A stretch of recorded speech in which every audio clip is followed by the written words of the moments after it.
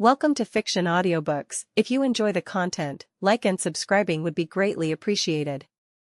If you have any recommendations for novels, comment below.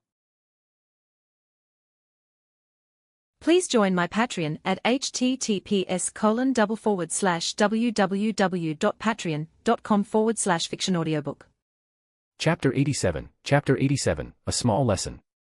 Fire, you can find 40 chapters ahead here. Also other exciting fanfic available. Fire. So, I guess that's temporarily over, right?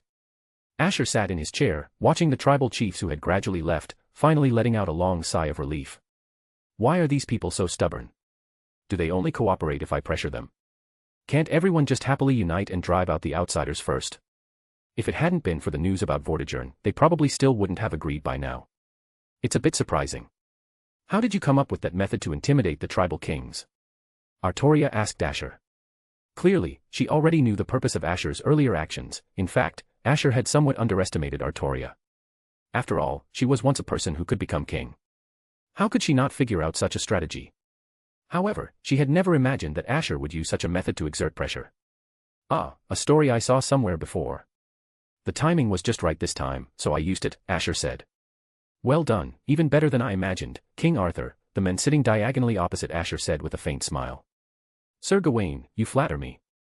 It's just that you were willing to cooperate, otherwise, it would have been too awkward if I had done it alone. Asher shook his head, showing no hint of pride. That was true. When he pointed at the horse and called it a deer, wouldn't it have been embarrassing if the Knights of the Round Table hadn't reacted?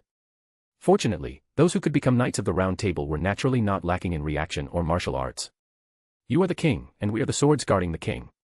Cooperating with the king is naturally a matter of course, Artoria said calmly. Those words were so reassuring. Lily has grown up a lot too. Asher looked at Artoria, a gratified smile on his face, looking a bit like an old father watching his daughter.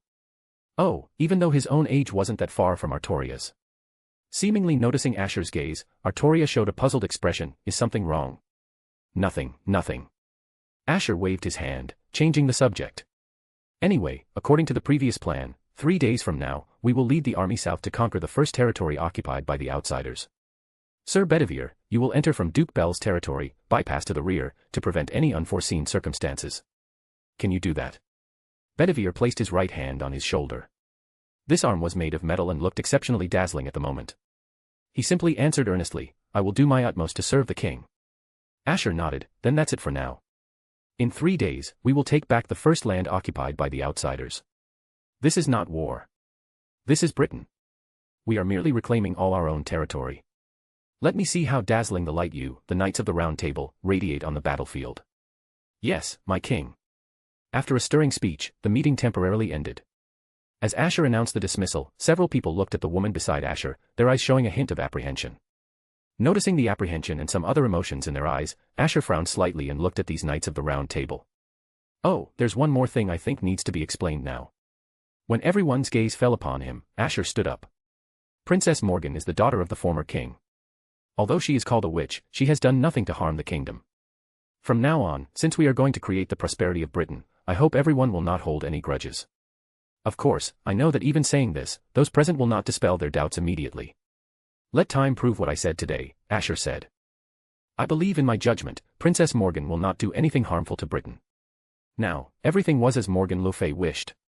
He had drawn the Caliban, and Artoria was no longer King Arthur. Morgan le Fay's goals had all been achieved, so there was naturally no reason for her to be corrupted.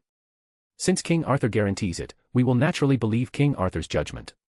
Lancelot gave a deep look at the woman who had remained seated in the chair, his eyes still showing doubt. Morgan le Fay clearly saw the looks from these people, but she didn't care, only smiled. To dispel the Knights of the Round Table's apprehension towards her with just a few words, that was impossible. However, she would at least appreciate his good intentions. Artoria glanced at her brother beside her. Kay's eyes still held vigilance when looking at Morgan, and so did the other Knights of the Round Table. Seeing this scene, the maiden unconsciously frowned. It's not that simple after all. This is not my guarantee. Then, Asher's voice continued, this is trust. Some of the Knights of the Round Table inadvertently raised an eyebrow, seemingly finding the word Asher uttered somewhat incredible. Talking about trust with a witch. What is the Round Table? The Round Table should represent equality, trust, and unity, Asher said slowly. She is the daughter of the former king. We have reason to believe she will contribute to the prosperity of Britain. Although in the stories Asher was familiar with, Morgan le Fay seemed to be one of the people who contributed to King Arthur's death, this world seemed different from the one he knew. At least in the stories he knew, Morgan le Fay would not be possessed by the goddess of death, becoming a new entity. Similarly, the island opposite Britain would not be the land of shadows, and across the sea, there would be no Ulster, Connaught, and other kingdoms. Asher even felt that besides these countries, there might be other countries he was familiar with. Cuchulainn, the hero of Ulster, Queen Medb of Connaught, Queen Scáthach of the land of shadows. He wondered who the current ruler of Francia was. The Saxons were a branch of the Germans, so who was the current ruler of the Roman Empire? All of this was a fog now. What he could do now was first drive out these outsiders. Only after Britain stabilized could he think about other matters. The Knights of the Round Table fell into a brief silence at Asher's words.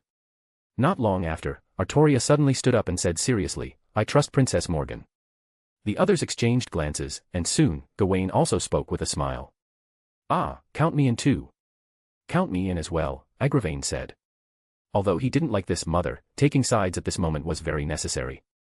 Watching voice after voice ring out, even though the doubts about Morgan in their hearts had not been dispelled, the other Knights of the Round Table could only default to Asher's words. According to the rules of the Round Table, if more than half of the people agreed to something, it meant the resolution was passed. And now, the issue of trust regarding Morgan le Fay had tentatively passed the approval of the Knights of the Round Table. I know you probably still don't quite believe it. As I just said, Princess Morgan will prove my words today with her actions. The meeting is adjourned. After Asher finished speaking, the meeting was officially declared over. Morgan le Fay looked at the Knights of the Round Table leaving, slowly stood up, and looked at the young man beside her, a gentle smile on her face. "You surprise me. You're not the impulsive, hot-blooded type, are you? Could it be that you're unhappy seeing your beloved sister Morgan being looked at that way by others? If so, that would make me very happy." At the end, her eyes subtly held a look of anticipation. Asher shook his head. "This is something you'll have to face sooner or later. If you want to control this country, the trust of the Knights of the Round Table is essential." He could vaguely hear a sigh. Morgan le Fay poked Asher's face hard. "At this moment, you should say, I can't stand others looking at Sister Morgan that way. I must clear your name, because the Sister Morgan in my impression is a kind and gentle beautiful girl. You should have said that just now." Asher. Suddenly not speaking at this moment is very annoying. Do you want to end up like Vortigern? Morgan le Fay narrowed her eyes, staring at Asher. I can't stand others looking at Sister Morgan that way, because you are a kind and gentle beautiful girl, Asher recited mechanically. Even if you repeat my words in such a perfunctory manner now, it doesn't make me happy at all. Morgan le Fay looked at this King Arthur who seemed to be starting to be a little disobedient, tucked a strand of hair behind her ear, and secretly pondered. It seems I need to give him a small lesson. But before that, I need to go find Merlin to prevent him from interfering. More bonus chapters. Every 300 power stones equals 1 bonus chapter. Chapter 88, Chapter 88, to be honest, I'm truly a king's chef. Fire, you can find 40 chapters ahead here. Also other exciting fanfic available Fire. This is today's portion, Lily. Asher handed the finished pastry to Artoria. Try it, it should taste pretty good.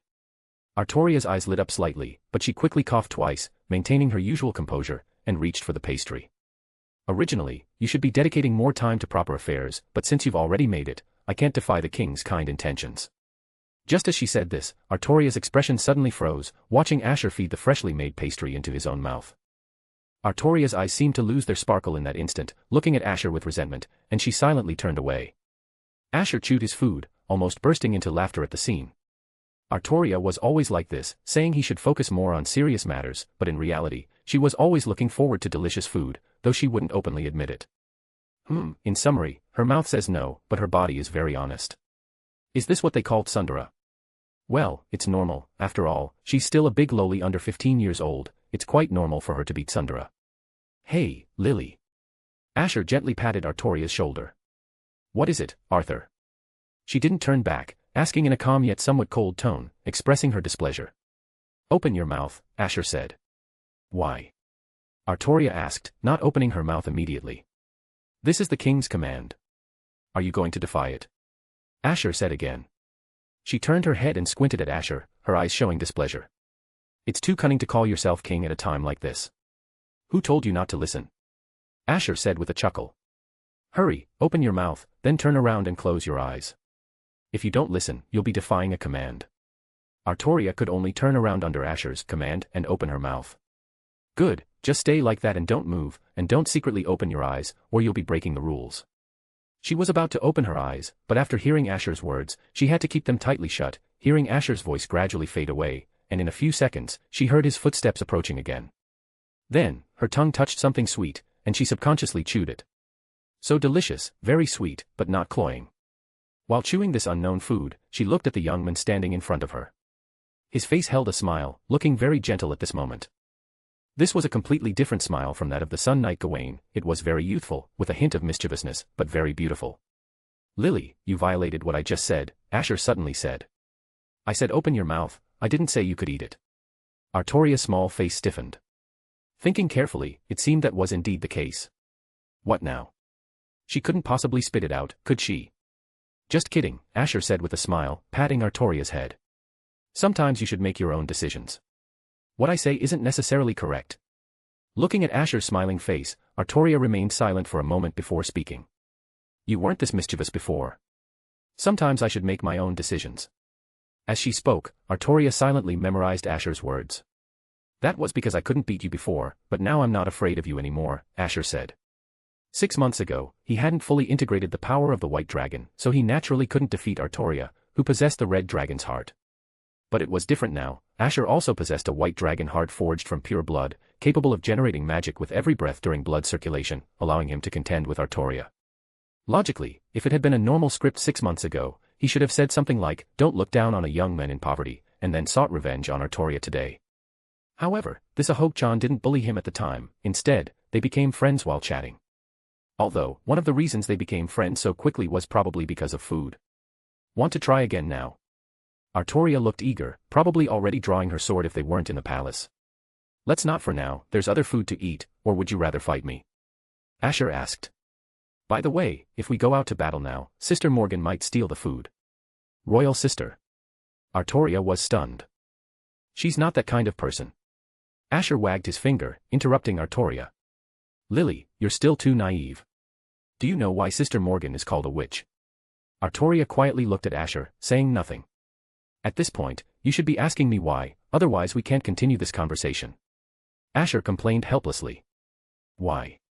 Artoria reluctantly cooperated with Asher. Because she steals food, Asher said solemnly. That's why she's called a witch. Artoria's head seemed to sprout countless question marks, then she nodded. I see. She actually believed it. Asher was momentarily stunned, then snapped back to reality. Yes, that's exactly why. Do you want more? He then asked. Artoria's face showed a bright smile, and she nodded. Looking at the happy smile brimming on Artoria's small face, Asher couldn't help but genuinely smile as well. What are you smiling about? Artoria asked in confusion. It's actually quite a happy thing to see someone so eagerly anticipating the food you've made. These past few days, he could see her eyes gleaming with anticipation at certain times, no longer the dull gaze she used to have. Although there's a slight suspicion of having cultivated the Ahok-chan into a foodie, it seems she was already a foodie to begin with. In any case, it's quite heartwarming to have someone so eagerly anticipate the pastries he makes. After becoming king, he receives some guidance from Artoria every day, then cooks for her, becoming her chef. Doesn't that make me a true king's chef? Asher suddenly thought of this. So, does this mean I've done a good deed? Artoria tilted her head slightly and asked. I guess so, Asher nodded. Were there no such people before? People you looked forward to, she then asked. Before, huh? Asher's earlier smile faded a bit, and he sighed weakly. There were. When he was in the land of shadows, he would occasionally make food, and at those times, Sister Scáthach would also show a very expectant look in her eyes, and Scáthach would not be stingy with her praise either. How much longer until I can go back? Thinking of this, Asher couldn't help but feel a little discouraged. Artoria seemed to sense Asher's dejection, and reached out to pat his head. You still have me and my sister here, and it's not impossible to go back. Once the situation stabilizes, my royal sister and I will also help make time for you. Her height was not yet as tall as Asher's, so this action seemed a bit strange, but since there was no one else there, naturally no one would find it strange. Listening to the girl's comforting words, Asher looked up at her in surprise, much of his inner melancholy dissipated. What's wrong? Artoria asked curiously. You can actually comfort people? Asher asked with extreme surprise. This was probably the most surprising thing Asher had experienced recently. Lily understood human hearts so quickly. More bonus chapters. Every 300 power stones equals 1 bonus chapter. Chapter 89, in Morgan's heart, I long for my Shishou. Fire, you can find 40 chapters ahead here. Also other exciting fanfic available Fire. After finishing the day's schedule, Asher returned to his room. Lying on the soft bed, the day's fatigue instantly overwhelmed him. Looking at the dark space, Asher's pupils slightly lost focus, and he suddenly felt a bit lonely. Artoria's sudden question today reminded him of his Shishou and Scáthach. It was fine when he was busy during the day, but now that he was calm, all sorts of past memories would surface in his mind. If he were still in the land of shadows, he'd probably still be chatting with his Shishou now, right? Perhaps Sister Scáthach would still be hiding in my room, eavesdropping, thinking Shishou hadn't noticed her, only to be dragged away by Shishou immediately after their chat ended. But now, all of that seemed to have become somewhat distant. Asher shook his head, trying to shake off the sentimentality in his mind. Thinking about these things now was completely meaningless. What needed to be done now was to work hard to drive away the foreign tribes. As long as Morgan's authority in the hearts of others was sufficient, she should be able to manage Britain, and with Lily there too, it would definitely be fine. By then, he could continue living his carefree life. As he thought of this, his somewhat sad mood finally receded. When he closed his eyes, a dizzy sensation immediately swept over his mind. Asher quickly felt sleepy and groggily closed his eyes. Sleep soundly, you'll have a good dream. He vaguely heard a faint, clear voice by his ear, accompanied by a refreshing light fragrance and a soft sensation on his arm. But Asher was already very sleepy, too lazy to open his eyes again, so he just fell into a deep sleep. In the dim room, Morgan le Fay lay in the soft bed, quietly gazing at Asher in the darkness. After a moment, she sighed softly. It's truly hard to bring myself to play tricks on him like this. After all, Asher pulling the Caliban was something she had personally orchestrated with a Geis. However, after he pulled the Caliban, she did not impose any more Geis on Asher. This meant that, after that, he stayed voluntarily. Morgan le Fay's slender fingers gently stroked Asher's face, her eyes gentle, and she sighed helplessly. It's because of this that sister likes you so much. He could have found time to escape Britain after pulling the Caliban. With Scáthach as protection, she wouldn't have been able to lay a hand on Asher again. But Asher didn't leave. Undoubtedly, this was due to his consideration for the future development of Britain and her wish.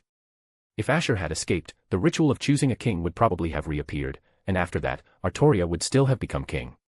He probably already foresaw this outcome, which is why he stayed. This child was far better than the ones she had raised before. He could perceive the taboos or other glances in the eyes of others. Even Gawain or Agravain were equally wary of him. Agravain even hated women because of her. Only Asher would not look at her with such eyes. Though this also had to do with her not making Asher do anything dirty. Of course, she wouldn't make him do anything he disliked in the future either. After all, only Lily and he wouldn't look at her with disgusted eyes anymore. If even these two were to be disappointed in her in the future, then she would truly have nothing left. Morgan le Fay's fingers gently caressed Asher's face, her brightly polished nails looking somewhat alluring in the darkness. So, she really couldn't return him to Scáthach. Even if he was still thinking of his Shishou now, wasn't his body still here? There would always be a way. She couldn't bear it anymore. Even if she had to wait until he was an adult to eat him, she could do other things now. She couldn't eat him for now, but she could at least lick some cream, right? Morgan le Fay revealed a seductive smile. She softly chanted something, and the surroundings seemed to be enveloped in a white mist. Slowly, the vision became blurry. Asher suddenly realized something. He violently opened his eyes and saw only a mist around him, yet he was completely unable to move. Sleep paralysis. Asher immediately thought of this. Is there such a beautiful ghost? A faint, clear voice came from in front. Sister Morgan. Asher saw the woman lying on top of him, and his heart jumped. Why did you sneak in the middle of the night? Didn't you say just now that sister would steal food? Morgan looked up, a captivating smile on her face. Now sister is preparing to steal food, just as you said earlier today. No, am I dreaming? Asher quickly realized something. The surroundings were not his room, and this misty environment, wasn't it a dream? Morgan's face showed a bright smile. Yes, you are dreaming now. So you can do anything you want, everything. Sister will satisfy you. Her voice was full of temptation. At this moment, she truly looked like a witch alluring hearts, causing Asher's eyes to straighten involuntarily, staring blankly at the large, pale, soft pair in front of him. But according to what you just said, sleep paralysis means you can't move, Morgan said slowly, looking at Asher, who was completely unable to move. So let me help you. Don't worry, you'll be very comfortable, because it's something you've never experienced before. Her fingernails slowly traced down Asher's skin, her fingers slowly moving down his abdomen. Don't tell your Shishou or Lily. This is our secret, a reward and a punishment from sister to you. Cold fingers wrapped around him, and Asher felt a jolt of energy. After that, he lost all awareness of what was happening, only feeling a misty haze in his mind, unable to think of anything. After an unknown amount of time, Asher seemed to realize something and violently opened his eyes. The room was silent, and no one was around. Looking down, he felt a bit sticky. Did I just have a wet dream? Glancing at his surroundings, Asher immediately realized something. He had just dreamt of Sister Morgan doing that to him. This was too embarrassing. But honestly, it felt pretty good, as if the cold sensation of her fingers touching him still lingered. I'd better go take a shower. If Sister Morgan found out, she would definitely mock him mercilessly, right? Absolutely cannot let her find out. But then again, since this was my dream, she couldn't possibly find out anyway. There's no need to worry at all. While thinking, Asher wrapped himself in a bath towel and left the room, closing the door again. Darkness returned to the room. After a short silence, a crow under the bed slowly transformed back into human form and let out a pleasant laugh. He's grown quite a bit, hasn't he? Grown up in every sense of the word. Morgan le Fay stretched her graceful figure, her tender, fair feet touching the floor. She walked to the window and looked out at the night, taking a shallow breath of the cold night air, slowly exhaling, and then, a charming and alluring smile appeared on her beautiful face. Although he still often spoke of his Shishou, one day he would eagerly throw himself into her arms and say, Sister Morgan is the most beautiful woman in this world, even Shishou cannot compare. But before that, having a little cream to satisfy herself, wasn't so bad. More bonus chapters. Every 300 power stones equals 1 bonus chapter. Chapter 90, Kill Him. Fire, you can find 40 chapters ahead here. Also other exciting fanfic available. Fire. Why do I feel like you're a completely different person today? The next day, Artoria couldn't help but look puzzled at the refreshed Asher. She was a bit confused about the situation. Originally, for the past 2 days, Asher had been looking dispirited because he had to process a large amount of information daily, coupled with the imminent attack on the outsiders. But today, his complexion looked much better, which was truly strange. It's nothing, let's continue with today's training. Asher lightly deflected the topic, not intending to dwell on it. Artoria nodded gently, no longer thinking about it, just smiling faintly. It's good that you have so much energy to learn. Let's start today's training. Calling it training was really just a rough explanation of military strategies and what needed to be done after becoming king, followed by daily sparring sessions after Asher took notes. In addition, they had to repeatedly discuss the advance to drive out the outsiders. In short, the entire day was almost fully scheduled. It was at this time that Asher truly understood why Morgan le Fay was so unwilling for Artoria to become King Arthur. It was indeed quite heartbreaking to put such a young girl through so much. Though he felt he was having a pretty tough time himself now. But at least during his reign, Morgan le Fay and Artoria were helping, so it was still acceptable. Unconsciously, 2 days passed. According to the plan, tomorrow Asher would lead a group of knights and tribal chiefs' forces to repel the first occupied territory of the outsiders. That night, Asher had another dream. This dream was identical to the one he had 2 nights ago. It was still Morgan le Fay, and she was still pressing down on Asher. However, this time she had transformed into Scáthach, with her tight-fitting clothes and vaguely visible beautiful skin, and the 2 soft mounds pressing against his chest made his heart pound. It was so real that for a moment, Asher thought he wasn't dreaming. Why don't you like Sister Morgan? You know, if you just get her, you'll have all the women you like. She can turn into any woman, Morgan le Fay's voice whispered in Asher's ear, sounding incredibly alluring. So why do I always get sleep paralysis when I have these kinds of dreams? Asher roared in his heart. Although he dared not do anything to his Shishou, if it was a dream. However, he still couldn't move at all, only able to look at Shishou but remaining completely motionless. Asher simply closed his eyes. Since it's a dream, if I relax now, the sleep paralysis should disappear on its own. Yes, relax. What the hell? Asher suddenly opened his eyes, looking at the woman with a gentle smile in front of him, roaring in his heart, so what exactly is going on? Am I really in love with Sister Morgan? Why do I dream of her every 3 days? Vortigern's plans. It was night. Campfires illuminated the darkness. In a military camp, a man's fingers rhythmically tapped the edge of the throne. His expression was indifferent, his gaze seemingly passing through the camp directly to the Camelot royal city. The man's armor shimmered in the firelight, and a dragon-emblazoned cloak was on his back, giving an invisible sense of oppression at first glance. Vortigern, a man who should have been a formidable figure, was imprisoned years ago for underestimating an opponent. Even his powers were entirely given to others by Morgan le Fay. Yet, even so, Vortigern was still a king not to be underestimated. This was evident from the gazes of the few generals around him. They were all leaders of their respective territories, none subservient to the other, but when facing Vortigern, they were utterly respectful. Even if his identity was King Uther's brother, it didn't diminish their respect for this man. Menacin, Vortigern spoke. His voice was calm, but carried an invisible pressure that made it hard to breathe. Yes, your majesty. Menacin was a middle-aged man, his expression solemn, bowing slightly to show respect for the king of the outsiders.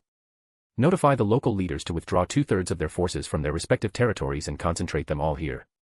Menacin was stunned. Your majesty, wouldn't that mean giving all the territory we painstakingly conquered back to the enemy? Giving it to them doesn't matter. Compared to that, I need you to do something else now, Vortigern said slowly. What? Menacin asked instinctively. Find at least 3 druids and have them calculate the location of the other world. The other world. Menacin looked shocked. Your majesty, that's where souls are reborn. Only the dead and some great mages can reach it. Why do you want to go to such a place? Vortigern glanced at Menacin. Just that one glance made Menacin quickly lower his head. My deepest apologies, I will follow your command. Vortigern withdrew his gaze and slowly spoke. Menacin, I understand your feelings, but you must remember, this era changed long ago.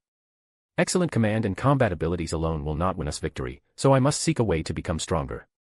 For that, it doesn't matter if I cede all territories to the enemy. When I return, everything will be repaid in full. As he spoke, he unconsciously clenched his fists, the indifference on his face largely receding. Instead, his eyes burned with a terrifying, heart-stopping rage. As long as I find the other world, there must be a way to return to my peak. As for these people. Vortigern narrowed his eyes, looking at the several leaders in front of him. I'll just use them as stepping stones. There are so many outsiders anyway, losing these few won't hurt much.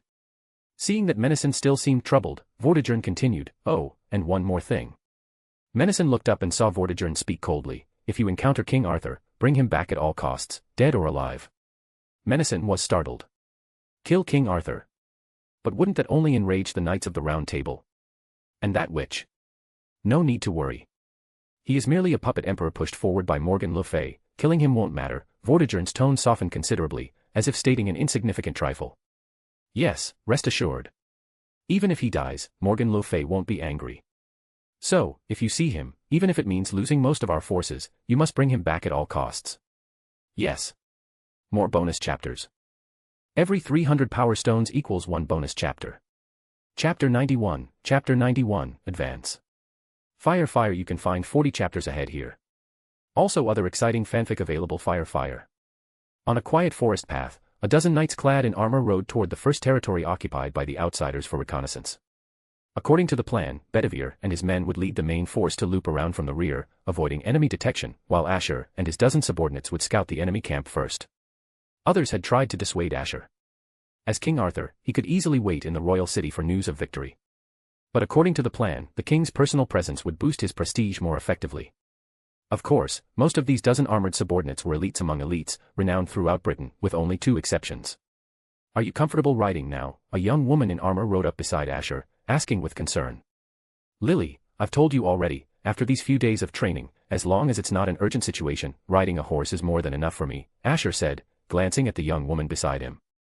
This somewhat petite young woman, now in armor, looked incredibly heroic, without any hint of her former fragility. Indeed, she was once a person who could have become King Arthur. Her demeanor was truly excellent. Asher thought with emotion. Is there something on my face? Artoria noticed Asher's gaze and asked, puzzled. No, nothing. Asher shook his head, looking straight ahead, changing the subject. According to our previous agreement, don't get carried away if you encounter the outsiders. You must follow orders. Artoria frowned, displeased. I'm not someone who casually disobeys orders. This is just a precaution, you know. Asher looked around. I don't know why, but I feel something is off. The forest was lush and green, utterly silent. They hadn't seen a single creature, not even a monster, all the way. Is there danger? Is this your prophecy? Artoria also knew Asher possessed some prophetic abilities. Something like that, Asher cautioned again. In any case, be very careful. If there's any problem, absolutely do not act on your own. After all, Morgan had specifically instructed him to protect Lily when they left. It would be troublesome if anything happened. My king, do you think we'll encounter any danger if we go this way? Another voice suddenly came from beside him, clear and sweet. Asher glanced at the young woman who had ridden up unnoticed and shook his head. I don't know either. It feels scary. It's my first time on a battlefield, so if we encounter danger, I'll have to rely on you a lot, okay, the young woman said with a gentle smile. Asher nodded slightly, no longer speaking. He didn't know how to deal with this pink-haired girl. Milo. Her father was the leader of a territory. After her two elder brothers and father successively passed away, she became the leader of the territory. In a way, she was somewhat like Artoria, someone supposed to become king, supporting a territory with just her delicate body. Logically, having a leader so close to him should be a joyous thing, but she had been too enthusiastic on this journey, making Asher unsure how to handle her. This kind of place can be dangerous at any moment. If you're not confident in your strength, you shouldn't have come along in the first place, Sir Milo. Artoria turned her head, her gaze passing over Asher's shoulder to land on Milo. Oh my, I merely meant looking out for each other in danger, isn't that quite normal? And without me, how else could others witness the king's heroic presence on the battlefield? Milo maintained her smile. As for you, despite being the king's court attendant, has anyone truly witnessed your strength? I will always stay by the king's side. Artoria's tone was flat as she withdrew her gaze. I hope you'll say less of such things. If you need others to rescue you when danger strikes, then you shouldn't have gone to the battlefield in the first place. Relax, relax, don't look at me like that, my strength is quite good, you know, Milo waved her whip with a smiling face. After all, I've survived on battlefields before and killed quite a few outsiders. As she spoke, her pink hair fluttered. Although her face still held a sweet smile, it carried a hint of danger. If there's time, I'd also like to spar a bit with the court attendant, she continued. Artoria frowned slightly. After all, she was just a teenage girl. Even if she had practiced martial arts since childhood, it was inevitable to feel a bit annoyed hearing such provocative words. Both of you, be quiet for a moment. Can't you see the king is in a difficult position right now? Lamorak, following behind, reprimanded in a low voice, interrupting the two young women's meaningless conversation. Seeing both young women stop talking, Asher gave Lamorak a grateful look. This man was one of the Knights of the Round Table. His strength was among the best, and his spear skills were excellent. His presence in this operation made Asher feel much more at ease, because Lamorak had once defeated 30 knights by himself, proving himself a master of spear combat. Milo glanced at Lamorak, then at the calm Artoria, smiling faintly, not particularly bothered by the reprimand. She wanted to elevate her status in the king's eyes, so it was crucial for King Arthur to notice her first. Of course, she didn't plan to rely on their earlier conversation to gain favor. She simply wanted to shine in the upcoming action, hoping it would make the king pay a little attention to her. After all, to conquer the king, one must first have the opportunity to interact with him, and this operation was such an opportunity. Finally, after this operation, she could become a court attendant, or perhaps join the knights. That way, her chances to interact with King Arthur would increase. Ahead is the outsider's territory. The knight riding at the very front turned to look at everyone behind him. Everyone grew highly vigilant. In such a place, there could be no slackening, as no one knew what dangers might arise, and a moment of carelessness could lead to peril. Asher was the first to dismount, stepping off his horse, his cloak billowing in the wind. Everyone dismount. Tie your horses nearby for now. More bonus chapters. Every 300 power stones equals 1 bonus chapter. Chapter 92, The Gate to the Other World, 2 chapters combined. Fire, you can find 40 chapters ahead here. Also other exciting fanfic available. Fire. The group carefully moved forward on the muddy path. Artoria walked to Asher's left, holding a red spear in her hand. This was a weapon Asher had temporarily given her, as the journey might be dangerous, and she needed a more powerful weapon to protect herself and others. Milo wore a light pink dress, her long slender legs showing, and her pink hair cascaded down to her waist. She didn't look like someone going to a battlefield at all, but rather like she was on a leisurely trip. This made Asher pay special attention to her situation. This girl now represented the tribal leaders, and if circumstances allowed, he could show her a little consideration. Milo evidently noticed Asher's steps leaning towards her side, and a faint smile appeared on her seemingly innocent face. The king is truly kind. She brushed away a strand of loose hair and continued, however, don't underestimate me too much. Asher slowly approached the village. Knights were on guard around him, vigilant for any rustling in the bushes. Behind this village, Bedivere, due to his detour, would still take some time to arrive. Therefore, during this time, they only needed to first confirm the number of enemies. The further Asher walked, the more he felt something was wrong. It was too quiet, eerily quiet. It's really strange, we haven't seen a single foreign tribe member along the way, Artoria whispered. I've thoroughly checked my surroundings, there are no ambushes, a knight said. That's precisely why it's more unsettling. Sir Lamorak said softly. It was just like the calm before a storm. If the operation hadn't already begun, he would even suggest that the king evacuate from here right now. Could it be an empty fort strategy? Asher murmured to himself. He couldn't think of what kind of ambush the enemy could lay, and so far, the prediction hadn't been triggered. This meant he hadn't encountered any danger yet. King. Something's happened in the village. At this moment, the knight walking in front spoke with surprise, stepping back half a pace to block the group that was about to move forward. What's wrong? Asher took 2 steps forward, and upon seeing the scene before him, his pupils slowly widened. In this place where foreign tribe military camps were stationed everywhere, corpses lay all over the ground. They must have experienced an unusually desperate battle before dying. Their eyes were wide open, and blood stained the ground everywhere. Not a single foreign tribe member survived. How could this be? Artoria also showed surprise. The appearance of these dead enemy soldiers was truly horrific, with despair in every single one of their eyes. What did they encounter to show such unwilling expressions? Confirm if there are any survivors in the village. Gather here in half an hour. Asher gave the order. The knights began to search the vicinity carefully, while Asher's gaze also scanned the surroundings. He had never seen a dead person before, this was the first time. But for some reason, he didn't feel any nausea or fear. Even though the eerie environment made him want to get goosebumps, he remained calm. A faint sound of water came from a dry well not far away, sounding particularly strange in the quiet twilight evening. Lily. Asher turned his head and noticed Artoria had walked to the dry well at some point, her fingers stroking a horse tied next to it. The horse was lying on the ground, making no sound, as if it was about to die. There's still a living horse. Asher observed the horse in front of him with doubt. It was a snow-white steed, seemingly shimmering with a faint glow. It looked sickly at the moment, allowing the stranger to stroke its fur, appearing as if it could pass away at any moment. It looks very pitiful, Artoria said. Perhaps due to physical pain, tears fell from the steed's animal eyes, as if it understood human emotions. Let it go, Asher said, drawing the caliban and cutting the chains on the steed's 4 legs. It had been on the verge of death, but after Asher cut the chains, the steed seemed to come alive, standing up with great vitality. Artoria patted its head. Go on, this place isn't suitable for you. However, the steed did not leave. Instead, it gently rubbed its head against Artoria's face, appearing very affectionate. It seems to really like you. Asher was surprised that there would be such an intelligent steed that, even after being urged, refused to leave and stayed by Artoria's side. Otherwise, let's keep it. The original horse can be brought back by someone else, Asher said. It was rare to find such an intelligent steed. Since it refused to leave, they might as well keep it. Artoria nodded lightly, stroking the steed's fur, her eyes soft. My king, would you like some water? You've been traveling for half a day, you must be thirsty, right? Milo appeared before Asher at some point, handing him her water skin. Looking at the gentle smiling girl in front of him, Asher nodded slightly and took the water skin. The water skin felt a bit light. Asher waited, feeling that the water skin's weight was a bit off. Milo seemed to have noticed Asher's confusion and smiled, saying, I drank a little on the way. The king wouldn't mind, would he? Her single sentence almost completely blocked Asher's answer. If he refused, it would mean he was disgusted that she had drunk from it, and as a king, he would never do such a thing. Milo confidently judged that the king would not be so disrespectful. Artoria's brows furrowed slightly, but she said nothing. In terms of details, this girl indeed did better than her.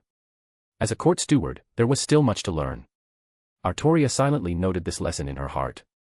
Asher quietly drank a few mouthfuls of water, handed the water skin back to Milo, and politely said, Thank you. You're welcome. The girl's smile was light. Do girls in this era not have the concept of indirect kissing? Asher looked at the friendly smile on the pink-haired girl's face and thought to himself. A faint rustling sound came from the surrounding leaves, and the ground seemed to be vibrating. Asher felt his steps were a bit unsteady. Milo and Artoria quickly moved closer to Asher's side. One held a red spear, the other girl held a whip. Sir Lamorak also immediately positioned himself in front of Asher, forming an absolute defensive wall. Asher looked around but found nothing. After the ground vibrated, there was no other movement. Monster. There's a monster. Suddenly, a scream echoed from a distance, breaking the silence. Almost instantly, all the knights moved, approaching the wooden house from which the scream had come. The wooden door was tightly shut and couldn't be opened directly.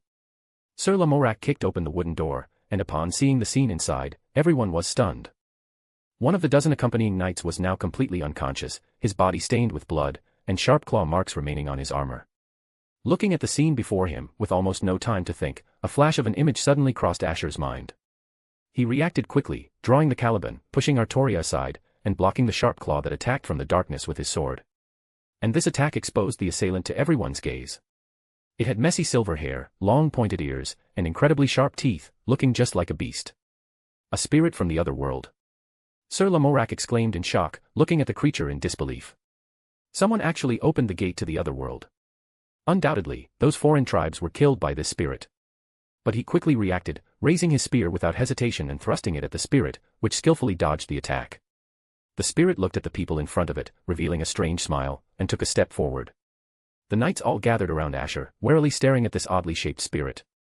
Just when everyone thought it was about to attack, the spirit suddenly stopped, staring intently at Asher, its eyes filled with fear.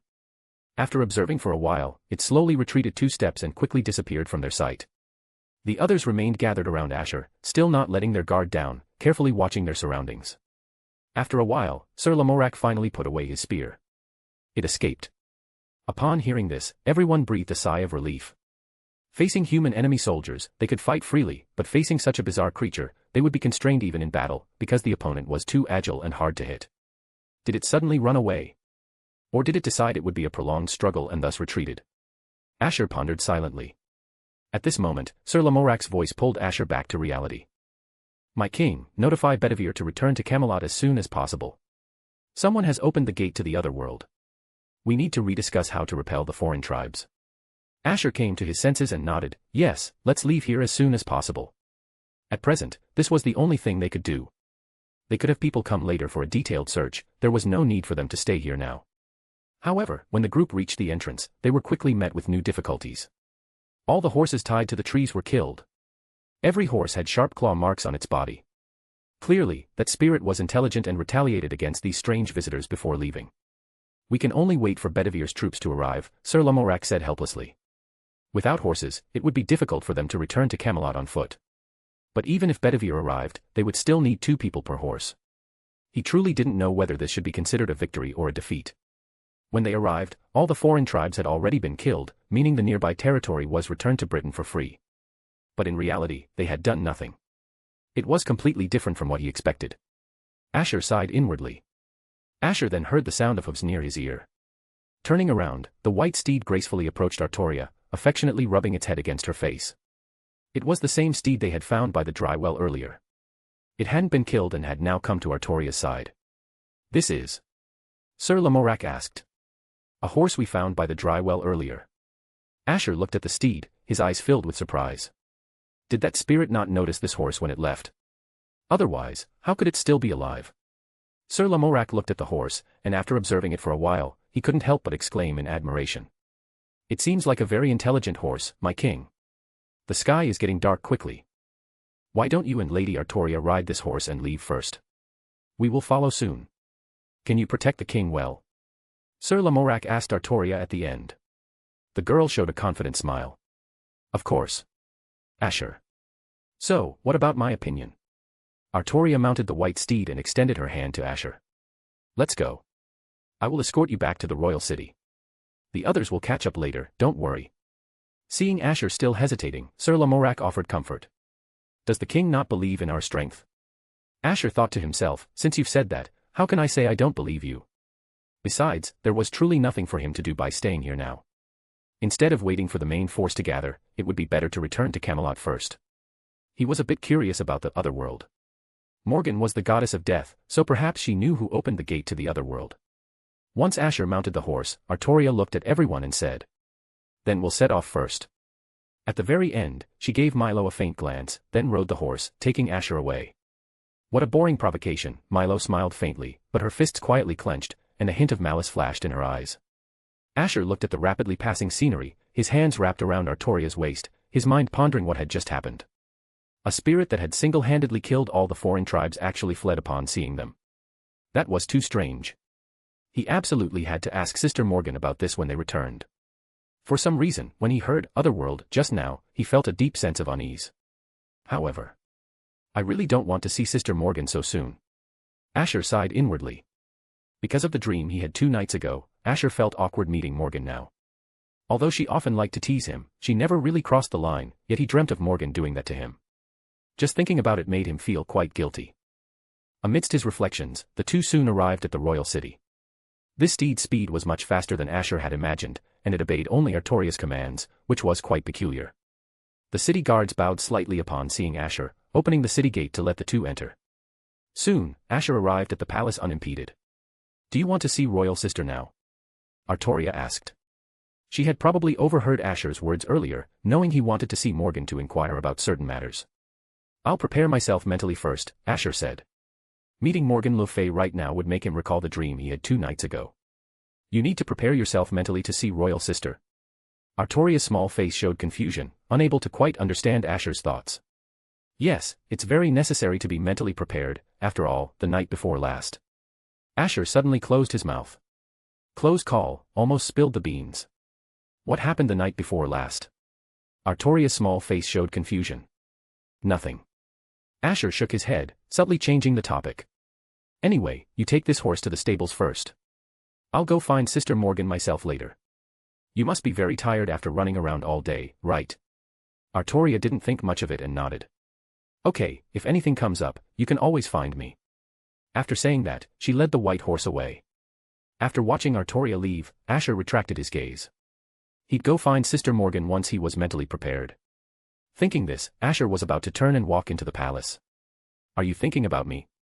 However, just as he thought this, a lazy voice suddenly came from behind him. Asher's body stiffened slightly at the sound. Such a coincidence. For a moment, he even thought Morgan had been by his side the whole time and had never left. Morgan le Fay stared intently at Asher's back. "I probably know what you want to ask. Come to my room." At the end, she pressed her finger on Asher's shoulder and said slowly, "It's not very convenient to talk about those things here. You know what I want to ask." Asher turned his head in surprise. "Of course, I know everything you're thinking," Morgan le Fay said with a mysterious smile. "Everything. More bonus chapters. Every 300 power stones equals 1 bonus chapter." Chapter 93, Chapter 93, the correct way to say thanks. Fire, you can find 40 chapters ahead here. Also other exciting fanfic available. Fire. The other world, that place is only a step away from the current world. Within it reside gods, spirits, and fairies, as well as terrifying giants and monstrous creatures.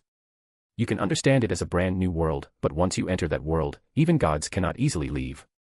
Morgan le Fay strolled leisurely through the night garden, while Asher followed beside her, listening attentively to her narration and nodding occasionally to show he understood. Speaking of which, why did he feel like he had nothing to do with being King Arthur right now? Asher muttered in his heart, glancing at the woman beside him who was half a head taller. Why do I feel more like Sister Morgan's little follower? If he removed the crown from his head and the cape from his shoulders, Asher indeed looked a bit like a little follower right now. But what he should be concerned about wasn't whether he was a follower or not, but the gate to the other world. Someone opened the gate to the other world and released a spirit from within. Asher asked the question he was most concerned about. Not quite, Morgan le Fay raised a finger. Moonlight bathed her tender skin, and her body seemed to emit a faint glow. She turned to Asher. It's not that someone released a spirit, but rather, when the gate to the other world was opened, a spirit snuck out. What a coward. Did these past few years really cause him too much psychological pressure? Morgan le Fay ended with a cheerful laugh. Since he hid in the other world himself, there's no need for me to act personally. He probably won't be able to escape the other world anyway. Who? Asher asked. Could it be Vortigern? He suddenly thought of this possibility. Among the people he had recently met, only Vortigern seemed capable of such a scheme. It's not impossible for it to be Vortigern. However, have you considered that the person who entered the other world might be your Shishou? Morgan le Fay said eerily, seemingly intending to scare Asher. That woman would probably do anything to find a stronger opponent. Asher's steps paused slightly, and he slowly came to a halt. Shishou entered the gate to the other world, looking for a stronger opponent. She wouldn't, would she? She still had the land of shadows to look after, she shouldn't do something like that. But if she really entered the other world, wouldn't he be unable to see her? Morgan le Fay turned to observe Asher, a hint of displeasure flashing in her eyes. As expected, no matter how much she nurtured him, he wouldn't become fully attached.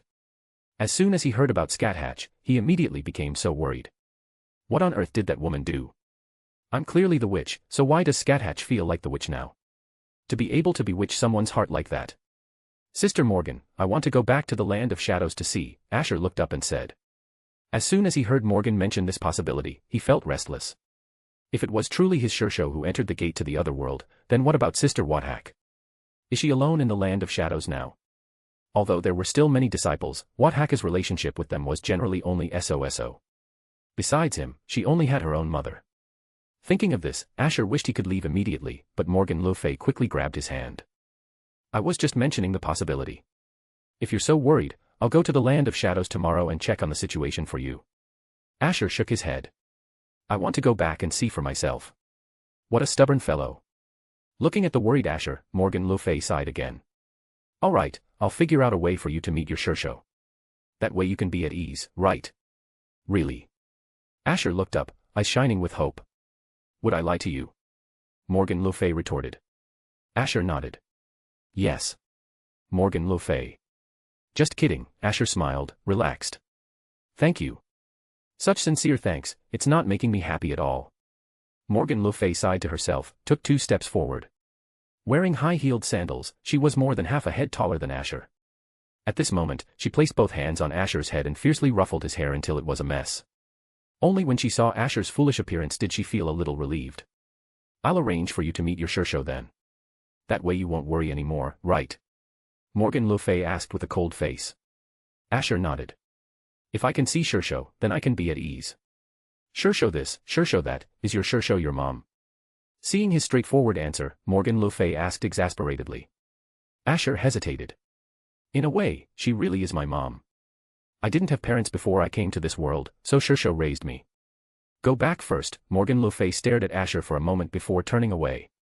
Talking to you right now will make me furious. Oh. Asher nodded. After a long pause, he noticed the woman in front of him still hadn't moved. Sister Morgan. Asher asked, puzzled. Don't you know how to comfort me? Can't you see that sister is in a bad mood right now? Morgan le Fay stared coldly at Asher. If she didn't think she would regret imposing certain guise on Asher, she probably wouldn't have been able to resist placing 2 restrictions on him by now. Asher patted Morgan le Fay's head, trying to ask, is this okay? Is this how you casually appease others? If you really want to see your Shishou, shouldn't you try harder to please your sister? You should know how to say thank you, right?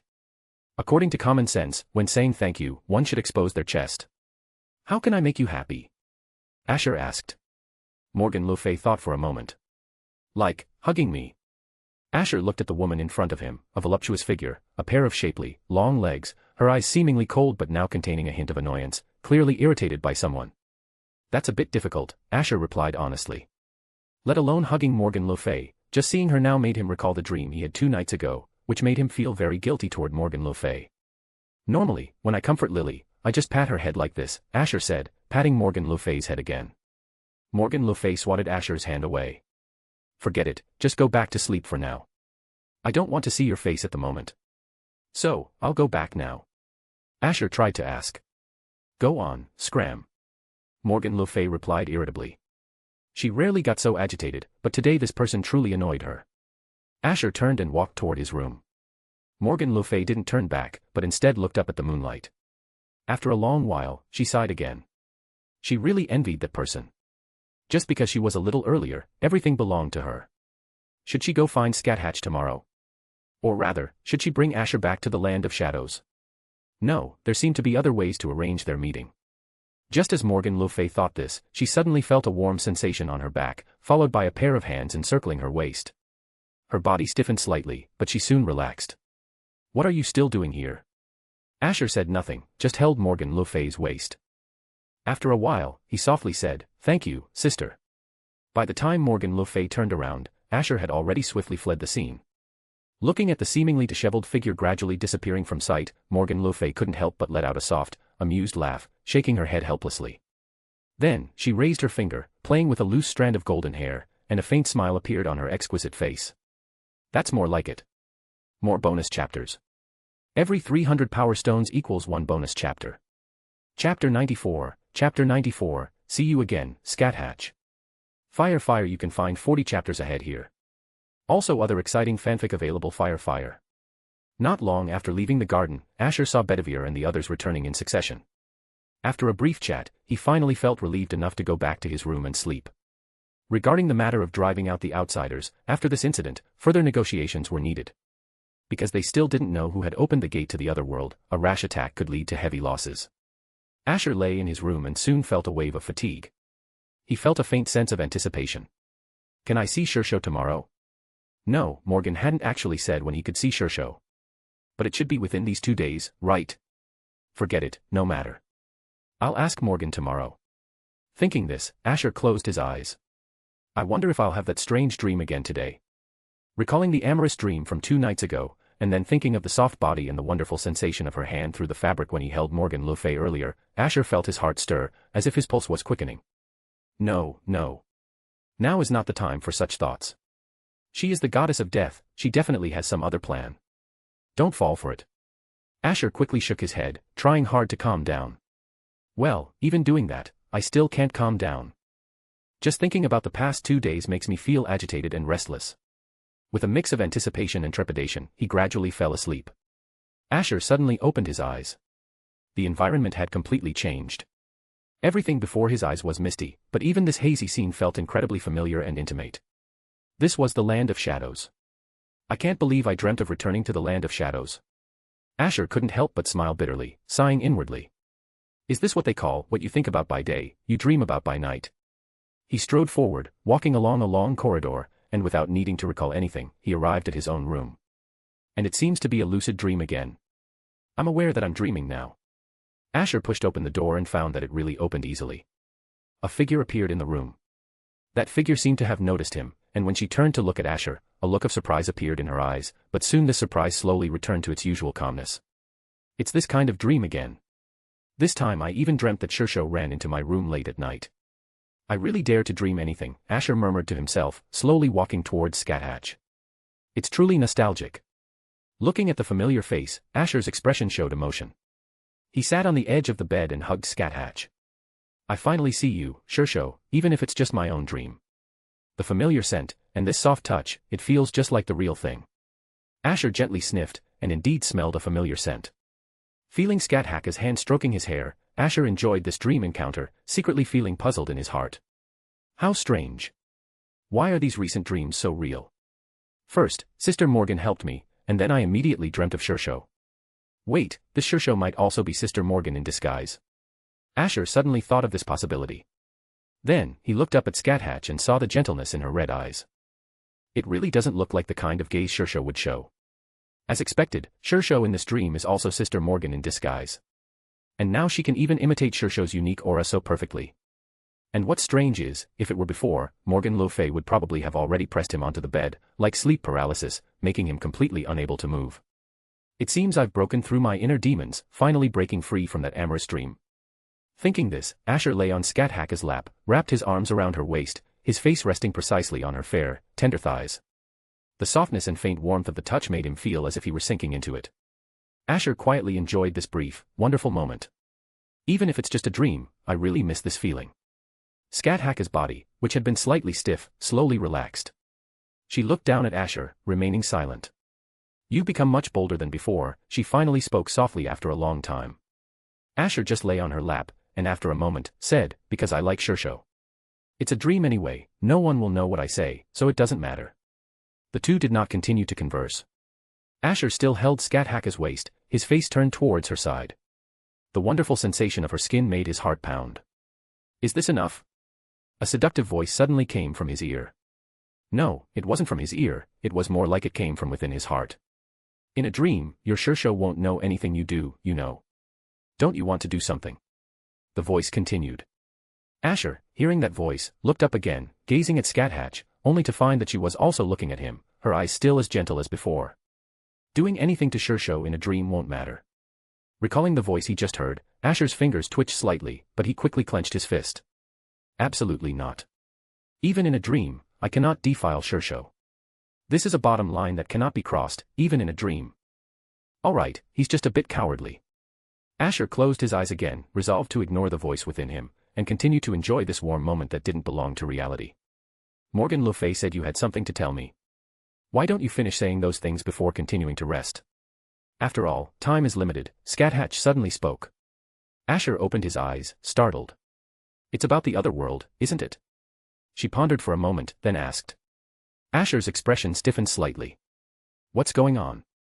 Am I not dreaming? Why would Shishou in my dream know that I want to ask about the other world? No way. Asher seemed to realize something and suddenly sat up straight from Scáthach's lap. Could it be that this isn't a dream? It is a dream, but Morgan used some method to pull both you and me into the dream. Scáthach gently stroked Asher's head. You've really grown a lot. Although only a few months have passed, you've matured considerably.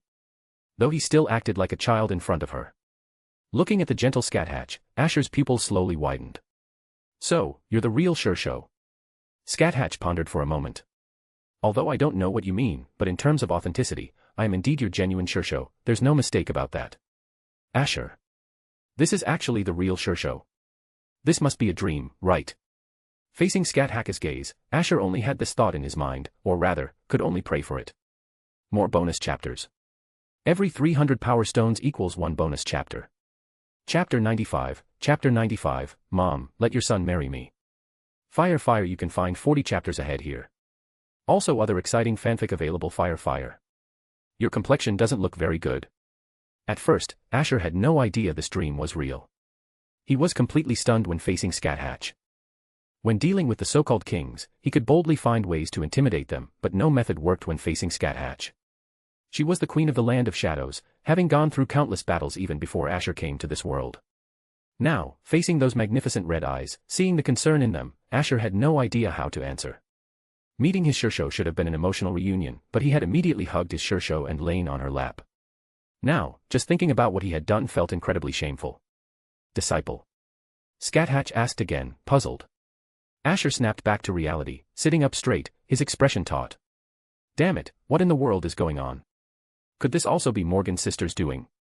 How can she bring Shishou into a dream too? How come you have Merlin's abilities too? What kind of presence does that leave Merlin with? Come to think of it, does that mean the dreams I had a few days ago were also real? Asher suddenly thought of this possibility and shivered all over. No way. If that dream was real, then that means Morgan's sister helped me with her hand. What do you want to ask me? Scáthach's voice pulled Asher back to reality. Morgan le Fay had told her earlier that Asher had some questions for her, which was why she brought her into the dream, but Asher's behavior just now didn't seem like he had anything urgent to ask. Nothing in particular, just wanted to confirm if Shishou was still in the land of shadows, Asher replied, feigning calmness. He decided. Anyway, Shishou probably wouldn't bring up what he had just done, so he might as well just selectively forget it. So now that I see Shishou, I'm relieved, Asher continued. This was true. Morgan le Fay's words at first really scared Asher a bit. Although he thought it was unlikely, he was still a little uneasy. So now that he confirmed that the person who opened the gate to the other world was not his Shishou, he felt much more at ease. Were you thinking that the person who stepped into the gate of the other world was me? Is that why you took a break from your busy schedule to come and confirm? Scáthach asked, as if seeing through Asher's thoughts. Asher nodded silently. You can rest assured now. Besides that, do you have anything else you'd like to ask? Scáthach's voice pulled Asher out of his thoughts. Anything else I want to ask? Asher repeated, glancing at the surroundings. Speaking of which, why is Shishou in my room? Scáthach's expression paused slightly, then she said calmly, I left something here, so I came to get it. Coming to get it in the middle of the night. Asher was a bit confused. No matter what, there was no need to rush, right? And did Shishou leave anything in my room? And if this is a dream, does that mean Shishou is also resting right now? Doesn't that mean Shishou is currently in my room? Speaking of which, why did you think I would step into the gate of the other world? Scáthach's cold voice came again, with a hint of severity, and her magnificent beautiful eyes suddenly became much sharper. In front of his suddenly stern Shishou, Asher completely forgot what he had just been asking. His mind felt a bit muddled. Is this truly worthy of Scáthach? Although she seemed to be asking a question, it gave absolutely no room for refusal to answer. Only at this moment could he truly feel that she was the queen of the land of shadows, her aura and demeanor fully expressed. Isn't Shishou always looking for strong opponents? So I thought Shishou might go to the other world. Due to Scáthach's long-standing oppression of Asher, upon hearing her question, Asher scratched his head and still chose to tell the truth. So now that I've confirmed Shishou is still here, I'm relieved. Even now, Asher still felt a little uneasy. Although he thought it unlikely that Scáthach would abandon the land of shadows to go to the other world alone, it's better to be safe than sorry. Oh, Shishou, do you remember that promise we made before? Asher suddenly remembered something. If I defeated you, you would grant me one request, remember? Defeat me. Scáthach repeated, and nodded gently. Well, in a sense, you did win. Have you thought of your request? Asher nodded. Of course, he wouldn't have brought it up now if he hadn't thought it through. Please wait until I become strong enough. I will become strong enough to be your opponent, Asher said seriously. So please wait for me. I will definitely catch up. Before I become strong, I hope you don't leave the land of shadows. Are you still worried I'll step into the other world? Scáthach showed a faint, elusive smile and shook her head. It seems I haven't told you. What? The Land of Shadows is also one of the other worlds. The Land of Shadows is also an other world. Asher's mind was a mess, he couldn't understand Scáthach's words. Haven't I always lived in the Land of Shadows? Isn't Britain on the opposite side of the island? And now you're suddenly telling me the Land of Shadows is also the other world. More precisely, it's not that the Land of Shadows is the other world, but the abyss within the Land of Shadows, Scáthach said. That place is called the other world. The other world and the current world are separated by only a thin veil. Some kingdoms within it are hidden in glorious heavens, others in dark and gloomy purgatories. It is a world where paradise and hell coexist. So, it seems there's an abyss within the Land of Shadows, and that's the purgatory within the other world. Fortunately, I thought I had been living in the other world all this time. Asher let out a sigh of relief. You should have nothing to worry about now, right? Scáthach stood up and walked to the door, looking at the moonlight. Now it's my turn to ask you. Have you drawn the Caliban? Asher looked at her graceful figure. Her physique was very alluring, a pair of round, slender, fair legs exposed to the air, and a head of purple hair draped over her shoulders, looking lazy and charming. She was a queen who looked incredibly beautiful but whom no one had ever been able to approach, at least, no one had truly stood by her side until now. I did, Asher said, then shook his head. To be precise, I didn't pull it out, but rather hammered the sword out of the stone. As he said this, he suddenly remembered something and cautiously looked up, saying, Oh, Shishou, you said before that if I pulled out the Caliban, I could come back, but now I'm still in Britain. That woman just didn't keep her word. Scáthach turned back, looking at Asher. Do you want to come back now? Or do you want to return after resolving things in Britain? Undoubtedly, if he chose the former, Scáthach might immediately take him away, but if he left now, Britain would probably fall into chaos. After all, he had only just become King Arthur, anyone would panic if he planned to run away so soon. Let's wait until all the outsiders are driven out, Asher sighed. I fell for it after all, walked right into Morgan's trap. Now, there was no way he could leave immediately. I wonder how long it will take to get rid of all the outsiders.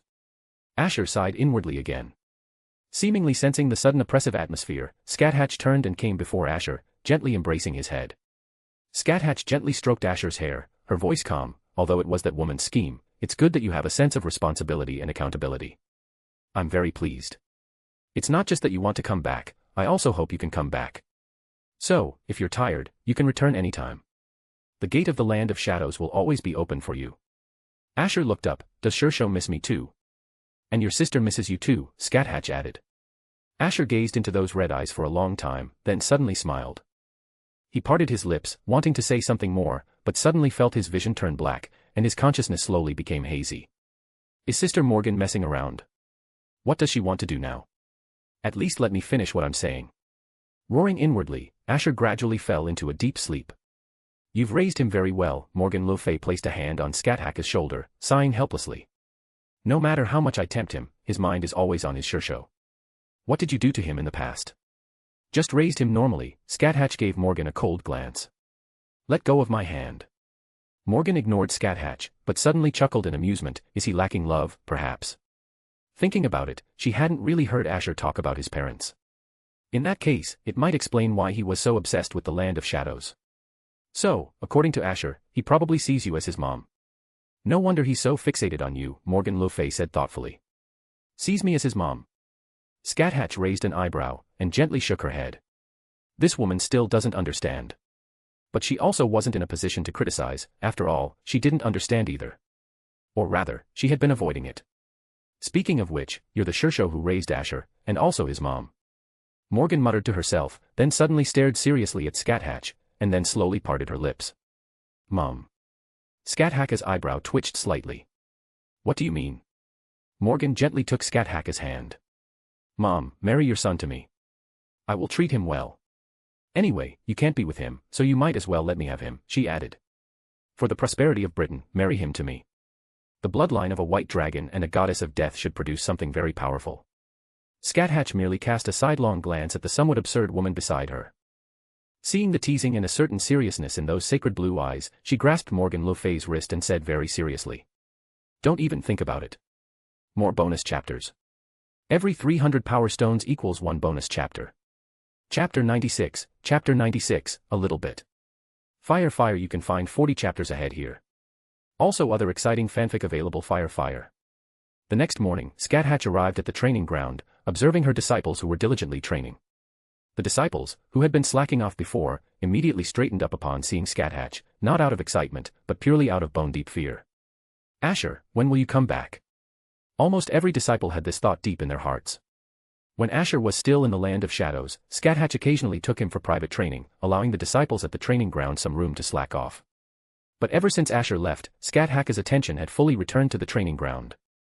A strict Shishou would not tolerate laziness, and the recent training had become excruciating. "Mama."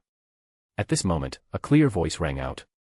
A purple-haired girl stepped lightly toward Scáthach, her hands behind her back, studying her mother. "You seem to be in a good mood today." "Oh." Scáthach raised an eyebrow slightly. "You can even tell that. Of course, I'm your daughter after all." "Not just me, if Ash were here, he'd probably be able to tell too." Scáthach sighed. "I wonder when I'll see him again. He said he'd come back once he pulled the Caliban. Was he really tricked by that woman into staying? He stayed voluntarily." Scáthach shook her head. "Don't worry. Barring any accidents, you'll see him again soon." She had no intention of revealing what happened last night. Telling Scáthach now wouldn't necessarily be good. Rather, silence might push Scáthach to train even harder. "Work hard," Scáthach continued, "otherwise the next time you see him, you'll probably have been completely left behind." "I know. I will work hard." Scáthach clenched her small fists. "After training a while longer, no matter if Ash stayed in Britain voluntarily or not, I will bring him back." Scáthach gently patted Scáthach's head, watching her walk back to the training ground, then sighed helplessly. Though it might not sound good, honestly, Asher staying in Britain made her feel relieved.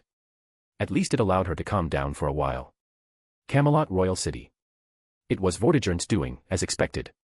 Morgan le Fay sat on the throne, her fingers rhythmically tapping the armrest. Asher stood opposite her, watching carefully as he asked, "Are you saying the one who opened the gate to the other world was really Vortigern?" "There's basically no doubt about it." Morgan le Fay raised her hand and stretched languidly, letting out a small yawn. "I went to their camp, and Vortigern is no longer there. His aura has completely vanished from this world. Vortigern entered the other world itself." Asher pondered silently.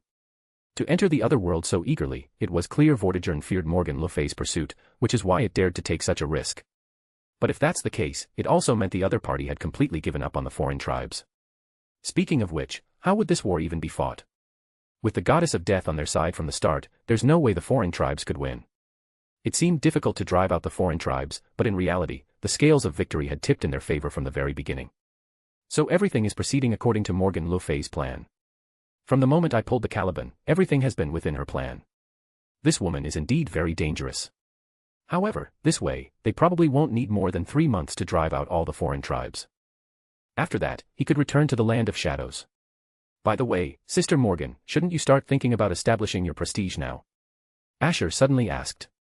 If they could drive out the foreign tribes in 3 months, Morgan le Fay would need to accomplish something within that time to gain command authority, something visible to others. Morgan le Fay's eyes flickered slightly before she smiled. "You're right. I'll start planning. You focus on driving out those foreign tribes for now. After Vortigern left, there should be internal strife among them. Take this opportunity to resolve it all in one go." Asher nodded, looking at Morgan le Fay's ever-serene smile. "Was the dream I had a few days ago real? Or just a simple dream?" It felt awkward to ask. If it was just a dream, wouldn't that be embarrassing? By the way, how was it seeing your Shishou last night? Although Asher had intended to avoid this topic, Morgan le Fay brought it up frankly. "Were you very moved?" Asher came back to himself and shook his head. "Not at all moved." "Oh really? If you weren't moved, then why were you so clingy with your Shishou as soon as you saw her?" Morgan le Fay sighed deeply. "Sister could satisfy you too. You really like your Shishou, don't you?" "I just thought I was dreaming." Asher answered loudly. "You thought you were dreaming, so you hugged your Shishou." Morgan smiled knowingly. "So, is that your heart's desire?" Asher. Although he wanted to retort, he couldn't find a reason. Last night, he indeed thought he was dreaming, which was why he hugged his Shishou and even used her lap as a pillow. These were things he only did when he was little. As he grew up, such intimate gestures became rarer. But last night, even though he did that, Shishou said nothing. Does she still see me as a child? Well, that makes sense. Since she watched him grow up from a young age, she would naturally see him through a child's eyes. Asher recalled various past events and sighed helplessly. But Shishou's eyes were really gentle last night. Was it because they hadn't seen each other for so long? Thinking of Shishou's gaze as he lay on her lap yesterday, Asher felt warmth in his heart. Scáthach's gentle gaze was something he rarely saw. Usually, she was stern, almost always that image. All in all, meeting Shishou last night was probably the only good thing that had happened since he pulled the Caliban, right? Oh, your mouth is about to split from smiling so much. So what happened last night really made you happy? Morgan le Fay arched a finger and flicked Asher hard on the forehead. Thinking about another person in front of other women is the biggest taboo. Asher winced, covering his forehead. Scáthach is my Shishou. What's wrong with missing my Shishou? Then you don't like your Shishou at all? That kind of feeling between a man and a woman. Morgan le Fay narrowed her eyes, her gaze teasing. Under those eyes that seemed to see through everything, Asher fell silent. Maybe just a little bit, Asher said after a moment. Then, as if to prove himself, he continued. But I definitely don't have that kind of feeling for Sister Morgan. Are you really sure? Morgan le Fay's lips curled up, her voice rising as she crossed one leg, looking down at Asher from above. Looking at the woman in front of him, remembering the dream he had a few days ago, Asher quietly swallowed. Okay, maybe just a little bit. More bonus chapters. Every 300 power stones equals 1 bonus chapter. Chapter 97, really just given away. Fire, you can find 40 chapters ahead here. Also other exciting fanfic available. Fire. In the blink of an eye, half a month had passed. During this time, Asher led the army to reclaim the second and even third foreign tribe territories, but he did not encounter the spirit that had escaped from the gate to the other world again. Even more surprisingly, there were no fierce battles. Asher easily took back the lands once occupied by the foreign tribes.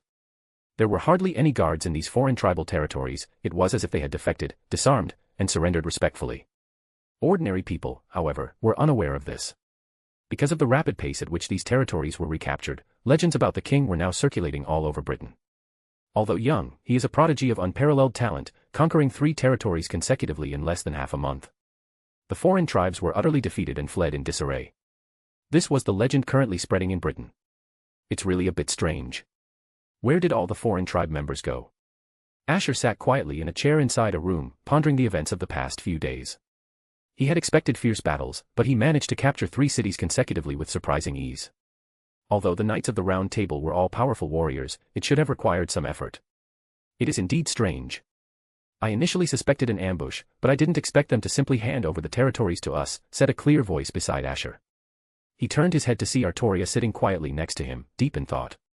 Having just returned from enemy territory, Artoria was still in her armor. Her helmet had just been removed, her long hair tied up, and beneath her heroic sword-like eyebrows, a pair of sharp eyes gave her a valiant appearance. No wonder Morgan le Fay liked her younger sister so much. Asher thought. This girl was simply attractive to both genders. Perhaps because she had secretly eaten some pastries before coming to find Asher, there were still some cake crumbs clinging to the corner of her mouth. This added a touch of cuteness to her otherwise heroic face, creating a charming contrast. Recovering lost territory is a good thing, Asher said, looking at Artoria. But it's necessary to investigate the enemy's purpose. You've already told Sir Lancelot, haven't you? I've already had him investigate the foreign tribes, Artoria nodded. It's very strange, not only are there few people guarding the enemy territories, but even the enemy leaders are not in their own lands. They had entered 3 cities so far, but without exception, no foreign tribal leader was found. It is truly strange, as if they've completely given up resistance. Asher paused. However, with Sir Lancelot's help, we should be able to find some clues soon. Lancelot was the strongest among the Knights of the Round Table. Having him assist with the investigation was reassuring. Before that, let's just wait for news. Asher let out a small yawn, tears welling in his eyes from tiredness. Because of the foreign tribe's strange reaction, Asher had to temporarily halt the offensive. Attacking rashly without clarifying the enemy's objective could put their side in danger. Artoria nodded slightly, looking at the sleepy Asher, and suddenly asked, speaking of which, have you been too lax lately? Lax? Have I? I don't feel that way at all, Asher replied. Artoria nodded earnestly. You've been slacking off quite a bit during training. Although the record of repelling the foreign tribes over the past half-month has been excellent, you still shouldn't be too complacent. Asher glanced at Artoria. Lily is really very strict. This is my duty as a court steward, Artoria replied seriously. Asher nodded in agreement. He placed one hand near Artoria's mouth and used his finger to wipe away the breadcrumbs clinging to her lips. I think someone with breadcrumbs still on their mouth isn't very convincing when they say that, Lily. Asher smiled gently, holding the crumbs on his thumb. This was just because I was a little hungry when I came back. Artoria's usually cool face showed rare embarrassment. And I wasn't the only one who ate it, I also gave some to Stallion. Wow, you gave the bread I made to a horse. Asher tilted his head in disbelief, staring at Artoria. Stallion was the name Artoria had given to the white horse they had brought back half a month ago. To be precise, she named it Stallion, but since their march direction was east, Asher suggested calling it Stallion. Asher's surprise wasn't because Artoria gave bread to a horse, he was surprised that she would share food with others. I never thought she would like that horse so much. But then again, Stallion was indeed worth raising like that. After all, in current Britain, this horse was probably the best. I'm sorry, but I saw it seemed to want to eat bread then, so I fed it to try, Artoria said apologetically, thinking Asher was angry. That's nothing to worry about. I just didn't expect you to be so generous, Asher shook his head, not bothered. I've always been very generous, you should know that, Artoria replied somewhat unhappily. Asher nodded and replied perfunctorily, I know. Artoria's cheek drew closer, her clear, bright eyes intently fixed on Asher. Are you really sure you know? Because her face was too close, Asher tilted his head back slightly to avoid her gaze. I said, it's just that you fed the pastries I made to a horse, I don't mind. So, this girl really doesn't have any awareness of the difference between genders at all. Doesn't she think their faces are too close right now? If this were modern times, it would definitely be a casting couch situation. Knock, knock. A knock on the door sounded, and then a man entered the room. My king, the matter you asked me to investigate has yielded results. Lancelot entered and saw the scene before him. The girl whose cheek was close to Asher, and Asher staring at her. It looked like they were about to kiss.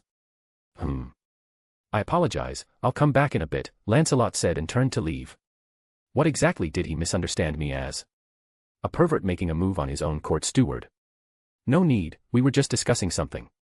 Asher forced himself to sound calm. Let's talk about important matters first, Sir Lancelot, please take a seat. Artoria appeared much calmer than Asher, seemingly unaware of the strange atmosphere, or perhaps she noticed but didn't care. She perked up her ears, ready to listen attentively to Lancelot's report. According to the latest reconnaissance, we have received news. Under Asher and Artoria's gaze, Lancelot continued, the foreign tribes withdrew most of their troops from 11 cities several days ago. Now all their forces are concentrated in one place. In other words, they abandoned most of their territories and chose to settle in one corner. Asher was stunned. They're really just giving it away for free, aren't they? More bonus chapters. Every 300 power stones equals one bonus chapter. Chapter 98, 1 ESN type. Fire, you can find 40 chapters ahead here. Also other exciting fanfic available. Fire. Asher watched Lancelot leave. As soon as he withdrew his gaze, he noticed Artoria's puzzled look. This girl was truly beautiful, or rather, heroic. In short, she was the type that both men and women would admire. At this moment, her clear, transparent eyes were filled with inquiry. If Lancelot's intelligence is correct, then most of the outsider territories should have very few defenders right now. But why? Why would they withdraw voluntarily? It's probably related to Vortigern, Asher guessed, flicking the breadcrumbs from Artoria's mouth into the trash can. Thinking about it carefully, after Vortigern left, he wasn't out of danger. Morgan le Fay's threat to him was too great, which is why he entered the other world, trying to evade Morgan le Fay's pursuit. The outsider's actions were also easy to understand. In the past, King Uther was gravely ill and unable to take any action against the outsiders. But now, with a new king on the throne, with momentum building, they would surely want to drive out the outsiders in one fell swoop. The outsiders' approach was also smart. They didn't intend to fight King Arthur, or rather, they temporarily didn't want to fight King Arthur, which is why they voluntarily withdrew from the occupied territories. Vortigern's thinking is truly unique, Asher said. By concentrating all their forces, even if we wanted to make a move, we would suffer heavy losses. Their intention is to make us consider the consequences carefully.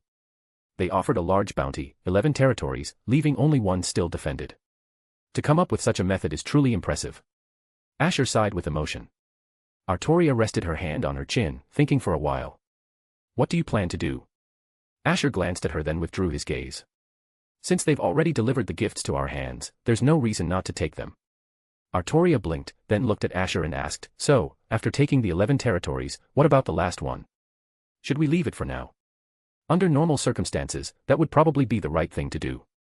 After all, the enemy had retreated so much, concentrating all their forces. If they rashly tried to capture the last territory now, there would likely be heavy casualties. Taking 11 territories would be enough for Britain to slowly develop. When their power grew stronger, even if the outsiders wanted to resist again, it would be useless. Asher didn't speak, his hand propping his chin as he fell into thought. Or should we ask Imperial Sister again? Artoria spoke again. Asher shook his head, forget it. She'd definitely say, just kill them all, . It was quite possible. With that goddess's personality, he wouldn't be surprised if she suddenly threw a few outsider leaders' heads in front of Asher one day. In any case, let's first confirm if we can take the 11 territories. If we really take them all, then we'll hold a round-table meeting to decide whether to directly capture the last territory in one go and completely drive the outsiders out of our land. Asher made the final decision. That's true. If more than half of the people don't pass the resolution, even if one has ideas, it's useless. Artoria sat back down in her chair, pausing slightly. What are your own thoughts? Me. Of course, I hope to drive all the outsiders away. As Asher spoke, he seemed to think of something and sighed softly. After dealing with all the outsiders and unifying the tribal territories, he could return with peace of mind. However, his desire to return was no longer as strong as it was at first. After all, he could still see his Shishou and sister through dreams. Speaking of which, could I go find Sister Morgan again and ask her to arrange another meeting with Shishou? Looking at the suddenly silent Asher, Artoria clearly understood something. She had heard countless times about the Land of Shadows when talking with Asher before. The girl unconsciously grabbed Asher's sleeve. You really still want to go back, don't you? Asher snapped back to reality and saw the girl's slightly flickering eyes, but he still nodded seriously. That's my home. But don't worry, even after I leave, I'll still come back to see you occasionally. As for Britain, with your Imperial Sister here, you can rest assured. Will you really come back to see me later? Artoria was still holding Asher's sleeve. She was younger than Asher, and her usually calm face now showed a hint of unease. Of course, Asher turned to look at the girl beside him. I don't want to never see you again either. Do you like me? Artoria asked. Asher was stunned, thinking, why is this clumsy Ahok-chan suddenly talking so much today, and getting straight to the point? But if he had to say, he probably did like her. After all, they were both fans of the king. Yes, Asher nodded. You're lying, Artoria replied bluntly. Imperial Sister said you're a Wanisen type. Asher. Seemingly thinking Asher didn't understand the term, Artoria continued to explain. It probably means you only like women older than yourself, and have no interest in those younger. The reason she dared to let me be the court attendant is because she knows you're a Wanisen type. What kind of nonsense is that woman telling her own sister? What do you mean I'm a Wanisen type? Am I a Wanisen type? Absolutely not. I am not an Wanisen type. Asher had to declare for himself. Proof? Artoria asked. Proof? Asher looked up at Artoria. How do you provide proof for something like that? I can't possibly do anything to Lily, can I? If he actually did something, then whether he was an Wanisen type or not would be a much bigger problem. Looking at Asher's embarrassed expression, Artoria's face rarely showed a faint, triumphant smile. Just kidding. She stood up, turned her head to Asher. I'll inform the Knights of the Round Table about the outsider conquest. You can go rest. You seem really tired now. Lily can be this considerate. Has she truly come to understand people's hearts? Asher looked at her as if she were a stranger, and said gravely. Lily, if you're being threatened, just blink. Artoria looked confused, seemingly not understanding the meaning of Asher's words. Asher waved his hand. It's nothing, just a little joke. You go ahead. After watching Artoria leave, the room returned to quiet. Asher leaned back, closed his eyes, and let himself sink into tranquility. However, as soon as he closed his eyes, he remembered meeting Scáthach a week ago. Even though it was only in a dream, it was still very heartwarming. It's worth noting that he hadn't encountered Scáthach in the past week, but similarly, the amorous dreams he had before also hadn't reappeared. The matter was left unresolved. I really want to see Shishou again. Asher opened his eyes. Okay, decided. I'll go find Sister Morgan now. If I explain clearly, she should agree. Thinking this, Asher immediately got up and left the room. He was walking along the corridor, intending to look for Morgan, when he happened to see Morgan le Fay in front of the garden. Morgan le Fay was holding up a finger, a butterfly resting on its tip. Her slightly curled golden hair gently rested on her shoulder, and a black long dress perfectly highlighted her aloof and elegant demeanor. I am King Arthur, I must be firm, otherwise, she might not agree to my request. Asher secretly encouraged himself. Be firm, be firm. He strode forward. Sister Morgan, I want to see Shishou again.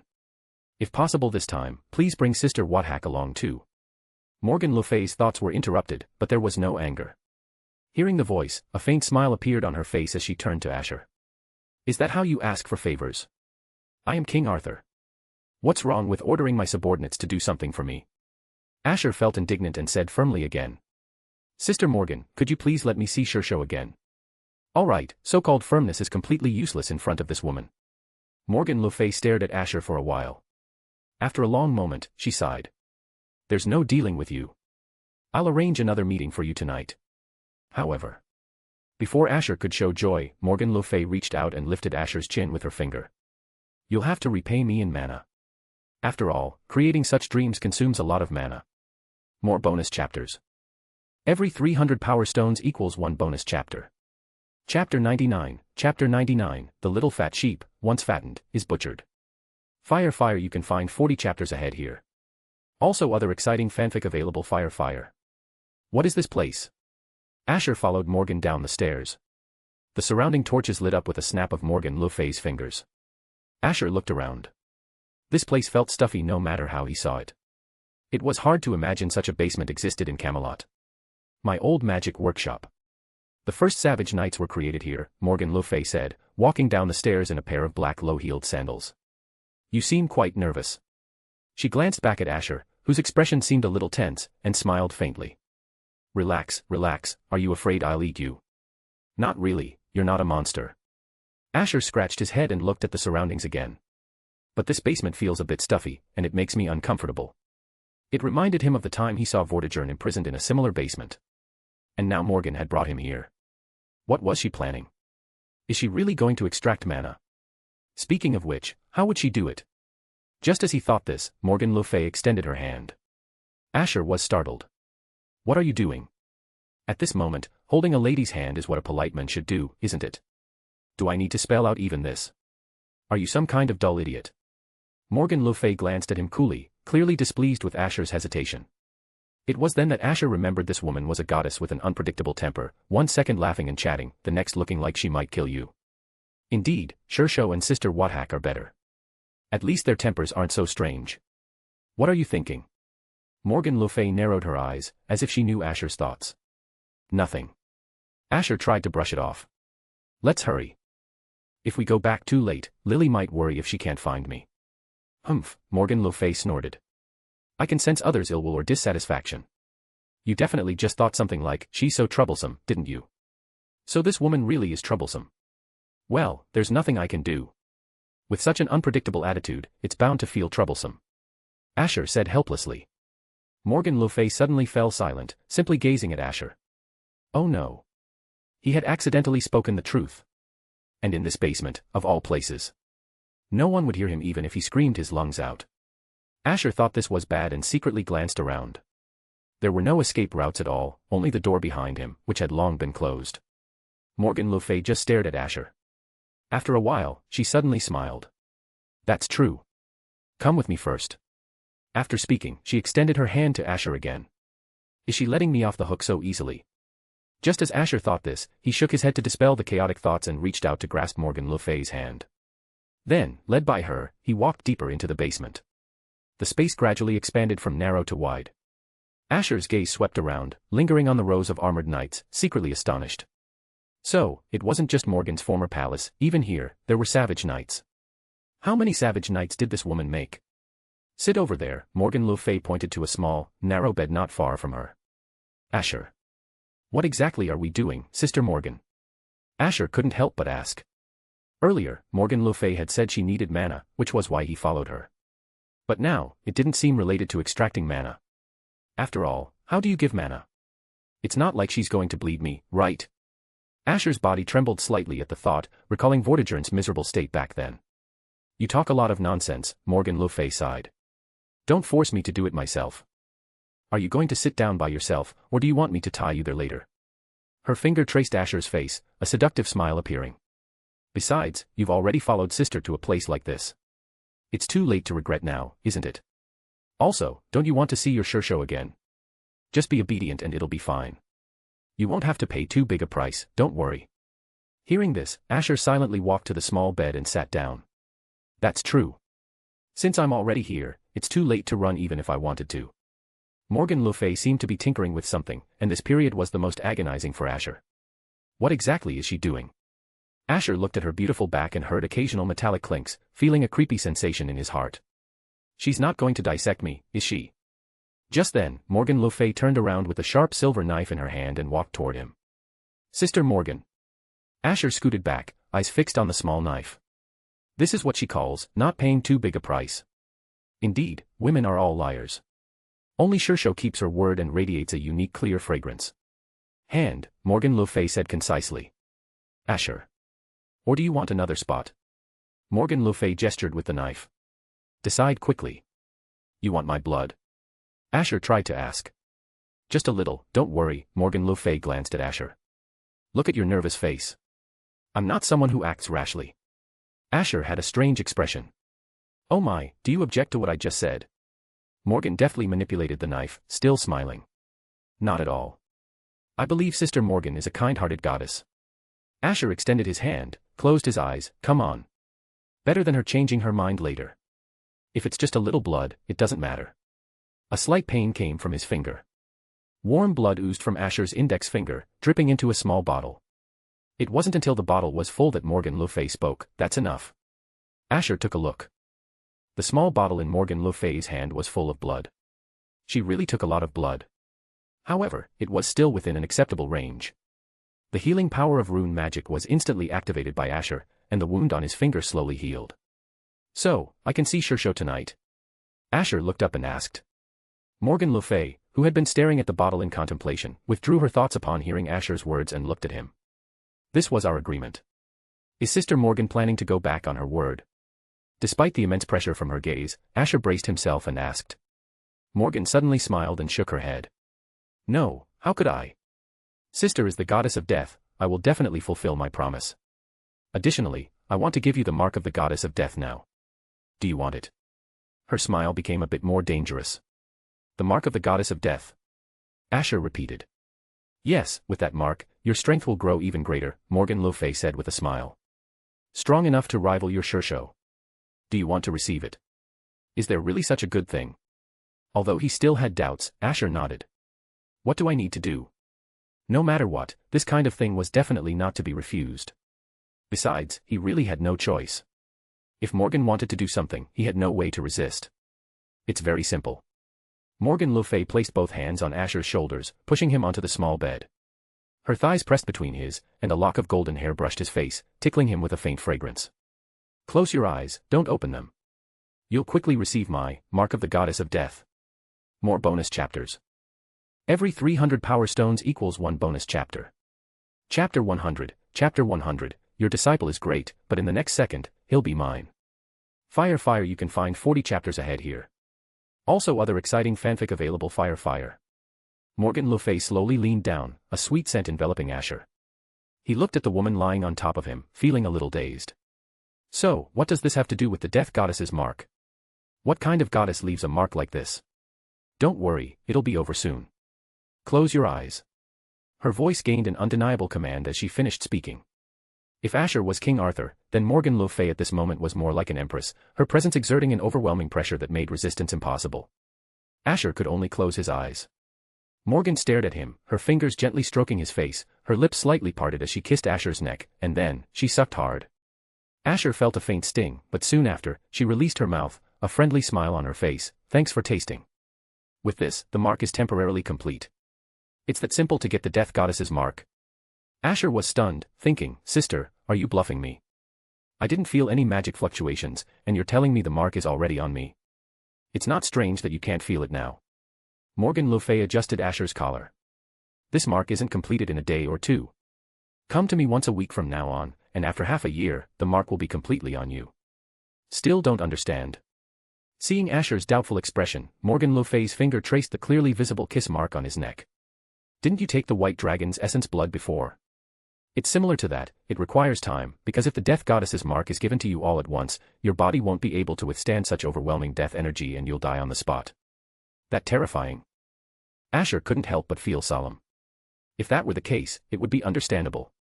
After all, he had indeed taken the white dragon's essence blood before, and after that, he truly achieved the body of the white dragon, with greatly enhanced magic and physical capabilities. The death goddess's mark sounds very powerful. My neck felt cold just now. What did you do earlier, Sister Morgan? Asher asked, looking at Morgan le Fay with suspicion at the end. Just like when you took the white dragon's essence blood before, the mark is transmitted through liquid. I am the death goddess, so I can only transfer the mark to you using a special method. Of course, you can also gradually gain the mark by drinking my blood, Morgan le Fay explained seriously. But that method is ultimately not as fast as me personally implanting the mark on you. As for what method I used, you don't need to worry about it. Just remember that sister won't harm you, that's enough. Although there were still many questionable points in Morgan le Fay's words, Asher didn't overthink it, because the previous white dragon essence blood was indeed obtained by consuming blood. Thinking of this, Asher couldn't help but sigh inwardly. Morgan had truly helped him too much. Even if her previous blessings as the death goddess and giving him the white dragon's body were preparations for him to pull the Caliban, she had indeed given him too much. Now, she even intended to bestow upon him the so-called death goddess's mark. Although I'm at a disadvantage, there's nothing I can do. Morgan le Fay sighed softly. To make you stronger, sister can only make a small sacrifice. Why is Morgan so good to me? Is it just because I'm King Arthur now? Or is it a reward for me pulling the Caliban? After all, she did say she would give me a reward before. Asher felt a surge of emotion in his heart. He could only silently remember this kindness and decided to repay her when she faced difficulties in the future. All right, don't think so much. You go back for now. Lily will worry if you disappear for too long. Morgan le Fay patted Asher's shoulder. Go on, I'll arrange for you to meet your Shishou tonight, don't worry. Asher nodded heavily, took 2 steps towards the basement exit, but couldn't help but turn back to look at Morgan le Fay, bowing slightly. Thank you, Sister Morgan. It's nothing, you're King Arthur now. Your strength increasing is also beneficial to me, Morgan le Fay smiled, watching Asher leave the basement. Then, her previous smile grew even deeper. She raised her hand and stretched languidly, slowly exhaling. The death goddess's mark, in a sense, that's indeed true. After all, it's a mark left on him by the death goddess, isn't it? All right, now it's time for some serious business. Morgan le Fay picked up a small bottle. The blood in the bottle gently swayed, looking enchantingly beautiful in the firelight. This was the blood just drawn from Asher. She gently swirled the blood in the bottle, staring at it intently. After a long time, Morgan le Fay put down the small bottle, and a hint of solemnity appeared in her eyes for the first time. There's indeed a slight problem. Could it be that Asher hasn't completely obtained the authority of the white dragon yet? Asher now possessed the body of the white dragon, but Britons will still resided within Vortigern. No wonder Vortigern hastily fled into the other world. Did it already anticipate that I would come to kill it? One possesses the shell, while the other possesses the will of Britain. However, does it think that by regaining its original power in the other world, it can contend with me? Still a bit too naive. Once Asher unifies all the tribes, they can capture Vortigern and completely extract its last value. As long as Britain's will is also transferred to Asher, Vortigern can truly die. But before that, it's necessary to further enhance Asher's mental strength. As for the method of enhancement, Morgan tilted her head, pondering for a while. The method of leaving a mark on him just now seemed quite good. Late at night, Asher lay in bed, staring blankly at the dark ceiling. He felt a little excited at the thought of seeing his Shishou soon. But he had to fall asleep first to see her. Thinking about it suddenly made him feel a bit stressed. After all, it's really hard to fall asleep when you're full of anticipation. The more you try to sleep, the less you can. Never mind, don't think so much. Close my eyes, think of nothing. Asher closed his eyes, mentally telling himself not to overthink. Time quietly passed. 1 minute, 5 minutes, 10 minutes, half an hour. No, I can't fall asleep at all. Asher suddenly threw off the covers. The thought of seeing his Shishou once he fell asleep made him even more excited. In such a state, it was too difficult to fall asleep. What's wrong? A voice suddenly came from beside him. Asher was startled, and turned his head in the direction of the voice. Even in the dim light, he could clearly see those bright holy blue eyes, and hear that clear voice. Is something troubling you? She then asked. Lily. Asher abruptly sat up, looking at the girl in front of him. Why are you in my room? Aren't you resting? I couldn't find you just now, so I came to check your room, and you happened to come in right then. So I thought I'd wait until you fell asleep before leaving. Artoria said, sitting on the edge of the bed at the end. Is something troubling you? You seem very agitated. It's not really a problem. I just want to sleep but can't. Asher sighed, then suddenly remembered something. He looked up at the girl, placing both hands on her shoulders. Lily. Artoria looked at Asher in confusion, and after gazing into his tightly fixed eyes for a moment, she inadvertently shifted her gaze. "What is it? Why don't you just knock me out?" Asher said. Thump. Without giving Asher a chance to speak further, with a muffled thud, Asher fell back onto the bed. Before losing consciousness, he took one last look at Artoria, thinking, this girl is truly straightforward. She just knocks me out when I ask. Without even a single wasted word. Asher's vision completely plunged into darkness. Slowly, this darkness was replaced by some kind of light.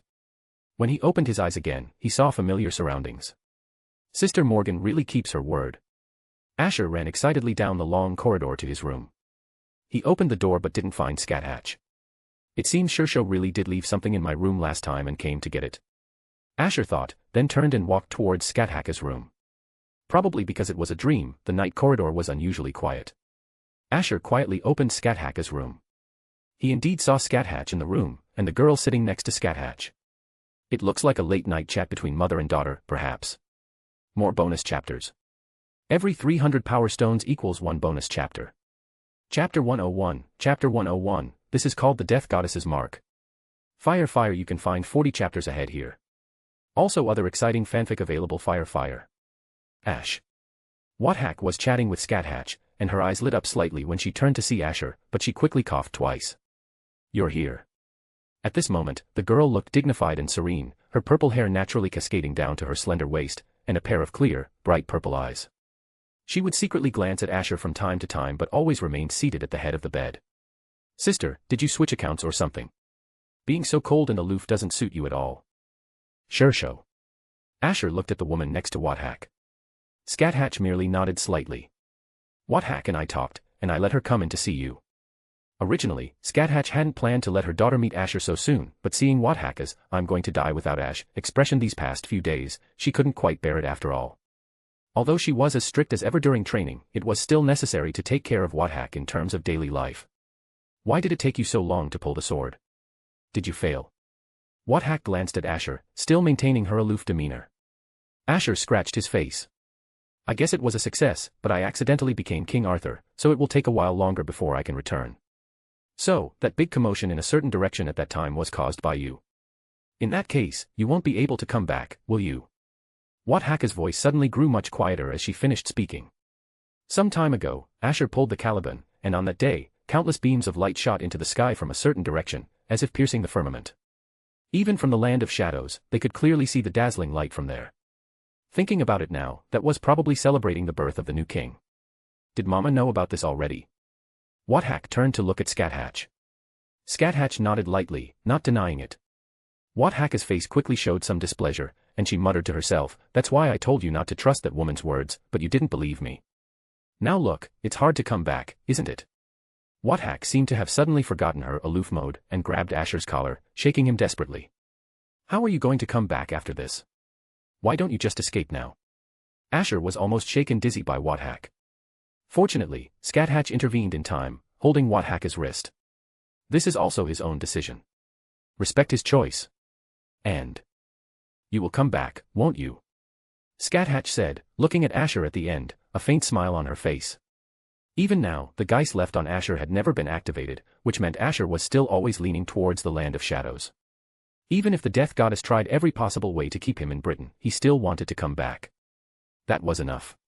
One day, her disciple would still return. I never thought that seemingly shrewd woman would make such a mistake. Scáthach gently shook her head, regretting Morgan le Fay's foolishness. She thought Morgan had found a way to keep Asher, but it turned out she was just using her disciple's feelings for her, forcing him to stay in Britain to help. But this would eventually come to an end. Once Britain's internal strife and external threats were resolved, Asher would still return. Listening to Scáthach's words, Asher nodded heavily. Of course, the land of shadows is my real home. It's just that I need to deal with things there first before I can return. Are you really coming back, Ash? Scáthach's eyes suddenly lit up, as if she had seen hope. Asher nodded affirmingly. Scáthach wrapped her arm around Asher's shoulder and said happily, I knew you didn't give up on us, Ash. As she finished speaking, the girl hugged Asher and swayed back and forth. Even in a dream, the pleasant sensation of skin touching through a layer of fabric still made one's heart flutter. Sister, it's hard to breathe like this, please loosen up a bit, Asher said with some difficulty. No way, I'm going to hold you like this, until I wake up in the morning. Scáthach pressed Asher down onto the soft bed, her cheek resting against Asher's chest, as if feeling his heartbeat. I really want to keep Ash's heart here forever, he. Scáthach's smile was visibly gentle, but for some reason, seeing the smile on the girl's delicate and cute face made Asher feel inexplicably unnerved, even more so than when Morgan le Fay took him to the basement earlier. Shishou is still here, please be a little careful, sister, Asher whispered, but his voice was still clear in the quiet room. It's fine, Mama won't mind. Actually, if it were Mama, I wouldn't mind either. Scáthach turned to look at Scáthach. Scáthach was quietly watching them, truly appearing like she was looking at her own son and daughter. Her usually regal and cold eyes had softened slightly. Mama, how about you lie down and rest for a bit too? Scáthach said softly. We're only in a dream now anyway, resting in a dream wouldn't have much meaning, would it? Scáthach turned to look outside. And, that woman is probably still silently watching all of this, right? Scáthach frowned slightly, then let out a soft snort. Let's ignore her. Let's just act as we normally would. Let that so-called death goddess know that even if she keeps Ash in Britain, it's useless. He still wants to come back anyway, keeping his body holds no meaning at all. Scáthach was wearing cute pink pajama bottoms, revealing large expanses of pale white skin on her thighs. Her long legs rested perfectly on Asher's legs. As she finished speaking, she closed her eyes, enjoying the peacefulness. After this is over, I wonder how long it will be until we meet again, Scáthach said after a long while, reopening her eyes and gazing at Asher, a hint of dimness in her purple eyes. Seeing the atmosphere suddenly become a bit heavy, Asher quickly comforted her, saying, as long as we discuss it with Sister Morgan, it shouldn't be too difficult. Although her personality isn't great usually, she's surprisingly easy to talk to. You're defending that woman so much. Are you perhaps smitten with her? Scáthach asked, staring intently at Asher. I'm just speaking the truth, Asher sighed. Think about it, if she wasn't willing, I wouldn't be able to see you at all, right? Scáthach heard this, thought about it carefully, and even if reluctantly, she could only agree with Asher's statement. Scáthach looked at Asher, then at the girl resting on his chest, a hint of confusion on her face. It truly was a bit illogical. Even if that goddess agreed to let Asher meet her, it shouldn't be this soon. Did she give up on her disciple? If so, that would be quite clever. After all, trying to completely take her disciple away is unrealistic, even if his body remains in Britain, it's useless. By the way, Ash, what's this on your neck? Are you injured? Just as Scáthach thought this, she suddenly heard Scáthach's voice. She turned to look and saw Scáthach's fingers gently stroking a faint red mark on Asher's neck. Scáthach's earlier smile receded slightly, and her gaze fixed on the red mark. The original calmness in her red eyes gradually gained a hint of coldness. This kind of mark, it doesn't look like a simple injury.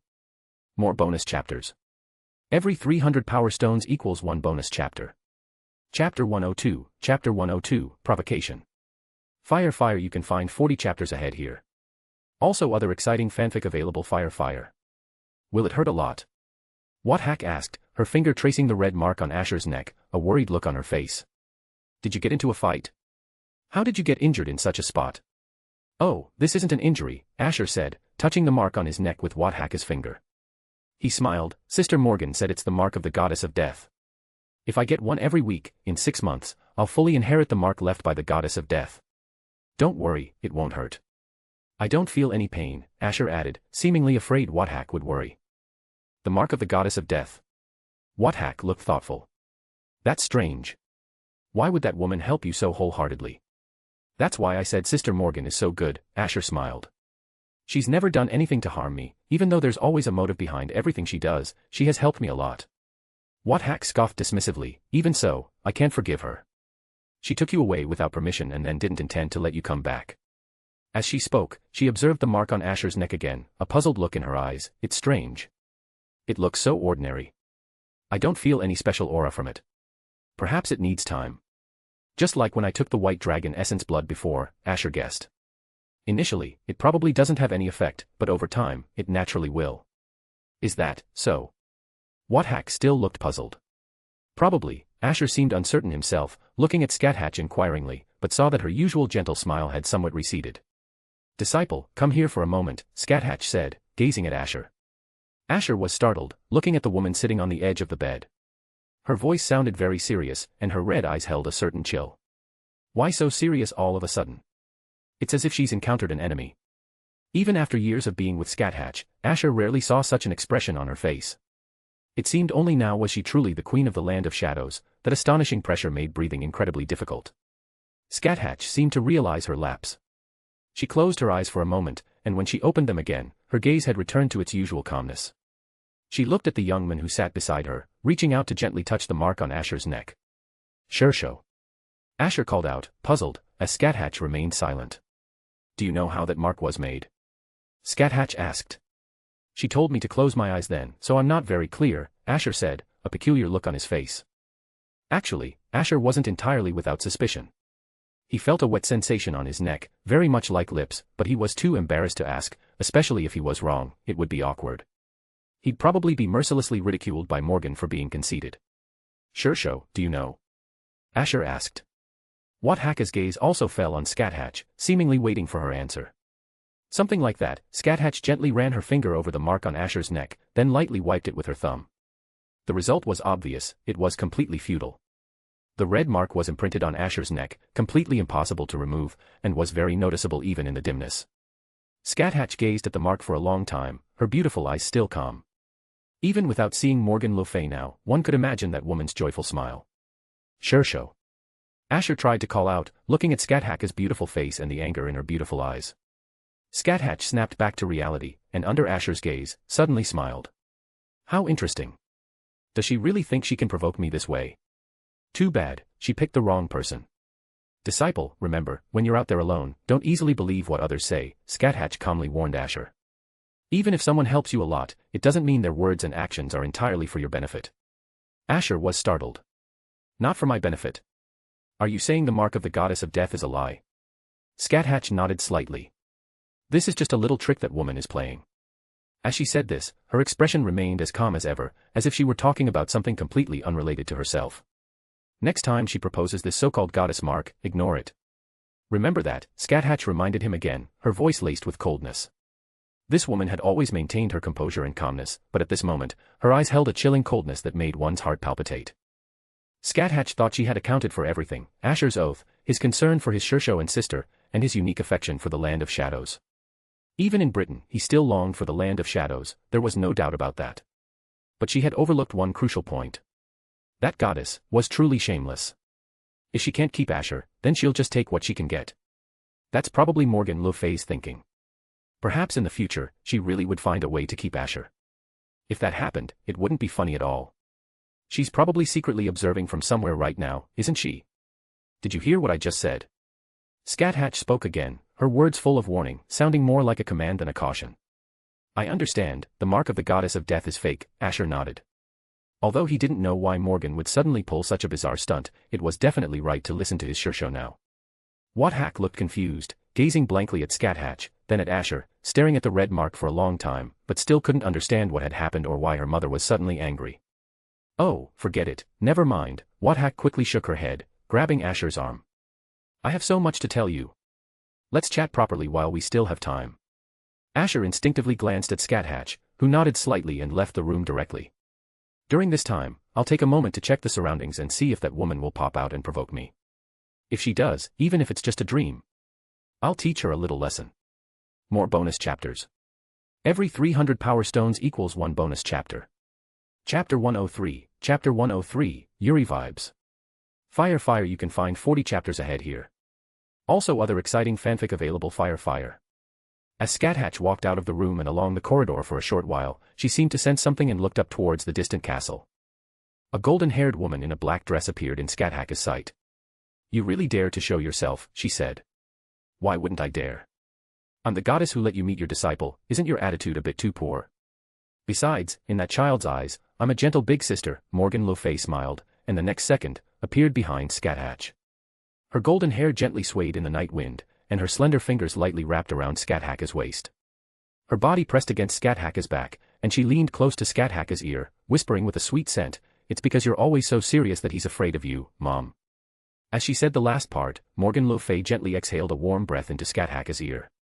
Oh right, you should know what that mark is, shouldn't you?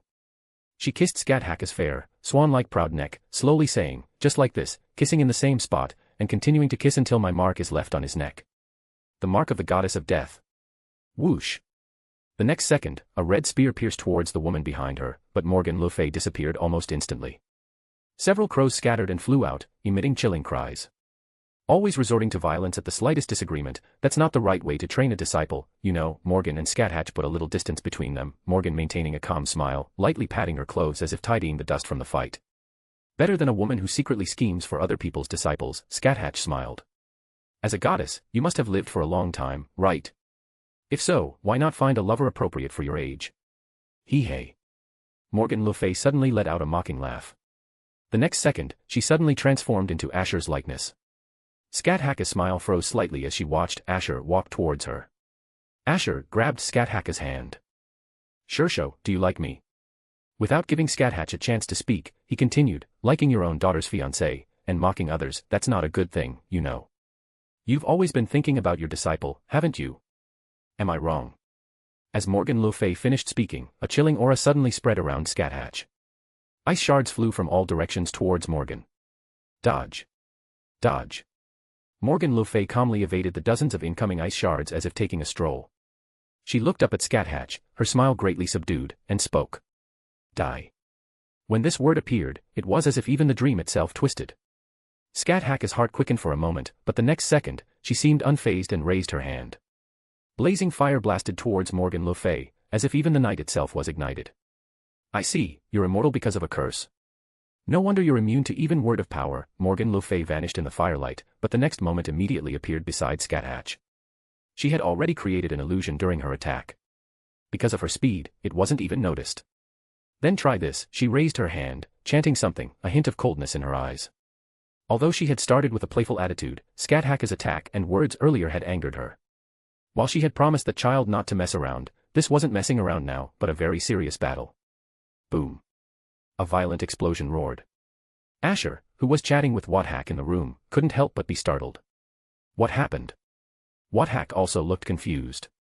This was clearly a dream, so there shouldn't be any fighting. But now, there was clearly a battle outside. She could feel terrifying magic filling the surroundings. Asher had a bad premonition and suddenly stood up. Let's go out and see. After saying that, he quickly left the room. In midair, bright light illuminated the night. The roaring sound tore through the sky. Morgan le Fay seemed to be controlled in midair by some of Scáthach's magic. Scáthach pulled out her red spear and threw it towards Morgan le Fay. Balg alternative. The red spear pierced Morgan le Fay with a terrifying aura, yet in the next second, Morgan le Fay vanished into thin air. Another illusion. This woman seems to have endless illusions, creating one after another to confuse others' sight. Die, Morgan spoke again. This time, even the ground trembled. The aura of death instantly filled the entire domain, and the air around them became thin in an instant. But this still had no effect on Scáthach. She leaped high, caught her red spear, and extreme ice covered a large part of the area. The surroundings suddenly transformed into an Arctic world. Scáthach was about to raise her spear, but then suddenly heard a voice from not far away. Mom. Sister, calm down. Asher shouted after her. Scáthach's movements paused slightly, but she still didn't stop her attack. Morgan le Fay also didn't stop, a milky white light enveloped her fingertips. However, at that moment, a blinding golden sword appeared between the two of them. Their attacks abruptly stopped, and then Asher's voice came again, both of you stop fighting. His voice sounded incredibly commanding, making Scáthach's eyes turn into stars. Both of their gazes fell on Asher simultaneously. Although you are my disciple, it's always improper to speak to your Shishou in such a tone. You'd best remember that, Scáthach said, looking at Asher who stood in front of her. You've truly grown up. You never dared to speak to sister like that before, Morgan le Fay said with a smile. Shishou, sister, what I mean is, there's absolutely no need for you two to fight. Can't we all just get along and talk things out? One moment he was full of anger, the next Asher turned into a dead fish, speaking somewhat timidly. Sister Morgan, we're still busy clearing out the outsiders. Isn't it better not to cause trouble? He then looked at Morgan le Fay and said in a negotiating tone. Mom, let's not cause any trouble for Ash right now. Let him focus on finishing his own matters. Despite her strong disdain for Asher's instant submission, Scáthach still pulled Scáthach's hand to persuade her, for the sake of the bigger picture. Scáthach quietly put away her spear. Morgan le Fay, under Asher's gaze, also had no choice but to give up the idea of continuing the battle. If they, as adults, didn't listen to the children who were smaller than them trying to break up a fight, they would simply appear unreasonable. Seeing that Scáthach was finally pulled away by Scáthach, Asher breathed a sigh of relief. Although it was only in a dream, who knew if people of their level might have abilities that could affect reality? If so, it would be troublesome. After all, why did they suddenly start fighting for no reason? Despite his continued confusion, Asher didn't dare to press for answers. Bringing up such a thing now might make them start fighting again. It would be better for them to return to their respective places and cool down for now. More bonus chapters. Every 300 power stones equals 1 bonus chapter. Chapter 104, Chapter 104, The King Doesn't Understand Human Hearts. Fire, you can find 40 chapters ahead here. Also other exciting fanfic available. Fire. The next morning. Asher yawned, crawling out of bed, looking utterly exhausted. He had finally met his Shishou and sister yesterday, which should have been a joyous occasion. However, if he and Scáthach hadn't stopped the two of them in time last night, who knows what might have happened. Next time, he definitely had to keep a close eye on his Shishou, at least ensuring that his Shishou didn't come into contact with Sister Morgan. Thinking this, he had just gotten out of bed when he accidentally kicked the foot of a certain girl sitting under the bed. Lily. Looking at the girl, Asher couldn't help but freeze. Artoria slowly opened her eyes, looking up at Asher, who still seemed to be in a daze. Good morning. Good morning. There's no such thing. Why are you in my room? Asher asked. Logically, after being knocked out by this Ahok-chan last night, she should have gone back to sleep. Why was she in his room when he just woke up this morning? Is she that dedicated? Could it be that an enemy infiltrated my room? Logically, this was impossible. With so many knights of the Round Table outside and patrolling attendants, no one could easily infiltrate this palace. You were knocked out by me last night, so you wouldn't be able to wake up immediately if there was danger. As the king's attendant, I naturally have to ensure your safety, Artoria explained seriously. So you stayed in my room all night waiting for me to wake up. Artoria nodded silently. This is the most basic protective measure. I think before you protect others, you should protect yourself. Asher arched his finger and flicked Artoria hard on the forehead. You're a girl, how can you stay in a boy's room all night? What if I were a beast? You're a beast? Artoria asked. Asher. Okay, I'm not, but what if you encountered someone with ill intentions? Asher painstakingly lectured Artoria. Think about it, what if I were a bad person and had ulterior motives for you? Artoria looked at Asher, shook her head, and said, you can't do that. Our strengths are similar, and you're not a bad person. Besides, you are the king. If it is the king's command, I have no right to disobey, Artoria calmly stated something that seemed very ordinary. Asher scrutinized Artoria, from her bright eyes to her small lips, then to her somewhat developed chest, and her legs exposed due to her ordinary dress. Asher carefully maneuvered around Artoria and got out of bed. This child doesn't seem to realize how tempting what she just said was. Fortunately, it was daytime, and he had important matters to attend to soon, otherwise Asher couldn't really guarantee he'd be able to maintain his composure. What she just said essentially meant, you are the king, and I will accept any command you give me. It's practically an invitation to commit a crime. Let's go. We have a plan to raid the 4th foreign tribe territory today, don't we? The two walked along a long corridor and soon met Sir Agravain. The man always wore a poker face, only respectfully speaking, Arthur, upon seeing Asher. Asher nodded slightly, then thought for a moment. You're just in time. Go notify the others to prepare in advance. Yes, Agravain replied and continued walking forward. However, before leaving, he looked intently at the mark on Asher's neck. The king's private life seems a bit. Never mind, best not to ask too many questions. As long as it doesn't affect the normal execution of the plan, it's fine. Why don't you rest, Lily? You probably didn't sleep well last night, did you? Asher tried to ask. Artoria shook her head. No need, I've long been accustomed to similar training. Thinking about it carefully, it was true. Artoria had been training diligently almost constantly since a long time ago, and her sleep hours were minimal. She must have been accustomed to such a life. Although he still wanted to persuade Artoria to go back to her room to rest, he probably knew she wouldn't listen even if he said so. Asher naturally gave up on the idea, and the two silently walked towards the palace hall. Oh! Sir Gawain. Upon arriving at the hall, Asher saw a golden-haired man looking at him with respect. Arthur. Gawain showed a brilliant smile. You're here quite early today. It was a bit hard to fall asleep. Asher said at the end, turning his head to look outside the palace, a hint of melancholy in his eyes. I really don't know how to deal with the Shishou and Sister Morgan issue later. What if they start fighting again next time they meet? And Shishou said the death goddess's mark is fake. So what's the point of Sister Morgan lying to me? Although he really wanted to ask Morgan what this mark was right now, it was clearly not the time. He could only wait until he returned to ask her. Just as Asher thought this, he noticed Gawain's gaze on him. Sir Gawain, is something the matter? No, nothing, Gawain replied with a smile. I just think you are truly dedicated and responsible. I saw you seem to be spacing out just now, but you were actually thinking about the foreign tribes, weren't you?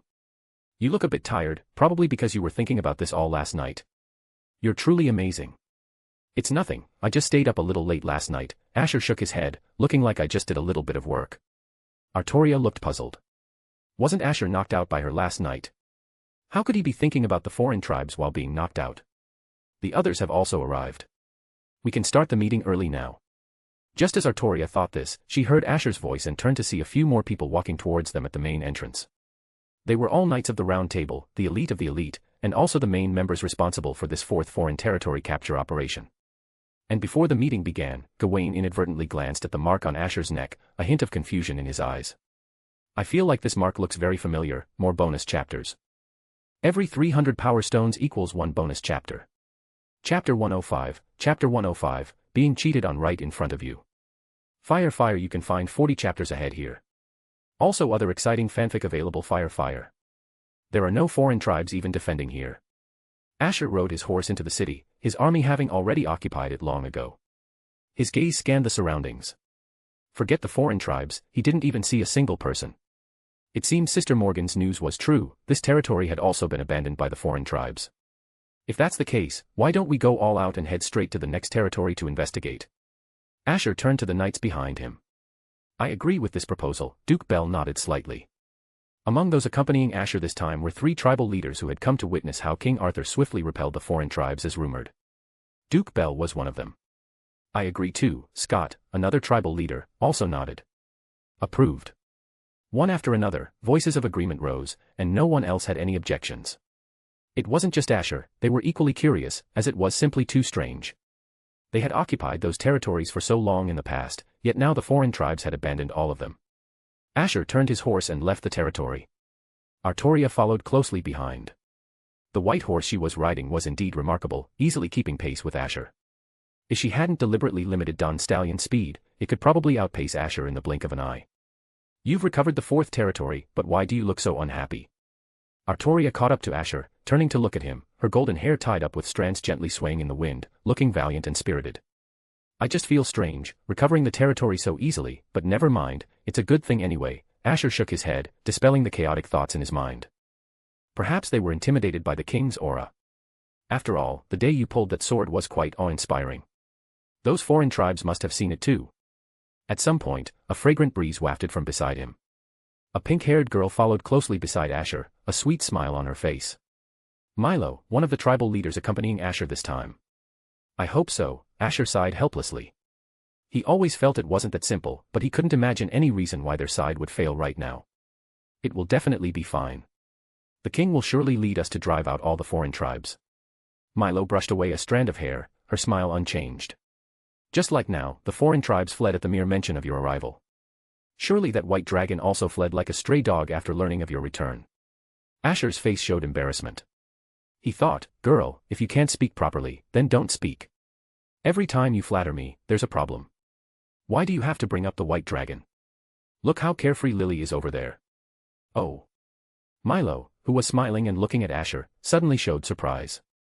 Her finger gently stroked the red mark on Asher's neck, and a hint of surprise appeared in her beautiful eyes. We're still on the road right now. Can you please focus? Doing that while riding a horse can easily lead to a fall. Artoria glanced at the girl beside Asher, her brows slightly furrowed. Milo ignored Artoria. After staring at Asher's neck for a while, her smile became a little more charming, so the king likes this kind of play. I really wouldn't have guessed. You look so young, yet you already understand so much. Asher. What is she talking about? Does even Milo know what the mark on my neck is? Upon seeing the expression on Asher's face, Milo first froze, then quickly smiled. My king, it's not good to feign ignorance at a time like this. You should know about such things. Asher's face remained somewhat bewildered. He actually vaguely felt what this mark was, but he still chose to trust Morgan for now. Even if it was a mark left by Morgan's lips, according to Morgan, it could indeed be the death goddess's mark. Milo couldn't help but be stunned. You really don't know. I should know, but it's not what you're thinking. Asher shook his head. Hearing this, Milo's smile deepened. Although this girl was under 20, she looked as if she had experienced much. Her smile at this moment was undeniably captivating. I'll tell you when we get back, she said with a seductive smile, licking her lips. Why wait until we get back? Can't you just say it here? Is it really? Despite wanting to confirm his suspicion, Asher didn't press further, because, without him noticing, they had already arrived at another foreign tribe territory. It seems like there's no one here either. A group of people entered the city gates. Again, not a single person was found here. It seemed the foreign tribes really did abandon these territories. Asher thought to himself, looking at the scene before him. My king, shall we take this opportunity to enter the sixth foreign tribe territory? If the foreign tribes have truly abandoned all their territories, perhaps we can drive them all out in just a week. Duke Bell turned to Asher and asked. His expression seemed very excited. Although he didn't want his military power to be completely controlled by Asher, if they could reclaim these territories, he, as one of the participants in the operation, might gain some benefits in the future. Asher fell into contemplation. There was still plenty of time now. Taking this opportunity to press on and explore further was indeed a good suggestion. I think that's a good idea, Gawain also nodded. Our side has suffered no losses in troops, but the journey has made everyone a bit tired. It would be better to rest for a while before continuing. Asher pondered for a moment, then, after some thought, agreed with Gawain. All right, everyone rest here for a bit before setting off again. Looking at the group of people sitting down to rest, Asher also walked over to a nearby wall and sat down. A fragrant breeze wafted nearby as Milo gracefully floated to Asher's side, smiling elegantly. May I sit here? Asher looked up at the girl in front of him, her pink hair, slender legs, and that friendly smile. Truly worthy of being a noble's daughter, her manners were impeccably perfect. Please do, Asher replied. After all, she was a tribal leader. Building good relations with tribal leaders would be useful for unifying these tribes in the future. Milo sat down next to Asher, her gaze constantly fixed on him even as she sat. Sir Milo, do you really know what this mark is? Asher felt uncomfortable under the girl's stare and had to speak to distract her. Yes, and it's quite obvious. Milo brushed a strand of hair behind her ear, maintaining her smile. Artoria, though her expression remained calm, quietly perked up her ears. Can't you say it now? Asher continued to ask. Is it really lips? Milo put a finger to her lips and blinked. It's not that I can't say it, but I feel it's not quite appropriate. And directly explaining it might not make you fully understand, so it probably requires actual action. As she finished speaking, her eyes for the first time showed an aggressive glint, like a big bad wolf staring at a little white rabbit. Actual action. Asher repeated. Yes, actual action, Milo nodded with certainty, raising her moist eyes to stare at Asher. If you don't mind, I can tell you how that mark came to be right now. How about it? She asked, looking at Asher. She's just going to explain the origin of a mark. Why does it sound so intimidating? Go on, Asher said, forcing himself. I even dare to fight foreign tribes, why would I be afraid of a girl? Okay, since you agree, I won't be polite. Milo knelt semi-kneeling before Asher, her beautiful face nearing Asher's. Under Artoria's gaze, her moist lips pressed against Asher's neck. More bonus chapters. Every 300 power stones equals 1 bonus chapter. Chapter 106, Chapter 106, Enemy Attack, the correct use of light artillery. Fire, you can find 40 chapters ahead here. Also other exciting fanfic available. Fire. Truly worthy of being a tribal leader at such a young age. It would be unbelievable if she didn't possess some skill, Duke Bell said, looking at the pink-haired girl not far away with admiration. A woman full of desire. If King Arthur truly married her as queen, we would be the first to suffer, Scott commented. Do you think we won't suffer even if King Arthur doesn't marry her as queen?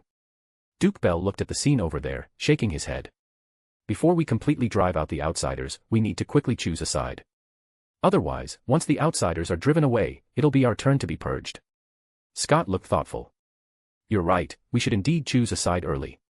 Asher felt the soft touch on his neck, looking at the girl pressed against him, stunned for a long time before he could react. The sensation seemed the same as last night, just a little different. No wonder Shishou's tone was so strange back then. Had she already discovered the origin of that mark? So Shishou's sudden friction with Morgan last night was also because of this mark. Just as Asher thought of this, he suddenly felt a gaze beside him sting his eyes. He then reacted, pushing Milo away. But even so, it was a little late. The mark on his neck was already noticeable enough, and beneath that mark, another faint mark had appeared. Sir Milo, what did you do to the king?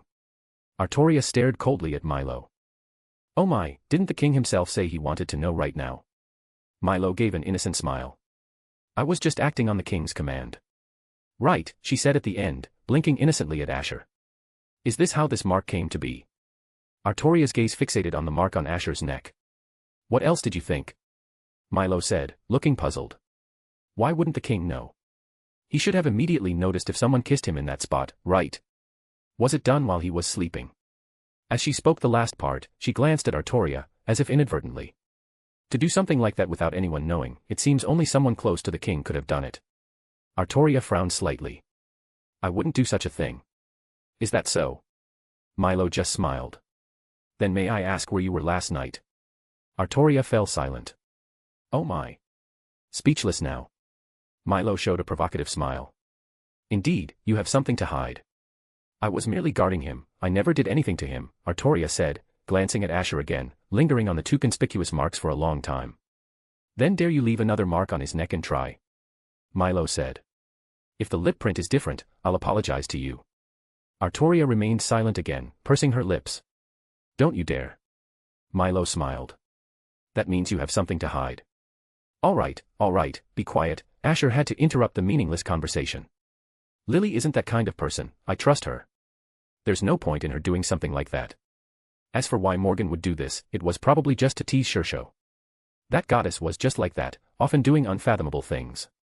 It seems you already know who did it, Milo looked deeply at Asher. The king is truly popular. It seems that besides this golden-haired girl beside me, there are other rivals. To make King Arthur completely drop his guard in front of them, it seems they will be very tough opponents. But it doesn't matter. She had faced countless difficulties on her journey, but the final victor was always her. This wasn't just due to luck. Seeing the two finally quiet down, Asher breathed a sigh of relief. Why does it feel like fighting a big battle with the outsiders would be better than dealing with this? By the way, is Lily isolating herself? Looking at Artoria, who was bowing her head and remained silent, Asher patted her shoulder. Don't worry about it too much. I know you wouldn't do something like that. Artoria looked up and suddenly said, I will prove my innocence. So, please, sit closer. Asher. Why did she suddenly overthink things and get stuck on such a trivial matter? Oh. Do you really dare to do that? Milo was still fanning the flames from the side. Artoria placed both hands on Asher's shoulders. Pardon my rudeness. After saying that, without giving Asher a chance to speak, her lips approached his neck. But at that moment, Agravain, who was scouting on the city gate, suddenly shouted. Enemy approaching. Many of them, at least 3 times our numbers. Almost instantly, everyone became alert. Artoria's expression subtly changed, and she released her hands. Asher abruptly stood up, somewhat disbelieving. Ambushed. How is that possible? How would the outsiders know their departure time? And even prepare such a large enemy force to ambush them so quickly? Unless the outsiders knew their advance route from the very beginning. But there was no time to think further. Asher put away his recent thoughts. The immediate priority was to leave this place. If they were surrounded, everyone would be in danger. But before Asher could speak, Milo suddenly grabbed him. This territory has another city gate exit. Please follow me. Asher's rapidly working brain suddenly froze. How do you know? I heard my father talk about this territory when he was alive, Milo said. Sir Scott can attest to this. Scott, who had approached at some point, immediately nodded upon hearing this. Milo's father was my good friend when he was alive. One of the territories he was responsible for was the St. Leonica. It's not strange for her to know certain things about this territory. The city gate is currently closed. Even if the enemy wants to get in, it will take some time. It's best to leave at this time, Asher thought. He then stopped thinking further. Everyone follow me, Milo lead the way. Fortunately, the group hadn't rested for long, so their horses were nearby. At this moment, they were almost instantly ready to depart, following Milo to another city gate. Compared to the previous large gate, this city gate was significantly smaller. Milo explained. This used to be the main city gate, but later, for some reason, this gate was abandoned and the other one became the main city gate. We can discuss this history after we leave here. The more important thing now is to get out of here, right? Gawain drew his sword and chopped off the lock. However, upon opening the city gate, a dense mass of enemy soldiers appeared before them. Standing at the front of this army was a snake-eyed man, a smile on his face. King Arthur, I've been waiting for you here for a long time. I wonder if you still remember me. Asher gazed at the men before him. He remembered this was one of the outsider leaders who had come to negotiate with him before. I believe you understand the current situation, don't you? The snake-eyed man maintained his smile. If you lay down your weapons now, we would be happy to discuss terms with you and ensure no harm comes to you.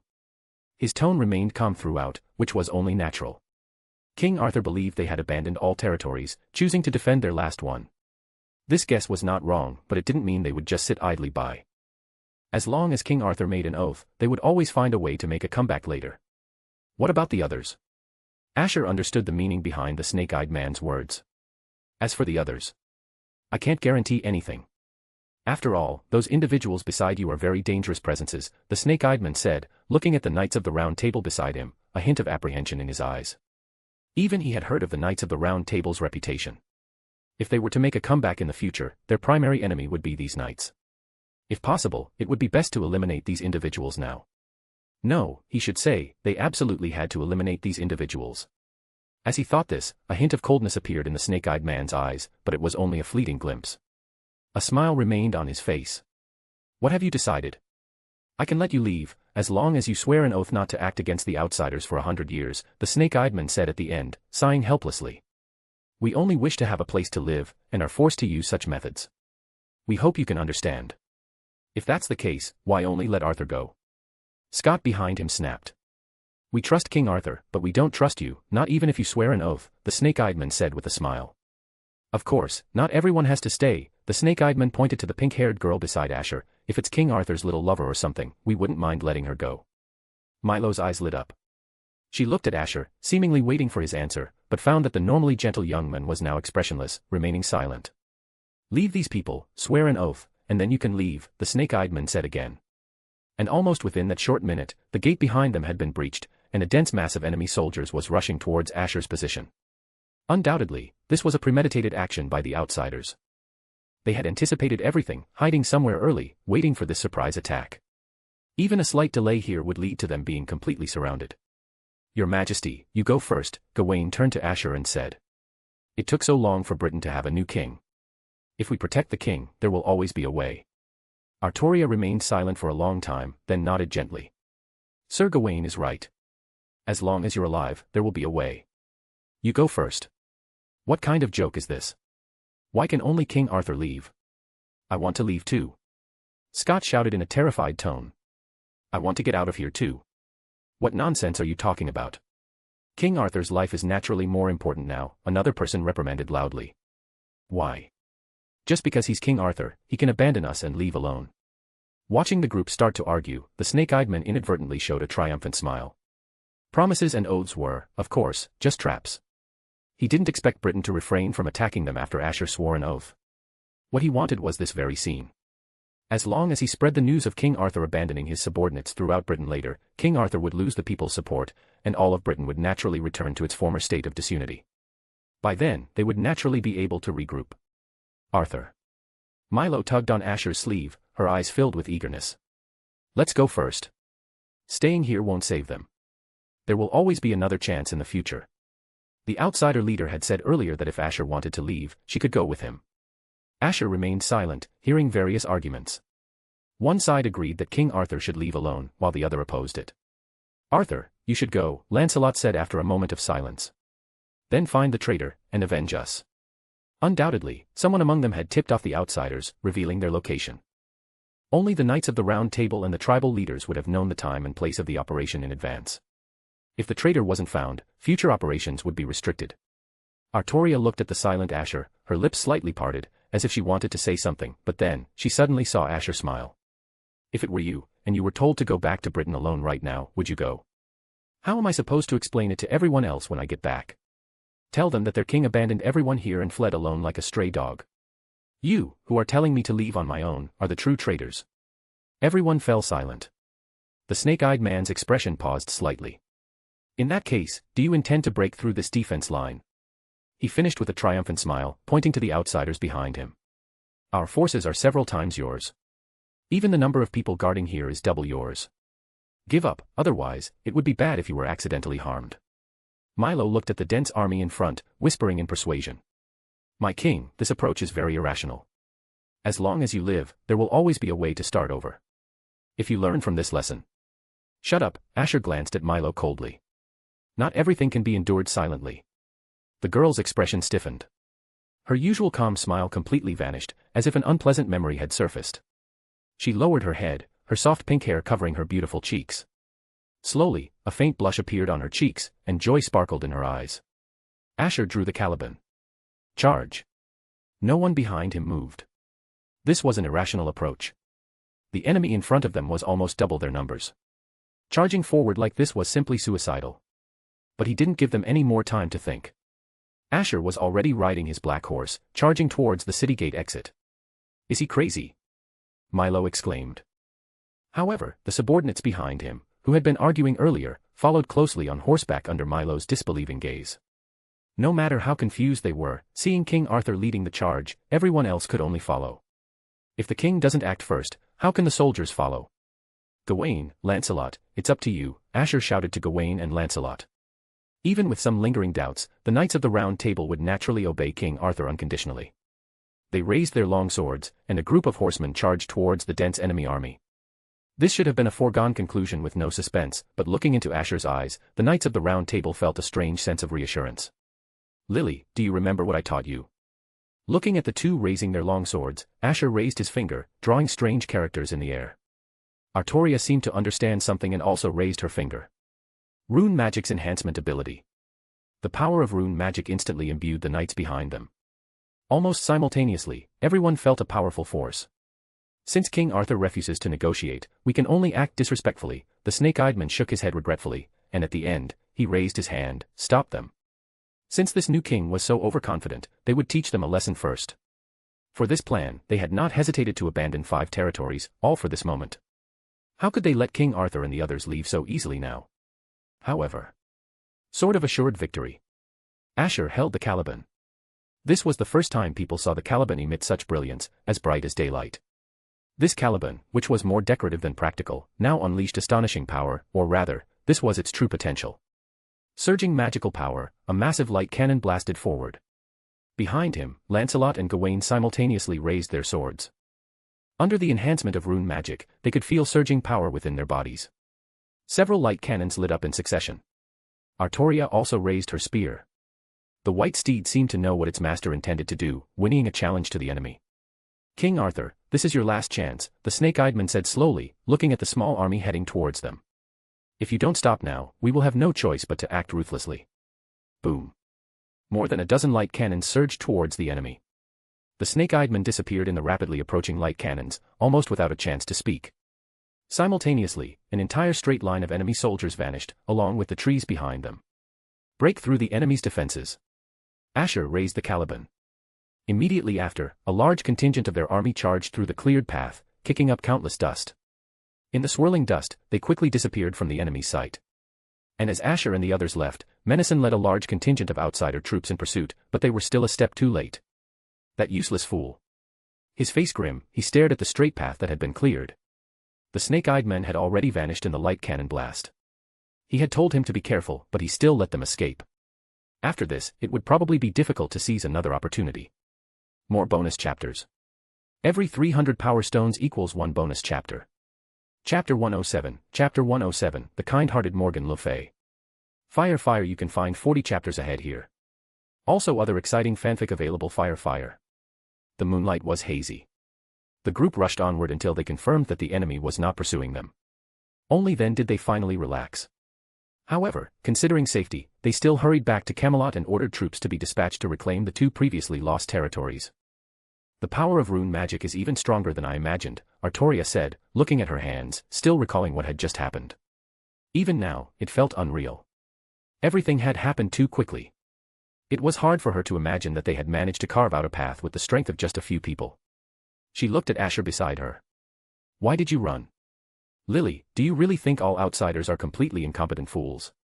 Asher shook his head. If there were druids or similar beings among them, even we would have a tough time against so many people, wouldn't we?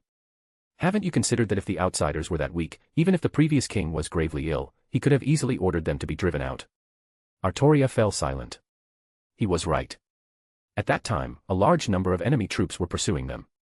If there had been even a few stronger individuals among them to hold them back, they would likely have been in danger.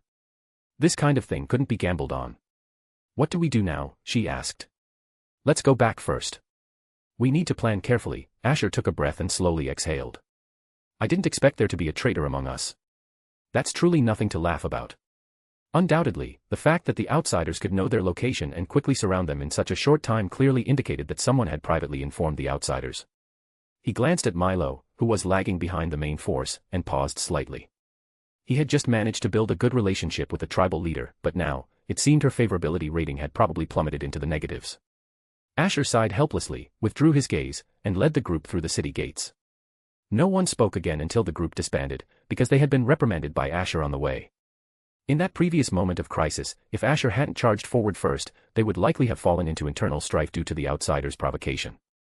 Arthur, was that magic you used earlier? Gawain quickened his pace to catch up with Asher as he entered the palace, asking curiously. Under the enhancement of rune magic, Gawain clearly felt his strength increase by at least 1.5 times. In such a situation, he poured his magic into his sword, which allowed him to open a path before the outsiders could even react. Such a powerful ability, yet King Arthur had never used it before. It was indeed a bit strange. Something like that. I studied it for a while elsewhere before, Asher nodded. But it has strong side effects, so it generally can't be used. I can barely exert any strength now. Of course, this was just a lie. Rune magic had no side effects at all. Asher was just afraid that Gawain would continue to probe, and it was better to shut him down in advance. To match his words, Asher's steps were slightly unsteady as he walked, causing Artoria to support him. I see. Gawain looked thoughtful, then quickly smiled. Do you need me to carry you back? No need, thank you for your kindness, Asher shook his head, refusing the enthusiastic knight. All right, I'll investigate as soon as possible to find out who is causing trouble in the shadows. Gawain made this solemn promise, then turned and left. Asher withdrew his gaze, intending to leave, when he saw the pink-haired girl who had been silent all along slowly walk towards him. Milo. Asher called out, feeling that the girl's state was a little off. Milo looked up, her pupils seemingly filled with pink hearts, a faint blush still on her fair face. King Arthur, your words just now enlightened me. My previous approach was wrong. I shouldn't have endured silently, nor should I have sacrificed everything for my goals. Milo seemed to have forgotten Asher's identity, cupping his face with both hands, a look of intoxicated delight on her face. To achieve a goal, one should use a more forceful approach. I really liked your forceful attitude just now. Asher. Girl, have you awakened something incredible? Well then, I'll visit you in a couple of days. Please rest well first. She released his face, glanced at Artoria beside her, withdrew her gaze, and turned to leave. Let's go back, Artoria said, holding Asher's hand. Although it seemed like they hadn't done much, Asher had actually reached his limit. Not just him, but she too. A full day of travel, even she couldn't quite endure it. In a certain palace. Morgan le Fay looked at the men who entered the palace, a look of surprise on her face. Agravain. How rare, that you would actually come to me on your own. Normally, Agravain rarely came to see her on his own. Rather, she knew very well that this child hated her, his mother, and even because of her, he had come to hate other women as well. It seems you have something important to say. Morgan said slowly. Just say it directly, you probably don't want to see me, do you? King Arthur has returned, Agravain said. I know. It's about time he returned anyway, but it seems a little faster than I expected. Are you rushing the journey? Morgan le Fay asked. We encountered a surprise attack from the enemy, Agravain continued. Enemy?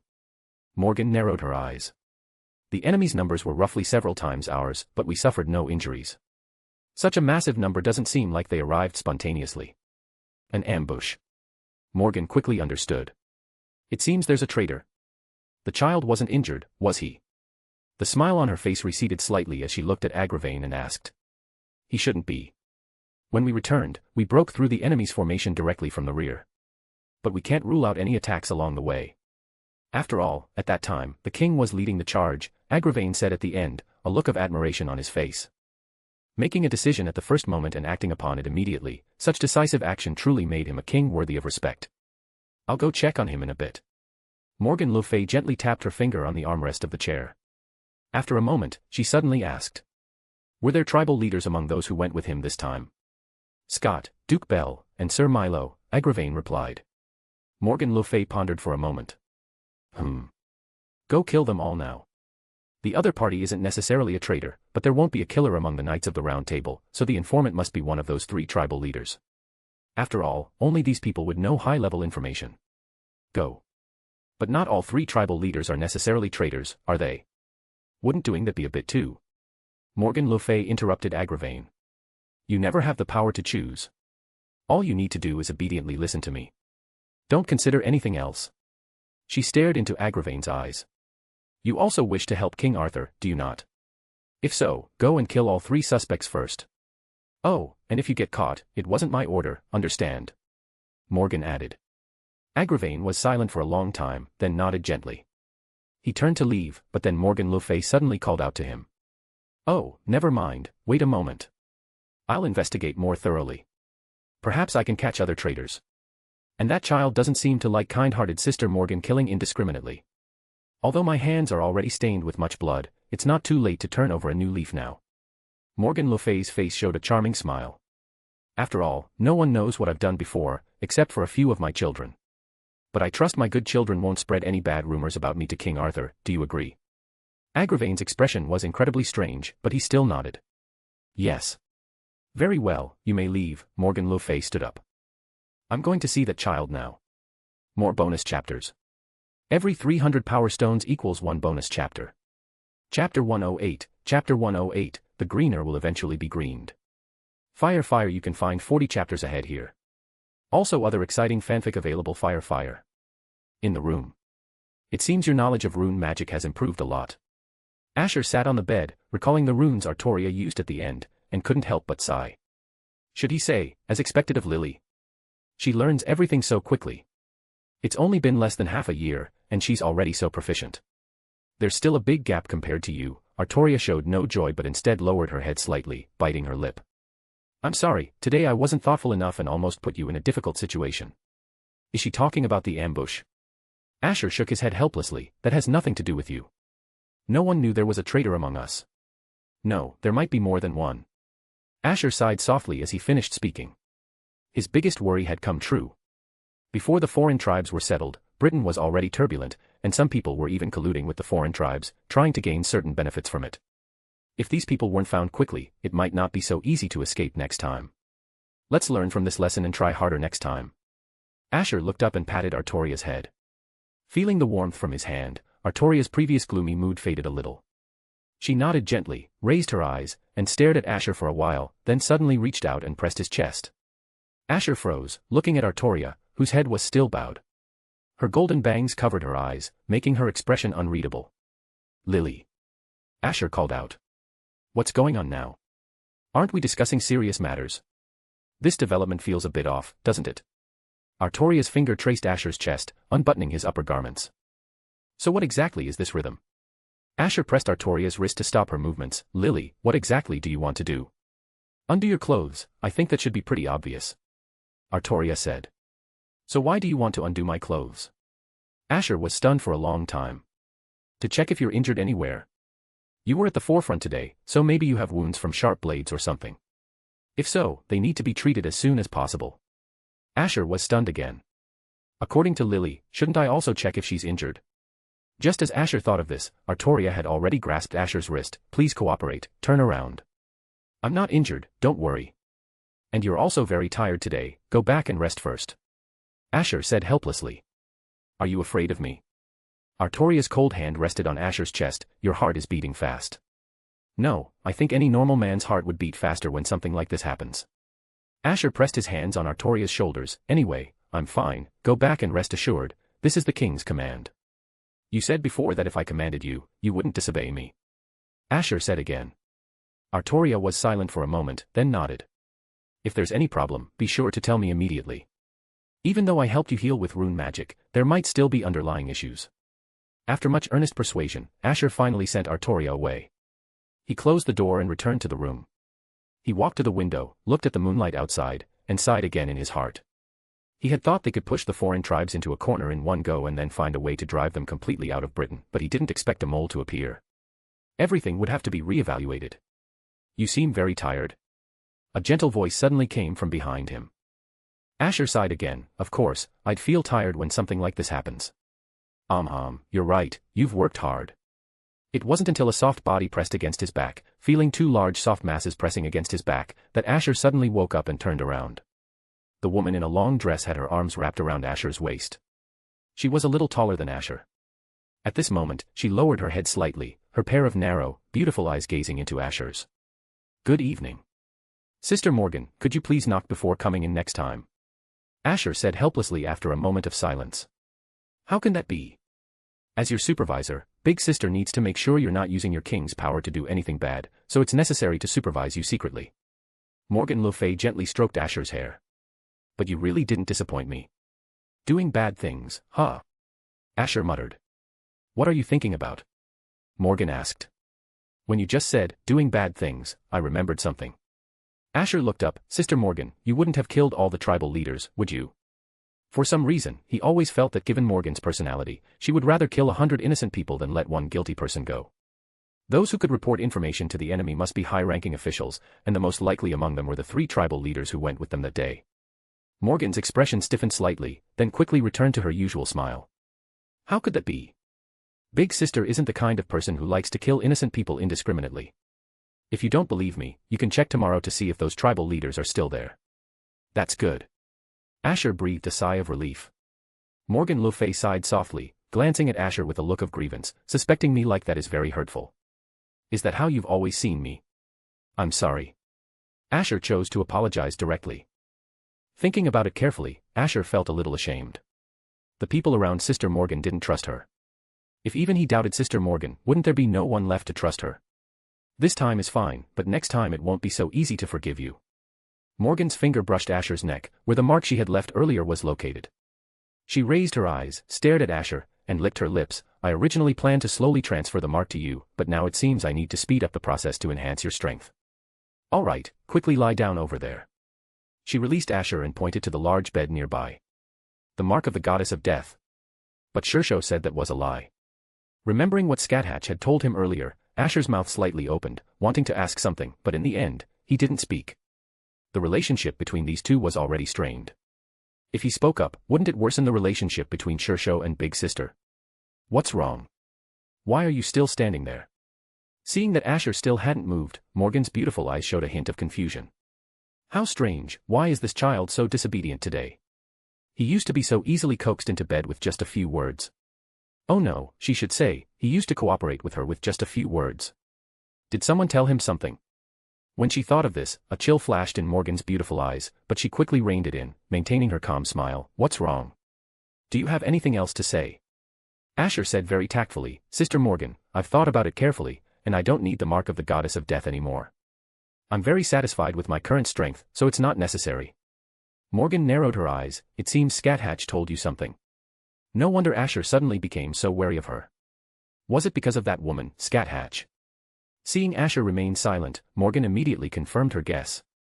She looked composed, gently patted Asher's head. Your Shishou isn't a god, so she certainly doesn't understand the existence of such marks. It's normal for her to be suspicious of me. She took Asher's hand and placed it on her own chest. Do you see this mark? Asher looked up and saw the dragon-like mark on Morgan's full chest, and nodded. This is the mark of the goddess of death, Morgan said. Once I transfer the mark to you, you will have this mark on your body, inheriting part of my power. If it weren't for the fact that you are now King Arthur, I would never transfer the mark to you no matter what. Morgan urged, all right, lie down quickly. You should know that if I wanted to act directly against you, you wouldn't be able to resist, but I haven't done so, precisely because I trust you. Do you want to disappoint Big Sister? Under Morgan's firm urging, Asher could only walk to the bed and sit down. After thinking for a moment, he looked up and asked, can you transfer the mark to me in a different way? Morgan stared into Asher's dark eyes, her eyes flickering slightly. She shook her head with regret. No, I told you, this is how my power is transferred to you through body fluids, so this is the only way. As she finished speaking, she sat on the bed, her slender fingers caressing Asher's face, a seductive smile appearing on her face. Or, would you like to exchange fluids with Big Sister through kissing? I'll stick with the original method, Asher could only reply. What a pity, I originally wanted to teach you an adult way of kissing. Morgan le Fay's voice carried a hint of regret as she finished speaking. She pressed her finger on Asher's chest, her exquisite face moved close to his chest, and her other hand traced along Asher's neck, searching for the mark left last night. Found it. All right, let's start now. As she finished, Morgan le Fay's previously cold eyes gradually became excited. The thought of about to devour the sweet cake made her uncontrollably thrilled. Is there really such a thing as the mark of the goddess of death? Looking at the woman in front of him, whose gaze was full of aggression, Asher couldn't help but once again doubt the truthfulness of Morgan's words. However, he still didn't ask. Just as Morgan said, if she wanted to do something, he, as he was now, wouldn't be able to resist at all. So Morgan shouldn't be lying, probably. Could it be that Shishou just doesn't know about the goddess's mark? Asher felt Morgan le Fay's fingers move up his neck, seemingly searching for the mark left last night. He closed his eyes slightly, secretly contemplating this matter. Huh. At this moment, he suddenly heard a soft gasp. Asher opened his eyes and saw Morgan's finger resting on his neck, exactly where the mark was left last night. Sister Morgan. Asher called out, puzzled. Why did she suddenly become so serious? It looked quite frightening. Asher rarely saw such an expression on Morgan le Fay's face. Her cold gaze was completely different from his usual impression of Morgan. Usually, Morgan always wore a kind smile and her eyes were gentle, but now, those holy blue-green eyes seemed to carry killing intent. Morgan remained silent, staring at Asher with an unpredictable expression. More accurately, she was staring at the mark on his neck. Originally, there was a bright red lip print on Asher's neck, and beneath that lip print, there was actually another mark, very faint, but undoubtedly, it was also a mark left by lips. Morgan le Fay's initial excitement slowly receded, and her smile faded significantly. She placed her right hand on Asher's face, staring intently into his eyes. This was like a cake secretly hidden in the refrigerator, originally intended to be savored slowly at night, but when she went to taste it, she found that someone had touched the cream on the cake. And the place where they stole a bite was extremely close to hers. This was simply a provocation, a blatant provocation. Where did this come from? Morgan le Fay's tone was several shades colder than usual, as if jealousy was burning in her heart. Lily wouldn't do this. Who did this? More bonus chapters. Every 300 power stones equals 1 bonus chapter. Chapter 109, Chapter 109, Black on Black, Morgan is really a gentle big sister. Fire, you can find 40 chapters ahead here. Also other exciting fanfic available. Fire. Where did this come from? Asher seemed not to have reacted yet. Sister Morgan, what are you talking about?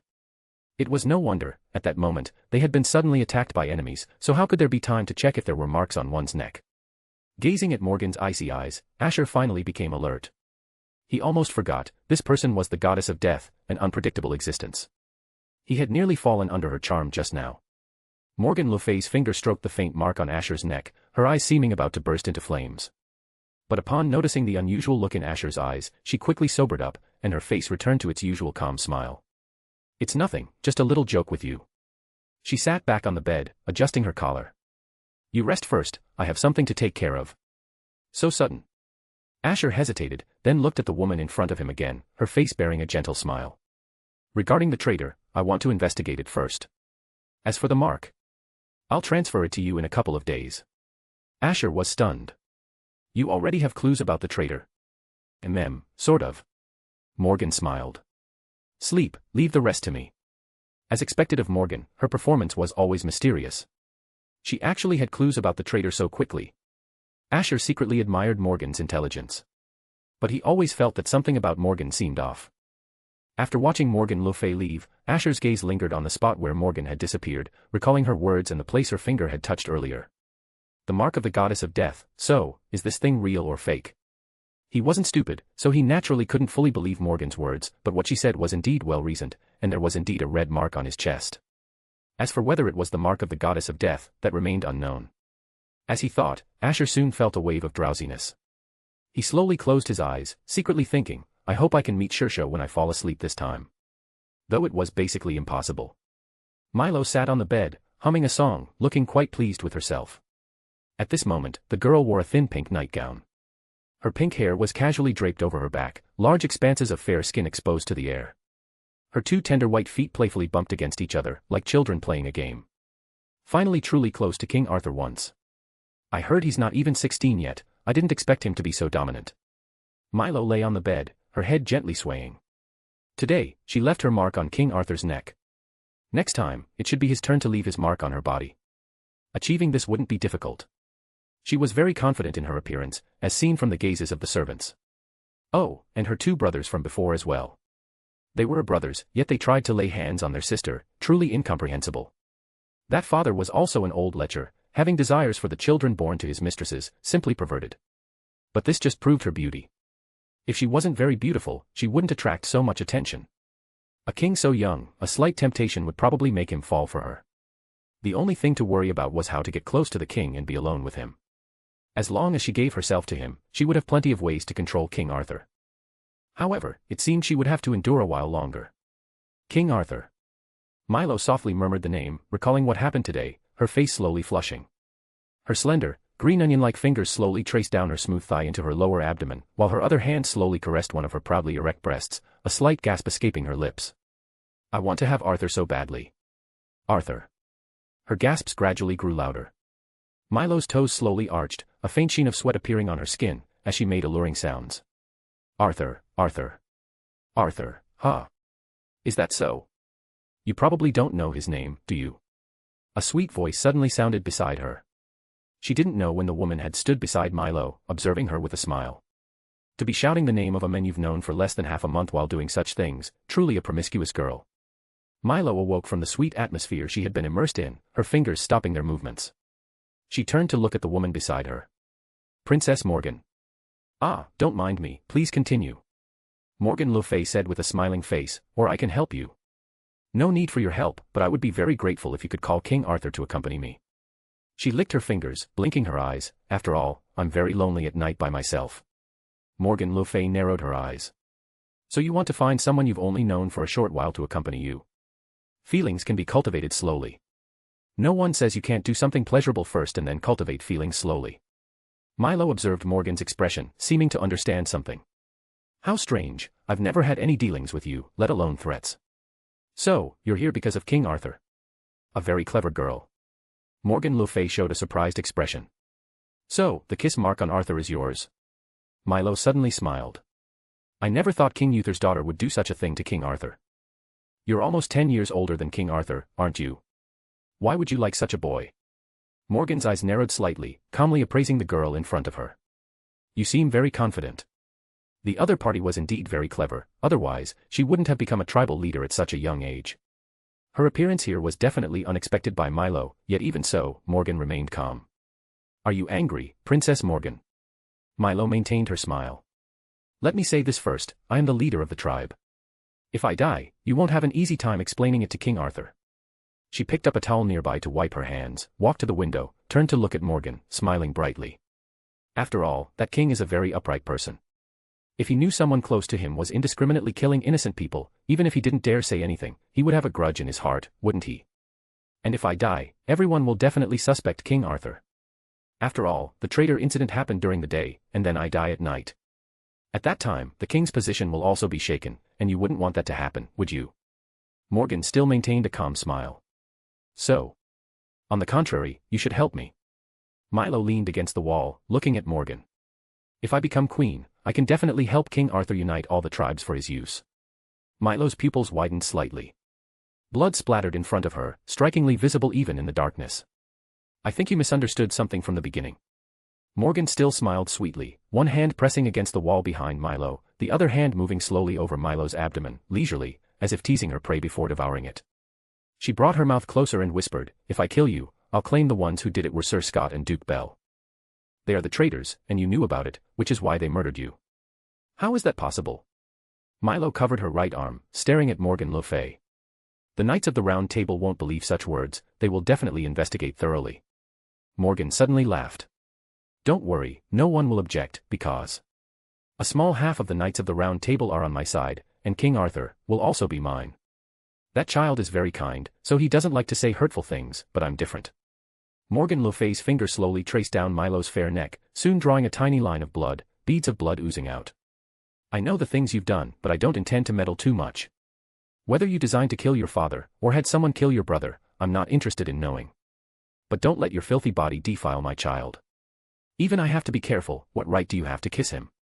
Her fingernails sliced across Milo's face like sharp blades. Amidst Milo's shrill screams, Morgan le Fay's smile grew even wider.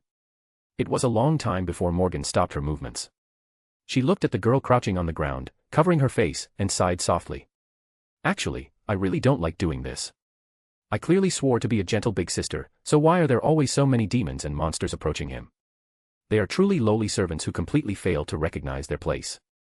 She used her toe to lift Milo's chin, looking down at her from above. I never intended to follow the rules. Killing you would at most just lower my favorability with him a bit. Recognize the gap between yourself and King Arthur, and next time it won't be such a simple punishment, you lowly servant. The wounds on Milo's face gradually healed back to their original state. It wasn't her own ability, but Morgan had used some magic to make Milo's wounds heal quickly. When Milo raised her head again, the look in her eyes toward Morgan le Fay was filled with terror. After all, she was just a girl under 20. Those stratagems and calculations might work against most people, but facing this woman who had experienced who knew how many deceptions, all her calculations seemed as childish as playing house. Oh, right, remember to clean up the blood on the floor, and also. I wasn't here today, you understand, right? Morgan le Fay crouched down and asked, her tone incredibly cordial, as if discussing it with the other party. Milo nodded, as if she had lost her soul. Morgan stroked Milo's head. You're such a good child. Big sister likes obedient children the most. Get some good rest. I'll go find others now. She had originally intended to ask the child Agravain for help, but since she was already out, she might as well resolve everything tonight. Tonight, let's purge all the traitors. More bonus chapters. Every 300 power stones equals 1 bonus chapter. Chapter 110, Masquerade Ball. Fire, you can find 40 chapters ahead here. Also other exciting fanfic available. Fire. I've already told you the news, it's just that you didn't seize the opportunity yourselves. In the dark hall, a man stood silently in the shadows, his gaze fixed on the figure before him. As per our agreement, give me what you promised. The shadow merely snorted coldly, tossing a bottle filled with vibrant liquid from its sleeve. The man hastily caught the bottle. Even in the darkness, the liquid inside shimmered with a faint glow. Greed flickered in the man's eyes as he uncorked it and gently sniffed. Refined from the essence blood of 3 rare demonic beasts, it can strengthen one's bones. I didn't expect you to actually possess such a treasure, he said with a brilliant smile. Welcome to cooperate again next time. Next time, the shadow said ominously, are you sure King Arthur will be so careless after this? It's not easy, the man carefully placed the bottle aside, then turned and said, but there's always a way. With me, you can get news of King Arthur's actions immediately. However, I hope you don't come looking for me again recently, the man continued. The palace is currently searching for traitors everywhere.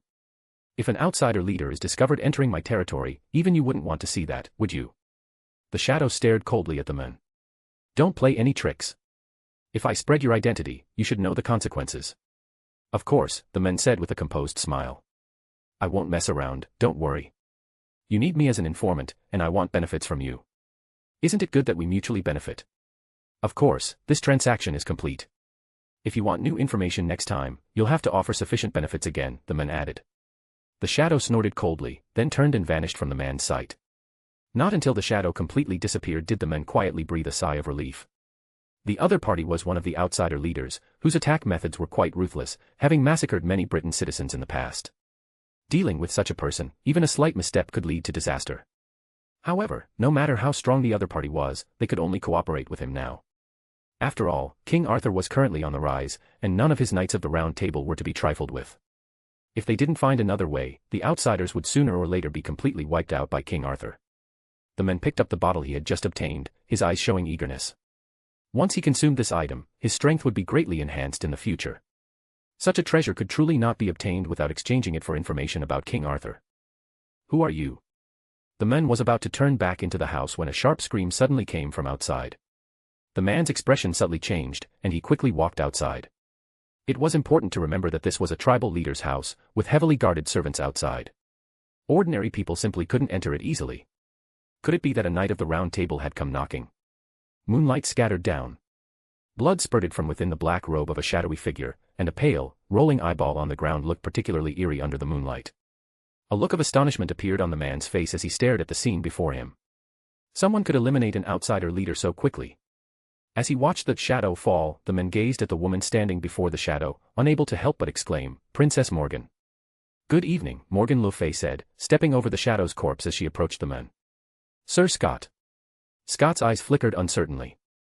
He stared at Morgan le Fay in silence for a moment, then suddenly showed a fawning smile. Princess Morgan, what brings you here so late? Are you also here to seek cooperation? Cooperation? Morgan le Fay repeated, her eyes narrowed slightly. No, how could I discuss cooperation with you? Scott knelt on one knee. I will obey your arrangements from now on and let you control Britain. I also know some of the other tribal leaders. With a little discussion, I can persuade them to serve you and depose the current King Arthur. Scott, having served as a tribal leader and lived to this day, naturally didn't rely solely on the status passed down by his father. More importantly, he relied on his own ability to read people and situations. Entering his territory in the dead of night, undetected, and even killing an outsider leader, her purpose was already self-evident. Oh. Morgan looked interested. How do you intend to express your sincerity? Scott handed the bottle in his hand to Morgan. He remained kneeling before Morgan, like a servant presenting tribute to an empress. This is refined from the essence blood of 3 rare demonic beasts. Consuming it can enhance one's physical abilities. I haven't touched it yet. So this is what you got from cooperating with the outsiders. Morgan took the bottle, gently shaking it. It looks like something good, enhances one's power. Morgan le Fay looked thoughtful. If given to a child who hasn't fully grown yet, could it make him grow faster? Scott hesitated, then nodded heavily. Yes, absolutely. Those 3 demonic beasts are all known for their strength. Let alone a child, it would be of considerable help even to you. It really is good stuff, Morgan le Fay said with a thoughtful expression. Sir Scott, are you truly willing to obey my commands completely? Yes, I will swear allegiance to you. Scott knelt on the ground, his forehead touching the earth. As proof of my loyalty, I am willing to kiss your feet and make an oath. Oh dear, that's not good, is it? You're a tribal leader, after all, your status isn't much lower than mine, Morgan smiled, but as she lowered her head, she saw Scott's face nearing her foot. Her smile slowly receded. Morgan raised her heel and kicked Scott's face. Bang. Scott's body flew out like a cannonball, heavily slamming onto the floor. Who gave you the right to make such disrespectful moves? Although she had been smiling just moments ago, Morgan wasn't smiling at all now, coldly looking down at Scott who was struggling to get up. Yes, my deepest apologies. Scott immediately knelt down again after getting up, his eyes filled with fear. Morgan le Fay sighed. What are you afraid of? I'm not someone who likes to kill innocents indiscriminately. Given that you handed over the item you obtained through treason, I won't kill you, rest assured. Thank you, Princess Morgan, thank you, Princess Morgan. A strong sense of delight flashed through Scott's eyes. He looked up. What about King Arthur? How about I find an opportunity to lure him out under the pretense of discussing how to repel the outsiders? An excellent method, you truly are very clever, Morgan smiled. Let's do as you say. All right, clean up this corpse, and then you can go back. Morgan stepped forward and patted Scott's shoulder. Yes, please take care, Princess Morgan. Scott watched Morgan le Fay disappear into the moonlight, then finally breathed a sigh of relief. The obsequious smile on his face quickly turned into one of ruthlessness. That idiot. He couldn't even defeat that bitch, no wonder the outsiders were retreating one after another. Scott kicked the already dead outsider leader, then turned and walked into the house, pushing open a door directly. He quickly entered the room and grabbed the hair of a sleeping maid. Get up. Go clean up that corpse outside. The maid woke up bewildered, looking at Scott in horror. What are you standing around for? Hurry up, or do you want to go to the grave with that corpse? Scott said at the end, eyeing the golden-haired maid. Remembering how he had groveled before Morgan le Fay, an invisible anger surged within him, and he squeezed the maid's buttocks hard. Hurry up, and then come to my room to serve me, do you hear? The maid merely bit her lip, lowering her head and saying, yes. After saying that, she turned to leave, but then she heard a scream from the men in front of her. A poison curse slowly spread over Scott's entire body.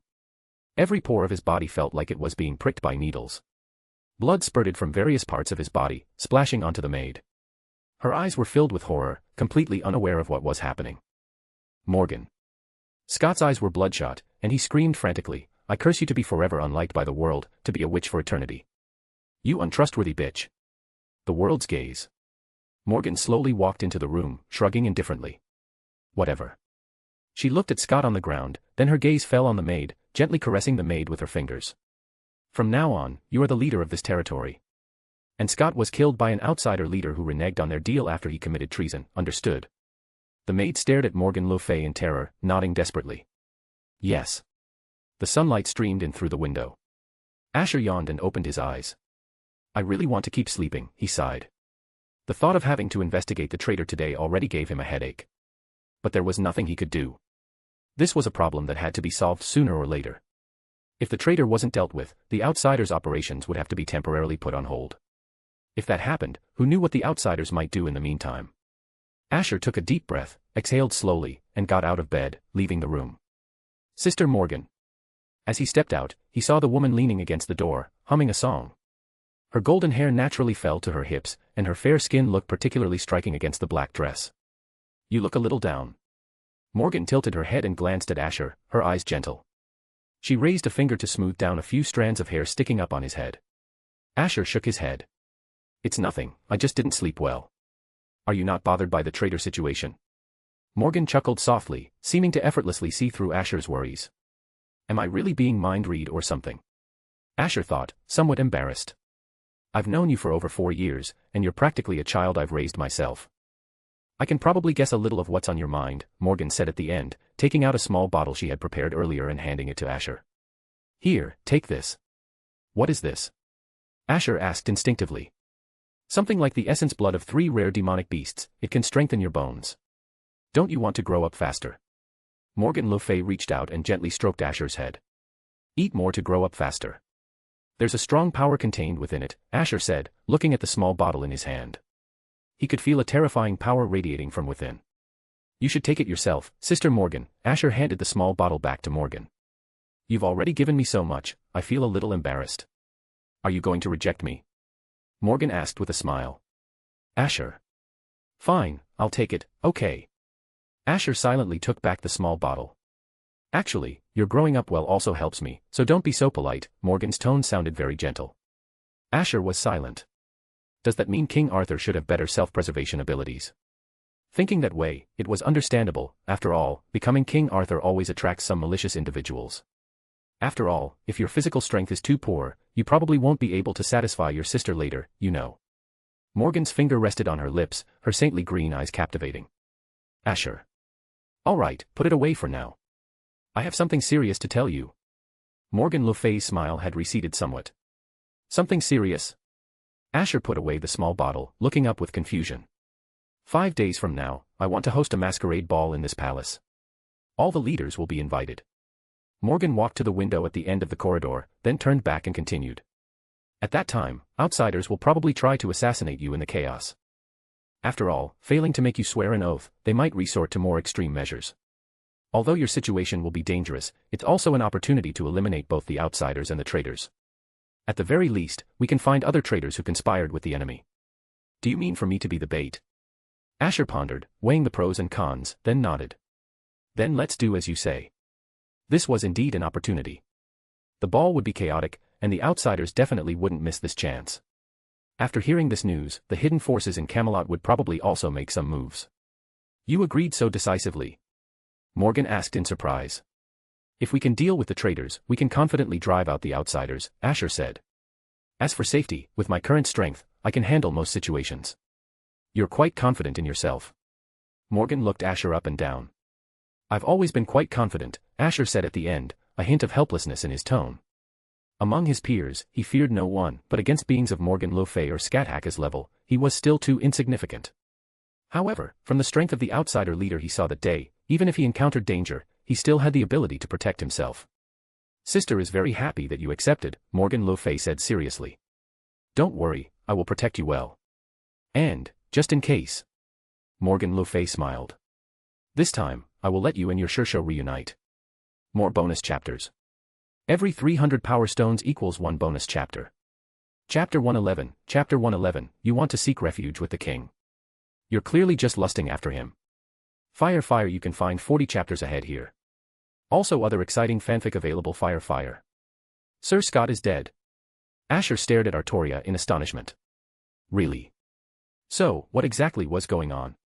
He wakes up, and a tribal leader is dead.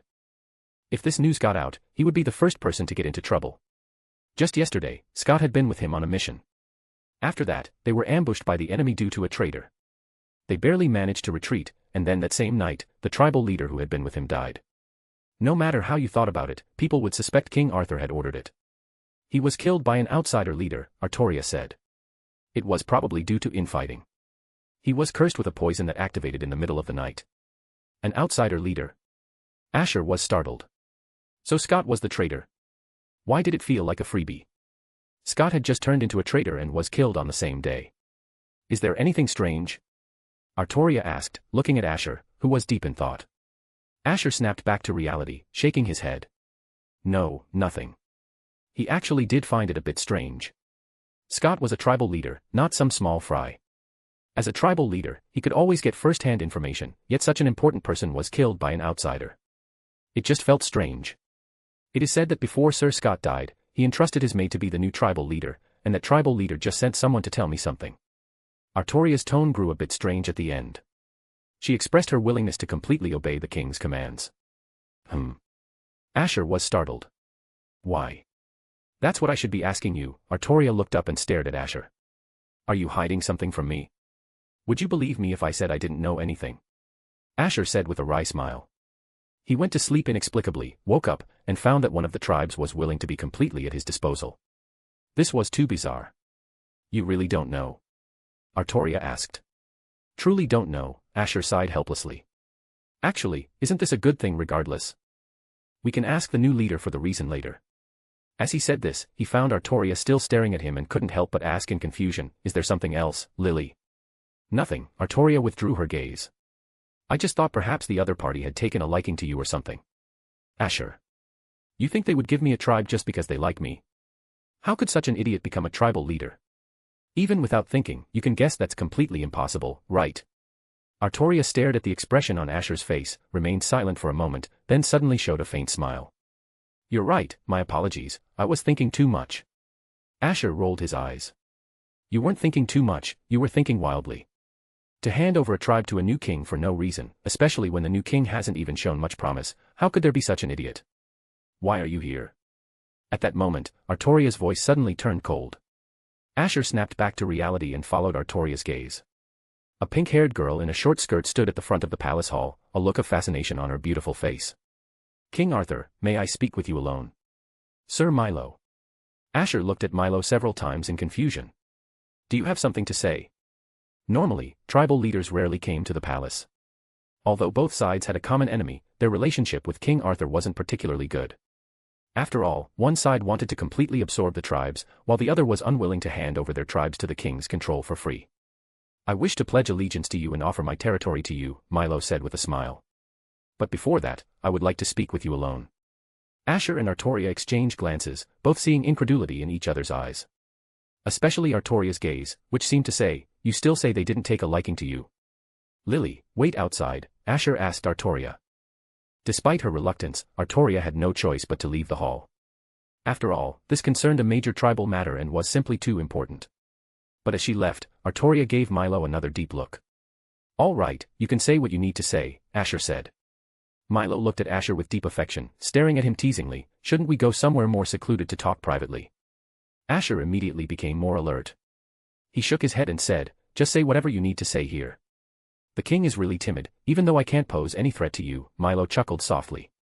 Looking at Asher, who remained silent, she slowly walked forward. Asher remained calm, simply watching Milo. He really didn't dare to step back, that would make him seem afraid of her. His strength was not inferior to Milo's, so there was nothing to fear. But for some reason, looking at this pink-haired girl, he always felt a strange sense of dread. Simply put, her smile was strangely unsettling. Although cute, it just made him feel very dangerous. Milo stopped only when she was completely in front of Asher, staring at his still somewhat youthful face. My king, Sir Scott was actually not killed by the outsiders, you know, Milo said with a smile, brushing away the pink hair from her shoulder. Asher's expression stiffened. In that case, there's another killer. But in terms of who benefited the most, besides the outsiders, it would be that maid. Sometimes, when considering something, you shouldn't just look at the surface. Milo raised her hand and straightened the crown on Asher's head. You are usually busy with matters concerning the outsiders, so you probably don't have time to be distracted by these trivial matters, do you? Asher nodded silently. That was true. He focused more on the outsiders. If it weren't for the sudden appearance of a traitor, he would probably still be busy dealing with the outsiders outside. That court steward is mostly just responsible for looking after you. It seems she hasn't considered much else, Milo slowly stated a fact. So, you need someone who can help you think through problems. Asher hesitated for a moment.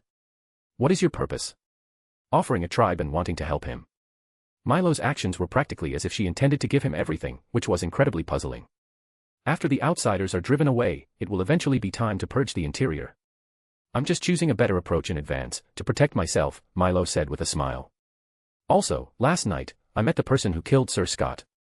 Asher's eyes widened slightly. You met them? What did they look like? According to Lily's previous words, Sir Scott's death was quite brutal. He wasn't killed directly, but a curse poison was placed on him, which was only activated later. The pain it caused in his body just thinking about it made one's heart tremble. Milo shook her head regretfully. I'm afraid I don't know what she looks like. It's just because of this incident that I feel very insecure now, which is why I want to seek refuge with King Arthur, hoping you can protect me from harm.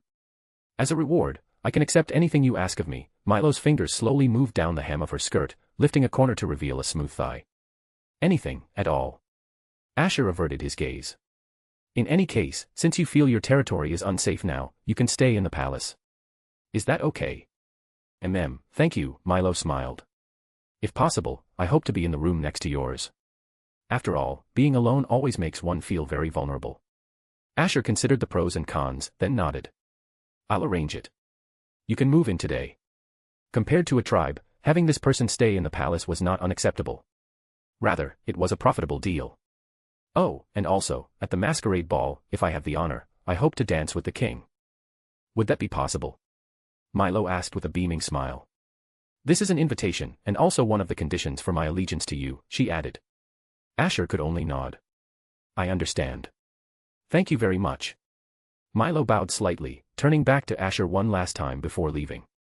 I'm very much looking forward to it, the masquerade ball. More bonus chapters.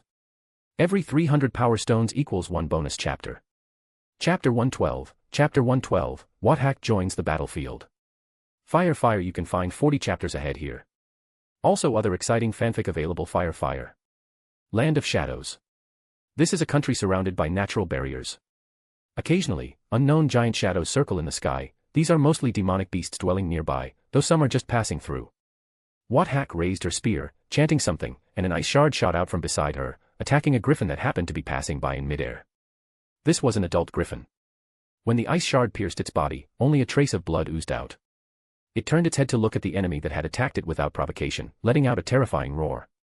It turned and lunged at Scáthach, but just as its sharp talons were about to strike the girl, its attack stopped abruptly. Its sharp beast eyes scanned the woman behind Scáthach. This woman hadn't moved from the start, but the griffin's animalistic alertness immediately made it realize a strong sense of danger. Mom, I told you not to come so early. This completely defeats the purpose of actual combat training. Scáthach turned to complain to the woman behind her, her eyes filled with dissatisfaction. You're not quite ready for training in this kind of place yet. Scáthach shook her head, glancing at the few demonic beasts in the sky. It's good enough if you can handle one demonic beast right now. If there are 2 or more, you'll easily be in danger. Scáthach plopped down onto the griffin's back, her purple hair gently fluttering in the wind. She turned to look at the vast sky. If Ash were here, we could handle at least 3 or more demonic beasts by now. When will I see him again? Scáthach sighed again. He'll be back soon. What you need to do now is train hard. Scáthach looked at Scáthach with fondness, gently rubbing her head. You wouldn't want him to leave you far behind in strength later, would you? That's true, but, Scáthach stroked the griffin's head, I still really want to see him. He's my fiancé, yet he's now a king in another country. Isn't that too strange? Under Scáthach's petting, the griffin actually lowered its head, looking very docile, like a cat. Oh, right, if I marry Ash later, will it count as a marriage alliance between 2 countries? Scáthach suddenly turned to look at Scáthach. Right, Mom. Scáthach's expression froze, then she quietly nodded, I suppose so. While that was true, according to her apprentice's previous words, he would probably find a way to return to the Land of Shadows once Britain was stable. But Ash doesn't seem to have much interest in that King Arthur. He'll probably find a way to come back after handling the affairs of state. Scáthach changed the subject. And by the time Ash comes back, a year or 2 would have passed, right? He'll be almost an adult then, and we can get married. As Scáthach finished speaking, she looked at her mother innocently. What do you think, Mom? For some reason, although it was just a question, Scáthach's purple eyes looking at Scáthach seemed to carry other emotions. Scáthach nodded silently, saying with a composed expression, I will arrange your marriage after he comes of age. I'm so happy, thank you, Mom. Scáthach showed a happy smile. I raised you myself, and that child has been with me for over 5 years. So if you 2 are truly in love, I naturally won't stop you. Scáthach smiled faintly, her fingers stroking Scáthach's hair. However, it's necessary to discern whether it's familial affection or romantic love. Scáthach warned. Please rest assured about that. My feelings for Ash are a mix of both, Scáthach said. But I don't know about his feelings. But it doesn't matter. As long as we're together, he'll eventually fall in love with me. Listening to Scáthach's confident words, Scáthach was silent for a while. As long as it's like that, I also hope you 2 can live happily. I think so too. But Mom is very biased. You often went to chat with Ash at night. Scáthach sighed at this. I never had that kind of treatment. You're so good to Ash. As she finished speaking, she looked up at Scáthach, thought for a moment, and grabbed her hand. Mom, why don't you marry Ash when the time comes? That way, even if Ash and I get married later, we can still be with you. What are you talking about? Scáthach frowned, her eyes colder than usual. He's my apprentice. That would completely mess up the hierarchy. But Scáthach seemed not to notice the cold gaze, smiling faintly. Because Ash likes Mom very much. Sometimes I wonder if he has feelings for Mom that go beyond those of a Shishou and apprentice. If he really likes Mom that much, I wouldn't mind sharing Ash with Mom. What do you think? She looked at Scáthach. Mom likes Ash too, right? Since that's the case, marry him when he comes back. I should say, marry him. But it's not suitable for the Queen of the Land of Shadows to marry out. Perhaps it's better to marry him in. Then I'll just marry Mom. Scáthach smiled sweetly, burying her face in Scáthach's embrace and rubbing against her. That way, we can always be together. Mom, are you also tempted? Scáthach looked up at Scáthach. You haven't said anything since just now. Are you considering my proposal? Scáthach snapped back to reality, her mouth slightly open, about to speak. At this moment, a voice suddenly came from outside. Lady Scáthach, a letter from Britain. The castle guard knelt on one knee before Scáthach, saying respectfully. Britain. Scáthach turned to look at the guard. Bring the letter here. It was called a letter, but in reality, it was carved from a piece of pitch-black wood. The black wood looked very thin, like a card, and there was a very obvious magical power fluctuation on it. Clearly, the sender had deliberately used some method to seal the letter to some extent, making it difficult to decipher easily. Scáthach held the pitch-black card in her hand. You may leave first. Only after the guard retreated did Scáthach pick up the card and quickly decipher the information it contained. Whose message is it? Is it Ash?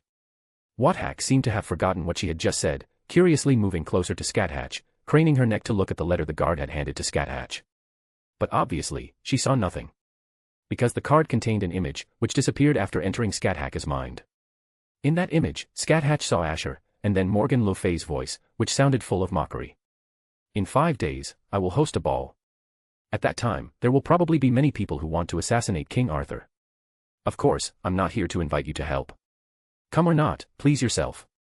Morgan le Fay's finger stroked the faint mark on Asher's neck. This is a mark left by someone else. If I don't see you in Britain in 5 days, to prevent him from being stolen one day. She kissed Asher on the lips. I'll have to start after the ball, won't I? Ah, by the way, you can rest assured for now, that child is still busy with other things. This is just an illusion I created. Morgan snapped her fingers, and the boy who had just been standing in front of Scáthach suddenly disappeared. However, next time it won't be an illusion, Morgan le Fay said with a smile. Scáthach's fingers subconsciously tightened around the pitch-black wooden block in her hand. The black wooden block, which looked as strong as steel, developed cracks in her hand and finally completely shattered. Mum. Scáthach blinked, looking at Scáthach with confusion. She couldn't quite understand why her usually calm mother was showing such anger now. Even when facing great enemies, she rarely saw her get this angry. Do you want to see your little brother early? Scáthach suddenly asked. Scáthach blinked, the previous confusion on her face slowly turning into surprise. Can I really? Ah, of course. Scáthach handed the thin but incredibly sturdy pitch-black card to Scáthach. Take this. No one will stop you from entering Britain. This was Morgan's letter and also an invitation. With it, even the castle guards would let her pass. In 5 days, I will also come to find you too. Scáthach turned to look at Scáthach, her magnificent red eyes seemingly holding literal flames, making people look at her with awe. Before that, don't let that woman easily approach your little brother again. More bonus chapters. Every 300 power stones equals 1 bonus chapter. Chapter 113, Chapter 113, the Queen's position is secure. Fire, you can find 40 chapters ahead here. Also other exciting fanfic available. Fire. Scáthach rode on the griffin, her long hair fluttering in the wind. She closed her eyes, enjoying the feeling of the warm breeze brushing against her cheeks. You're flying so slowly. Scáthach opened her eyes and patted the griffin's head. Can't you fly faster? If you fly this slowly, I'll roast you when we get to Britain. The griffin's body trembled slightly and accelerated, soaring forward. This griffin could clearly understand human language and felt incredibly wronged at this moment. It used to be, if not a regional overlord, at least at the top of the food chain. But now, it was serving as a mount for a young girl, and this girl actually threatened to roast it. However, it dared not complain, because that woman was too terrifying. Griffins are magical beasts that can sense danger, and it could clearly feel the terrifying aura emanating from Scáthach, a killing intent forged through countless life and death battles. For this, it willingly served as Scáthach's mount, and her daughter using it as a mount, naturally, it had no objections. I wonder what Ash is doing now. Scáthach looked at the sky ahead, thinking secretly. I must give him a surprise. Perhaps I should first observe what he does as King Arthur for a day. Scáthach thought of this and nodded to herself. Yes, that's what I'll do. And incidentally, see if he's using the king's authority to do anything bad to his subordinates. But it probably wouldn't come to that. After all, Asher also had maids when he was in the land of shadows, but he never laid a hand on them. However, that woman Mom mentioned needs a little attention. Morgan le Fay. Based on the few simple words Scáthach had mentioned earlier, Scáthach didn't like this woman who constantly enjoyed teasing Asher. Within these 5 days, she had to ensure Ash's safety. As she thought, Scáthach unknowingly rode the griffin near Britain. As Scáthach had said, after handing the black card, which now had countless cracks, to the city guards, Scáthach successfully entered Camelot. It feels better built than the land of shadows. Scáthach's gaze wandered around as she traveled, secretly admiring it. This was natural. The land of shadows itself wasn't built in an ideal location, with frequent attacks from demonic beasts. Compared to Camelot, there was naturally a bit of a gap. When she asked some passers-by and arrived at the palace, the guards outside the palace were momentarily stunned when they saw the black card in Scáthach's hand. They looked at Scáthach strangely. What's wrong? Don't you recognize this invitation? Scáthach asked. No. It's just that I didn't expect a guest to arrive so many days in advance. The guard respectfully returned the card to Scáthach. You may enter. Only after Scáthach left did the guard look up, glance at the girl entering the palace, shake his head in confusion, and mutter to himself. How strange. That's black wood comparable to sturdy iron, yet it has such cracks. What happened to make it like that? Where's Ash now? Scáthach entered the palace, her gaze scanning her surroundings, wandering in a garden. After about 10 minutes, she suddenly realized something. I'm lost. It feels like I, as King Arthur, don't have to do anything at all. Asher sat on the throne, staring blankly ahead. The ball was entirely arranged by Morgan le Fay. Due to the traitor incident, they had to temporarily suspend operations. As for some internal political affairs of Britain, they were basically all handled by Morgan le Fay's children. Why do I feel like I'm being kept? Asher muttered to himself. He became King Arthur, yet he basically didn't have to do anything. It seems Sister Morgan has already started paving the way for his future departure from Britain. If before there was the matter of repelling foreign tribes, now Asher was completely idle. The only thing he could do was train, and also use the new bottle of essence blood Morgan gave him.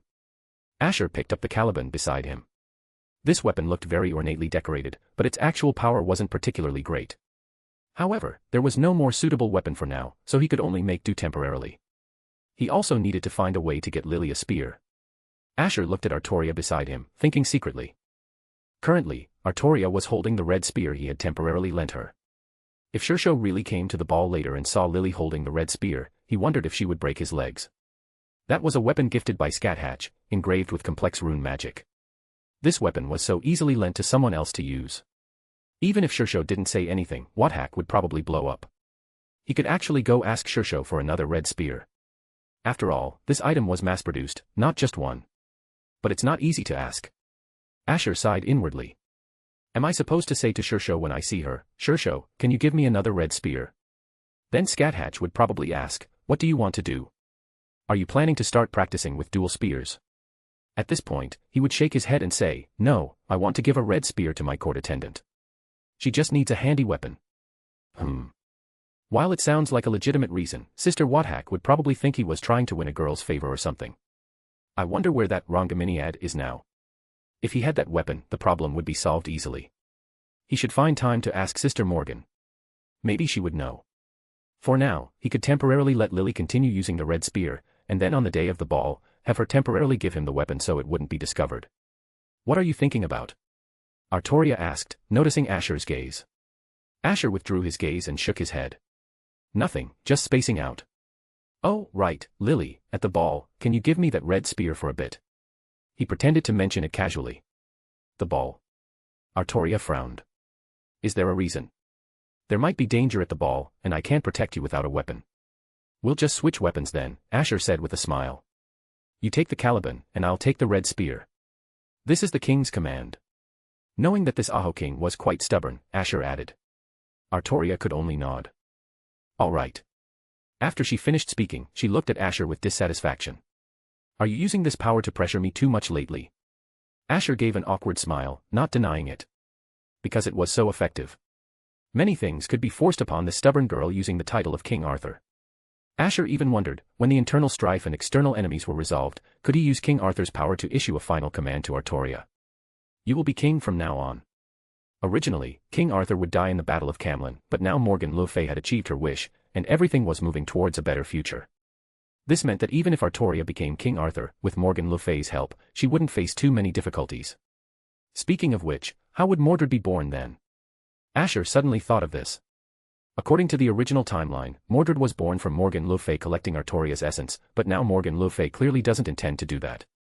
Never mind, thinking about such things now is pointless. He should focus on dealing with the ball first. Lily, want to spar outside again? Asher turned to look at Artoria. Now. Artoria pondered for a moment, then nodded, a faint smile appearing on her face. All right, it's been a long time since I fought you seriously. Meanwhile. So where is Ash anyway? Hack squatted on the ground as if giving up, hugging her knees, looking utterly defeated. Didn't the invitation need a map? Didn't they need to consider what to do with lost children? How long would it take to leave this place? The more Hack thought about it, the more despair she felt. She regretted not letting the griffin go back first. If she had flown in the sky, she could probably have found the palace's location in an instant. At this moment, a gentle voice suddenly came from behind her. Oh! Isn't this Scáthach's daughter? Why are you squatting here alone like a lost child? Hack turned around, her previously helpless, childlike gaze suddenly chilling a few degrees. Morgan le Fay. Undoubtedly, this woman had always had ill intentions towards Ash. His becoming King Arthur was also due to this woman's machinations behind the scenes. In short, she was a very dangerous enemy. Dangerous in every sense of the word. Look at this woman's cheap attire now, as if she's afraid others won't know how big her breasts are, wearing such a short skirt, revealing those long, fair legs, she's simply a complete harlot. This kind of woman, let alone men, even women would probably be captivated by her, because her eyes seem to possess a seductive power, always unconsciously drawing people to those holy blue-green eyes. Where's Ash? Hack asked, staring coldly at Morgan le Fay. Ash. Oh, so you really call him Ash? Morgan le Fay showed a pleased smile. I'll take you to him. She had expected the other party to just mock her for being lost or something, but suddenly hearing an unexpected answer, Hack couldn't help but be stunned. You're willing to take me to him? Of course, I'm very helpful, you know. Morgan le Fay smiled gently. But you have to kiss me. Why would I kiss you? Hack felt her brain suddenly short-circuit, not understanding Morgan le Fay's move for a moment. Interest, Morgan le Fay squatted down, touching Hack's smooth cheek. You wouldn't want to owe me a favor, would you? If just a kiss could repay the favor, it wasn't entirely unacceptable. Hack thought of this, then looked at Morgan le Fay again, lingering for a moment on those captivating eyes. She leaned forward and kissed Morgan on her exquisite and charming beautiful cheek. Is that enough? She quickly averted her gaze, bowing her head slightly, her cheeks flushed, looking a little embarrassed. Ma'am, I'll take you to Ash, Morgan le Fay said with a smile. Ash. Hack suddenly became alert and looked up. Don't worry, I just thought the nickname was quite nice, so I used it. I don't like Asher. Morgan le Fay stood up and stretched lazily. You've seen it, I like women. The reason I made him King Arthur was just so my sister wouldn't have to work so hard.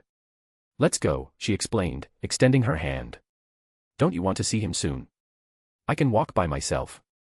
Hack stood up on her own, ignoring Morgan's outstretched hand. But Morgan le Fay didn't mind, just smiled faintly and walked ahead. She glanced at the girl behind her. Why did you come to Britain so early? There are still several days until the ball begins, right? Hack's eyes flickered slightly. She brushed her long hair off her shoulder and huffed softly. None of your business. All right, you're really quite wary of me. Morgan le Fay sighed helplessly. I know you misunderstand me deeply, but please rest assured. I swear on the honor of Merlin, the great magus of Britain, that I don't like Asher. All of this is just a misunderstanding. Upon hearing this, the wariness on Hack's face faded slightly, and a hint of confusion appeared in her eyes. As for you, you should be careful of the people around you, Morgan said faintly. People around me. Hack was startled. No need for you to worry, Hack said coolly. Whatever, I'm just saying. Morgan le Fay shrugged. After all, that child really likes his Shishou, doesn't he? That's because Mom raised him for over 5 years. Hack retorted loudly. Isn't that love? Hack. Morgan le Fay didn't continue to dwell on the topic, leading Scáthach into the palace hall. It seems he's not here today. Morgan murmured, looking at the empty hall. Are you deliberately tricking me? Scáthach looked at Morgan with suspicion. I knew you couldn't possibly be so kind as to take me to Ash. As expected, you have ulterior motives. Like tricking me into some basement and locking me up, then threatening Ash, saying that if he wants me to release his sister, he'll have to obediently follow my commands. As Scáthach finished speaking, her gaze toward Morgan became increasingly wary. And then you'll make Ash follow your arrangements, make him your plaything, until finally, after completely breaking his body and mind, he'll never be able to leave you. After listening to Scáthach's words, Morgan's eyes slowly lit up, and her gaze was filled with surprise. This child can be well trained. They should get along very well. And what Scáthach said actually made a lot of sense. She hadn't even considered so much at first until Scáthach mentioned it. Locking up Asher's sister, and then making him try every way to please her. Morgan le Fay's smile grew even more pleasant as she thought of certain scenarios. It really seemed like something worth trying. Sister Scáthach. Just as Morgan thought of this, Asher's voice suddenly came from behind her, filled with surprise. Why are you here? Did Shishou come too? Oh dear. What terrible timing. Morgan sighed inwardly. Mom will come in a few days. She told me to come find you first. Scáthach's face beamed with a cute smile. She stepped forward and hugged Asher's arm. By the way, where were you just now? I was sparring a bit outside with Lily, Asher said. Scáthach then noticed the girl standing beside Asher, and the smile on her face lessened. She asked curiously, who is she? Artoria, she's my court attendant, Asher explained. This is my older sister from the land of shadows. I think I mentioned her to you before, Scáthach. Artoria nodded slightly. Hello. Her tone was flat, seemingly not paying any attention to Scáthach at all. Hello. Scáthach only nodded, responding coolly as a gesture of politeness. Asher looked left and right, feeling a bit confused. What is this? They haven't even met before, have they? Why does there seem to be so much hostility? It couldn't possibly be a love triangle, could it? It's impossible no matter how he thinks about it. Lily doesn't understand emotions at all. Your sister has traveled a long way and is probably very tired now. I'll take her to her room to rest, Morgan le Fay appropriately interrupted the slightly subtle atmosphere, saying with a smile. Asher immediately looked at Morgan with gratitude, but found that the latter was also blinking at him. Although she didn't speak, the meaning in her eyes was already very clear. Be sure to thank Big Sister properly. Even without speaking, Asher could understand that this was what Morgan le Fay wanted to say. I'm not tired, I want to stay here. Scáthach clung to Asher's arm, refusing to let go. The king is still handling affairs of state right now. Let's find him again tonight, Morgan said with a smiling face, grabbing Scáthach's hand. I'll take you to your room first, and if you want to find him later, I'll take you there. Hearing this, no matter how unwilling, Scáthach could only follow Morgan le Fay out of the hall. After Asher watched Scáthach leave, he finally breathed a sigh of relief. I can't believe Shishou let sister come to find me so early. What was she thinking? He quickly shook his head, no longer thinking about it. He had never fully understood what Shishou was thinking. After all, that person's thoughts were never easy to guess. Besides, thinking so much was pointless. It was better to think about the ball. Although the masked ball was only held to draw out the major enemies, he would indeed get to see Shishou. Imagining the scene of meeting Shishou, Asher's face couldn't help but show a look of anticipation, and a smile unconsciously appeared on his face. Thinking about it this way, being King Arthur didn't seem so bad after all. Asher, your smile is a bit strange right now. Are you thinking about something? Artoria suddenly spoke, pulling Asher back from his previous fantasy. She looked unreadable, her gaze at Asher still calm as usual, but with a hint of strangeness added to that calmness. My smile is strange. Asher forced himself to gather his thoughts, shaking his head. You must have seen wrong. I wouldn't be mistaken. I always observe your expressions. This is a method my imperial sister taught me. She said that if you want to understand people's hearts, the best way is to observe, Artoria said. You were probably thinking some unrealistic fantasy just now, which is why you had such a strange smile. Is that so? Asher turned his head away a little guiltily, pretending to look at the scenery. Artoria nodded. And according to my observations, the women you like are mostly older. From your previous tone, it's clear that you admire and love your Shishou very much, and your eyes also looked a little strange when you looked at my imperial sister. This indicates that you must have severely lacked care when you were young, which is why you now have no immunity to older women. If it were just that, it still wouldn't prove the accuracy of my analysis, but your gaze when you look at me has always been very frank. This proves that my previous words were correct. However, I already said a long time ago that you can regard me as an older woman, Artoria said. Asher glanced at her. Heh heh. Then, he let out an extremely irritating, mocking laugh. Everyone around him is older than him. He finally met someone younger than him, and she also wants to be his older sister. Forget about it. I feel like I already have the demeanor of a queen. Morgan le Fay thought to herself as she led Scáthach to a room. As a queen, one should have a broad mind, remaining unperturbed no matter how much the concubines below quarrel, and at the right time, helping the king deal with these concubines when he finds it difficult. In short, if she were to be queen, she would definitely get a perfect score now. It's just a pity that child doesn't seem to be infatuated with her yet. Scáthach, huh?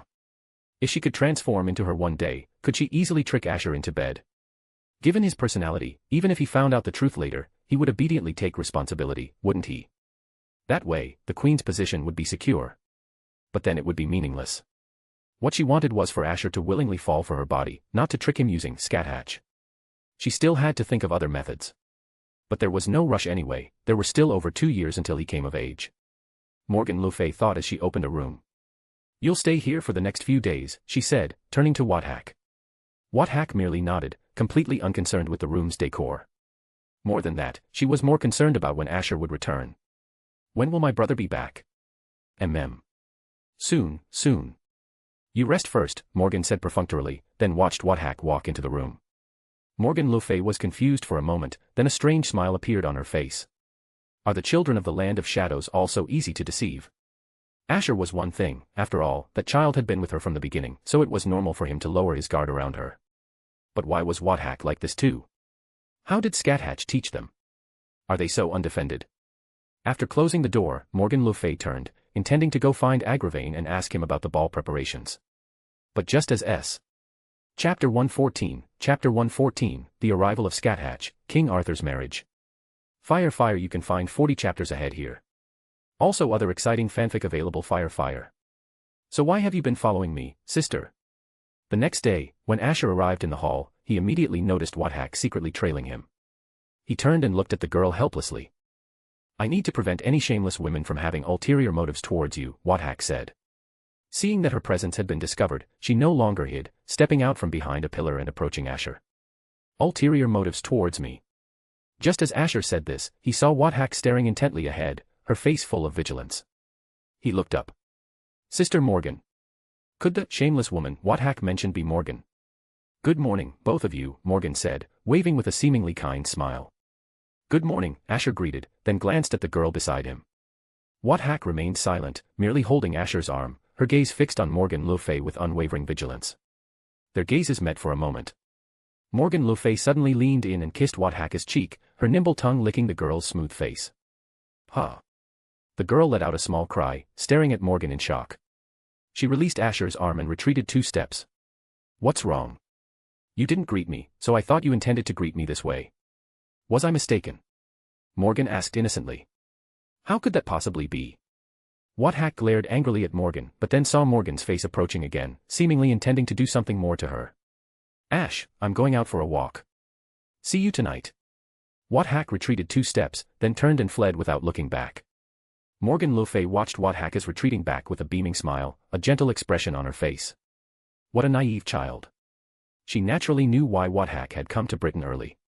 Without even thinking, it was likely that after her letter reached the land of shadows yesterday, that woman was worried something bad might happen to her disciple, so she sent her daughter early. But, who said she only liked boys? Whether it was Lily, Asher, or even Scáthach, they were all delicious little snacks. Sister Morgan, aren't you playing a bit too hard? Asher looked at Scáthach's disappearing figure, shaking his head helplessly. I was merely retaliating fairly. Is that not allowed? Morgan le Fay blinked innocently. Fine, whatever makes you happy. Anyway, I didn't hurt Sister Scáthach, so just let her be. Oh, perhaps she'll suffer a bit emotionally. After this, Scáthach will probably be scared every time she sees Morgan. After all, Morgan le Fay's gaze just now was indeed a bit terrifying, like a wolf's eyes glowing green. Not only Scáthach, but even he felt a little intimidated. How are the ball preparations coming along? Asher feigned nonchalance, changing the subject. They're mostly ready. Morgan le Fay looked up towards a certain direction not far away. Barring any unforeseen circumstances, the outsiders have probably already started their moves, and those restless traitors are likely also acting in the shadows. Isn't this getting a bit too big? Asher muttered to himself. Originally, the plan was to slowly identify the traitors, and only after the internal issues were resolved would they drive the outsiders out of Britain. But now, Morgan le Fay was accelerating this process, planning to wipe out most of the outsider forces in one go and, incidentally, expose the traitors. Don't worry, Morgan le Fay patted Asher's head. Unless a god descends or Vortigern obtains something from the other world, those leaders are merely small fries that can be eliminated with a flick of the wrist. Besides, in Britain, my combat power is even stronger than outside. Plus, that woman is also here, so there will be no one in this world who can harm you. This time, I'll clear out all the enemies in one go. Isn't she being overly confident? Asher couldn't help but wonder, looking at the calm smile on Morgan le Fay's face. However, it really seemed like there was no reason to fail. Scáthach plus Morgan le Fay, with such a combination, it was almost no exaggeration to say that the goddess of victory was already lying in his bed. 5 days passed in a flash. During these 5 days, Scáthach went from wanting to protect Asher from Morgan's intrusion to only wanting to protect herself from Morgan's intrusion. In her opinion, this woman was too terrifying. Scáthach used to think that Morgan liked Asher, but after coming to Britain, she suddenly realized that Morgan didn't like Asher, she liked her. Morgan le Fay almost always looked at Scáthach with greedy, wolf-like eyes, as if she couldn't wait to strip her clothes off. As a result, Scáthach had been avoiding Morgan le Fay like a mouse seeing a cat these past few days, turning and fleeing, which truly delighted Morgan for quite some time. The ball hall. The decorations were all complete, from the decor to the court musicians to the maids, everything was perfect. At this moment, the nobles had successively arrived and began to converse with each other. Duke Bell, I didn't expect you to arrive early, Milo said, looking at the men in front of her, a gentle, faint smile on her face. No matter how early, you still arrived earlier, Duke Bell said with a knowing smile. You've truly played a grand game, niece Milo. To have the heart to completely hand over her territory to King Arthur, this girl is either out of her mind or she's playing a grand game. Undoubtedly, how could someone who became a tribal leader be an idiot? This could be seen from Milo's current conversation with King Arthur, their relationship was much more relaxed than before. Arthur, you must be tired, right? Why don't you go sit and rest for a bit? You can leave this to Princess Morgan and me. Milo turned and looked at Asher with a beaming smile. No need, I'm not very tired right now, and not all the tribal leaders have arrived yet, so let's wait a bit longer. Asher shook his head, refusing Milo's suggestion. Thank you for your kindness, he added. Mem, if you get tired, just say so. I'll briefly greet them later, and everyone will understand you, Milo said empathetically, her face radiating a lovely smile, causing some of the guests present to unconsciously fix their gaze on her. Beautiful, good at dealing with nobles, even knowing how to please the king, and with a wide social circle, undoubtedly, this kind of girl was the most suitable to be a queen. Almost everyone present secretly acknowledged Milo as one of the candidates for King Arthur's future queen. She's truly a very intelligent girl. Morgan le Fay narrowed her eyes, glancing at the pink-haired girl beside her. It seems the lesson from a few days ago didn't scare Milo, huh? However, she didn't have time to bother with Milo now. Morgan le Fay looked at the surrounding crowd. Among them were tribal leaders, some Briton nobles, knights of the Round Table, and even many foreign guests. And among them, there must be some high-ranking outsiders mixed in as well. It was time to raise her guard now. Speaking of which, why hadn't that woman arrived yet? Morgan le Fay looked at the surrounding nobles, but still couldn't find any trace of Scáthach. Does she really not care about her disciple at all? Asher was also searching for Scáthach's whereabouts. Indeed, he had been looking for Scáthach from the beginning but hadn't found her. It seems she hasn't arrived yet. Asher muttered to himself. It made sense. Coming all the way from the land of shadows, she probably needed to take care of some things beforehand. Just as he thought of this, Scáthach suddenly tugged on Asher's sleeve and whispered, Mom is here, she's outside the palace now. Shishou is finally here. Asher's eyes immediately lit up, and he strode out of the hall. The nobles who had been conversing behind him all quieted down, somewhat confused by the king's sudden movement. The calm smile that Morgan le Fay had maintained on her face finally receded a little. Just by looking at this, she knew that woman had probably arrived. She was really putting on a grand show. A group of people were somewhat puzzled. Some, curious, followed Asher out of the hall and quickly saw the woman standing outside the hall. A purple skin-tight suit accentuated the woman's perfect figure. Her red eyes remained calm throughout, and as she watched the young man walking quickly towards her, a faint smile finally appeared on her face. It seems you've grown quite a bit. Not a change in body, but a change in personal temperament. As expected, training outside improves both body and mind, doesn't it? Shishou, Asher said respectfully, arriving before Scáthach. Shishou. Upon hearing Asher's address, almost all the nobles were stunned. King Arthur has a Shishou. And she looks so young. All right, let's save the emotional reunion talk for after the ball. How about you two come into the hall first? Morgan le Fay interrupted the tender moment with a smiling face. Scáthach glanced at Morgan le Fay, then withdrew her gaze. Let's go in first. Asher nodded, turning to head back into the hall.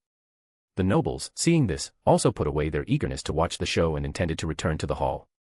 Please wait. But just as everyone was about to return to the hall, another voice rang out. Everyone looked over, and then their faces showed a hint of respect. Sir Ector, he was considered the oldest knight, having fought alongside King Uther. Even the tribal leaders who were unwilling to obey King Arthur held him in great respect. Sir Ector, do you have something to say? Asher also looked at the elderly knight with some respect. He and Artoria had both received sword-fighting instruction from Sir Ector. The old knight was half of his Shishou. Sir Ector slowly walked forward, scanned the few people present, then turned back to Asher and said respectfully. King Arthur, since your Shishou is also here today, why don't we take this opportunity to decide on the Queen's position? More bonus chapters. Every 300 power stones equals 1 bonus chapter. Chapter 115, The Lazy King Can Still Be Squeezed Dry. Fire, you can find 40 chapters ahead here. Also other exciting fanfic available. Fire. Almost immediately after Sir Ector's words fell, many nobles looked at Asher with increased fervor. Although Britain was still in a divided state and King Arthur's power wasn't absolute, Britain, no matter how weak, was still incomparable to the tribes. Otherwise, King Arthur's call wouldn't have rallied all the tribes. Even if they were unwilling to fully hand over their tribal power to King Arthur, they would still respect him publicly and follow his arrangements. Moreover, according to rumors, Sir Scott had already completely handed over his tribal power to King Arthur before his death, and Sir Milo had also completely pledged allegiance to King Arthur. Britain, already stronger than other tribes, was now even more formidable.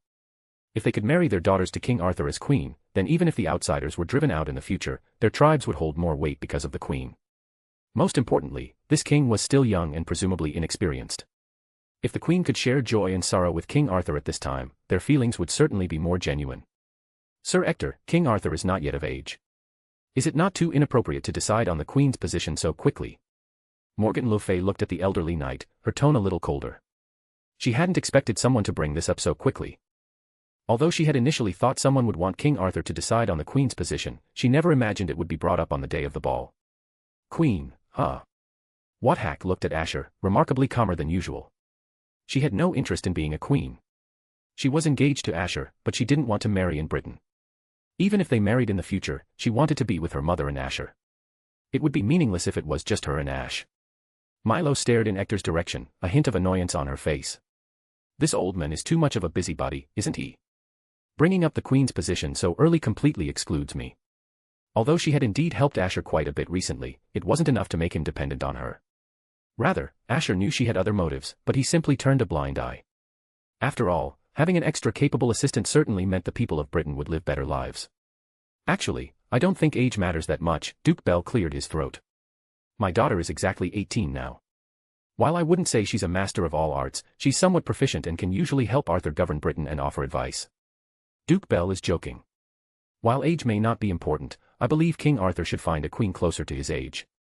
Coincidentally, my daughter is less than half a year different in age from Arthur this year. Perhaps she could be considered, a noble beside him said with a smile. In that case, I also have a daughter, who just turned 16, very well behaved and obedient. You're really popular, Ash, Scáthach said with a hint of sourness in her voice, looking at Asher as the nobles began to chatter. Asher glanced at Scáthach with a slightly guilty conscience, then at Scáthach beside him.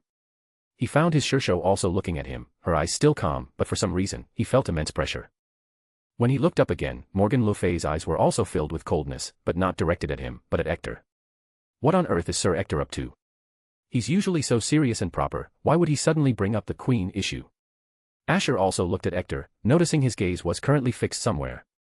Asher followed Ector's line of sight. Ector's eyes held affection as he gazed in Artoria's direction. He specifically brought up the queen's position. Could it be that he wants Lily?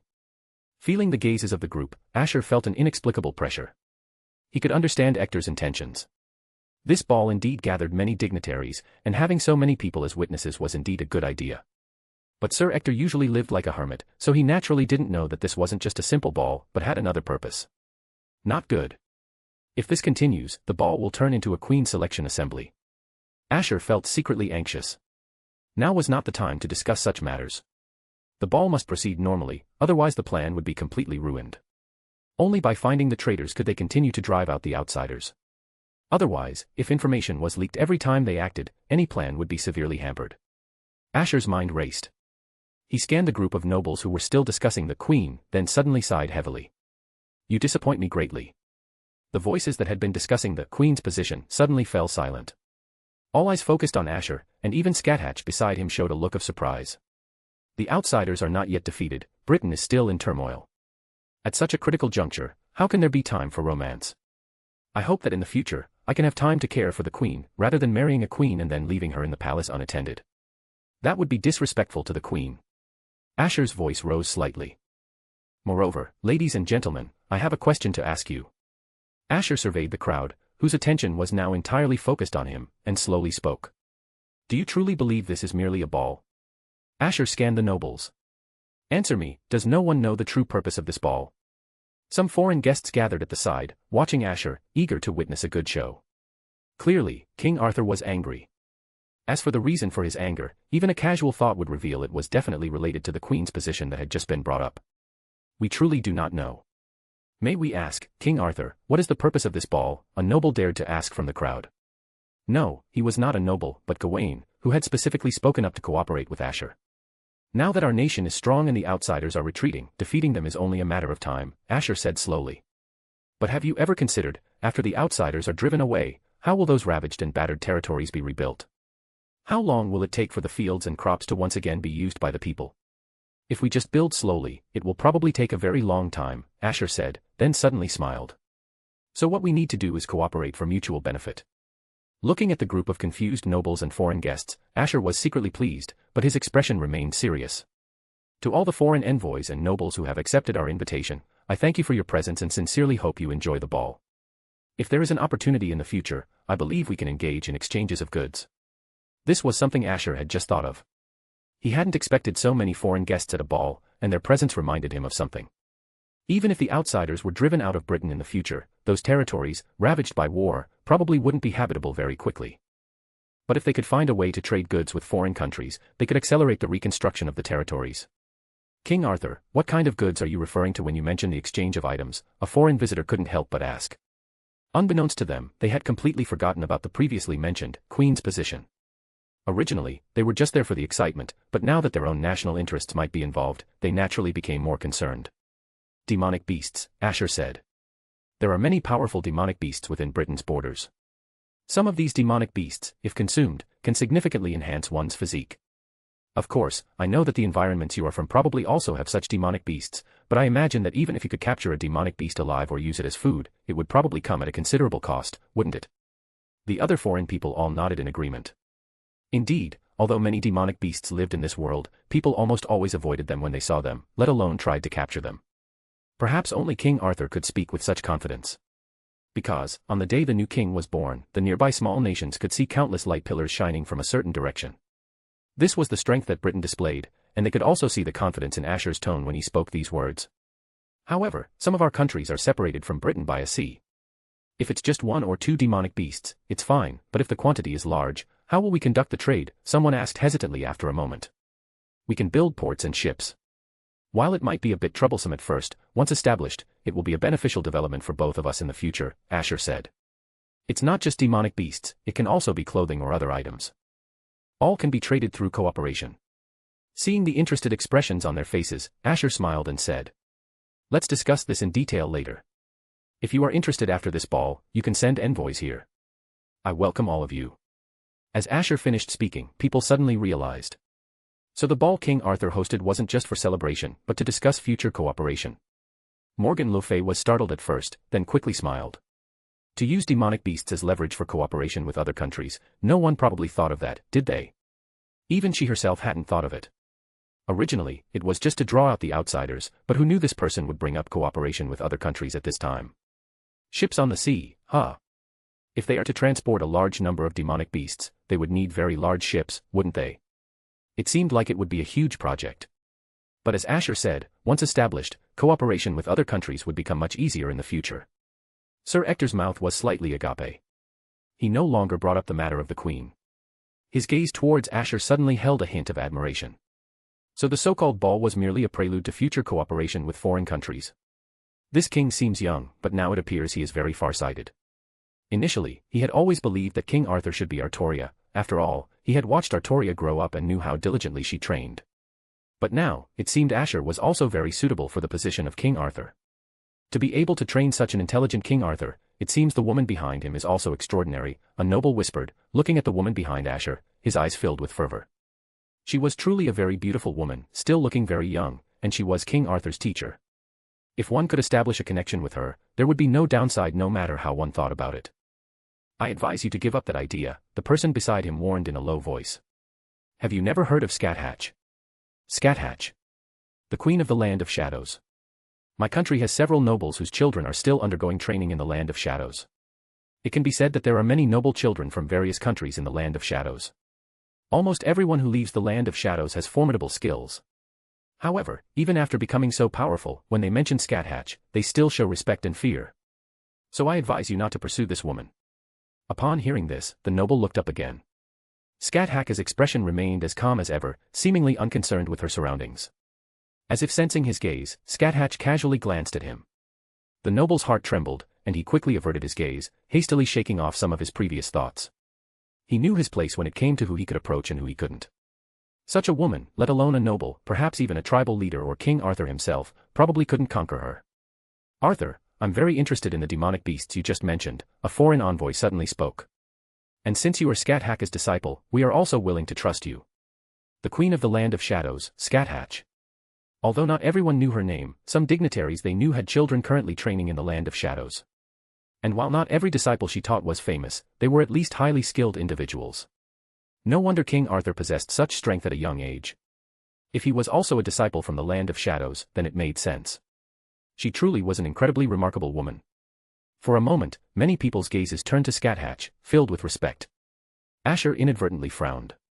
Even standing nearby, he could feel their gazes. Didn't they know it was rude to stare at a woman like that?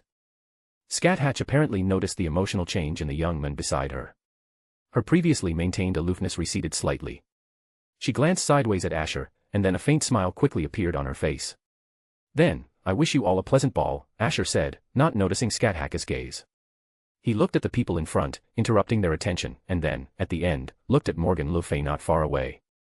Finally, allow me to introduce to you all, this is the daughter of Britain's former king, and one of the foremost mages. She has contributed greatly to conquering the outsiders. After the introduction, Asher said, Princess Morgan. Morgan le Fay nodded, a look of satisfaction in her eyes as she looked at Asher. Originally, it was just to lure out the outsiders, but unexpectedly, it's now killing two birds with one stone. To be honest, she hadn't thought so much at first. No, rather, Asher probably didn't think that much at first either, did he? Morgan le Fay looked at Asher, who seemed relieved, her eyes subtly glinting. It seems this fellow isn't incapable of governing the country, he's just simply too lazy. Just like today, if Sir Ector hadn't suddenly brought up the matter of the Queen, Asher probably wouldn't have thought so far ahead or said those words to try and divert people's attention. Someone still needs to push him from behind. Thinking this, Morgan le Fay snapped her fingers. A certain magic in the hall covered the entire area from all directions. Almost everyone's appearance changed in an instant.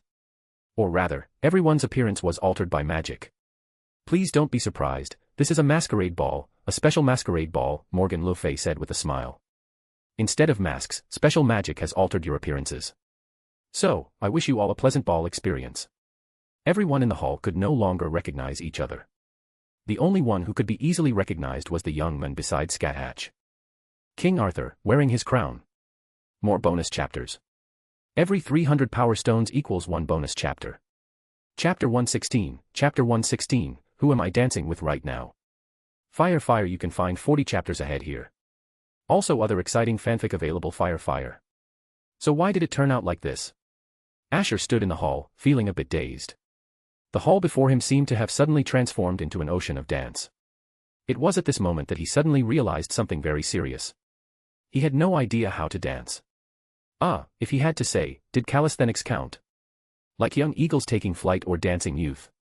But on second thought, with everyone else dancing elegantly, if he started doing calisthenics in the crowd, it might be better to just stand there and stare blankly. And with Morgan doing this, he couldn't find Shishou or his sister at all. Asher's gaze swept across the crowd of nobles, but clearly, due to Morgan's previous magic, he couldn't recognize anyone now. May I have this dance? A gentle voice came from beside him. Asher turned his head, and his expression instantly became one of despair. Why are you here? You know who I am? The person asked, quite surprised. This obnoxious aura, this smiling face, and these frivolous eyes, there's probably no one else like it in the entire world. Asher looked at the unfamiliar man in front of him, Merlin. That's quite clever, Merlin praised, or have we only met a few times, and you're already so fixated on me? Why are you here? Asher couldn't be bothered with Merlin's words. Of course I'd come to such a grand ball, Merlin said with an annoying, bright smile. After all, I'm the one who organized this ball. You organized it? Asher looked at Merlin in surprise.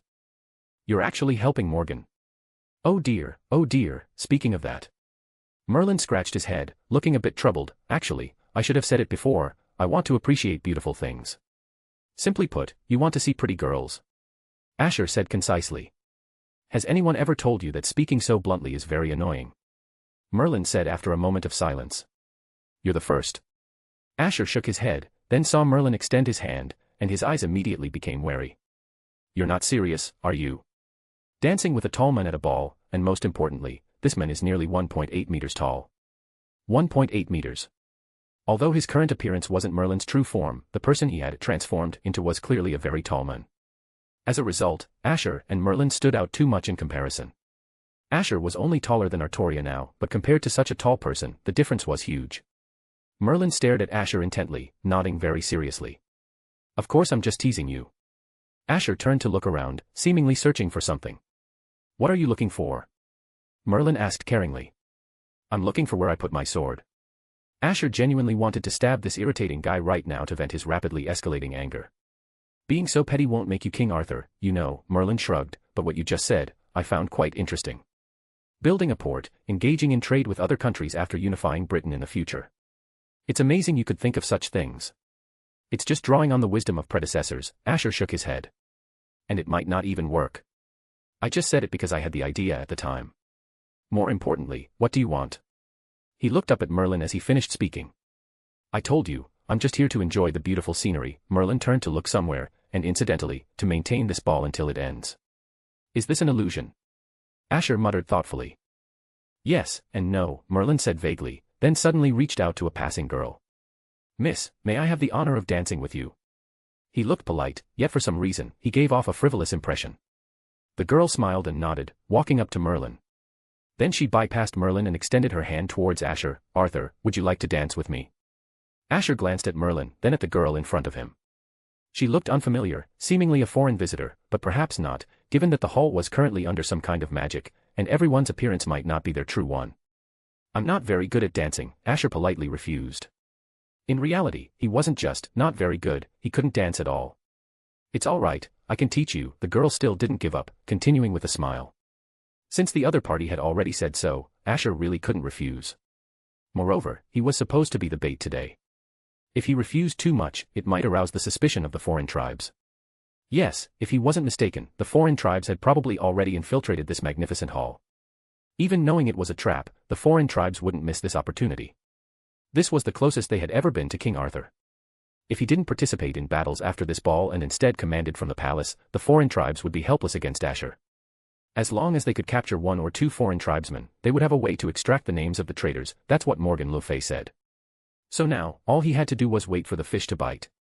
Asher thought of this and could only nod, extending his hand to shake the girls. Then I'll be going, Asher waved his hand, leaving under Merlin's gaze. Oh dear, is King Arthur really more popular? Merlin rubbed his head in distress, his gaze sweeping around, quickly settling on another girl. Anyway, no one recognized him now, so it didn't matter what he did. Meanwhile. I'm sorry. Asher apologized profusely.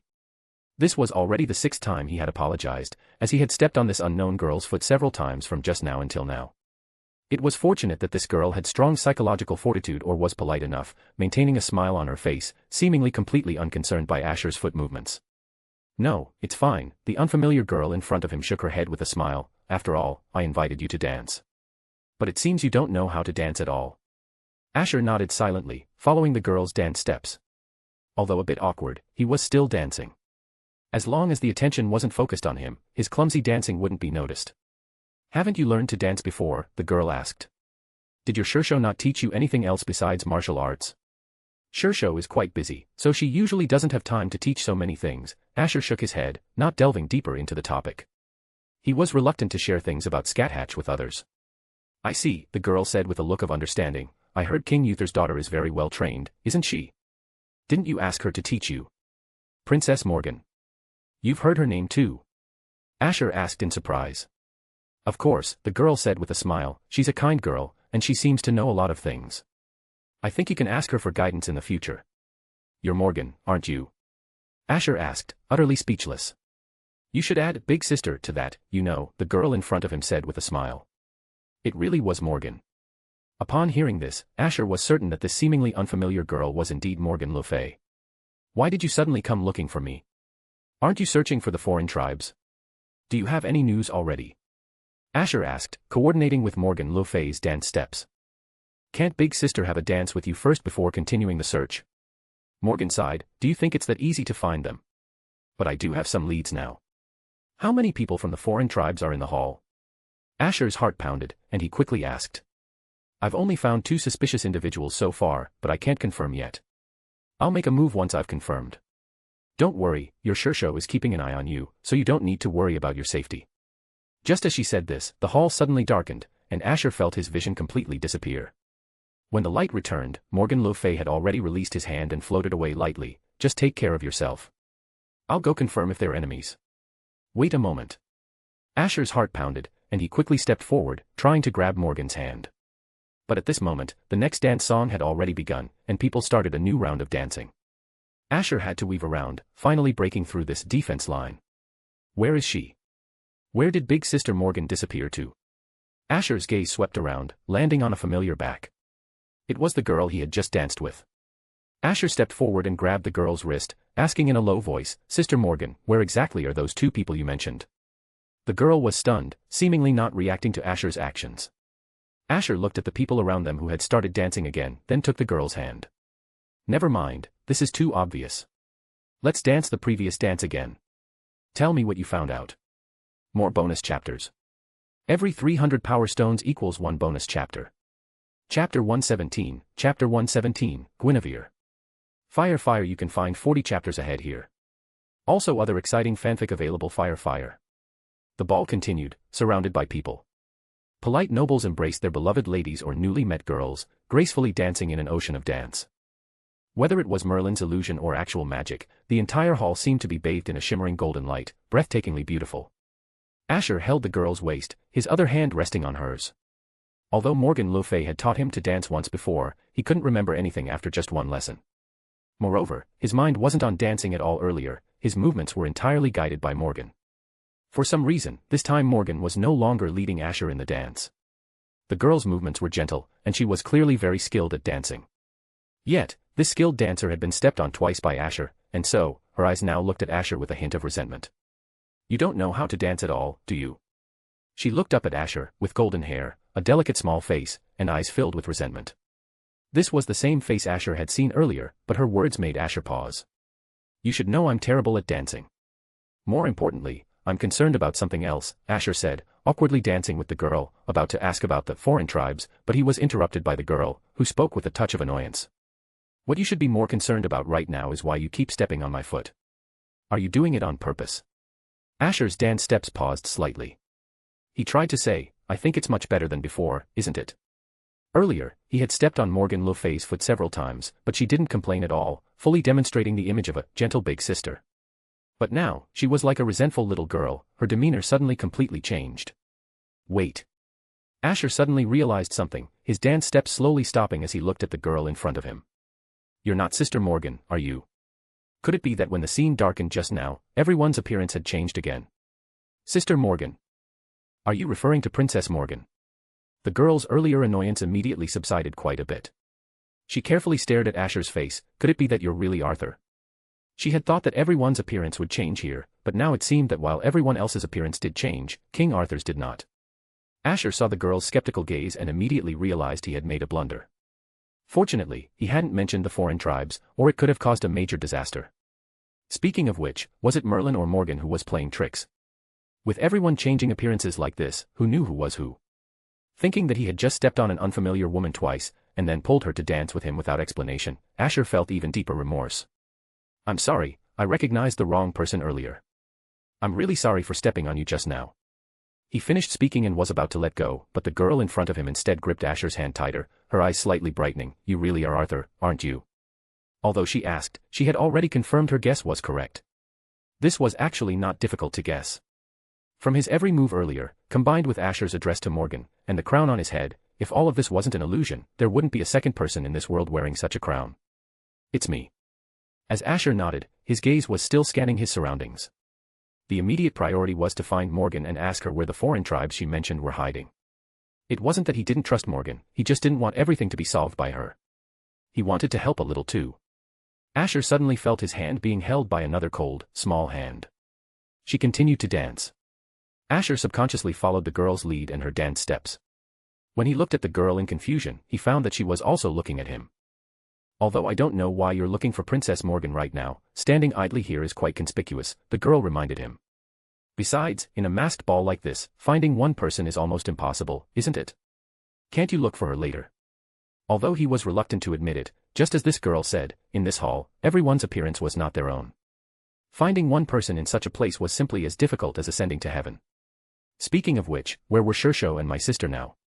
Asher couldn't help but wonder. "Are you in such a hurry because of some difficulty?" the girl asked tentatively, her eyes filled with curiosity. Asher shook his head. "It's not really a difficulty." "Who are you?" He looked at the girl in front of him, changing the subject, as there was no point in discussing such matters with an unfamiliar woman.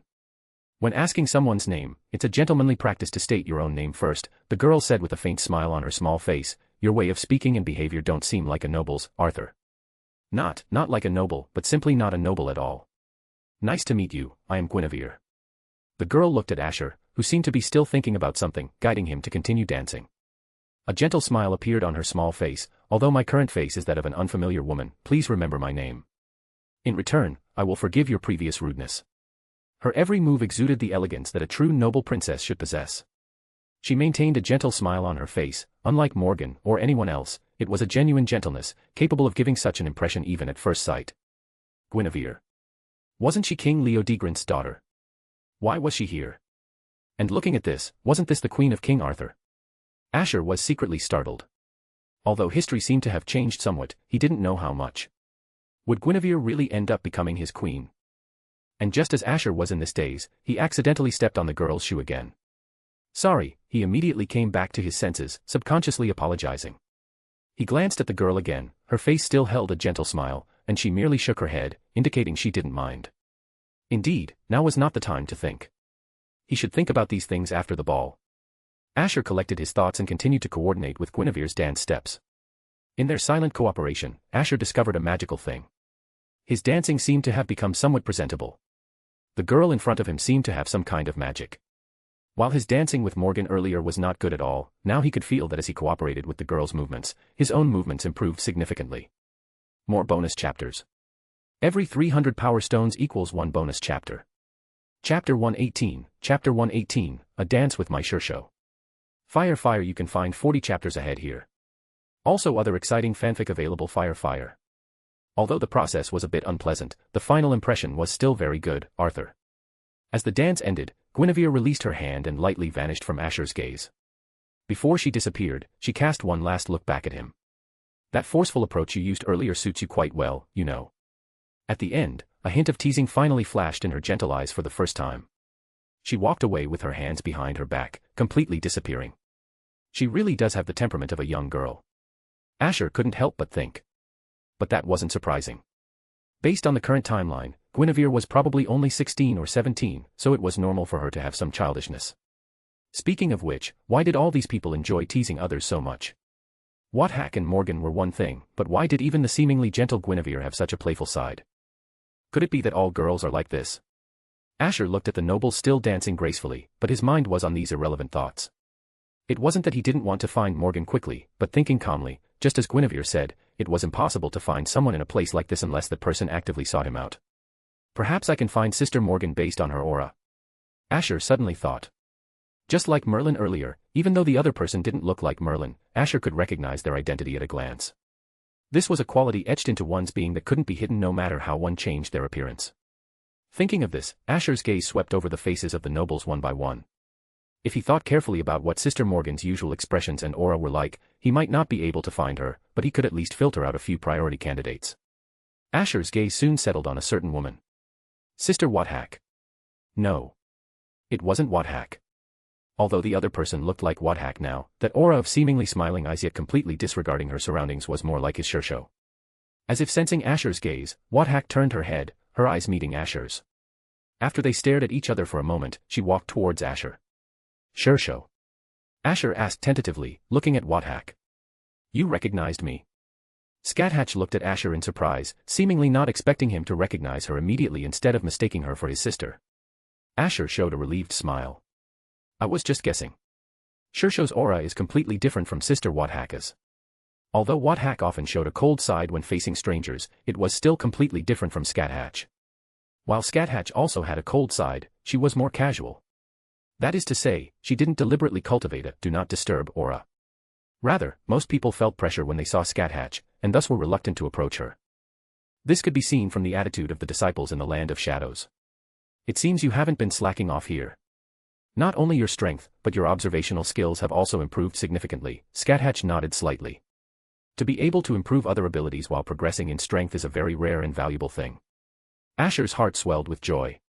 Compared to Shishou, my observational skills are still far inferior. No need to be so modest, your observational skills might not be as good as mine. Scáthach smiled faintly, her finger tracing Asher's neck. However, some things can be seen very clearly. It's still there, indeed, she murmured, as if to herself. Whether Morgan simply wanted to declare her claim or merely wanted to provoke her, no matter how she acted, that woman was still very annoying. Feeling the coolness from her finger, Asher immediately understood what Scáthach's words meant. Indeed, was that mark of the goddess of death a lie? After all, Shishou had never lied to him about anything, and even if the mark of the goddess of death didn't show its effects so quickly, he should at least feel a slight change in his body. Yet, there had been no change at all. Asher had already been somewhat suspicious of this so-called mark, but he still wanted to wait until Morgan placed the mark on his neck a second time before making a judgment. After all, if he could possess that power, his strength would definitely increase significantly. Giving up a potential opportunity to improve his strength for nothing, wouldn't that be foolish behavior? But these past few days, he found that Morgan didn't seem to care much about the so-called mark of the goddess of death. Coupled with the fact that his body hadn't felt any changes to this day, he could probably guess that it was indeed just a trick Morgan played to provoke Shishou. Just in case, he should seriously ask Sister Morgan about it after this ball ends. As Asher thought of this, the surrounding dance music changed, and the nobles began new dance steps. Looking at everything before him, Asher suddenly thought of something, his gaze fixed on Scáthach. He looked around again, a hint of hesitation on his face. Finally, Asher mustered his courage and extended his hand, making an inviting gesture. Shishou. Scáthach was slightly startled, then quickly understood something. The smile on her face stiffened slightly, then quickly returned to its usual calm smile. She shook her head. I'm not your sister, you know. But standing still here would be very conspicuous, Asher said. And I don't know how to dance, so if possible, I hope Shishou can teach me. It wouldn't be strange for a Shishou to teach a disciple how to dance, would it? He said at the end, looking up at Scáthach. Indeed, it wouldn't be strange to teach a disciple, Scáthach said, looking at Asher again, a helpless smile appearing on her face. While teaching a disciple wasn't strange, looking at someone with such fervent eyes didn't seem like merely wanting to learn how to dance. However, even if she didn't teach him now, that woman would probably find an excuse to teach him later, wouldn't she? Scáthach's gaze once again swept over the mark on Asher's neck. The casual smile on her face gradually faded with the clear mark. She extended her hand and placed it on Asher's palm. In that case, I shall teach you. Darkness once again covered the hall. Almost in the blink of an eye, it was as if a curtain had been drawn back again, and vision returned. Asher held Scáthach's hand. When he looked up, he couldn't help but be stunned for a moment. Shishou. What's wrong? Scáthach asked in confusion, then looked down, and then slightly realized. To have coincidentally returned to her original appearance, should she call it good luck or bad luck? Scáthach quickly shook her head, dispelling these chaotic thoughts, and grasped Asher's hand in return. It's just teaching him a dance, there's nothing strange about it, right? If anything, it would be strange to keep hesitating. More bonus chapters. Every 300 power stones equals 1 bonus chapter. Chapter 119, a dance, outsider attack. TCH, that damn woman doesn't really think nothing will happen to the land of shadows if she leaves for a day or two, does she? In the land of shadows, Aif stood proudly on a mountain peak, holding her long spear as the strong wind blew. Her hair danced wildly in the breeze, and she clicked her tongue in annoyance. It's that guy's territory, why do I have to help drive out the demonic beasts? No matter what, she was the queen of Alba, yet here she was acting as an enforcer for the queen of another nation. Last time, she had been gone for half a month. If not for her, the demonic beasts would have already invaded the land of shadows. Is she really abandoning her country for her disciple? That idiot. Or did she already know Aif would come to help? Aif shook her head, dismissing the thought. How could that be? That woman would never pay attention to what's going on around her. Her eyes are only on her own martial arts. Aif untied the hair tie from her head, looking at the demonic beast circling above the castle. Her face was filled with murderous intent. For what Haka's sake, I'll help you one more time, but don't expect me to help you again, sister. She raised her long spear and forcefully hurled it toward a giant dragon circling in the distance. In the ballroom. Why are you so timid? Scáthach held Asher's hand, leading him in a dance across the magnificent hall. Her perfect figure, already striking, became even more captivating in the ballroom gown. Her red eyes remained as calm as still water throughout. Such timid movements, full of insecurity. This is the greatest taboo for a warrior, Scáthach frowned slightly, watching Asher's restrained steps. If my movements are too big, I might step on your foot, Asher said helplessly. It wasn't cowardice, he was genuinely afraid of accidentally stepping on Scáthach's foot. When he had danced with Morgan and Guinevere earlier, he didn't know how many times he stepped on them and only later coordinated better with Guinevere. It's all right, this is also a form of training. You can relax more, otherwise, there's no meaning in me teaching you, Scáthach said. How could dancing with Shishou be meaningless? Asher muttered softly. Scáthach paused, feigning not hearing him. Continue. Yes, Asher said, then put one arm around Scáthach's waist, the other holding her hand. This was the first time Asher had made such an intimate gesture. Previously, his movements were restrained, his arm almost suspended. Now, fully embracing her soft body, a subtle feeling naturally arose in his heart. He instinctively looked up at Scáthach, only to find her looking at him as well. Her eyes were still calm but held a hint of teasing, as if she had seen through everything. Asher quietly avoided her gaze. Why does even Shishou have that kind of look? Aren't you moving? Scáthach asked. So I still have to move myself. Just as Asher thought this, Scáthach resumed her dance steps. In a panic, Asher matched her movements but immediately stepped on her toes. Sorry, he said instinctively. There's no need to apologize for something like this. If you apologized every time you stepped on someone, how many times would I have had to apologize to you during training? Scáthach smiled casually. Continue. And so, the two began a new dance. But whether due to nervousness or pressure, Asher stepped on Scáthach's foot several times, increasing his anxiety. Why was it only with Guinevere that it went so smoothly? Could this also be fate? Asher shivered. If even this is predestined fate, that's too terrifying. But if not, why wasn't the compatibility high with Morgan or Scáthach? Just then, Asher stepped on Scáthach's foot again. Scáthach slowly stopped her dance steps. Asher also halted, a slightly apologetic look on his face. It was true. Scáthach was his Shishou. As a disciple, he hadn't seen her in so long and naturally wanted to show his best side. But stepping on her foot every 2 steps and moving like a robot was embarrassing to even think about. Perhaps I should learn dancing properly from Sister Morgan later, otherwise, it will be too awkward next time. Asher thought. You're nervous. Why? Scáthach lowered her head slightly, looking into Asher's eyes. Who knows why I'm nervous? I wasn't nervous with Morgan and Guinevere earlier, though I still stepped on Morgan's foot several times. Asher shook his head. I don't know. Is it because I'm your Shishou? Scáthach asked. Probably. Asher replied uncertainly. Relax, relax, Scáthach smiled faintly. If you're really nervous, you can temporarily not think of me as your Shishou. Temporarily not think of her as Shishou. Why does that sound strange? Asher looked up. Scáthach's face held her usual calm smile as she added, I said temporarily. If the reason you're nervous is because of my identity, then it's fine to temporarily discard that identity. Temporarily not think of Scáthach as Shishou. Asher pondered for a moment, then closed his eyes, considering her words. Shishou was right. Since he kept stepping on her foot because of her identity, then he just needed to not think of her as Shishou. As if. How could that be so easily discarded? However, it seemed worth a try. Asher slowly opened his eyes, staring into Scáthach's. Those red eyes, unusually gentle, whether to match him or for some other reason. After gazing into them for a while, Asher's nervousness subsided, as if an emotion naturally flowed within him. If he thought carefully, although Scáthach was his Shishou, didn't he still like her? Temporarily not think of her as Shishou. Good look, Scáthach said with a faint smile, feeling Asher's fervent gaze upon her. Let's try again now. She finished speaking and resumed the dance. Asher cast aside all thoughts, his gaze fixed solely on Scáthach's eyes.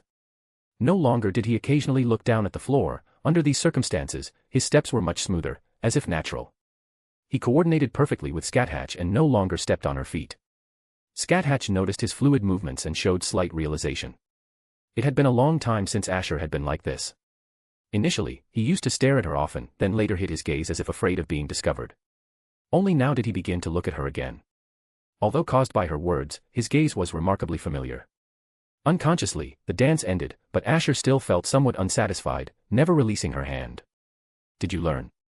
Scáthach's voice pulled him back to reality. Asher nodded, then quickly shook his head. I learned, but I'm not very proficient. So, can we have another dance? He asked, looking up at Scáthach. If so, it won't be a ball, but my personal lesson. Scáthach shook her head slightly, her gaze sweeping over the mark on Asher's neck. That's true too, Asher said disappointedly but said nothing more. Achieving this much was already beyond his imagination, he didn't dare hope for more. He released her hand, but Scáthach grasped his in return. Remember, Scáthach curled her finger and flicked Asher's forehead, don't give up easily on anything you do. That's a sign of a coward. If you give up after just one rejection, don't say you were taught by me when you leave the land of shadows either. Asher looked up. But that would be strange, wouldn't it? If I ask Shishou for help with something in the future and you're unwilling, can I keep bothering you? Being persistent is better than giving up easily. Besides, didn't you say you wanted to catch up to my pace? Scáthach said, holding Asher's hand again. Giving up easily on everything only leads to disappointment. Of course, it was brave of you to say you wanted to catch up to my pace back then, and it pleased me, but... Scáthach's finger traced the mark on Asher's neck once more. Don't trust others easily, even if they treat you well. Sorry, Asher said instinctively. Sorry. Scáthach repeated, her delicate face lit by the golden glow of the grand lights. Her serene smile shone brightly. What's wrong? She asked playfully, looking at Asher. Here came the teacher's ultimate soul-searching question for her student. Looking at Asher, who remained silent, Scáthach sighed. You're still not confident enough. You're King Arthur now, show the spirit you had when you pulled out the sword. Although I wasn't there, I could tell from the knight's cheers that you gained their recognition. If that's the case, why are you still wavering? The surrounding music resumed. Asher's mind replayed her words. Feeling the soft touch of her cool hand, he grasped it tighter. I want to dance with you again, he said, looking up. Scáthach silently looked into his eyes. His soft black hair was neatly combed, and he wore a golden crown. He still looked a bit youthful, but his dark eyes showed seriousness. Good look, much more determined than before, she smiled. Then let's have another dance. At this moment in the Golden Hall, every girl gracefully displayed her enchanting figure. Some had already seen King Arthur, but no one dared approach him, overwhelmed by Scáthach's strong aura. Compared to her, even the most charming girls felt inferior. You don't seem jealous at all. Morgan le Fay said, holding a certain girl's hand, smiling as she observed her. Neither were in their original appearances, but Morgan recognized who the girl was dancing with immediately. Jealous of what? The girl asked, puzzled. Don't pretend. You've been looking at Asher since just now, haven't you? Morgan smiled. You must have recognized that woman is your mother. So. Scáthach raised an eyebrow, staring at Morgan. What does that have to do with you? Nothing. It's just your mother dancing with her disciple. But did you see Asher's expression? He looked really gentle. Morgan le Fay remained unconcerned by her surroundings, only glancing at Asher occasionally. Don't you feel anything? She stared into Scáthach's eyes. After a moment, the girl smiled. Sister Morgan, that's what Ash calls you, right? Actually, I've known Ash likes Mom for a long time, Scáthach said. He's someone who deeply lacks love, so from the beginning, he remembers even the slightest kindness shown to him. I was often by his side. I already felt the way he looked at Mom was a bit strange, Scáthach giggled. But I don't care. If anything, it's better that he likes Mom. Because that way, we can always be together. Mom always wanted to die at the hands of a powerful enemy. If Ash can change her mind, I'd be very happy. Morgan's smile faded slightly. Looking at Scáthach's innocent smile, she felt she couldn't quite understand this seemingly naive girl. So, Scáthach looked at Morgan, in the end, Ash will return to the land of shadows to be with Mom and me. Whatever you do in the meantime will be useless. Is that a challenge to me? Morgan raised an eyebrow. But I think you misunderstand something. I don't like your Ash. Mem, you like your Ash, Scáthach said. Morgan quieted and paused her dance steps. Sister Morgan, you don't really think I'm an idiot, do you? Scáthach smiled innocently. Do you really think I believe you like girls? Morgan sighed, no longer hiding her feelings. So why are all the girls around him so smart? Oh, except for Lily. She had thought there were no enemies besides Scáthach, but she didn't expect even her daughter to be so troublesome. Morgan turned to look at Asher again but suddenly noticed that the two dancing people were gone. Did they leave? Scáthach muttered, following Morgan's gaze. Who knows when they left? They're probably having a deep conversation by now, Morgan said with a seductive smile, blowing warm breath into Scáthach's translucent earlobe. Maybe Ash will lean behind his Shishou, embrace her waist, blow warm breath into her earlobe like this, and whisper sweet nothings. Scáthach glanced at Morgan. You're thinking too much. That's completely impossible. You trust him that much? Morgan raised an eyebrow. Although I don't want to admit it, that woman's charm is considerable, especially for young boys. Ah, of course, I don't think my charm is lacking either. The only reason he likes Scáthach so much is because she was the first person he met. So she looked forward to hearing that woman say, I was here first, after taking Asher from Scáthach's side. It sounded interesting. Scáthach smiled pleasantly.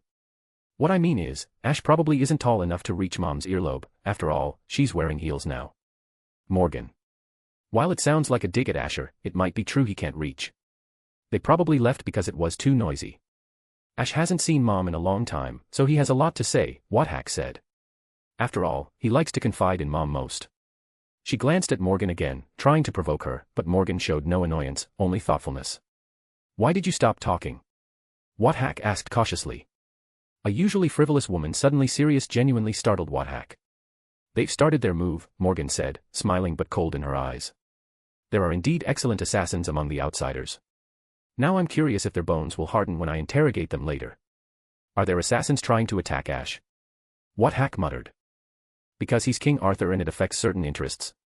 Morgan listened and looked at Scáthach's calm face, surprised. Aren't you worried? There might already be outsiders looking for him. Of course I'm worried, Scáthach paused. But I'm more worried Mom will make too much commotion and ruin the ball.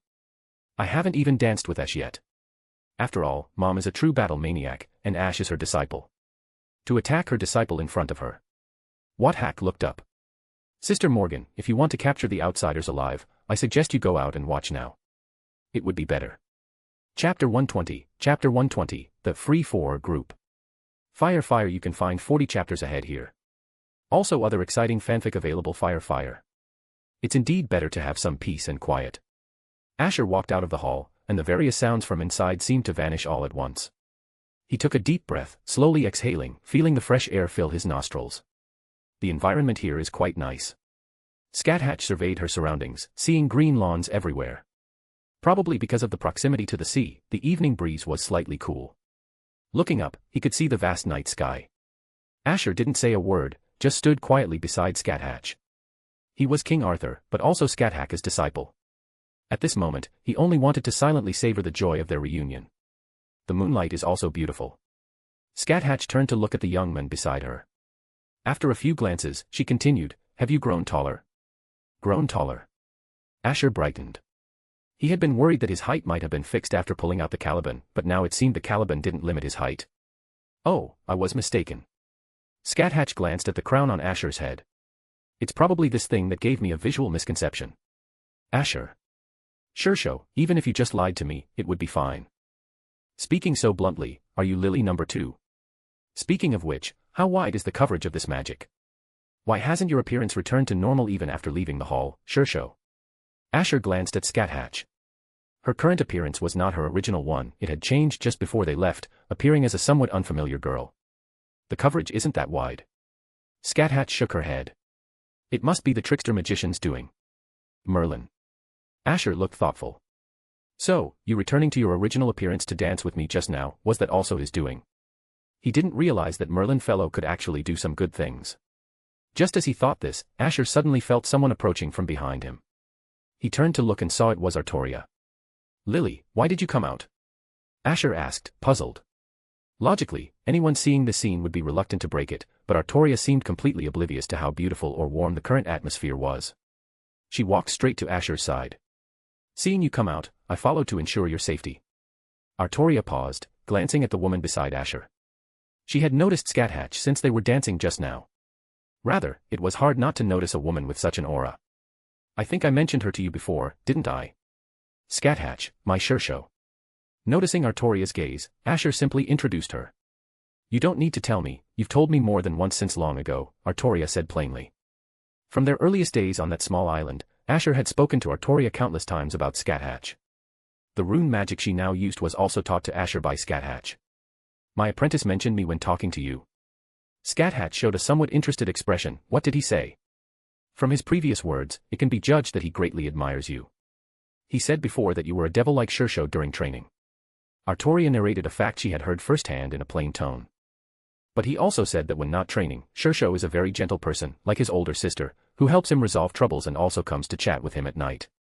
She paused, a hint of confusion on her face. Although Imperial Sister told me before to observe my surroundings and try to analyze their thoughts, I still can't understand. Perhaps interested in Artoria's words, or perhaps out of her instinct as a teacher, Scáthach looked at Artoria and asked, what is it that you can't understand? Logically, Asher should like you very much, because his eyes are very gentle whenever he talks about these things. But when I asked him if he liked Shishou, he denied it. This is a very strange thing, Artoria continued. Logically, if he idolizes his Shishou, he should also like her. Stop talking. Asher's forehead broke out in cold sweat, and he quickly interrupted Artoria. God knows what this Aho-chan went through under Morgan le Fay's tutelage. Her thirst for knowledge became so strong, and her analysis was so well-founded. Now she was pouring out everything he had told her before. This was practically a public execution. Why can't I speak? Artoria asked, puzzled. Because. Asher opened his mouth, but couldn't find a suitable reason. This is the king's command.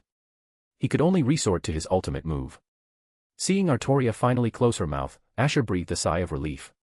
He then glanced at Scáthach, only to find her also looking at him, with a hint of amusement in her eyes. Asher pretended not to notice Scáthach's gaze, cleared his throat. Lily, I'll be fine here. You can go back first. The wind is quite strong outside. Artoria's small face stiffened, and she shook her head. I'll stay here to protect you. I don't want to go back to the hall. I'll be fine here. It's a rare ball, you should enjoy yourself, Asher persuaded her. But Artoria still stubbornly shook her head. No need. And it feels a bit troublesome. Troublesome? Asher repeated, while Scáthach listened to their conversation with a hint of interest. It's just, those girls are troublesome. Artoria's tone seemed to acquire a hint of disdain as she finished speaking. Earlier in the ball hall, her appearance had also changed at first, but later, for some unknown reason, she returned to her original appearance with her hair tied up. And after that, countless noble ladies came up to invite her to dance. Once or twice was fine, but after many times, Artoria truly found it quite troublesome. She would rather fight a fierce battle with an enemy than face those noble ladies. So, when she saw Asher leave, she quickly followed. Asher couldn't help but be speechless. He could probably understand Artoria's feelings. He had felt many people's gazes earlier as well. If it hadn't been Scáthach dancing with Asher at that time, the number of people inviting Asher to dance would probably not have been any less than Artoria. No wonder she left in such a hurry. Was she tired of the noise? Asher couldn't help but wonder. Oh, right, also this. Didn't you say we were going to switch weapons today? Artoria suddenly remembered something and took out the already prepared red spear, handing it to Asher. Asher looked at the long red spear, which was still very prominent even in the darkness, and suddenly froze, subconsciously glancing at Scáthach. Scáthach didn't speak. Her face maintained a calm smile throughout, and her gaze at Asher was as gentle as usual.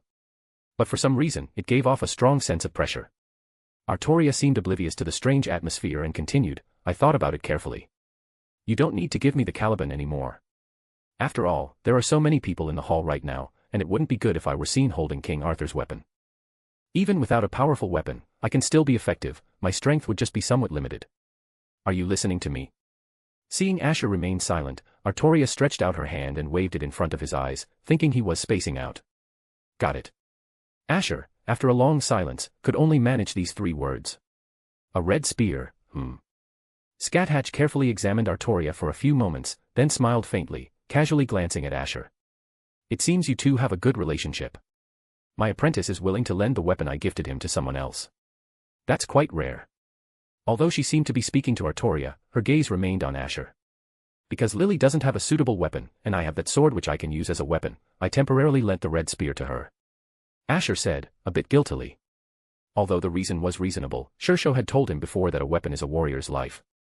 Losing a weapon is equivalent to handing over the power of life and death to one's opponent. Moreover, it was a weapon personally given to him by Scáthach. It wouldn't be good to lend it to someone else, even if that person was the court attendant who stayed by his side. Artoria looked at Asher in confusion. You seem very nervous. It's amazing you can even tell. Asher glared at the culprit, Artoria, in annoyance. He was just thinking about how to explain to his Shishou when he suddenly felt a faint, almost imperceptible killing intent. Asher's eyes brightened, and instead of fear, he felt joy. They came at the perfect time. Whoosh! Just as he thought this, a sharp blade shot towards Asher from a distance. Asher's mind immediately flashed with an image, allowing him to easily dodge the attack. He turned and looked in the direction of the blade. You're finally here. Asher's voice sounded quite excited. The 4 foreign tribesmen who emerged from the shadows in front were all stunned, looking at King Arthur's relieved smile. They felt strange in their hearts, their eyes coldly fixed on Asher. King Arthur, you indeed set us up. They weren't fools, how could they not know such an obvious trap? This wasn't a conspiracy, but an open scheme. Losing this opportunity would make it difficult to get close to King Arthur again. No matter what, for the sake of the foreign tribes, they would come. But unfortunately, you're still too young and have too little experience. A foreign tribesman held a dagger to the unfamiliar woman's neck, a sinister smile on his face. Our target was never you. Asher was startled. He glanced to his side. Scáthach, who had just been standing next to him, had disappeared at some point. Clearly, the previous attacks from the foreign tribes were just feints. Their target wasn't Asher, but the woman beside him. Even without much thought, it could be guessed that the foreign tribes wanted to achieve their goals by holding someone close to King Arthur hostage. In their previous assessment, they believed that Artoria, who carried a weapon, would be more difficult to handle, whereas the seemingly weak woman beside Asher could be easily captured. And as they had judged, the unfamiliar face they had never seen before was easily caught. King Arthur probably couldn't have imagined, even if he racked his brains, that their target would actually be the woman beside him, could he?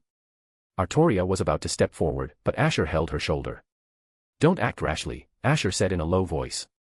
Although she couldn't understand Asher's meaning, Artoria still paused, choosing to obey Asher's words. What is your purpose? Asher asked in a deep voice, secretly praying that these people wouldn't mess up.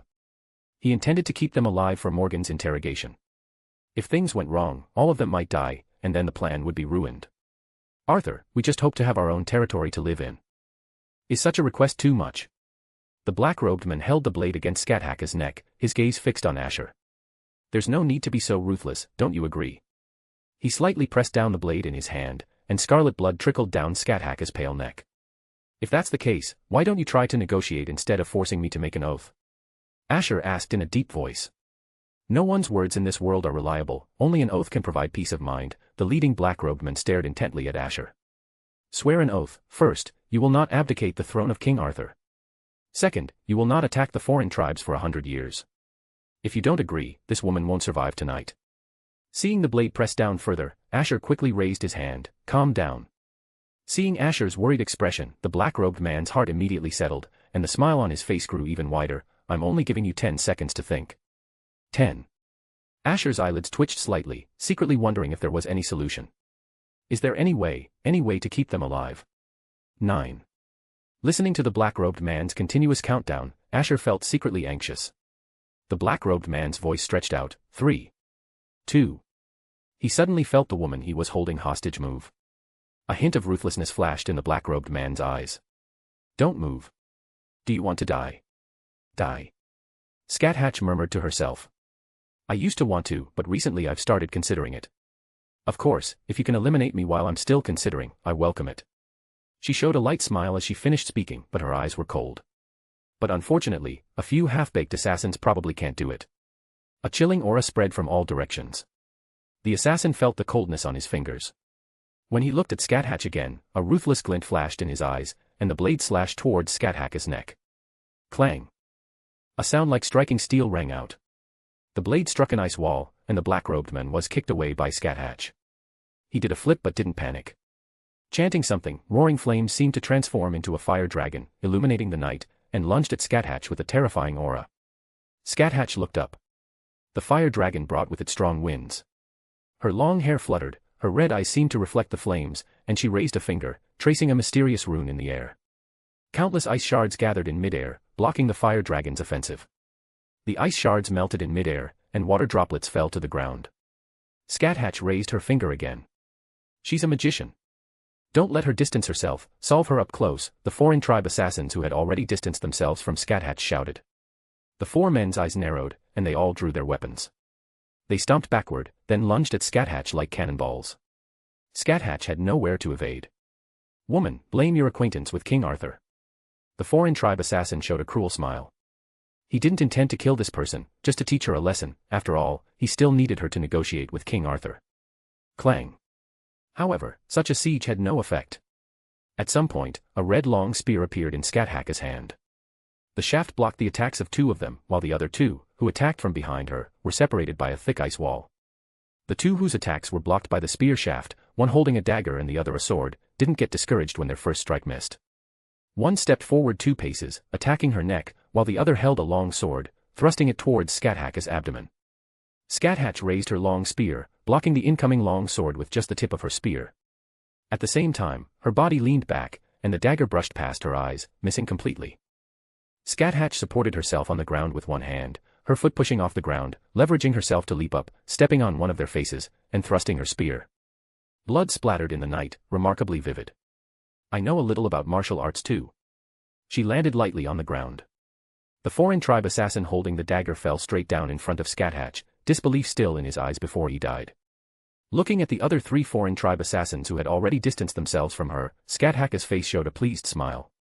Come on, it's been a long time since I fought seriously. Attack to your heart's content. The 3 slowly retreated backward. Scáthach clearly noticed their fear and gently shook her head. Retreating in battle is the act of a coward. The 3 ignored Scáthach's words, merely retreating slowly. They never expected such a terrifying person to be here. And at this moment, 2 more women emerged not far ahead. They both looked quite beautiful but also appeared quite unfamiliar. The 3 foreign tribe assassins exchanged glances, nodded slightly, and lunged towards them. Be careful. Asher quickly raised his hand, preparing to cast rune magic. He wasn't worried about Scáthach's safety, but that didn't mean he wasn't worried about others' safety. These 2 women looked unfamiliar, they were probably noble ladies from a neighboring country. If anything happened, it would be troublesome.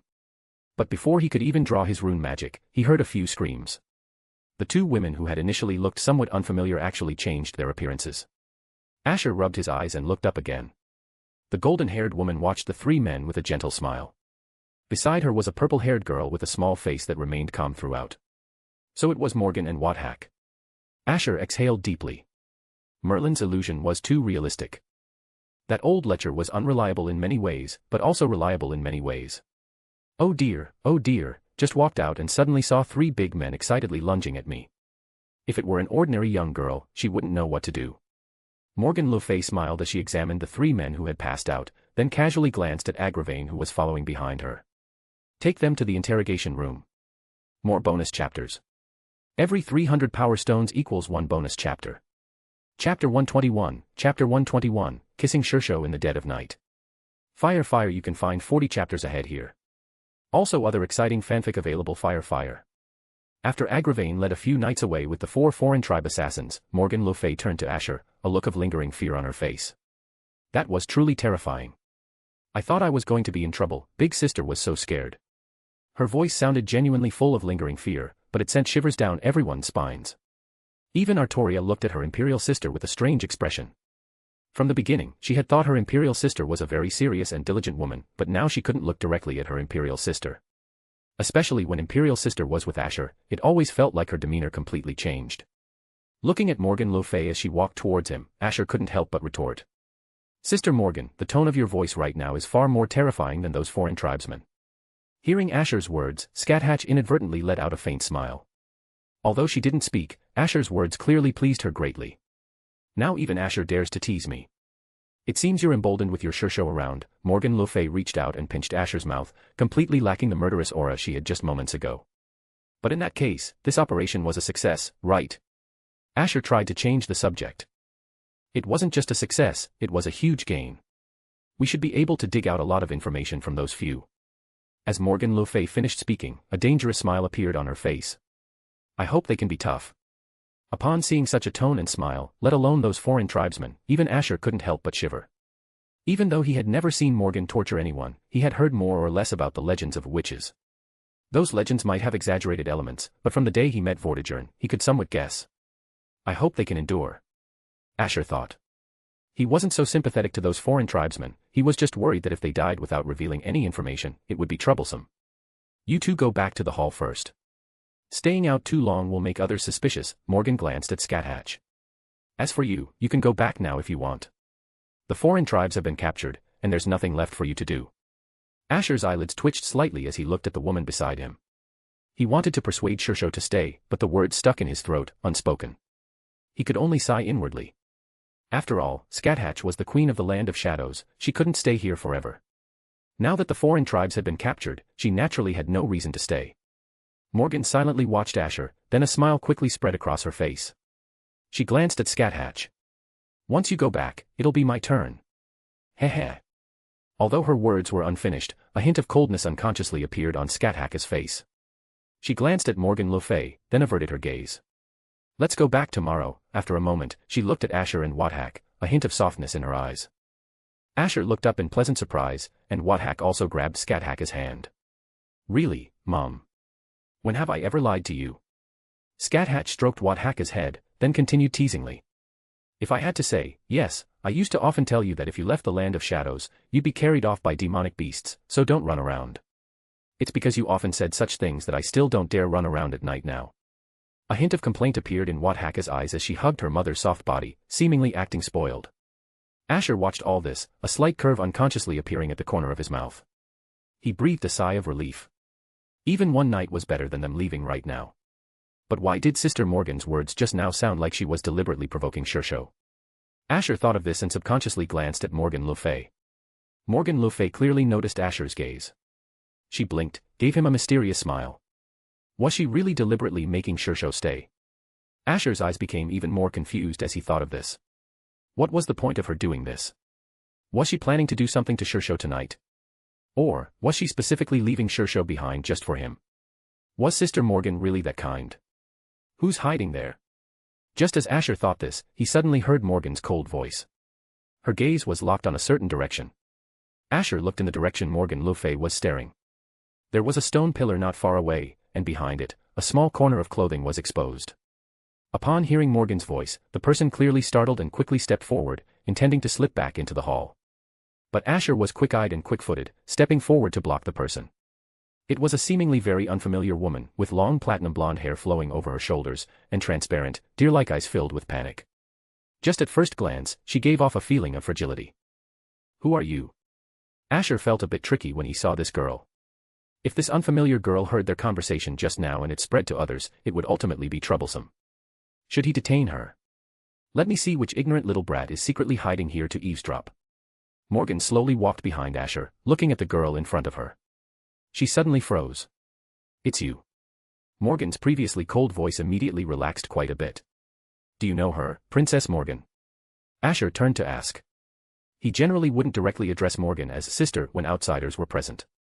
Morgan had warned him before that she temporarily didn't want others to know their relationship was good. Of course I know her. Rather, it would be strange if I didn't. Morgan hadn't even finished speaking when she heard the consistently quiet girl speak. You really forgot me, didn't you? Her voice sounded as clear as a lark's, and her eyes stared straight at Asher. Oh my. Another girl you know. Morgan looked at Asher in surprise.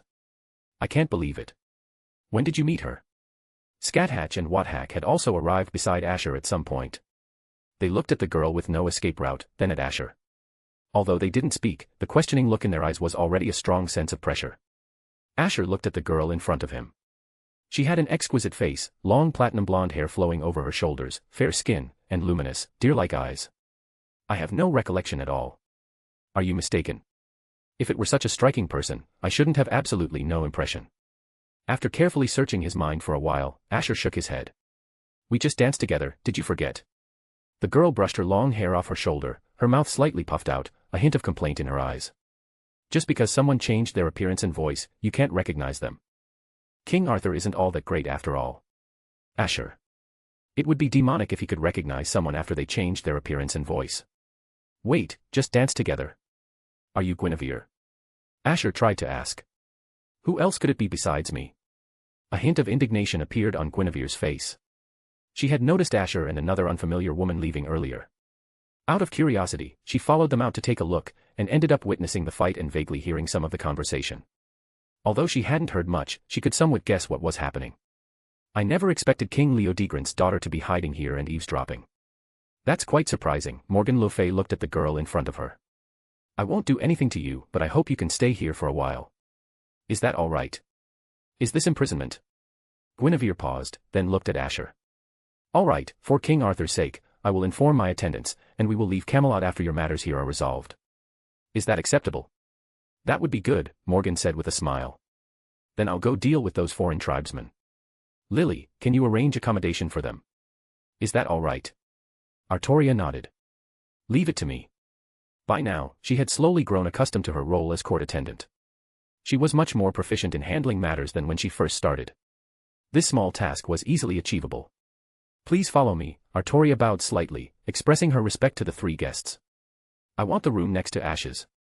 Scáthach raised her hand. The room next door. Artoria was slightly troubled. Currently, the rooms next to Asher's were Milo's on one side and her own on the other. Milo's side was naturally impossible. If that were the case, she would have to sleep with Scáthach. If you don't mind sleeping with me, then I have no objections, considering the other party was Asher's sister. Artoria still politely but implicitly refused the offer. All right, Scáthach said with a grin. Artoria. Why is this girl as blunt as Asher? I'll be going first. Morgan le Fay glanced at the others whose attention was completely focused on Artoria. She leaned down and whispered to Asher. See you tonight. After speaking, she glanced at Scáthach, who had already noticed them, a seductive and captivating smile on her face, then drifted away.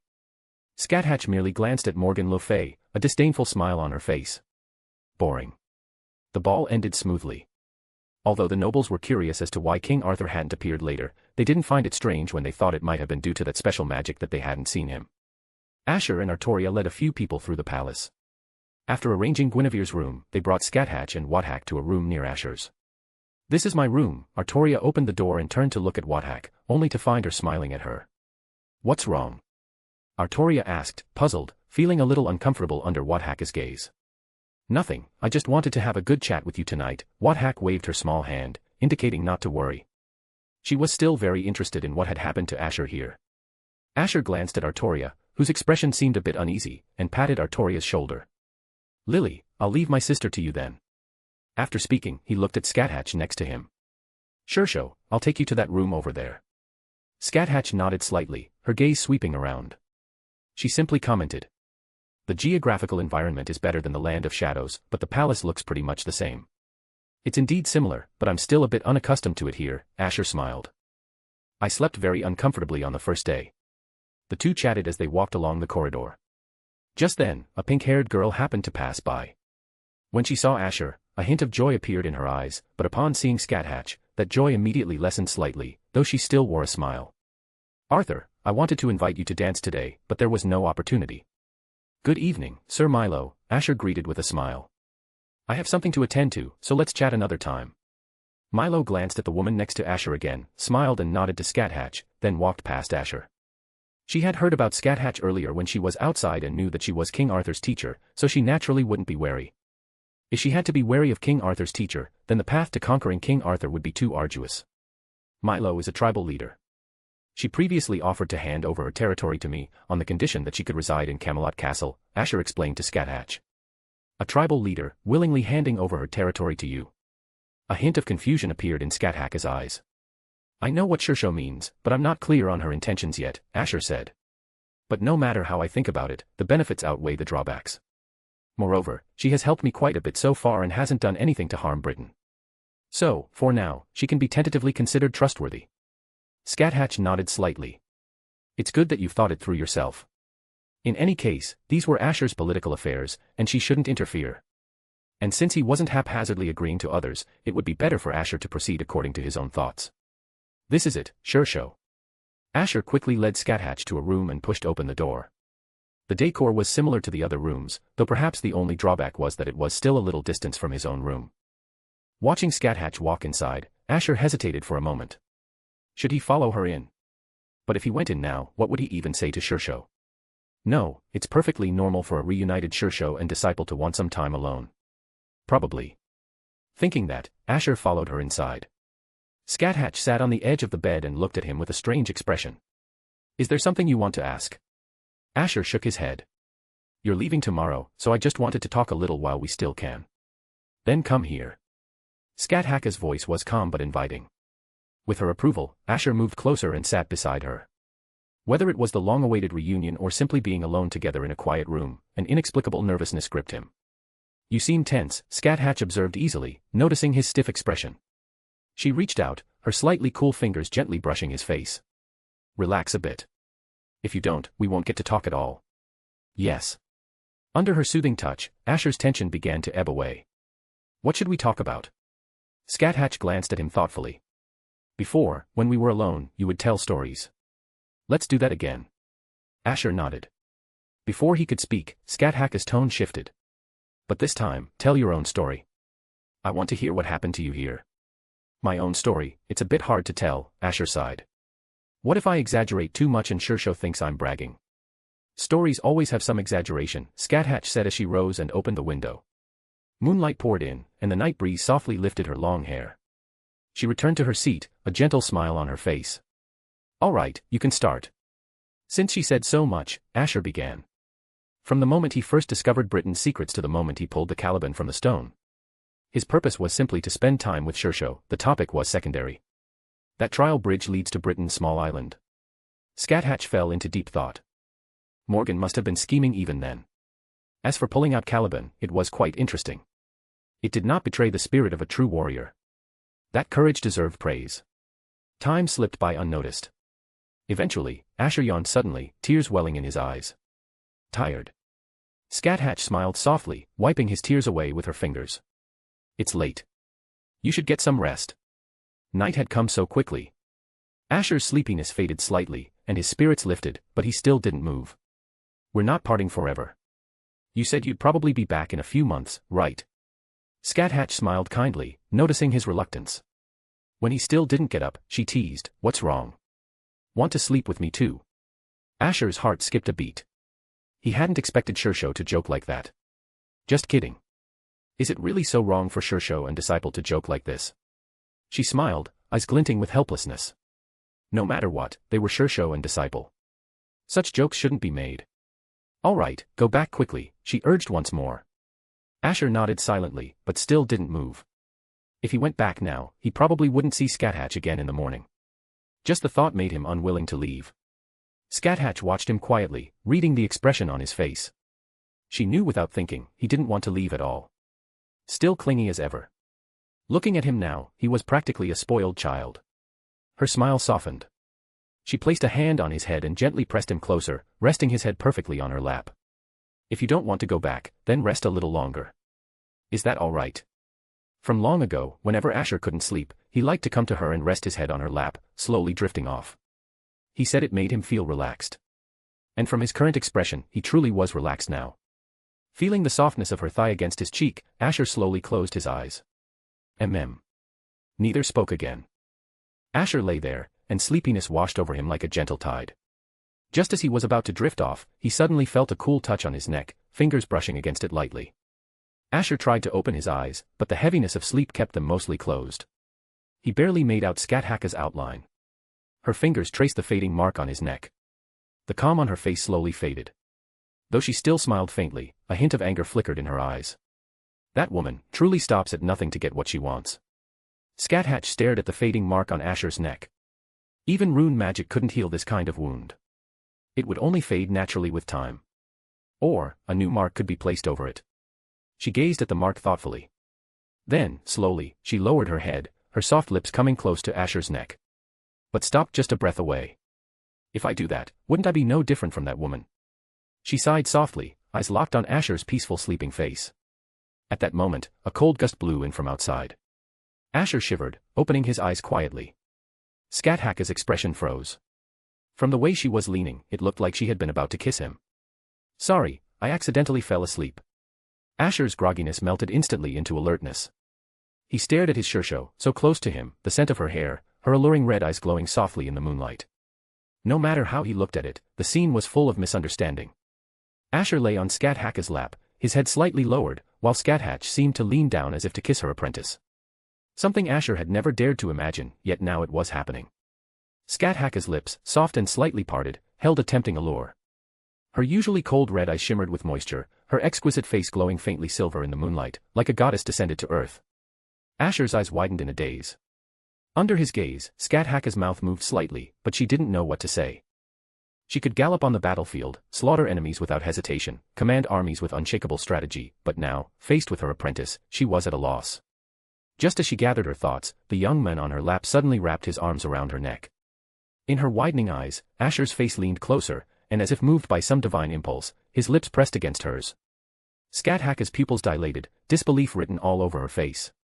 Asher felt the same disbelief. He had actually kissed Shishou. He knew it was wrong, but his desire was overwhelming. And though it was a reckless move, it was exactly as he had imagined before. Shishou's lips were so soft, so fragrant. More bonus chapters. Every 300 power stones equals 1 bonus chapter. Chapter 122, Chapter 122, The Consequences of Confessing to Shishou. Fire, you can find 40 chapters ahead here. Also other exciting fanfic available. Fire. An unfamiliar set of lips brought a unique fragrance, accompanied by warm breath softly fanning the other's face. Scáthach's eyes showed a hint of surprise, her gaze fixed on Asher. Her soft lips were pressed tightly against his. Her calm mind, at that moment, fell into a brief disarray, causing her to hesitate in pushing him away. She had considered many possibilities, even knowing Asher's feelings from long ago, but she never imagined this guy would dare to suddenly kiss his Shishou after only leaving the land of shadows for so long. Although, this seemed to be due to her earlier lowering of her head, which led to a misunderstanding. However, no matter how you look at it, to dare to look her in the eye while doing such a thing, he truly had grown up. Scáthach gazed into Asher's dark eyes, which were returning her stare, feeling a slight sigh of emotion in her heart. In the beginning, let alone during a kiss, even during their nightly chats, her disciple wouldn't dare to stare at her like this. Asher's arms were wrapped around Scáthach's neck. His mind snapped awake from the recent confusion, his heart thumping like a startled deer about to crash. His gaze directly met Scáthach's, never shifting away. It wasn't courage that sustained him, but rather he had no idea what to do. If he were to shift his gaze now, he felt as if time would restart, and then he would likely face his Shishou's reprimand. She would definitely be very disappointed, he thought. A disciple she had raised for over 5 years, on the night of the ball, had kissed his Shishou out of lust. Even if his Shishou said nothing, she would probably be deeply disappointed. Although no emotion could be discerned from her eyes now, this was probably just her surprise at her disciple doing such a thing to his Shishou. So, what should I do now? Urgent, waiting online. It seemed this posture had been maintained for a while, as Scáthach moved slightly, and this movement broke the silence. What to do? What on earth to do? Asher subconsciously wanted to release his hands, but his movement suddenly paused as he stared into Scáthach's eyes. Wait, what if Shishou doesn't dislike this? If she truly hated it, she would have pushed me away immediately, even if not immediately, after so long, there shouldn't have been no reaction at all. Could it be that she also likes me? Asher suddenly experienced one of life's 3 great illusions. But he quickly inwardly denied this thought. No, how could that be? Even if it's love, it must be only the love between Shishou and disciple. Otherwise, Shishou wouldn't have agreed to my marriage with Scáthach back then. But what if it is love?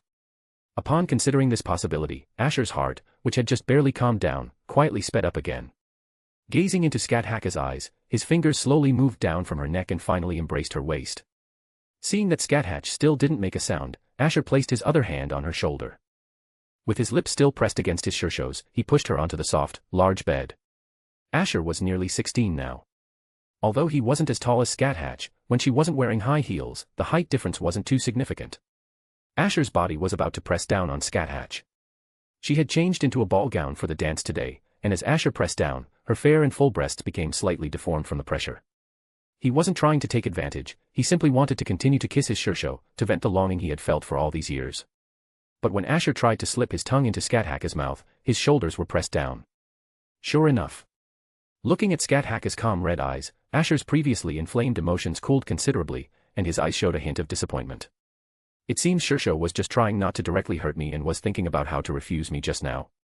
Too soon, Scáthach said softly, as if she had seen through what the boy pressed against her was thinking. She raised her hand and stroked his head. If this continues, I probably won't be able to control myself either. If it really reaches that point, it truly won't be salvageable. That's true. If it continued like this, it would be impossible to say whether he could control himself later. Seeing Asher fall into silence, Scáthach gazed at his face.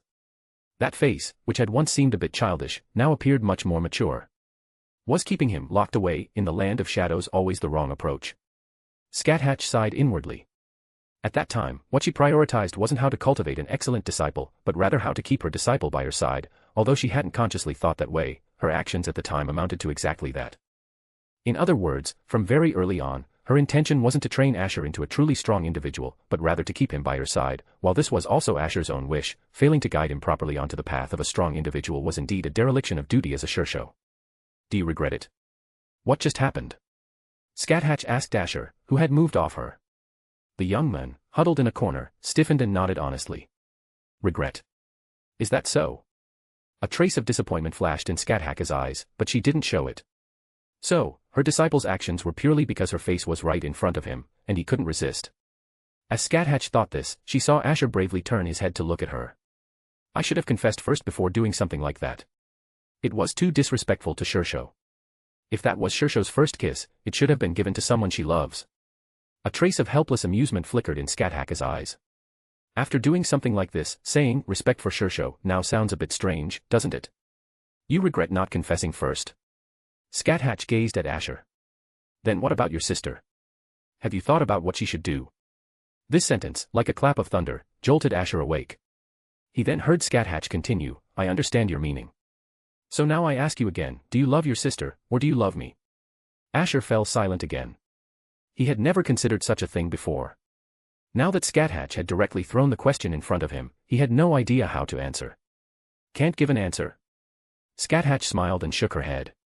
That's true, this should have been something for you to consider 3 years from now, but now you've brought it forward yourself. Asher was stunned.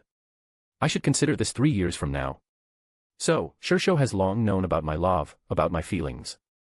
His voice was somewhat stuttering, wanting to say love, but the word got stuck in his throat. Scáthach's gaze towards Asher held a hint of playfulness. Her finger lightly tapped her delicate lips. Not very long ago. At first, I just thought you liked your Shishou. But after adopting you for a few months, I noticed you started finding more and more excuses to come to my room, and your gaze when looking at me often seemed strange. I probably figured out the reason. Asher silently covered his face. So, that means his thoughts were already guessed long ago, and in such a situation, he still took every opportunity to cozy up to his Shishou. Seeing her disciple's extremely embarrassed expression, Scáthach's eyes showed a hint of amusement. Since Asher had already brought into the open what should have been kept hidden, she no longer needed to hide her true personality. She had originally intended to project the image of a calm and strict Shishou to Asher, but now, upon reflection, it seemed entirely unnecessary. If I had guided you in a different way much earlier, it probably wouldn't have turned out like this now, Scáthach said, shaking her head helplessly at the end. But unfortunately, as a Shishou, even she has moments of confusion. Asher hesitated slightly, then raised his head and glanced at Scáthach. Actually, I think even if Shishou had used another approach, I would still like Shishou. Oh. A hint of surprise appeared in Scáthach's eyes. That's only natural, isn't it? Shishou is super charming, whether in battle or when teaching others, and even when guiding other disciples, she's very captivating. It's precisely because she's so perfect that I always dared not speak the truth, Asher said, lowering his gaze at the end. Because you dared not speak the truth, you liked to come and cling to me every night whenever you had the chance. Scáthach said in a teasing tone. A trace of embarrassment flitted across Asher's face, and for a moment he didn't know how to answer her. By now, he was already past the point of caring. Anyway, he had already done this much, and any explanation now would seem weak and pale. It's not like he could say he was sleepwalking just now, right? No one would believe such a foolish excuse, even if he said it. Moreover, he now felt a sense of relief after saying it. He had been suppressing his feelings, fearing that if discovered, he wouldn't even be able to maintain their Shishou-disciple relationship, or that he would be deliberately alienated. So, he had never dared to express these feelings. Now that he had truly made a gesture akin to a confession, he felt a burden lifted from his heart. However, just as Shishou said, if he had to choose between Shishou and sister, how would he choose? No, what in the world am I thinking? Shishou said, if. She wasn't really asking me to choose. Asher shook his head vigorously to regain his composure. Scáthach silently watched Asher's reaction, then glanced again at the lip print on his neck. That lip print was too obvious, almost a bit of an eyesore. She said in a calm yet slightly stirring voice, come sit over here. Asher was startled, but obeying his Shishou's words wasn't difficult for him, so he sat down beside her. Close your eyes. You've confessed to your Shishou, you should have prepared for the consequences, right? I'm willing to accept punishment. Asher closed his eyes. He had already prepared himself for this moment. Scáthach looked at Asher with his eyes closed, gazing at his still somewhat youthful face for a moment. His expression looked rather tragic, as if he thought his Shishou intended to kill her disciple. Scáthach shook her head helplessly. What kind of Shishou do you take me for? She placed her hands on Asher's head, her beautiful face slowly approaching. Her small lips pressed against Asher's. And it wasn't just that, Scáthach's kiss didn't end there. Her lips closed, licking, playing for a while, her tongue intertwining, slowly embracing each other. No way. Shishou actually. Is this the consequence of confessing to Shishou? If so, I'll confess every day from now on. Asher slowly opened his eyes, but immediately met those dignified red eyes. She gazed intently at him, then released her hands, their lips parting. This is my answer, Scáthach said, stroking Asher's face with her right hand. But don't get too happy too soon. Until you can give me the correct answer, I will not accept your feelings. The correct answer? Asher was stunned, looking at the woman before him. So what exactly is the correct answer Shishou is talking about? She can't possibly want me to abandon my sister, can she? If I did that, she would probably be truly angry. After all, given Shishou's personality, she would never betray her own daughter. Then what does she mean? She kissed me again voluntarily, does that count as a response to my confession? It counts as a response to my confession. Your cheek is a bit warm. Are you shy at this level? Scáthach quickly felt the slight warmth on her right hand, and a playful smile involuntarily appeared on her face. When you did such a thing just now, you should have been prepared for it. Shishou, what is the correct answer you're talking about? Asher looked at Scáthach, whose eyes now held a hint of teasing. Have you ever seen a student ask their teacher for the correct answer during an exam? Scáthach pointed at Asher's head. Think hard, then give me the answer. More bonus chapters. Every 300 power stones equals 1 bonus chapter.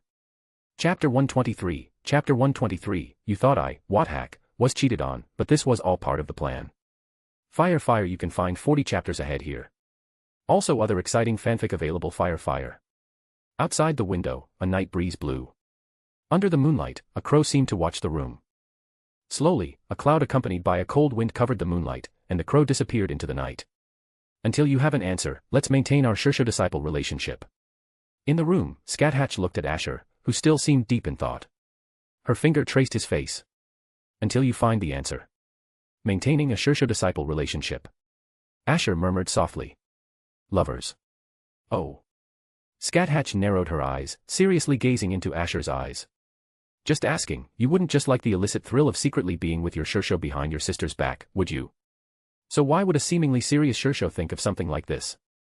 Asher immediately felt his impression of Scáthach collapse, then quickly shook his head. I truly like Shishou, and it has nothing to do with our Shishou-disciple relationship. Love that's unrelated to the Shishou-disciple relationship. Scáthach repeated idly, crossing her legs. Her long, alluring legs, encased in purple stockings beneath her ball gown, were subtly revealed through the semi-transparent thin fabric.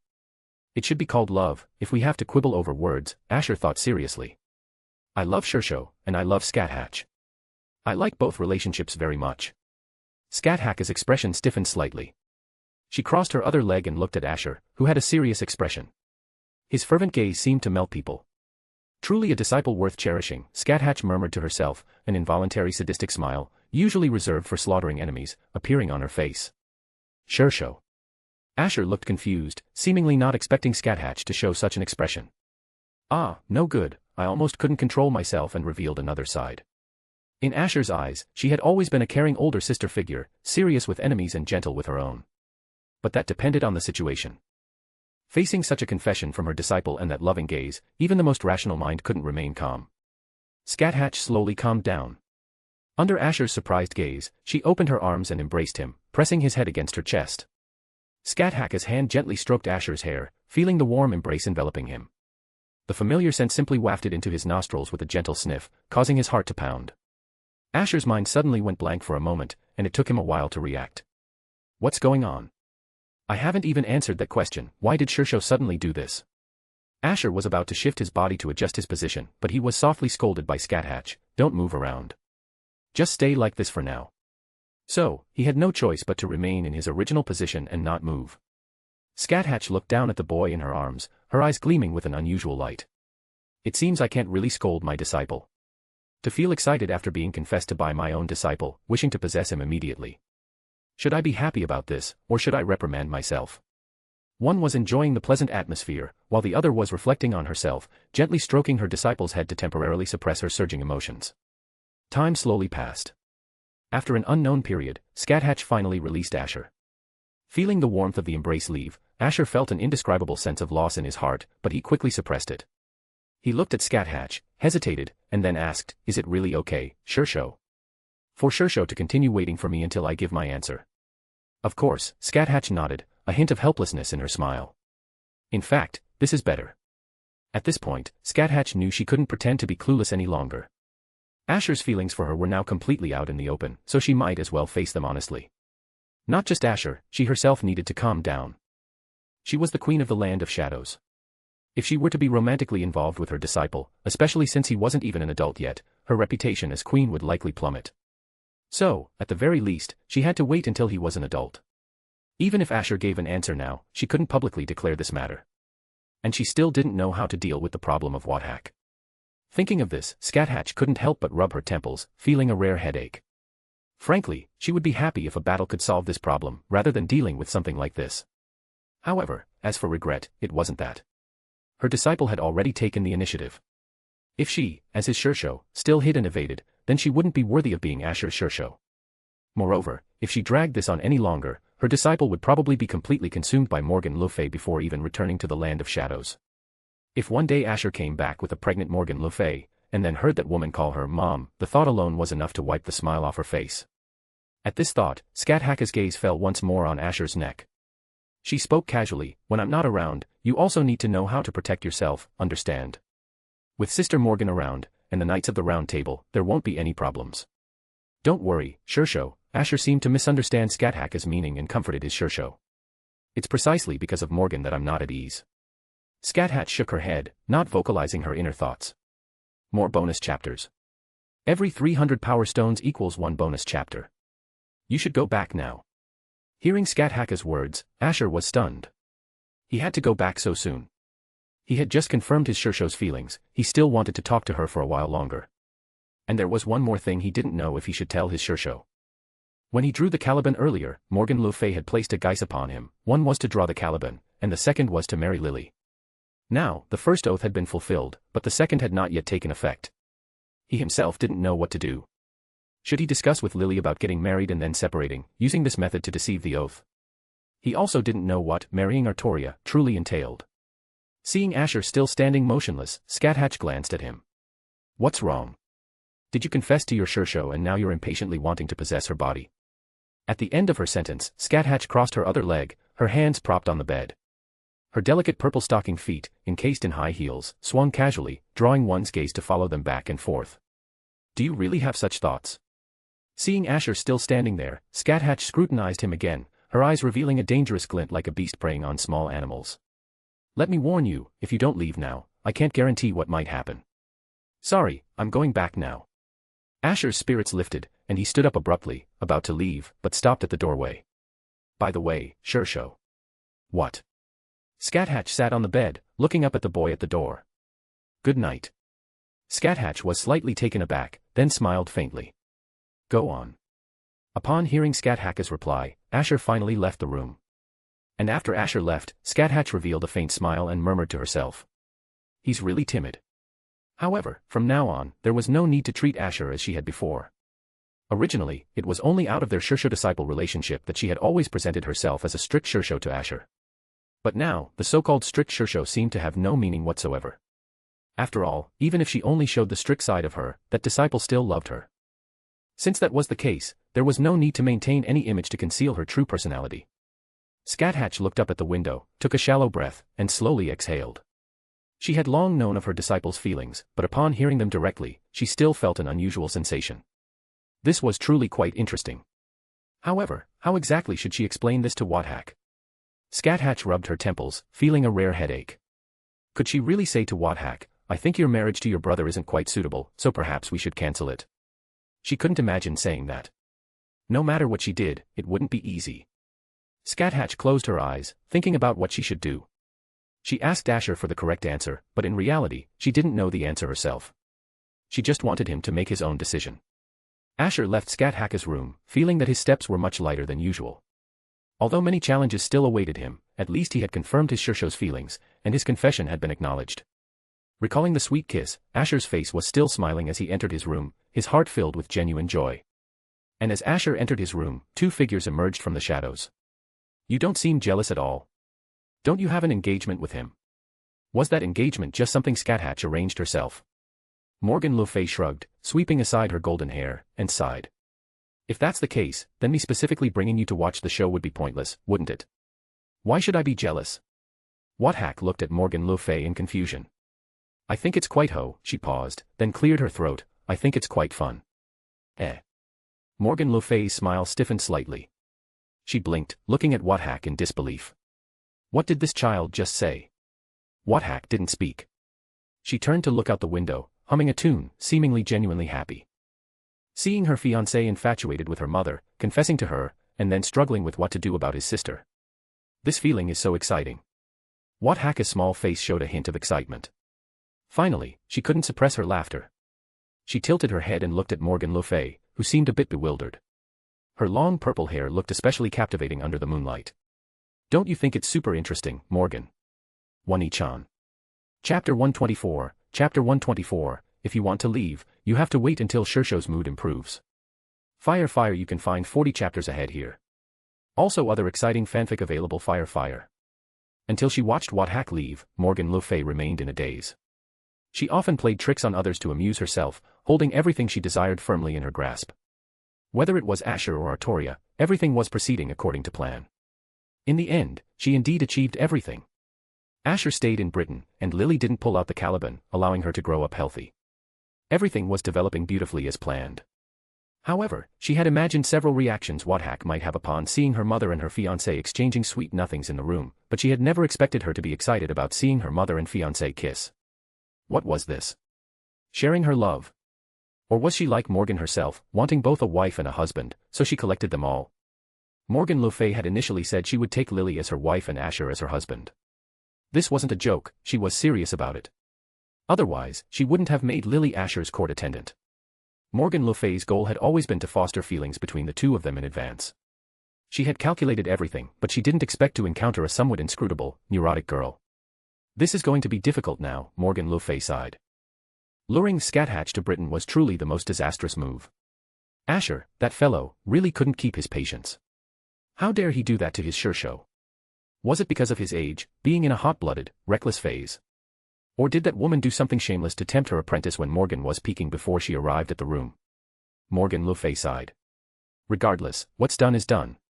That child must be so happy he's practically jumping for joy now, right? No, the one who's probably jumping is Scáthach, that woman. Scáthach herself probably never expected the usually timid herbivore to suddenly start eating meat. This is going to be tough, Morgan sighed inwardly. Forget it, I'll deal with the other matter first. She turned her head in a certain direction, where the foreign tribesmen were held in cages. She might as well interrogate the prisoners to relieve her mood. Morgan le Fay walked away from the long corridor, a cold glint flashing in her usually gentle eyes in the darkness. The moonlight of the late night gradually blurred, and faintly, the howling of wolves could be heard. Tonight was destined to be a sleepless night. The next morning, Asher opened his eyes and pinched his face. There was a dreamlike sense of unreality. Was last night just a dream? Asher murmured, touching his lips with his fingers. However, this was just something he would think due to overwhelming happiness. No matter what, it definitely wasn't a dream. Even now, he could still feel the soft warmth when Shishou's lips touched his own last night, and those aggressive red eyes were still deeply etched in his memory. Stay calm, stay calm. Asher patted his face, regaining his usual composure. After a quick wash, he left the room. Faint sounds of fighting came from outside the courtyard. The clash of weapons produced a pleasant sound. For some reason, Asher felt it was very familiar, so he quickly walked towards the courtyard. As he approached the courtyard, a purple figure came into view. Scáthach had changed back into her original purple bodysuit, perfectly accentuating her proud figure. She thrust her long spear at the armored knight in front of her. He, too, wielded a long spear, and the two seemed to have been clashing for some time. The person clashing with Scáthach was Sir Lamorak. Earlier, when Scáthach woke up, she happened to encounter a knight of the Round Table training. With great enthusiasm, the two decided to have a sparring match. As King Arthur's knight, Lamorak naturally wanted to see how capable King Arthur's Shishou truly was. "How did you sleep last night?" Asher was watching the two spar when Scáthach, appearing out of nowhere like a ghost, suddenly popped up from behind Asher. She bent slightly, resting her chin on Asher's shoulder, tilting her head to look at him, and said with a grin, "Did you sleep soundly?" Upon hearing Sister Scáthach's words, Asher immediately recalled last night. He felt a pang of guilt and dared not look at her, merely saying expressionlessly, "Yes, I slept well." "That's good, that's good. It seems having Mom come here to accompany you was very helpful, whether it was protecting you last night or, well, guiding your psychological well-being." As she finished speaking, Scáthach's tone was airy, with a teasing glint in her eyes. Asher's eyelids twitched slightly. He felt a mysterious sense of nervousness, afraid that Scáthach might discover something.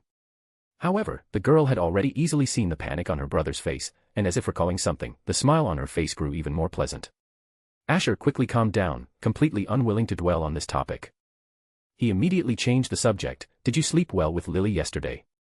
Scáthach nodded. "Yes, yesterday Lily said she wanted to do a survey, so she asked me to tell her about your time in the Land of Shadows, and in return, she told me about what happened to you here."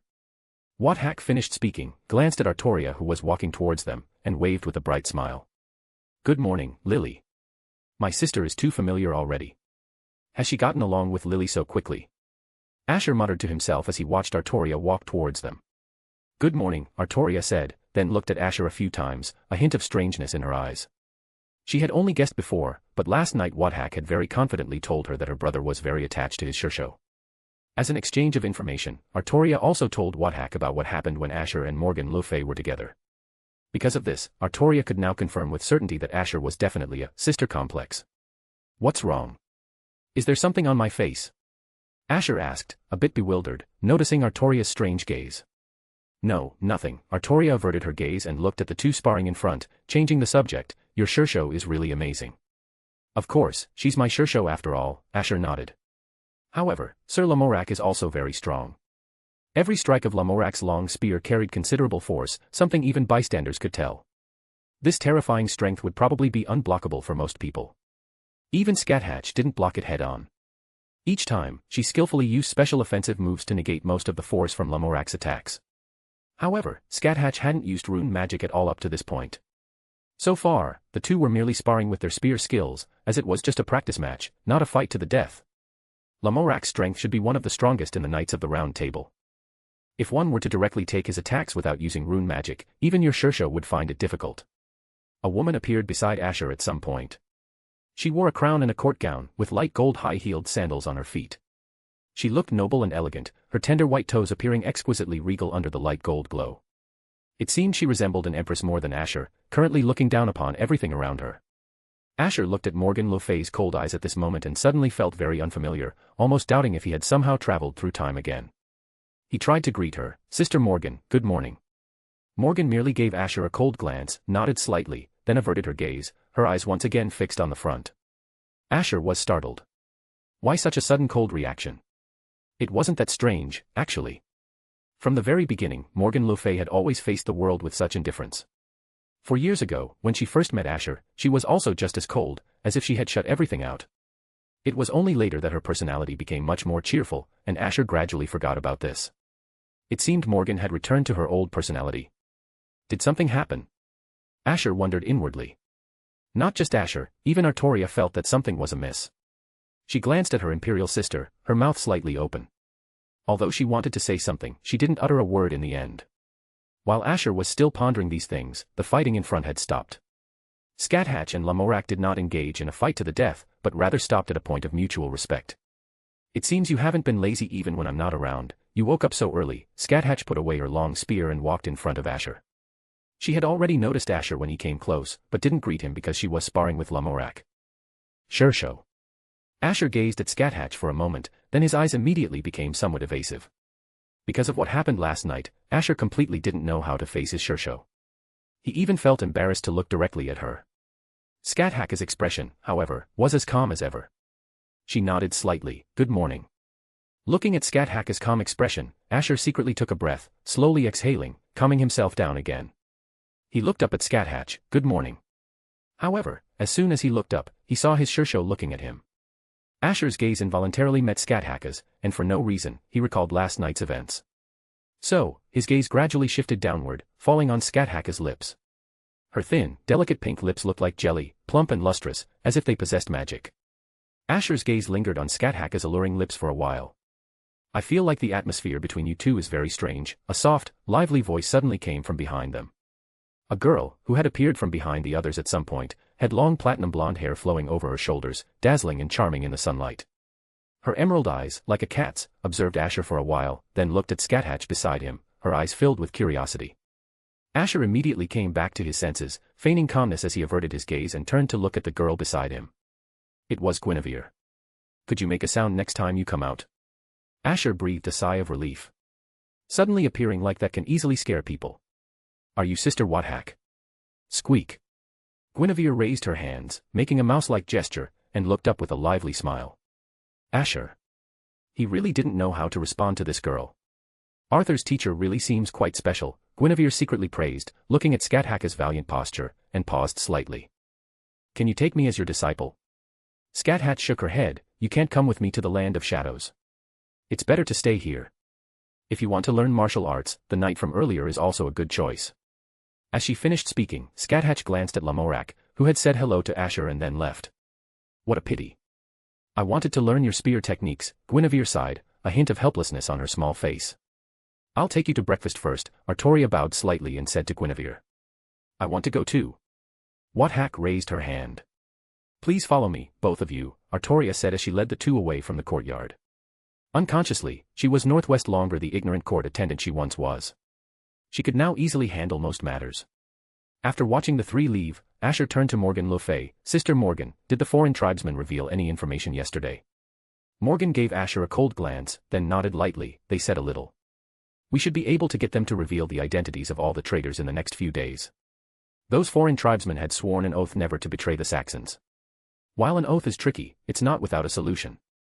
If they only reveal those who colluded with the enemy in Britain, even if it's a betrayal of their own kind, it's not a complete betrayal, and the oath wouldn't take their lives. Upon hearing Morgan's reply, Asher looked at her deeply. Indeed, did something happen to Sister Morgan, causing her personality to become so cold again now? I'll let you know later. I'm leaving now. Morgan le Fay finished speaking, giving Asher no chance to reply, and turned to leave the courtyard, never looking at Asher again the entire time. Asher gazed at Morgan le Fay's retreating figure, feeling a strange unease in his heart. Someone who is usually cheerful and lively, well, even if it was all just a facade, for such a person to suddenly become so cold now, it really does cause some unease. Scáthach also turned to look at Morgan's retreating figure, her brows furrowing slightly. Clearly, she also noticed that something was amiss with Morgan le Fay. Morgan le Fay's figure quickly disappeared from their sight. I'm still a bit worried. Asher murmured to himself. Today, Morgan was indeed a bit off. She just said a few simple words and left, completely indifferent to her surroundings. Are you worried about Morgan le Fay's situation? Scáthach asked. Asher nodded gently. Sister Morgan's behavior today is strange. He then turned to look at his Shishou. Shishou, I want to go and see. Scáthach looked at Asher for a few moments, a faint, almost imperceptible smile appearing on her face. Telling your Shishou, to whom you just confessed last night, that you're going to find another woman now. Although I haven't accepted your confession yet, still, you've certainly become much bolder than before. She paused slightly. In the past, you wouldn't have been so bold. Scáthach's tone of voice was still as gentle as ever, but it made Asher feel an inexplicable pressure. So why did Shishou's aggressiveness suddenly become so strong? Where did the kind and understanding older sister go? But Morgan had helped him so much. If she was in any difficulty, he should at least go and check on her, even if it was just out of gratitude. But Shishou said that. Asher was caught in a dilemma for a moment. If you go find her now, perhaps when you return, Scáthach and I will have already left, Scáthach added. Asher's heart immediately sank. He almost forgot, Shishou and his sister were leaving Britain today. If he left now, wouldn't it be a long time before he could see Shishou again? But Morgan's situation was also very concerning. Thinking about this, Asher couldn't help but feel conflicted again. Looking at Asher, who was clearly itching to move but remained still, Scáthach smiled faintly. Her tone suddenly shifted. However, it's not entirely non-negotiable. If I'm in a good mood, I can consider staying an extra day or so. In that case, even if you go to find Morgan, it wouldn't matter, right? Really? Asher looked up with a joyful expression. Seeing Scáthach nod affirmingly, Asher slowly breathed a sigh of relief. I feel like Shishou is starting to become a little mischievous too, Asher said with a hint of helplessness. Without a doubt, Scáthach had no intention of stopping him from the beginning. Her previous words were just to tease him. She looked so serious and elegant when he first met her, captivating so many gazes. Why did it feel like Shishou's personality had completely changed after his confession last night? Looking at Asher's helpless expression, Scáthach probably guessed what he was thinking. She looked at him and said, "Don't you like this kind of personality?" Did he like her back then because she was aloof and superior?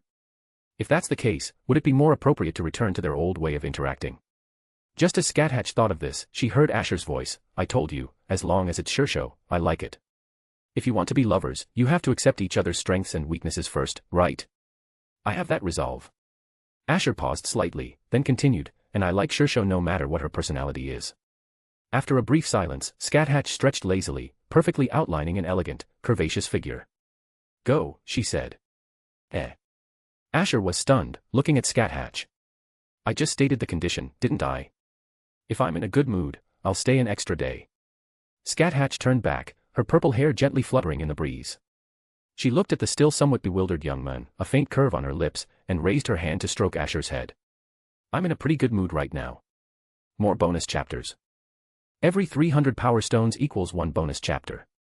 Chapter 125, Gold-Haired Loser Morgan le Fay. Fire, you can find 40 chapters ahead here. Also other exciting fanfic available. Fire. Are you sure it's okay? Artoria was half coaxed, half pushed by Asher towards Morgan le Fay's room, a hint of hesitation on her face. "It'll definitely be fine. Your imperial sister likes you the most. It's better for you to go test the waters than for me to," Asher comforted her while pushing Artoria towards the door. Originally, Asher planned to go and ask about the situation himself, but recalling Morgan le Fay's cold attitude towards him just now, he suddenly felt that Lily would probably be more suitable than him. And even if Morgan was in the worst mood, she wouldn't hurt her sister, right? But he wasn't so sure. There had been instances before where Morgan would retaliate against him when she was in a bad mood. Artoria could only nod. "All right, if it's for your sake and Imperial Sisters, then I'll go test it out." After this period of training by Morgan le Fay, Artoria believed she had gained a certain understanding of human nature, at least she now knew how to pay attention to those around her. She walked to Morgan le Fay's door and knocked. "Imperial Sister, may I come in?" Asher moved to the side, afraid of being noticed by Morgan. "Come in," a lazy voice came from inside. Artoria walked into the room. Asher waited at the door for a while. He had nothing to do, but he dared not leave easily, afraid that something might suddenly happen inside.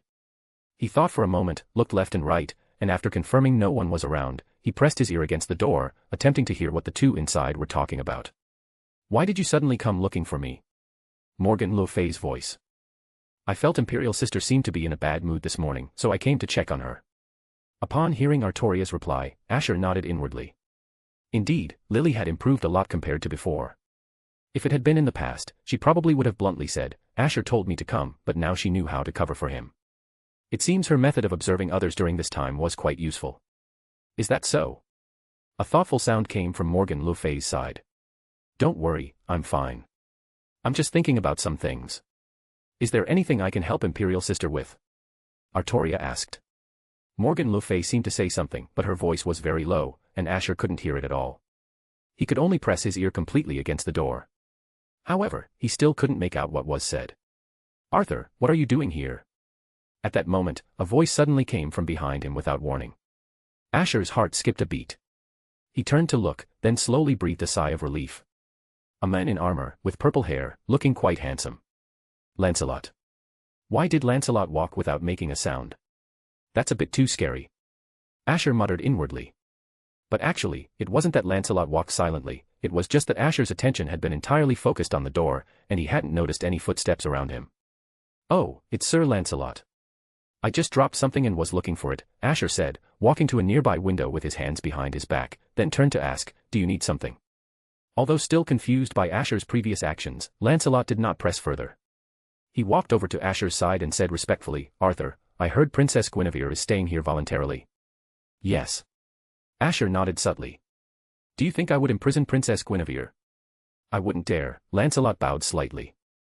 "However, King Leodegrance sent an envoy who wishes to deliver a message to Princess Guinevere, so he wishes to see her again now." Asher pondered for a moment, then nodded. She should be touring the palace with a lady-in-waiting now. "Later, I'll have an attendant take her to meet the envoy." Please have him wait in the hall for a moment first. Even without thinking, King Leodegrance was probably just uneasy about his daughter Guinevere, which was why he sent an envoy. Yes, Lancelot said. Also, King Leodegrance entrusted the envoy with a message. He has something he wants to ask you. What is it? Asher asked. Is what was said in front of the ballroom true? Are you really planning to build a port and open up trade with various countries? Lancelot said, these are King Leodegrance's exact words. Asher was slightly startled, then he remembered this matter. Speaking of which, it was indeed mentioned before, but that was also because Sir Ector suddenly brought up the Queen matter, and he hastily diverted others' attention. However, he did indeed have this planned later. However, how to make ships sail on the sea in this era is still a matter worth considering. But without accidents, there should be a way. After all, this is an era with magic, and some black technology can always be created. If ships can be built to open up trade routes, not only Britain but also the living environment in the Land of Shadows would be better. Arthur. Seeing Asher lost in thought, Lancelot remained quiet until after a while he tried to call out. Ah, yes, that's true, Asher said. Once the foreign tribes are driven out, we can begin building the port and developing trade cooperation with coastal countries. If all goes well, it will also make our country more prosperous. Relying solely on our own development would be too slow.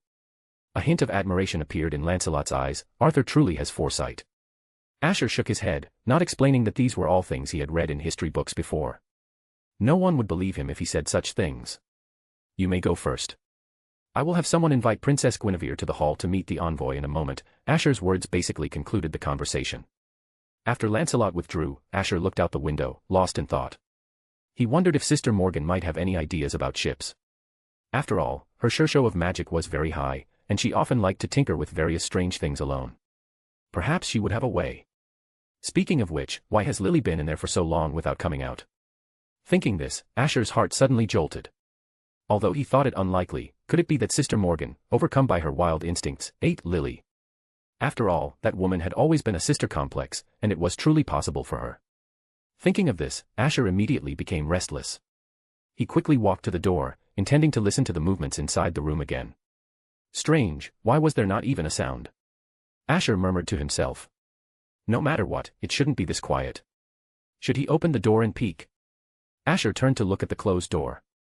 After all, he was the one who asked Lily to go in and find Morgan. If something happened, his conscience wouldn't be at ease. Even if Morgan wouldn't harm Lily, she might do something else.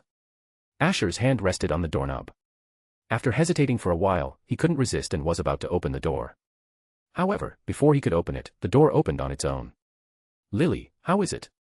Asher whispered, secretly glancing at the woman in the room. Morgan le Fay clearly noticed Asher's gaze. She raised her eyes, looked at Asher for a few moments, then indifferently shifted her gaze away. Artoria didn't say anything but just walked behind Asher, and before he could react, pushed him into the room, then closed the door. Asher.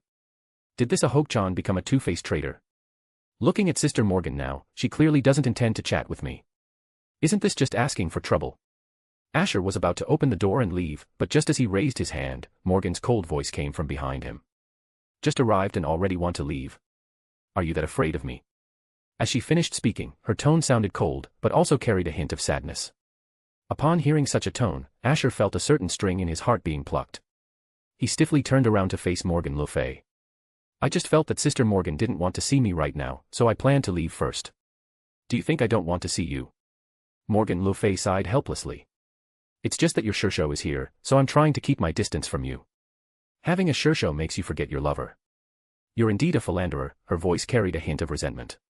Today, Asher's eyes were practically fixed on Scáthach when he saw her, even when she walked next to him he didn't notice.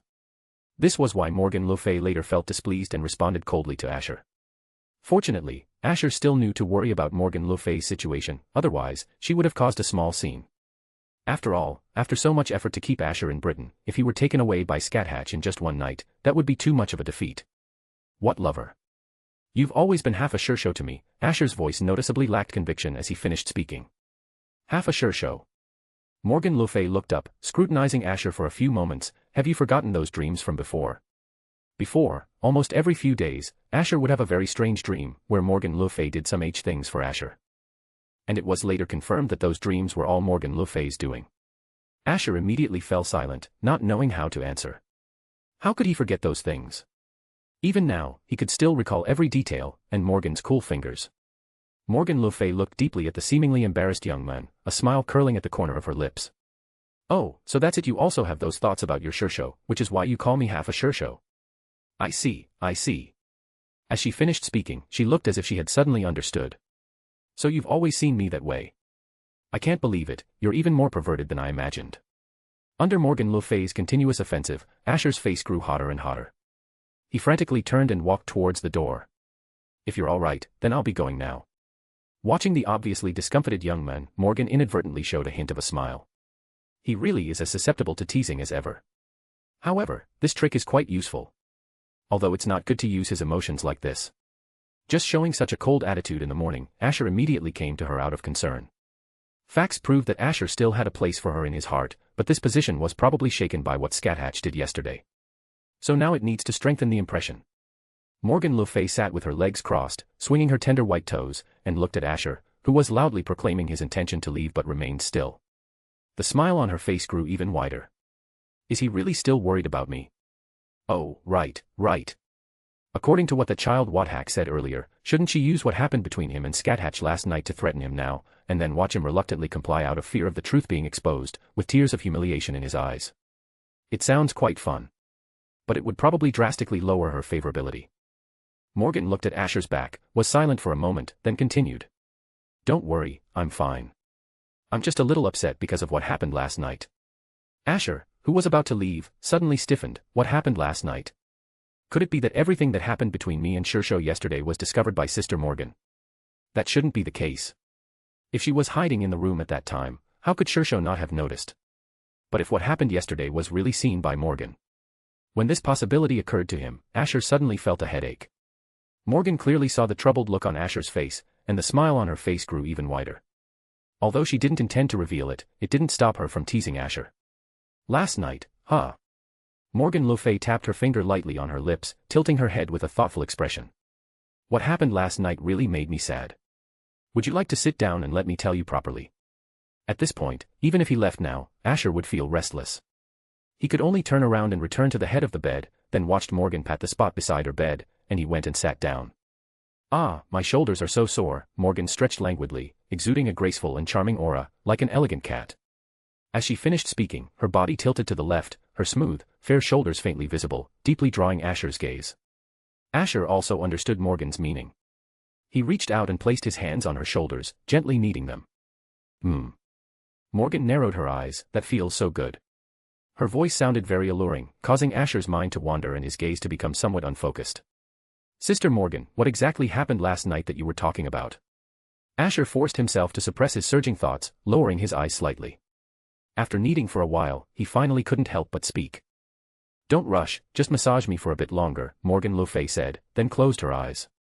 She truly looked like she was enjoying it, and after speaking, she ignored Asher and simply closed her eyes, indulging in the moment. Seeing this, Asher could only silently continue to massage Morgan's shoulders, his fingers occasionally touching her smooth, fair skin, making his heart beat uncontrollably faster. After a good while longer, Morgan finally let out a soft sigh of pleasure and looked back at the young man behind her. That's enough. You must be tired after massaging for so long. Asher nodded, released his hands, and at that moment saw Morgan's speechless gaze. What's wrong? Asher asked. At this time, you should say it's my honor to massage Sister Morgan, and how could I feel tired? That kind of answer is what pleases a woman. Others tell you to stop and you stop, you're still too young after all. If you were to do it with a girl later. Morgan le Fay shook her head, forget it, turn around. I'll reward you. Asher hesitated for a moment, about last night. Turn around first, Morgan said, enunciating each word. Asher could only turn around. Morgan le Fay's hands pressed onto Asher's shoulders, and soon Asher felt a wave of soreness. How does it feel? Is it comfortable? It's all right, pretty comfortable, Asher said. Just all right. Morgan's movements on his shoulders paused. Perhaps I should use my chest to massage you instead. Asher. Oh my, this isn't like you, to hesitate for so long. Morgan pressed herself against Asher's back, tilted her head to look at Asher's increasingly embarrassed expression, and whispered into his ear with a sweet voice. Dream on. You're not my lover. If you were my lover, you could do anything you want to, big sister, anything at all. Sister Morgan, can you please stop playing around? Asher sighed from the bottom of his heart. If she continued like this, Asher really wouldn't be able to control himself. This goddess understood men's weaknesses too well, or rather, she understood Asher too well. After all, those 4 years weren't spent in vain. If she hadn't wanted to nurture Asher for 2 more years before making her move, she could probably call Scáthach Mom by now. All right, since you're so eager to know what happened to me last night, I'll tell you. Morgan le Fay also knew that teasing should be done in moderation, and casually began.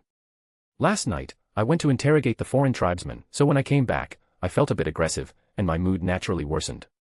Even though my mood never used to worsen when interrogating prisoners before, I feel like I'm regressing. That makes me very sad. So the bad mood she spoke of was about this. Upon hearing Morgan's words, Asher secretly breathed a sigh of relief. He had thought Morgan had seen what happened between him and Shishou in the room. But why did it still feel like something was off? Asher looked back at Morgan, who had a smile on her face. For some reason, he always felt that Morgan already knew something but just wasn't saying it. Oh. What are you trying to do by getting so close? A kiss.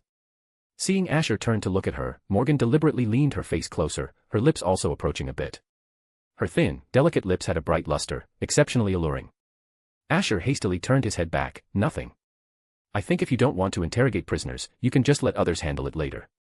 You're a princess to begin with, there's absolutely no need for you to personally handle such matters.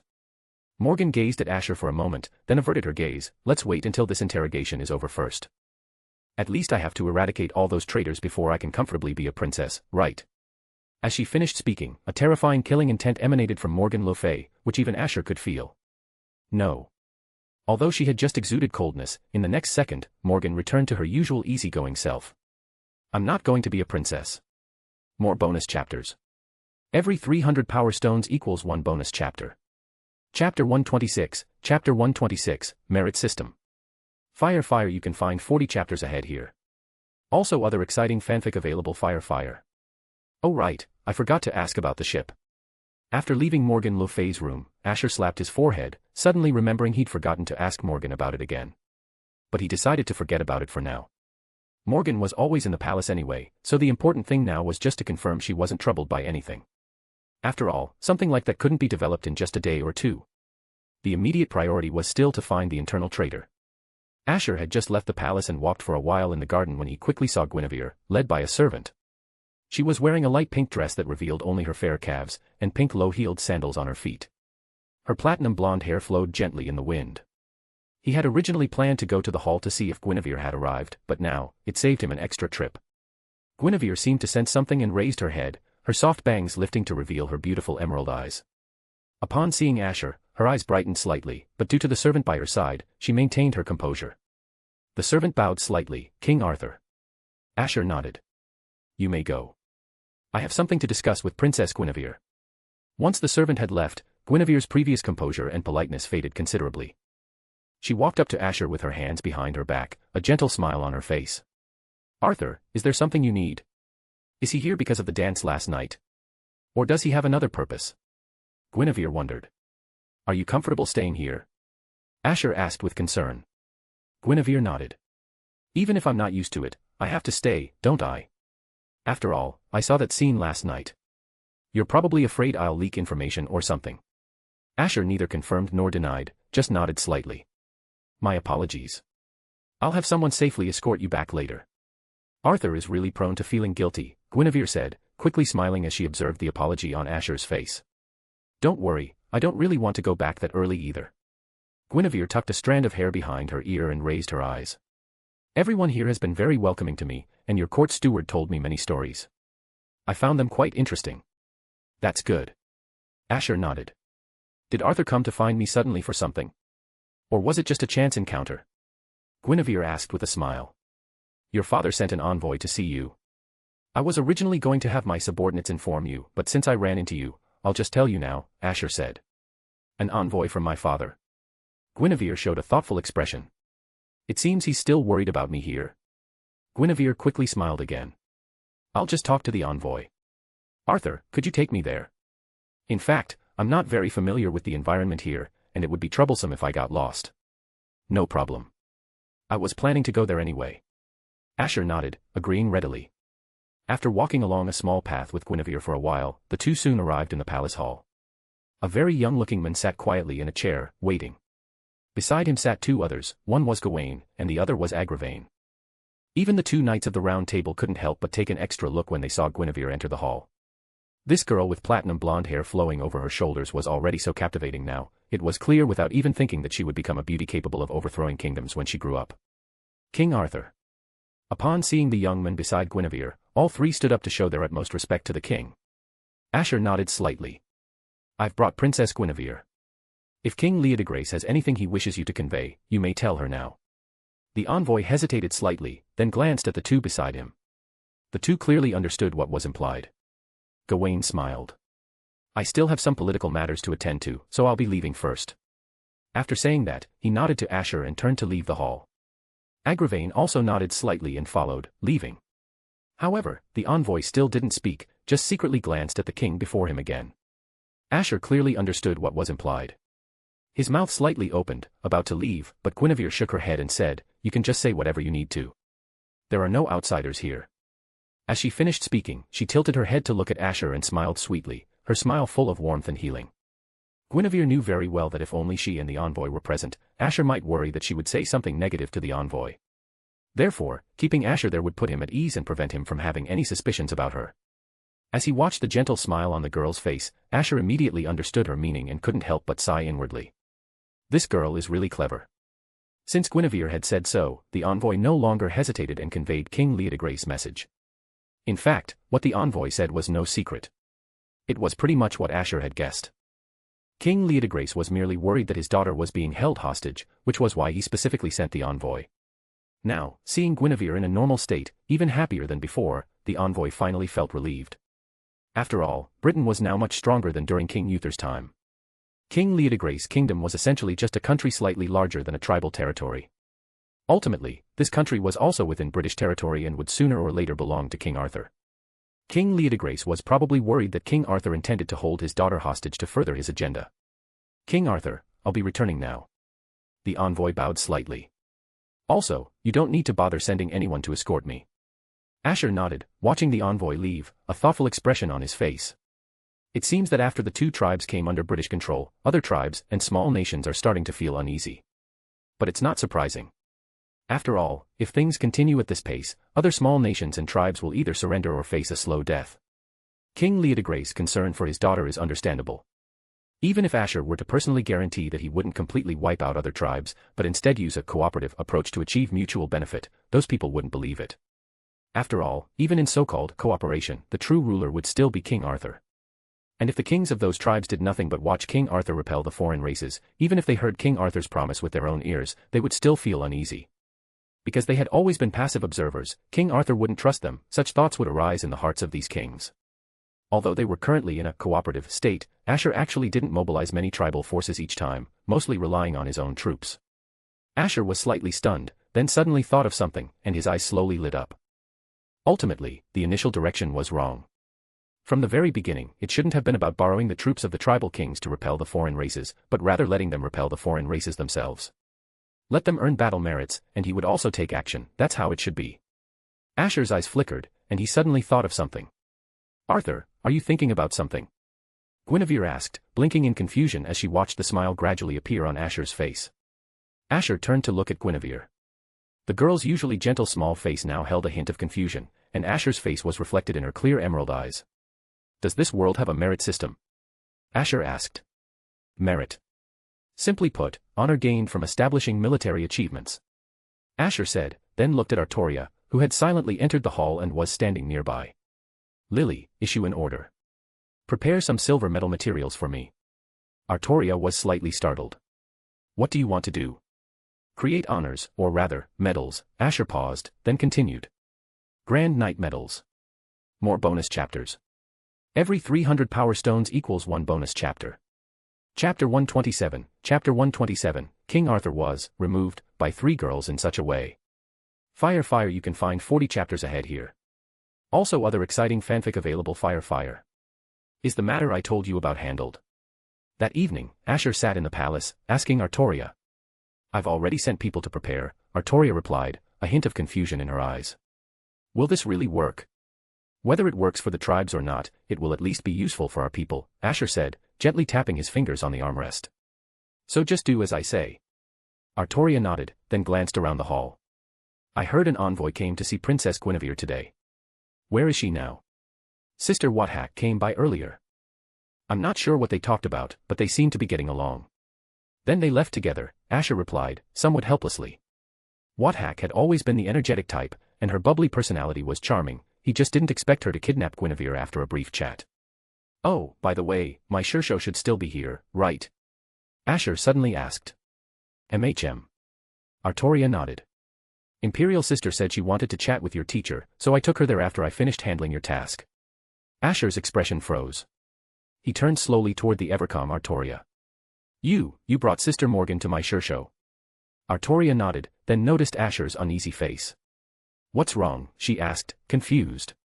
Nothing, take me to them now. Asher thought bitterly to himself, are you trying to get them to tear down the royal castle? Why would you bring Morgan to my Shishou? Still, the situation had already unfolded, no point in blaming Lily now. Better to hurry and find them. With that, Asher stood up quickly and urged Artoria to lead the way to Scáthach and Morgan le Fay. Sure enough, it's here.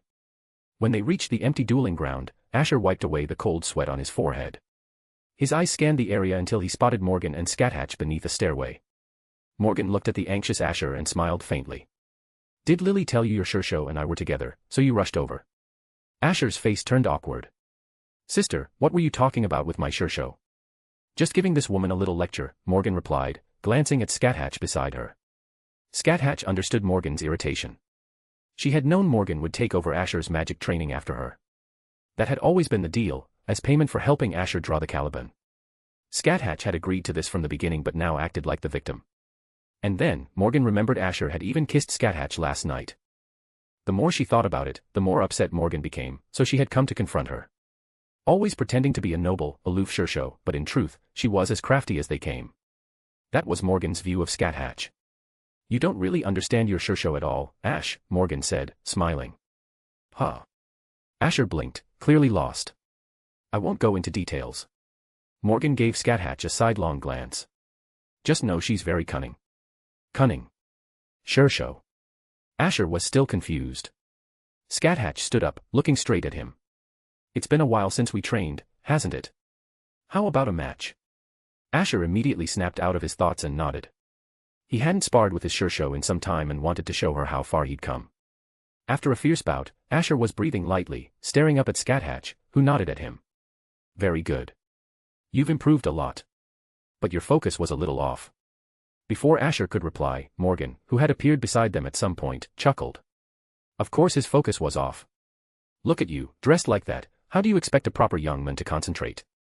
Scáthach might not have noticed, but Morgan, watching from the side, had seen everything. The tight-fitting outfit, the chest that bounced with every move, it was enough to make anyone lose composure. Even Morgan had glanced at it more than once. Asher looked embarrassed, unsure what to say. No explanation would help, Morgan had witnessed everything.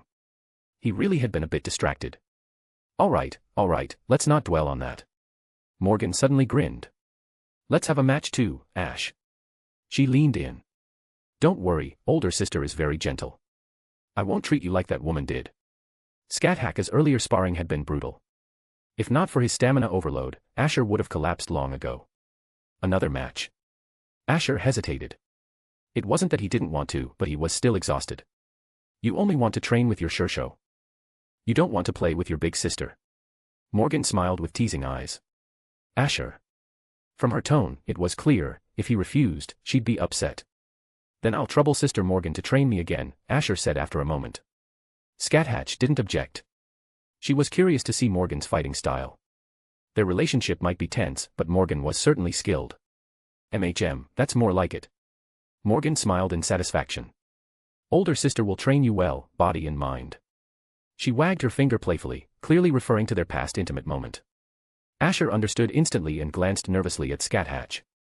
Seeing she remained unaware, he sighed in relief and looked back at Morgan. Please instruct me, Sister Morgan. Morgan nodded, then leaned in and whispered with a smile, how exciting, isn't it? Talking about this in front of your Shishou. Please don't do this again, Sister Morgan, Asher pleaded weakly. Next time, right in front of her, she teased, stepping back. Come now, it's been a while since I've trained you. She raised her hand, a black light forming.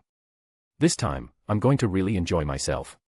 After the second match, Asher collapsed on the training ground, gasping for breath. His crown had rolled to the side. Are those two women in cahoots or what? And Sister Morgan, what happened to being gentle? Women. Just then, he heard footsteps.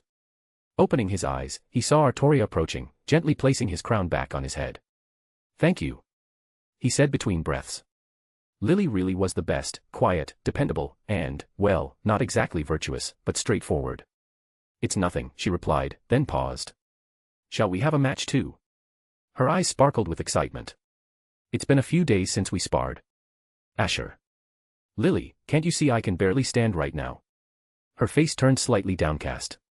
No. Asher. Then let's have another one. More bonus chapters. Every 2,300 power stones equals one bonus chapter. Give me more power stones. Chapter 128, Chapter 128, Drained Dry. Fire, you can find 40 chapters ahead here. Also other exciting fanfic available. Fire. See, can we stop now? I'm seriously going to be drained dry at this rate. Asher lay on the floor, gazing at the gradually dimming sky. The setting sun shone on his sweat-soaked face, his soft bangs clinging to his forehead as if a slight squeeze would make water drip. Were these three not conspiring? Training him consecutively like this? Fortunately, he had the White Dragon's recovery ability, otherwise, even breathing would probably be difficult. She looks like a promising talent, Scáthach remarked, her gaze falling on Artoria, who was resting not far away. Of course. Lily was destined to become King Arthur, after all. How could she not have some strength? Morgan le Fay smiled, her eyes falling on the young man panting on the floor. But in the end, he still became Arthur. Scáthach's gaze shifted from Artoria and quickly landed on Asher. After a brief thought, she said, he seems to be living a fulfilling life here. Of course. After all, being a king involves many duties, but I've had people take on as many as possible. Morgan le Fay glanced at Scáthach. Otherwise, it would be troublesome if he suddenly quit someday. Preparing in advance, I see. Scáthach mused. It almost feels like he's a puppet emperor. A puppet. Morgan chuckled. If I could, I'd truly want him to be a puppet emperor, letting my people handle everything so he wouldn't get too tired. But unfortunately, that's impossible. That fellow isn't that docile. Always tinkering with random things, that's my apprentice's personality. Scáthach wasn't surprised. She had heard earlier that Artoria was preparing metal. Clearly, her apprentice was planning to tinker with something again. Apprentice. Morgan le Fay repeated, giving Scáthach a deep look. What's wrong? Is there a problem with what I said? Scáthach asked. I think there might be a problem.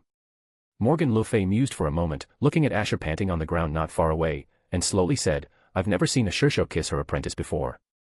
Scáthach's usual composure finally receded a bit. Soon, a dangerous smile appeared on her face. Peeping isn't a good habit, Princess Morgan. It was just an accidental glimpse, really, Morgan smiled. But I think I can use this to negotiate with you, perhaps threaten you into doing something. As she finished speaking, she leaned close to Scáthach's shoulder, exhaling a sweet breath. What do you think? You won't get any benefits from me, Scáthach shook her head. Give up. That's not necessarily true, Morgan le Fay said faintly. If one day Asher brings me to meet you, wouldn't it be troublesome if you didn't acknowledge me as your daughter-in-law? Scáthach. Scáthach was speechless for a moment, unsure how to respond to this shameless woman. If the conversation continued, she might be tempted to impale this goddess of death with her gibalg. She looked towards Scáthach and Guinevere, who had entered the dueling arena at some point. Morgan followed Scáthach's gaze, her eyes slightly hardening. Are you all right? Do you want some water? Guinevere uncorked a water skin and handed it to Asher, a gentle smile on her face. Thank you, but I can't get up just yet.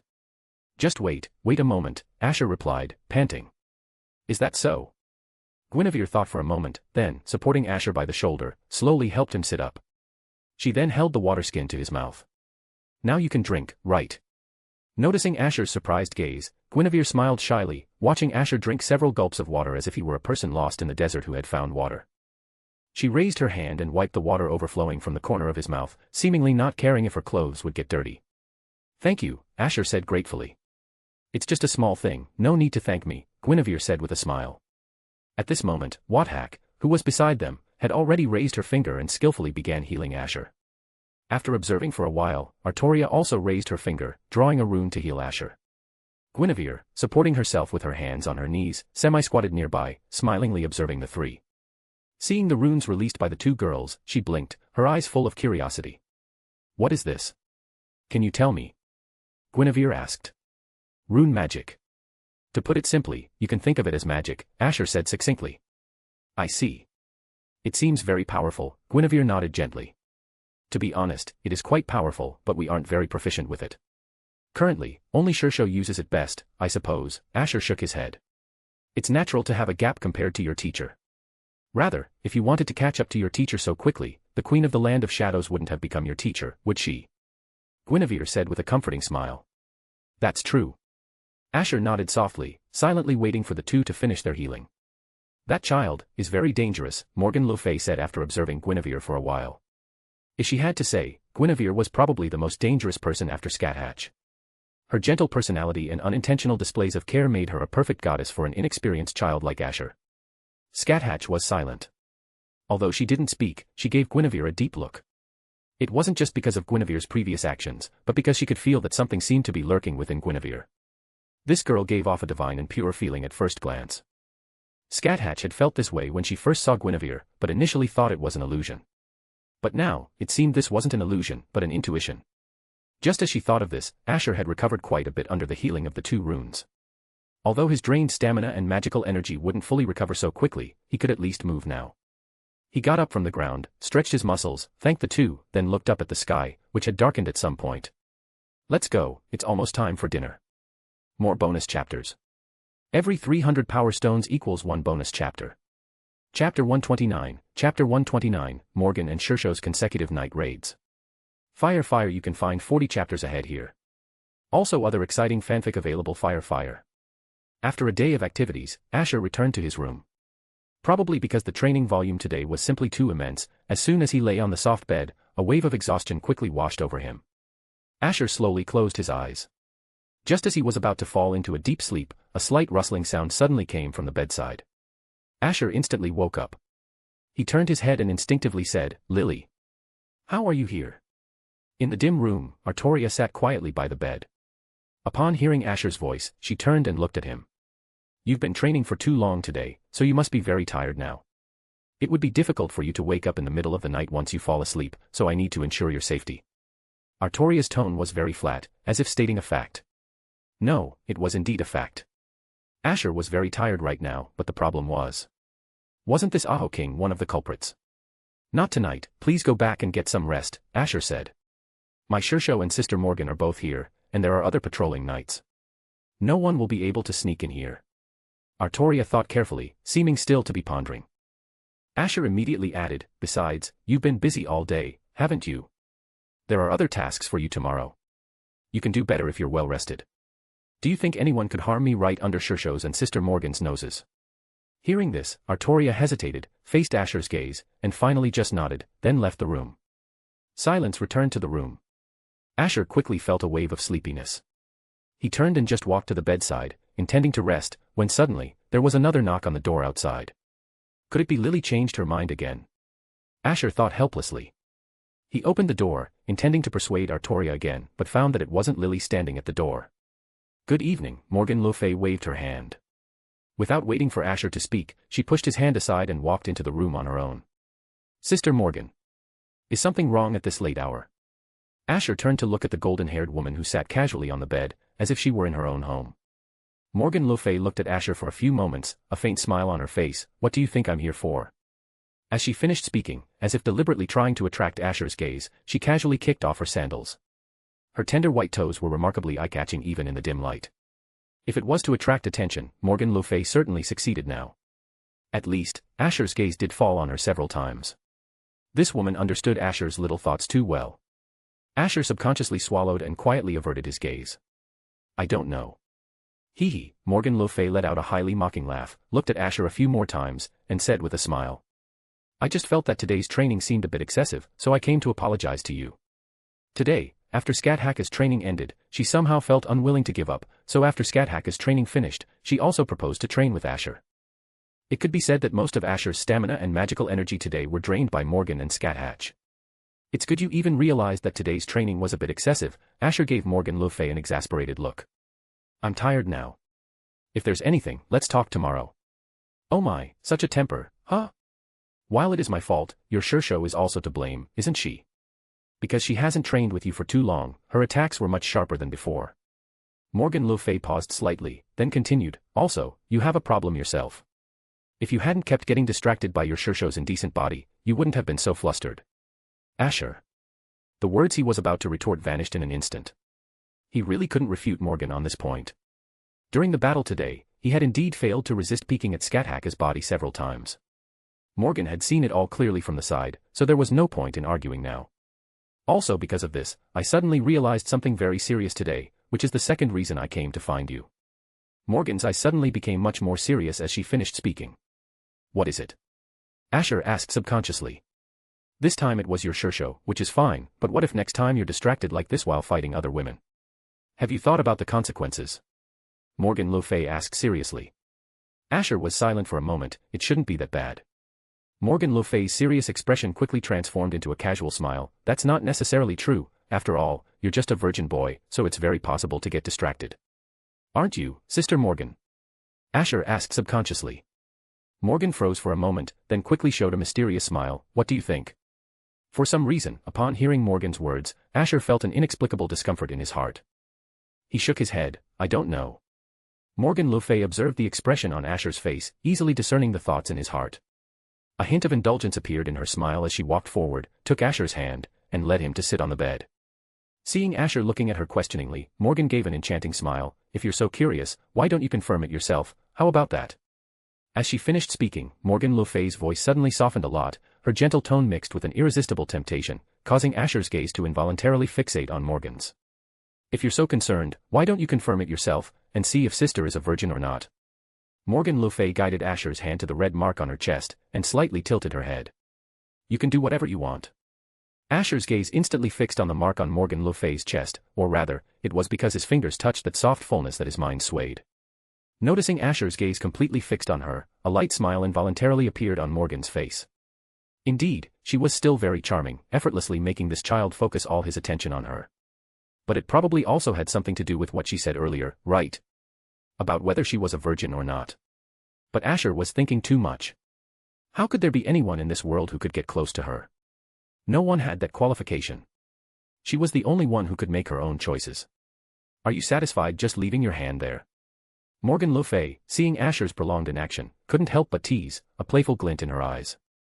Although it was a bit too early to do such things, it didn't really matter. Since that woman Scáthach could feast alone prematurely, why should she abide by the rules? Although he and Scáthach only kissed. Kissing, huh? Recalling what Asher and Scáthach did in this room last night, Morgan felt an increasing surge of jealousy in her heart, but her face still maintained a calm smile as she cupped Asher's face.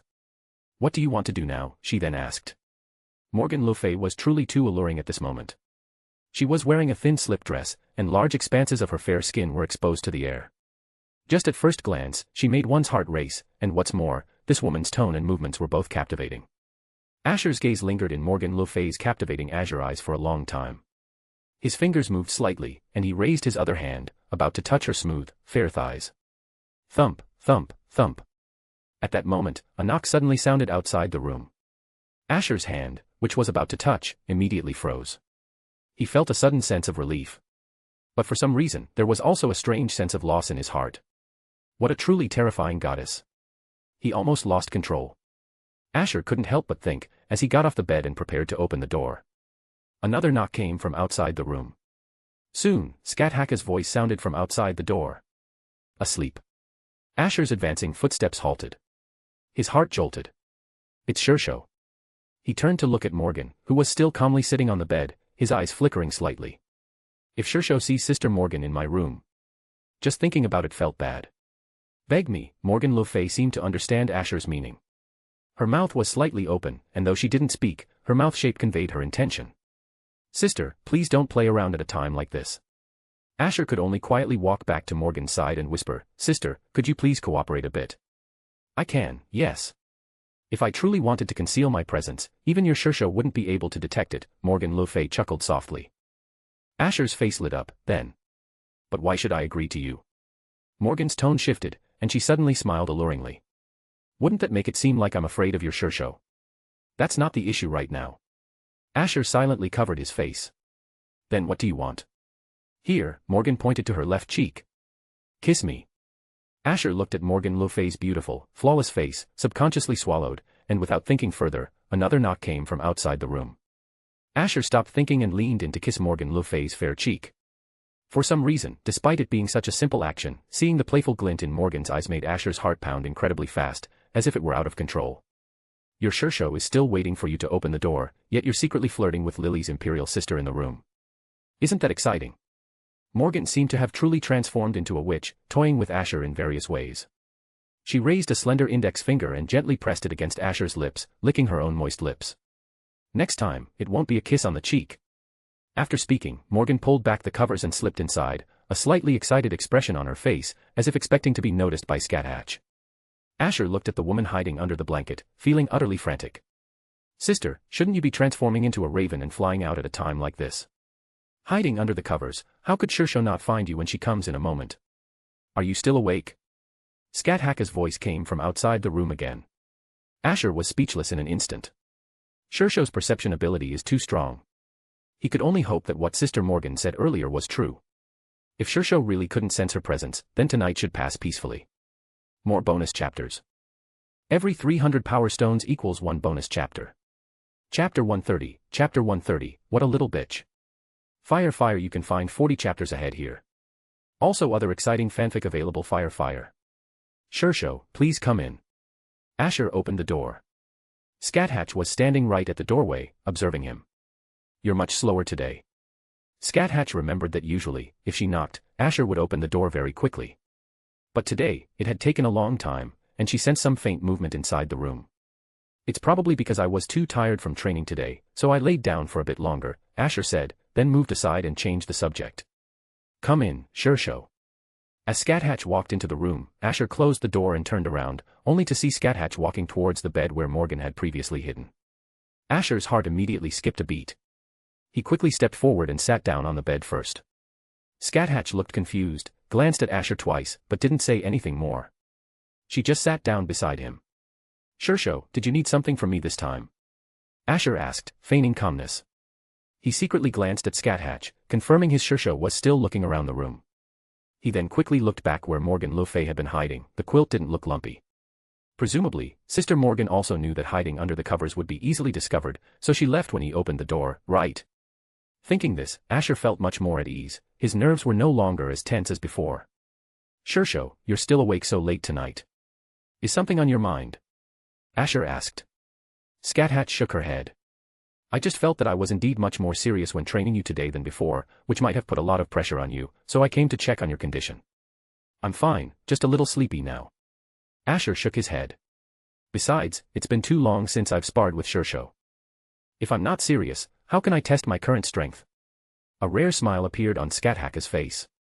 When she turned to look at Asher, her eyes softened. I'm very pleased that you have such determination. But please be sure to hold back next time. Asher thought for a moment, then added another sentence. Once was fine, but if she kept up this high-intensity training twice or thrice in a row, who could handle it? Even a white dragon body couldn't endure it. Next time, huh? Scáthach looked up and pondered for a moment. It'll probably be a few months or half a year from now, won't it? After this, Asher would be busy with matters of Britain, and Scáthach would have to return to the land of shadows, so naturally, there would be no opportunity to train her disciple. Perhaps the sudden silent atmosphere made Asher feel a little uncomfortable. He quickly waved his hand with a smile. How could that be? If Sister Morgan pulls us all into a dream, then we can train even in our dreams. Oh. A hint of playfulness flashed in Scáthach's eyes. It's quite surprising that you would actively suggest training in a dream. If it's with Shishou, whether it's training or just chatting, I'm fine with it, Asher said. Scáthach was silent for a moment, then slowly spoke. Since last night, you really have changed a lot. You never dared to say such things to me before. However, he often used indirect ways to do similar things. Otherwise, when he was in the land of shadows, even when other disciples tried to avoid her strict daily training, Asher, despite the rigorous training, always stuck to her like glue. No matter how hard she tried to drive him away, whether through extremely strict training or cold scolding, Asher always remained by her side. At first, she thought she was so lucky to have such a diligent disciple, but later she gradually felt something was off. This wasn't diligence at all, it was simply a little boy's yearning for a mature older sister. Mature older sister, that term doesn't seem inappropriate, does it? Both his Shishou and Asher's sister, she felt that was what she and Asher were. Actually, at first, Scáthach felt more like Asher and Wathaka's mother, but ever since Morgan called her mom, Scáthach had a slight psychological aversion to that term. I also want to make a little change, otherwise I can only be a disciple for life, Asher said. Don't want to be a disciple for life? Scáthach's red eyes swept over Asher. Upon seeing the serious look in his dark eyes, she seemed to understand something and suddenly smiled. Then it depends on your performance. You at least have to be able to catch up to my pace. I will work hard. One day I will catch up to Shishou's pace, Asher replied firmly. Scáthach gently patted Asher's head. Today's training must have been tiring, too. Go lie down and rest. I'll sit here for a while and then leave. Yes. Asher said, then lifted a corner of the quilt. He first took a quick peek, then, under Scáthach's gaze, feigned indifference as he slipped into the covers. It seemed Morgan had indeed left. Did she really turn into a crow and fly out when I opened the door? Asher withdrew his gaze and looked at Scáthach's almost perfect profile. She was looking out the window, her red eyes perfectly calm, lost in thought. After tonight, will it be months again? Or will he have to ask Sister Morgan to pull him into a dream later? But with that woman's personality, she'll probably play some mischievous tricks to tease him before considering whether to accept his request. The thought of this made Asher slightly headache. Morgan le Fay was truly good in every way. Although her usual demeanor was a bit impish, everything she had done so far was for his benefit, and she basically always granted his requests. It truly sounded like a perfect older sister. However, this woman loved to tease others, both physically and mentally, and wouldn't stop until she was satisfied. As Asher thought this, he suddenly felt his toes touch something cold. Then, his chest was pressed by two large, soft masses. Asher froze, instinctively glancing at Scáthach. Scáthach was still sitting at the head of the bed, looking out the window, without any movement. It's not Shishou, could it be? Asher lowered his head slightly, lifted the quilt to peek, then hastily pulled the quilt back up. Damn it, what on earth does Sister Morgan want? Morgan, wearing a slip dress, was now lying on top of Asher, smiling at him. It turned out that Morgan hadn't left earlier, she had just been hiding under the covers after transforming into a crow. Because of her small size, she wasn't noticeable. When Asher got into bed, probably wanting to play, she reverted to her original form. Asher glanced at Scáthach again, confirming his Shishou wasn't paying attention. He then gently lifted a tiny corner of the quilt and pointed to the side with his finger, gesturing for her to lie down there. Asher no longer hoped Morgan would leave, he just hoped she would calm down a bit. But Morgan le Fay revealed a charming smile. Her slender, fair fingers caressed Asher's cheek. Feeling the wonderful sensation of the two soft masses on his chest, Asher's original drowsiness completely dissipated. Let alone drowsiness, he was practically on the verge of a breakdown from all this. What's wrong? Scáthach turned to look at Asher, seemingly sensing the disturbance from his side. Asher closed his eyes, his quilt pulled tight, looking completely drowsy. Upon hearing Scáthach's words, he half opened his eyes and asked, confused, what? Scáthach looked at Asher again, then withdrew her gaze. Nothing. Seeing Scáthach turn her head back, Asher finally breathed a sigh of relief. He then tilted his head to look at the woman who was already lying beside him, a hint of helplessness in his eyes. What does this older sister want to do? Does she really find this exciting? Morgan le Fay remained silent, merely hugging one of Asher's arms. His arm was perfectly nestled between two soft, ample breasts. The wonderful sensation almost made Asher's heart pound. He tried to pull his hand out but couldn't escape. You seem to be in a good mood. Scáthach's voice suddenly came, though she didn't turn around. But just that one sentence, like a splash of cold water, suddenly sobered Asher's somewhat turbulent mood. It's all right. Asher replied perfunctorily. Scáthach turned her gaze back to scrutinize Asher, and just that made Asher feel incredibly guilty. After all, Morgan was lying right next to him. If Shishou saw Morgan. The mere thought sent a shiver down his spine. Asher quickly shook his head, dispelling the worry from his mind. Scáthach suddenly smiled. Asher, upon seeing his Shishou's sudden smile, and the danger mixed within that smile, felt an inexplicable surge of guilt. He cautiously asked, Shishou, why are you suddenly smiling? Nothing, Scáthach shook her head, then looked Asher up and down several times before standing up. Get some good rest. You'll be busy with your own matters starting tomorrow, won't you? Although he didn't want to part with Scáthach so soon, it was undoubtedly best for his Shishou to leave now. Good night, Shishou, Asher could only reply. Seeing that Scáthach still made no other move, Asher hesitated for a moment. Is there anything else, Shishou? I believe I said my disciple wants to rest well now, didn't I? Ignoring Asher's question, Scáthach turned to look at a certain spot. Although her words seemed perplexing, Asher's expression stiffened slightly. He followed Scáthach's gaze. It was exactly where Morgan had been hiding. Oh dear, was I accidentally discovered? Morgan placed one hand on Asher's chest, pulled back the quilt, and sighed softly. My apologies, next time I'll try my best not to be discovered by your Shishou. Asher. Why do you say that as if I invited you in? But Scáthach completely ignored Morgan's latter half of the sentence, merely smiling indifferently. Sneaking into a man's bed in the middle of the night, that doesn't seem like something a princess of Britain should do. Rather, it's more like. She shook her head. Forget it, directly stating it seems a bit inappropriate. Scáthach's tone was casual. Although she didn't explicitly say it, her meaning was very clear. As Scáthach's words fell, Morgan le Fay subtly narrowed her eyes, her gaze coldly fixed on Scáthach. As their two gazes met, the room seemed to fill with the strong scent of gunpowder. More bonus chapters. Every 300 power stones equals one bonus chapter. Chapter 131, Chapter 131, Daughter Checking In. Fire, you can find 40 chapters ahead here. Also other exciting fanfic available. Fire. More precisely, a big boy, wouldn't you say? But soon, after gazing at Scáthach for a moment, Morgan le Fay withdrew her gaze, a casual smile on her face. After pondering for a moment, she said seriously, and I am a princess of Britain. Isn't it perfectly normal to look after the current King Arthur, to make sure he's sleeping well at night and not catching a cold or anything? After all, I'm his older sister, Morgan continued with a smile. Oh right, because I'm his older sister, I can do things that his Shishou can't. She ignored Scáthach's cold eyes. Her smooth, long legs slightly curled under her nightgown, and she hugged Asher's arm tightly, patting his chest. She spoke in a soft and sweet voice. All right, go to sleep now. Your Shishou also said she'd let us rest well. I was talking about my disciple, not both of you. Scáthach's eyes grew colder. Scáthach rarely encountered women like this. Morgan was simply too open. Normally, after she spoke, this woman should have left Asher's bed out of shame, but now, not only had she not left, she intended to continue sleeping there with her disciple. She was simply so shameless that it was impossible to know how to deal with her. Let alone Scáthach, even the children of Morgan le Fay among the Knights of the Round Table would surely be dumbfounded if they saw this scene. Especially Agravain, who, by mother's command, had done countless wicked deeds, his eyeballs would probably pop out if he saw this scene.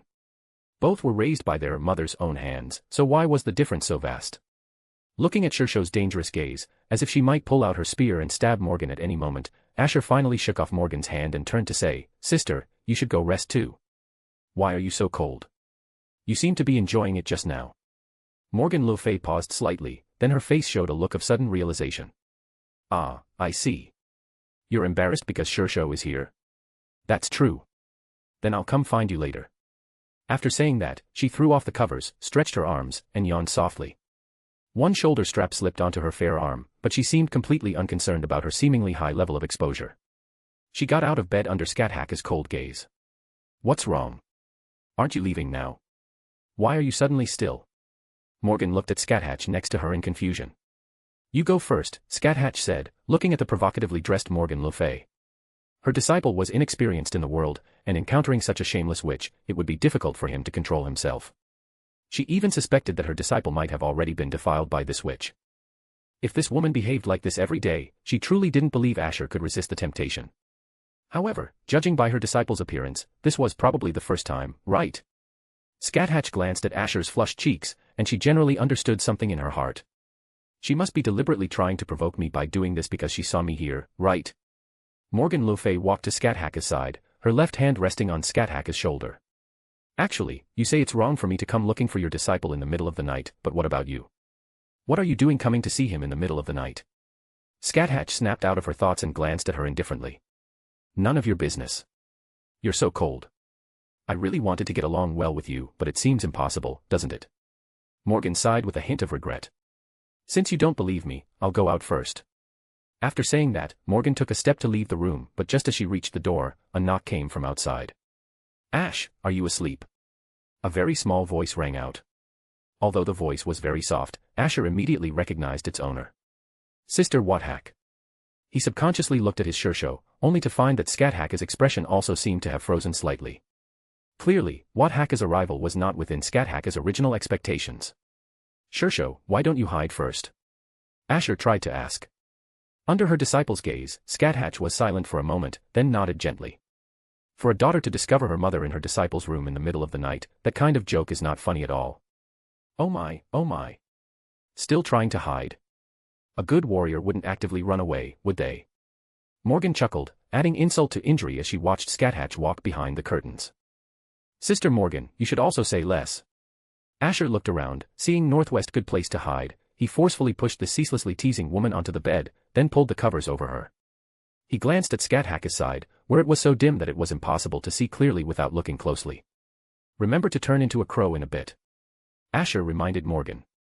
Only at times like these do you become so assertive. Morgan le Fay looked at Asher with a smile.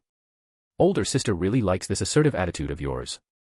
Before he could retort to Morgan's words, another knock came from outside the door. Thump thump thump.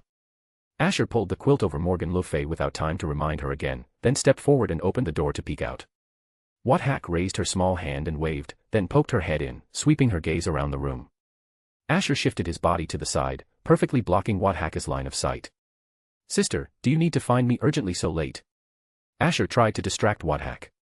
For some reason, just seeing Scáthach now made him feel flustered. Despite the girl looking innocent and cute, she was actually quite clever. Asher had already confirmed this during his past 5 years with Scáthach. Good evening, Ash. Scáthach quickly withdrew her scrutinizing gaze from the room and looked up at Asher with a bright smile. Good evening. Asher looked completely drowsy. Sister, is there something you need? Coming all this way so late. Ah, I wanted to come find you earlier, but I met Mother on the way, and she said it was too late to disturb you, Scáthach said with a hint of grievance. Hearing Scáthach's words, Morgan, hidden under the covers, suddenly chuckled. That woman truly had a knack for double standards. That's how it is, so I thought I'd wait until Mother was asleep to come find you. If you were asleep, I could still do other things. Scáthach's voice abruptly stopped. Under Asher's suspicious gaze, she coughed lightly and changed the subject. Are you very sleepy now? As she spoke, she looked at Asher again in confusion, seeing that his face was full of drowsiness. Asher's heart skipped a beat, and he quickly nodded. Yeah, I'm super sleepy. If there's anything, why don't we talk about it tomorrow? You're sleepy. Perfect. Let's sleep together. Don't keep standing at the doorway, it's too cold, Scáthach said, pushing Asher aside and walking into the room. Asher. Sister, can't you follow the script?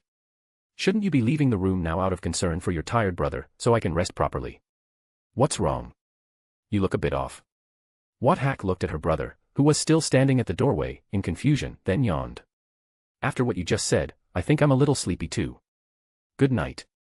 After saying that, she was about to pull back the covers when Asher quickly reached out and pressed down on Scáthach's small hand. Is there anything else? Scáthach blinked, confused. That's what I should be asking. Is there anything you need? If not, I'm going to sleep. I can't sleep if you're in my room. Asher could only find any excuse. So you should go back to your room and sleep, sister. Then can I just lie down for a bit? Scáthach conceded a step, an expression of helplessness on her face. If you don't say anything, I'll take that as a yes.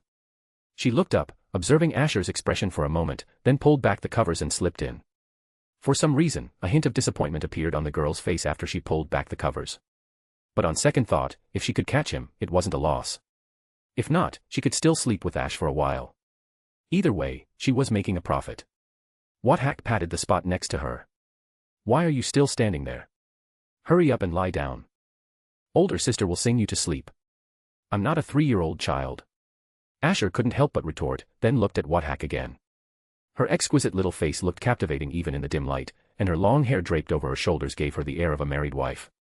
Under Scáthach's bright gaze, Asher had no choice but to get into bed. The girl snuggled against his arm like a kitten. It's been so long since I've held Ash like this, it must be several months now, hasn't it? Scáthach's legs were slightly bent, her fair and tender thighs resting against Asher's, making it seem as if she was treating Asher as a body pillow. It seems only older sister is kept in the dark. Looking at the happy expression on Scáthach's small face, Asher's face showed a hint of apology. After remembering what happened with Shishou last night, his apology deepened. It seemed that Asher's prolonged silence caught Scáthach's attention. She looked up and carefully observed Asher's expression, a hint of joy inadvertently flashing in her eyes. She shook her head. It's all right, older sister will forgive you no matter what you do. But don't leave your older sister behind later, she said with a smile. We'll always be together. Asher didn't seem to hear the meaning in Scáthach's words. He said seriously, I will definitely return to the land of shadows. That's good, Scáthach nodded. Ow. Asher suddenly let out a cry of pain. Morgan le Fay had, at some point, reverted to her original form and pinched Asher's waist from behind. She was lying on Asher's left side, and Scáthach was on his right, with only Asher between them. What's wrong? Scáthach looked at Asher in confusion. Nothing, nothing. Asher shook his head. Sister, you must have rested enough, right? Why don't you go back to your room and rest now? Lily might worry if she doesn't see you. After all, you two have been sleeping together these past 2 days, haven't you? No worries, no worries. I told Lily earlier that I was coming to find you, and she said if possible, I should stay by your side and protect you, Scáthach said with a giggle. So don't worry. Asher. Then let's sleep, Asher could only say. Scáthach MHM'd and closed her eyes. Her long eyelashes fluttered slightly, and her thin pink lips were slightly pursed, seemingly gleaming and looking incredibly captivating. Concentrate, concentrate. Asher gazed at Scáthach's small face for a while, then closed his eyes. Since Sister Scáthach wouldn't leave, then once she fell asleep, Morgan and Shishou could naturally leave safely. However, Morgan le Fay, who was lying behind Asher at this moment, was truly restless. Her slender fingers were still wandering over Asher's body, seemingly deliberately teasing him. Under such provocation, let alone sleeping, he was even more awake than before. Asher forcefully ignored Morgan le Fay's fingers, keeping his eyes closed until, after a while, he heard the faint, even breathing of the girl lying on the opposite side of the bed. Sister sleeps quite fast, doesn't she? Asher thought. After confirming that Scáthach was truly asleep, Asher quietly pulled back the covers, looked back at Morgan le Fay, and gestured for her to quickly get out of bed. Perhaps knowing that with Scáthach here, she couldn't tease the big boy anymore, Morgan le Fay could only sigh helplessly and got out of bed. On the other side, Scáthach, who had been hiding behind the curtains, also came out. She gazed at Scáthach, who was sound asleep in bed, a soft expression in her eyes. Shishou, sister, why don't you go back and rest first? Asher tried to ask. Scáthach nodded gently, then glanced at Morgan le Fay. I know, do you really think I'm the type to just take advantage of others? Morgan le Fay chuckled teasingly, then left Asher's room. Although she didn't do anything tonight, she was already very satisfied. After all, seeing Scáthach frustrated was already extremely entertaining. Besides, she never intended to stay overnight anyway, as there was still a prisoner to interrogate. However, perhaps the child Agravain had already extracted new information. After Morgan le Fay left, Asher turned to look at Scáthach again. Scáthach nodded slightly, then rubbed Asher's head, said, "Get some good rest," and left. The room finally returned to silence. Asher then let out a long sigh of relief. While he didn't dislike spending time with Morgan and enjoyed chatting with Shishou, something like tonight, let's just skip it. One time was already enough to overwhelm him. More bonus chapters. Every 300 power stones equals 1 bonus chapter. Chapter 132, Chapter 132, Who Left That Mark on My Apprentice's Neck? Fire, you can find 40 chapters ahead here. Also other exciting fanfic available. Fire. Asher returned to his room and lay down on the bed, faintly hearing the soft breaths of a girl beside him. He turned his head to look. This sister was sleeping soundly, seemingly completely unconcerned about being in a boy's room and facing any misfortune. Sister's self-preservation awareness is too low, isn't it? Asher muttered. A teenage girl in the prime of her youth was sleeping soundly on his bed. From her deep sleep, it seemed she wouldn't even notice if something were done secretly. Being trusted so much by Scáthach was gratifying but also quite sad. It was as if he was being underestimated. Scáthach completely believed he wouldn't do anything to her.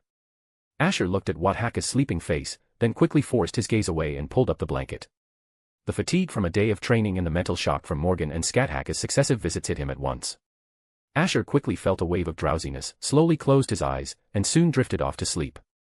And just as Asher fell asleep, the girl who should have been deeply asleep quietly opened her eyes. "Ash," she whispered. Naturally, the deeply sleeping Asher couldn't possibly hear Scáthach's voice. "I didn't expect not only Mother but even Morgan to sneak in," Scáthach grumbled, looking at the sleeping Asher. "Mother said not to disturb Ash's rest, but if I hadn't been smart, I probably would have remained oblivious. Speaking of which, Ash is too timid, isn't he? I was already asleep, yet he was still so cowardly." Scáthach stared at Asher for a while, then gently pressed her forehead against Asher's chest, her fingers lightly tracing the gradually fading mark on his neck. "Looks like it's almost gone," Scáthach murmured to herself. How could she believe stories about a death goddess's mark or an injury from battle? Did they really think she was stupid? How could she not see something so obvious? One was left by Morgan, and the other, according to what Lily said last night, was left by that girl named Milo, but it's gone now. Scáthach's fingers slowly caressed, like a small cat, gently sniffing as she slowly moved closer to Asher's neck. Should I leave one too? Darkness enveloped the girl. Scáthach looked at the mark on Asher's neck, her eyes flickering slightly as she pondered for a long time. Ultimately, she decided against it. She felt that rather than leaving such a mark, it would be more practical to write, Scáthach is exclusive, or something similar on Asher's arm or body. Finally, Scáthach lay back down on the bed, embracing one of Asher's arms like a pillow, and soon fell into a deep sleep. Not long after that, a raven flew to the window. After circling once, it lightly flew into the room and quickly transformed into a graceful figure. Morgan le Fay glanced at the girl beside her and chuckled softly. What an innocent child. She held her high-heeled sandals in her hand and tiptoed silently to the bedside, casually placing the sandals down. She leaned over Asher, observing the mark on his neck. I noticed earlier that this seems to have faded a lot. Though it's not good to do this, he probably won't mind, right? After murmuring to herself, Morgan le Fay's lips slowly approached. But her lips stopped before touching Asher's neck. Doing it secretly like this isn't fun. It would be more meaningful if he actively sought me out. Thinking this, Morgan glanced at the sleeping girl beside her, a faint curve on her lips. Although this child's thoughts exceeded her imagination, this felt like it would be even more fun. For now, she would just go back. Teasing Scáthach once or twice a day was enough. If she did it too many times, that woman would probably really explode. If possible, she still didn't want to have real friction with Scáthach. After all, that woman was her future mother. Come to think of it, won't my children have to call Scáthach grandma in the future? Morgan almost burst out laughing at the thought. Luckily she covered her mouth in time, but her eyes became even more delighted. The thought of leading Gawain and the others in the future, pointing to Scáthach and saying, "This is your grandma," and then imagining Scáthach's difficult expression, made her feel even more amused. "Good night," Morgan said as she left, her finger tracing Asher's face, then chuckled softly and vanished into the night. The next day, Asher slowly opened his eyes in a haze, feeling his arm wrapped in something soft. He turned his head and saw Scáthach clutching his arm, still deeply asleep. Perhaps it was her sleeping posture, or something else, but large expanses of her youthful skin were exposed, her developing chest vaguely visible. Asher glanced, tried to pull his hand free, but Scáthach held on too tightly, making it impossible to break free. There's nothing I can do about my sister. Is she really still asleep? Asher thought helplessly, then secretly glanced again. She's probably still asleep, right? As he thought this, his gaze couldn't help but peek at her fair, tender thighs again. Her nightdress had already shifted up quite a bit during her deep sleep last night. The thin fabric couldn't hide her fair skin, and coupled with her seemingly unblemished pretty face, Asher felt fortunate that he was a relatively proper person. Otherwise, he probably would have lost control already. Should he wake her? Asher thought, while secretly glancing at his sister again. Sister seems to have matured quite a bit. Asher mumbled to himself. You seem quite troubled. Do you need help? A calm voice suddenly came from beside him. No, thank you. Asher's voice stopped. He turned his head to look. Artoria was sitting at the bedside, at some point, calmly looking at Asher. Lily, when did you come in? I came in after I woke up this morning. To avoid waking you, I came through the window, Artoria said. Did I disturb you? Why does it sound like something happened between me and Sister Scáthach last night? Asher inwardly grumbled fiercely, but his face remained calm. He just shook his head. It's fine. Sister Scáthach also told you yesterday evening that she was coming to find me, right? Artoria nodded. But she didn't say she'd stay here all night. Speaking of which, she paused slightly. Do you want to continue sleeping? Actually, I think getting up now is perfect. If you sleep longer, your training schedule will be disrupted. I'll get up now, Asher said, trying to get up, but felt the hand still tightly clinging to his arm. Asher turned his head again to look at Scáthach, who was still deeply asleep, and sighed helplessly. Although he wanted to get up, Scáthach was holding on too tightly right now. If he pulled his hand away forcefully, she would definitely wake up. The girl was going home today, and if possible, he wanted his sister to sleep a little longer. Just as he thought this, the girl sleeping on the soft bed frowned slightly. Then, she let out a slight, misleading moan, and then slowly opened her eyes. Her usually clear purple eyes were now filled with confusion and drowsiness. When she noticed Asher's gaze, she vaguely said, Good morning. Good, that saves me from having to consider whether to wake Sister Scáthach. Good morning, Asher felt a sudden relief and said good morning. Lily is here too. Scáthach glanced at the girl beside her, then released his hand, sat on the bed, rubbed her sleepy eyes, and then seemed to enter power-saving mode, sitting on the bed in a daze. What's wrong with her? Artoria asked curiously, unable to resist poking Scáthach's cheek. She probably needs a bit of a buffer time after waking up, Asher said, then reminded her, it's best not to bother her right now. Sister Scáthach gets grumpy in the mornings. I see, Artoria withdrew her hand and nodded seriously. A few minutes later, Scáthach finally emerged from her previous daze, her pupils regaining their usual brightness. She looked down at her disheveled nightgown and looked at Asher in surprise. Ash, last night, you didn't. How could I? I didn't do anything. Asher loudly interrupted Scáthach. Didn't do anything. Scáthach frowned. Could it be that you're a girl, and that's why you're not interested in me? Asher. Because think about it, such a beautiful girl is lying by your bed, and you didn't do anything at all. The other person says they want to sleep with you, and you really just slept with them. You're too strange, aren't you? Scáthach looked at Asher as if he were a monster. Sister, if you put it that way, when we used to sleep together, should I have been touching you too? Asher said helplessly. They had slept together before, and even bathed together, and Scáthach never brought up such things back then. Why was she only bringing it up now? You have a point there, Scáthach nodded gently. But it's different now. Sister's figure has developed so well now. Don't you really have any thoughts about me? No, Asher said, averting his gaze. Scáthach frowned slightly, about to continue speaking, when Artoria interrupted their conversation. If you're talking about Asher having inappropriate thoughts about you, then I think he does. He secretly looked at you several times while you were sleeping just now. So, sometimes not saying anything means no one will think you're mute, Lily. Watching Asher glare at Artoria as if enraged, Scáthach gently poked Asher's waist. If you like it, just say so. Sister isn't petty like that, I won't get angry over such a small matter. Boys, especially during puberty, it's understandable. Asher silently covered his face, stopped talking. He's shy, so easily shy, Scáthach's eyes became even more amused. She leaned on Asher's back. As expected, Sister's charm is still great. Feeling the friction from the girl's back, Asher's previous embarrassment faded quite a bit. Sister's touch really is very different from Sister Morgan's. The difference in appeal. Knock, knock. A knock came from outside the room. After Artoria said, come in, the girl with white blonde shoulder-length hair opened the door. Seeing the siblings playing around, Guinevere paused slightly, then offered an awkward yet elegant smile.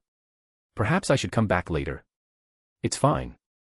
We're just messing around with my sister, Asher said, then gently patted Scáthach's small hand. Scáthach immediately understood and released her grip. One must give face to one's younger brother in front of others. Guinevere then entered the room. Actually, I came in earlier, but seeing that you were still sleeping, I felt it inappropriate to disturb you, so I waited outside, Guinevere said, noticing Asher's gaze after entering the room, an apologetic expression on her face. I apologize, I'll be more careful next time. Shouldn't the door be locked? Asher was slightly startled. I opened the door, Artoria said. Asher looked at the Aho King beside him and almost forgot, this fellow had climbed in through the window. Speaking of which, climbing through windows doesn't really fit a knight, does it? By the way, is something wrong, Princess Guinevere? Scáthach asked. It's nothing major. I just felt that you seemed to be sleeping a bit late today, so I wanted to come and check. Guinevere's small face showed a hint of loneliness as she finished speaking. Asher was puzzled. She came all this way early in the morning just for this. Is it because you didn't have many friends in your previous country? Scáthach attempted to analyze. Because yesterday we were in the garden early in the morning, but today you were late for so long and weren't there, and you had nothing to do alone in your room, so you came to find us. Is that it? Asher asked. Guinevere nodded gently. Is that funny, to come and find you just because I was too bored? Not at all, Artoria shook her head. If you don't mind, you can come find us whenever you want to chat in the future. Guinevere's eyes brightened slightly as she looked at Artoria. Really? Artoria nodded slightly again. Can I call you Lily? Guinevere asked. Artoria nodded again. Asher silently watched the two of them converse, and their gazes meeting, feeling a quiet sigh in his heart. Lily is truly good at charming people. Although it was just a few simple words, seeing Guinevere's expression, it was clear that her favorability towards Artoria had greatly increased, which was evident from her current gaze. I wonder if Shishou is sparring with anyone in the courtyard today. Should we go and see? Asher suggested. No one had any objections, so they all left the room together. However, shortly after stepping out of the room, they saw Scáthach standing at the end of the long corridor. Scáthach was still wearing her usual tight-fitting attire today, her perfect figure eye-catching. Asher's gaze lingered on her for a moment. Scáthach seemed to sense Asher's gaze. She turned her head and happened to meet Asher's eyes, then a faint smile appeared on her face. You woke up later today than yesterday. I was too tired yesterday, and I went to bed a bit late, I apologize. Upon hearing Asher's reply, Scáthach seemed to recall last night's events. Noticing her daughter's gaze from the side, she said as if unconcerned. It's fine to relax occasionally, but you can't do this every day. As she spoke, Scáthach turned to look at Asher, her gaze casual, but suddenly, her eyes narrowed slightly, staring intently at the mark on Asher's neck. Still playing this game? That woman, Morgan. Scáthach's eyes seemed to burn with anger. Once or twice was enough, but a third time. If it was a provocation, that woman certainly succeeded. I'll go back to normal early morning training later, Asher said. He vaguely felt that the atmosphere was off and asked. Shishou, is something wrong? Scáthach also looked at her mother in confusion, not knowing what was happening. Artoria and Guinevere exchanged glances. The former's eyes remained calm, while the latter's were filled with curiosity, completely unaware of what was going on. Noticing everyone's gaze fixed on her, Scáthach finally regained her composure and gently shook her head. It's nothing. You all go about your business. Asher was somewhat baffled, but seeing the faint dangerous aura emanating from Scáthach, he didn't dare to disturb his Shishou now and could only walk towards the hall. What's going on? It's so lively here. Just then, a gentle voice came. As the others turned their heads, Morgan le Fay arrived before them with unhurried steps. Your face doesn't look so good, does it? Did something make you very angry? Morgan le Fay noticed the anger in Scáthach's eyes as she looked at her and chuckled softly. Logically, it shouldn't be, right? I didn't do anything. Of course, I just haven't done anything yet, she added lightly. Are you trying to say that has nothing to do with you? Scáthach turned to Asher, specifically to the new mark on his neck, which perfectly covered Morgan's original mark. What do you mean? Morgan looked puzzled. She followed Scáthach's gaze, her eyes fixing on the mark on Asher's neck. A sound like something snapping in the invisible air echoed. Morgan le Fay's eyes shifted from their original gentleness to chilling coldness in less than a second. Who did it? Morgan le Fay stared at the mark on Asher's neck, her narrow, beautiful eyes gleaming with a sinister light, like a venomous snake staring at Asher, making Asher, who had been completely bewildered since moments ago, even more confused. More bonus chapters. Every 300 power stones equals 1 bonus chapter. Chapter 133, Chapter 133, Mother suddenly became gentle. Fire, you can find 40 chapters ahead here. Also other exciting fanfic available. Fire. The few of them stood in the long corridor, their gazes all focused on the mark on Asher's neck. They looked at each other, seemingly trying to figure out who the true culprit was. In this atmosphere, Asher felt completely uneasy, his heart feeling strange. Who would be so bored to do something like this? Ash, do you really not know what's going on? Scáthach whispered, pulling Asher's arm, her eyes growing increasingly unfriendly. Sister, weren't you there last night? Do you know what happened? Asher countered. Indeed, Scáthach had been sleeping beside him last night. And according to the simplest deduction, the culprit should be Scáthach. However, Asher genuinely didn't believe she would do such a trivial thing. If it were her, she would surely admit it frankly. Even if she didn't, he would definitely notice her lying gestures. How strange, who would do such a thing? Guinevere placed her hand on her chin, staring intently at Asher. It's getting more and more interesting. So why are you, this foreign princess, so excited? Your persona is collapsing. What happened to the gentle, cute, and understanding person? Could it be that because she's still a teenager, she's not quite mature yet? Seeing Guinevere's subtly excited expression, Asher felt speechless. He then turned to look at Morgan le Fay. Among the gazes of these girls, Morgan's gaze made him feel the most uncomfortable. That chilling feeling, like being stared at by a venomous snake, was absolutely terrifying. Although he knew such a look wasn't directed at him, he still felt cold sweat trickling down his back. Actually, I think we can put this aside for now. I haven't sustained any actual harm. We can temporarily treat it as a prank. Asher had to interrupt the solemn atmosphere, then continued, Sister Morgan, have you gotten any information from the foreigners? Morgan's eyes flickered uncertainly, lingering on the fresh mark on Asher's neck for a long time before she finally spoke. I've had Agravain guarding them. If all goes well, they'll confess today. I'll go check in a bit. It was clearly unrealistic to investigate right now who left the mark on Asher's neck. Morgan herself knew this, so even if she was angry, she could only endure it. However, just thinking about it made her feel as if a ball of fire was burning in her chest. Someone dared to leave a new hickey on top of her original one. Was this a provocation? Milo clearly wouldn't dare to do this. That girl only played little tricks, but she wouldn't dare to openly provoke her. The only possibility was probably these few people in front of her. After all, if someone had entered the palace from outside, she would definitely have noticed. Scáthach's face also didn't look good. The first mark on her apprentice's neck was Morgan's, the second was Milo's, and the third, who was it this time? Moreover, she couldn't rule out the possibility that Morgan was acting now. If she had known this, she shouldn't have listened to that woman Morgan's persuasion and let Asher go out to train in the wild. Ultimately, even if the training in the land of shadows couldn't make Asher incredibly strong, it could at least give him the ability to protect himself. But look at it now, Morgan le Fay couldn't guarantee her apprentice's safety at all. No, rather, Morgan herself was the biggest threat. But it was too late to regret now. Both women looked displeased, but in the end, they couldn't find a way to identify the culprit, so the matter could only be temporarily dropped. That afternoon, Scáthach decided to depart. She couldn't delay any longer, after all, there were too many monsters in the land of shadows, and she had to return as soon as possible. A giant griffin squatted silently outside the palace, awaiting the arrival of the queen of the land of shadows. Asher, accompanied by a reluctant Scáthach, arrived at the entrance. 2 days passed quickly. Asher thought with a touch of emotion as he watched Scáthach and her daughter mount the griffin. After this departure, it would probably be several months before they could meet again. Don't make that face, it's not like we're parting ways forever. Scáthach noticed the reluctance on Asher's face, sighed helplessly, raised a hand and beckoned him closer. When Asher approached Scáthach, she raised her hand and stroked Asher's head. You are King Arthur now. Since you've become king, fulfill this responsibility to the very end. I understand, Asher nodded, but his face still showed a hint of reluctance. Don't let anything happen to him again. Scáthach looked up at Morgan le Fay, who was standing not far away. Don't worry, he's Arthur. How could anything happen to him? Morgan le Fay walked forward with a smile, tilted her head, and looked at Asher several times. She rarely saw Asher display such a downcast expression, or rather, she had basically never seen it. Morgan le Fay gently patted Asher's shoulder and consoled him. Don't worry, you don't need to be so disheartened. I will arrange for you and your Shishou to meet in your dreams later. Really? Asher looked up, his eyes brightening slightly. Would I lie to you? Morgan le Fay smiled softly. Let's go, don't delay your Shishou any longer. With Morgan's assurance, Asher's sadness eased considerably.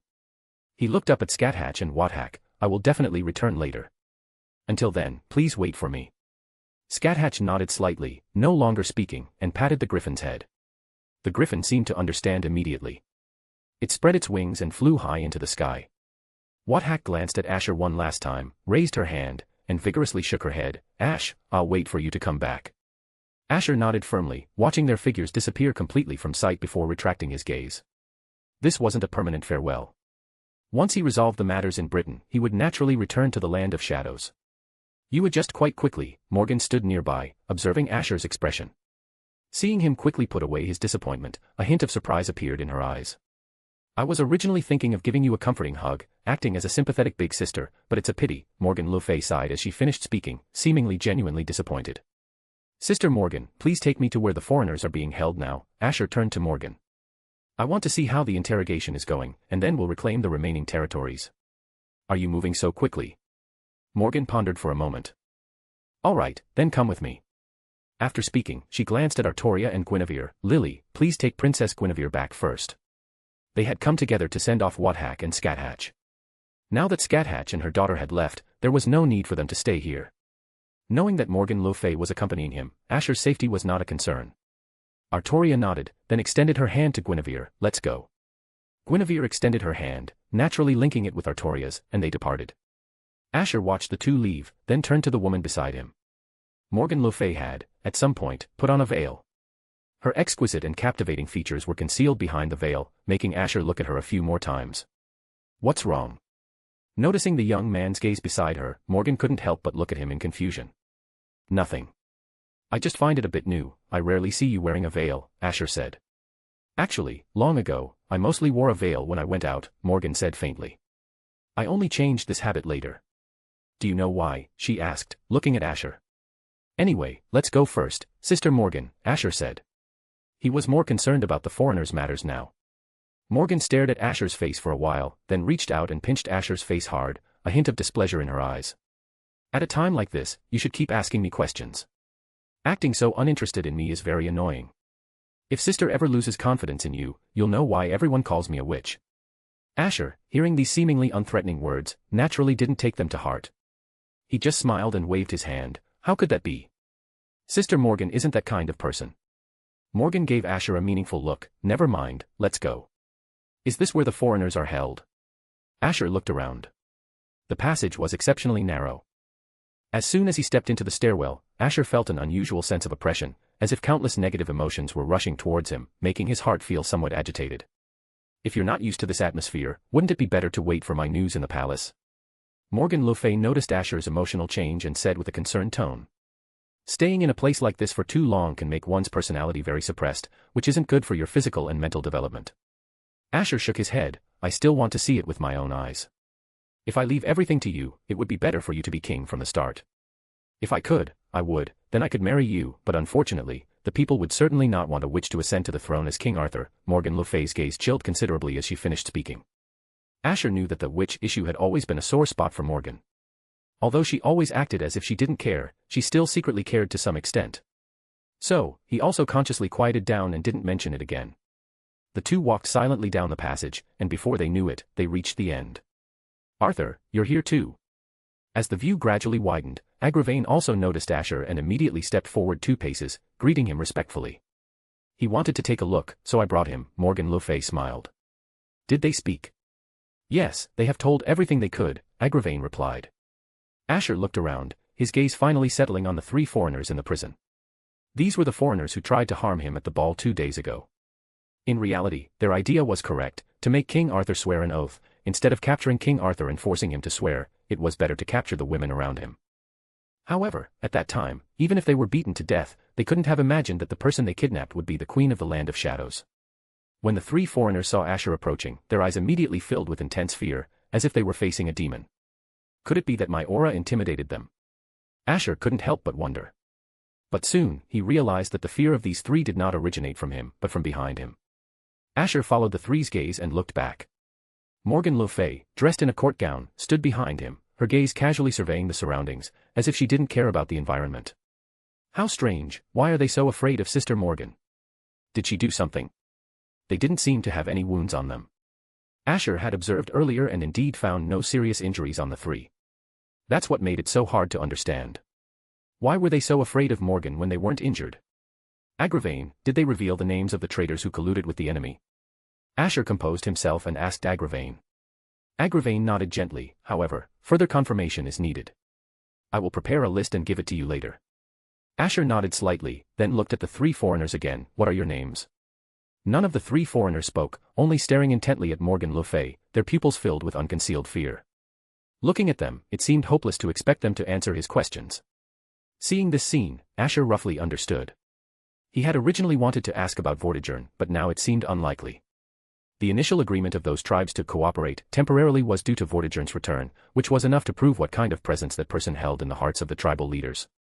But after Vortigern's return to the foreign tribes, he made no moves, but instead directly entered the other world, which was something Asher had always been concerned about. So much time had passed, yet there was still no news of Vortigern. Could he have died in the other world? Let's go, Morgan le Fay glanced at Asher and said casually. Asher shook his head, no longer dwelling on it. He turned and followed Morgan le Fay up the stairs, with Agravain close behind. King Arthur, that demon dragon will surely return. At that moment, a voice from one of the foreigners behind them came. Asher turned to look. It was a foreigner with somewhat messy hair. His eyes still held fear, but he was much calmer than before. And, please beware of the foreign leader. Vortigern has ordered you to be brought back at all costs, even if it's just your corpse. Asher's expression changed slightly. Why are you telling me this?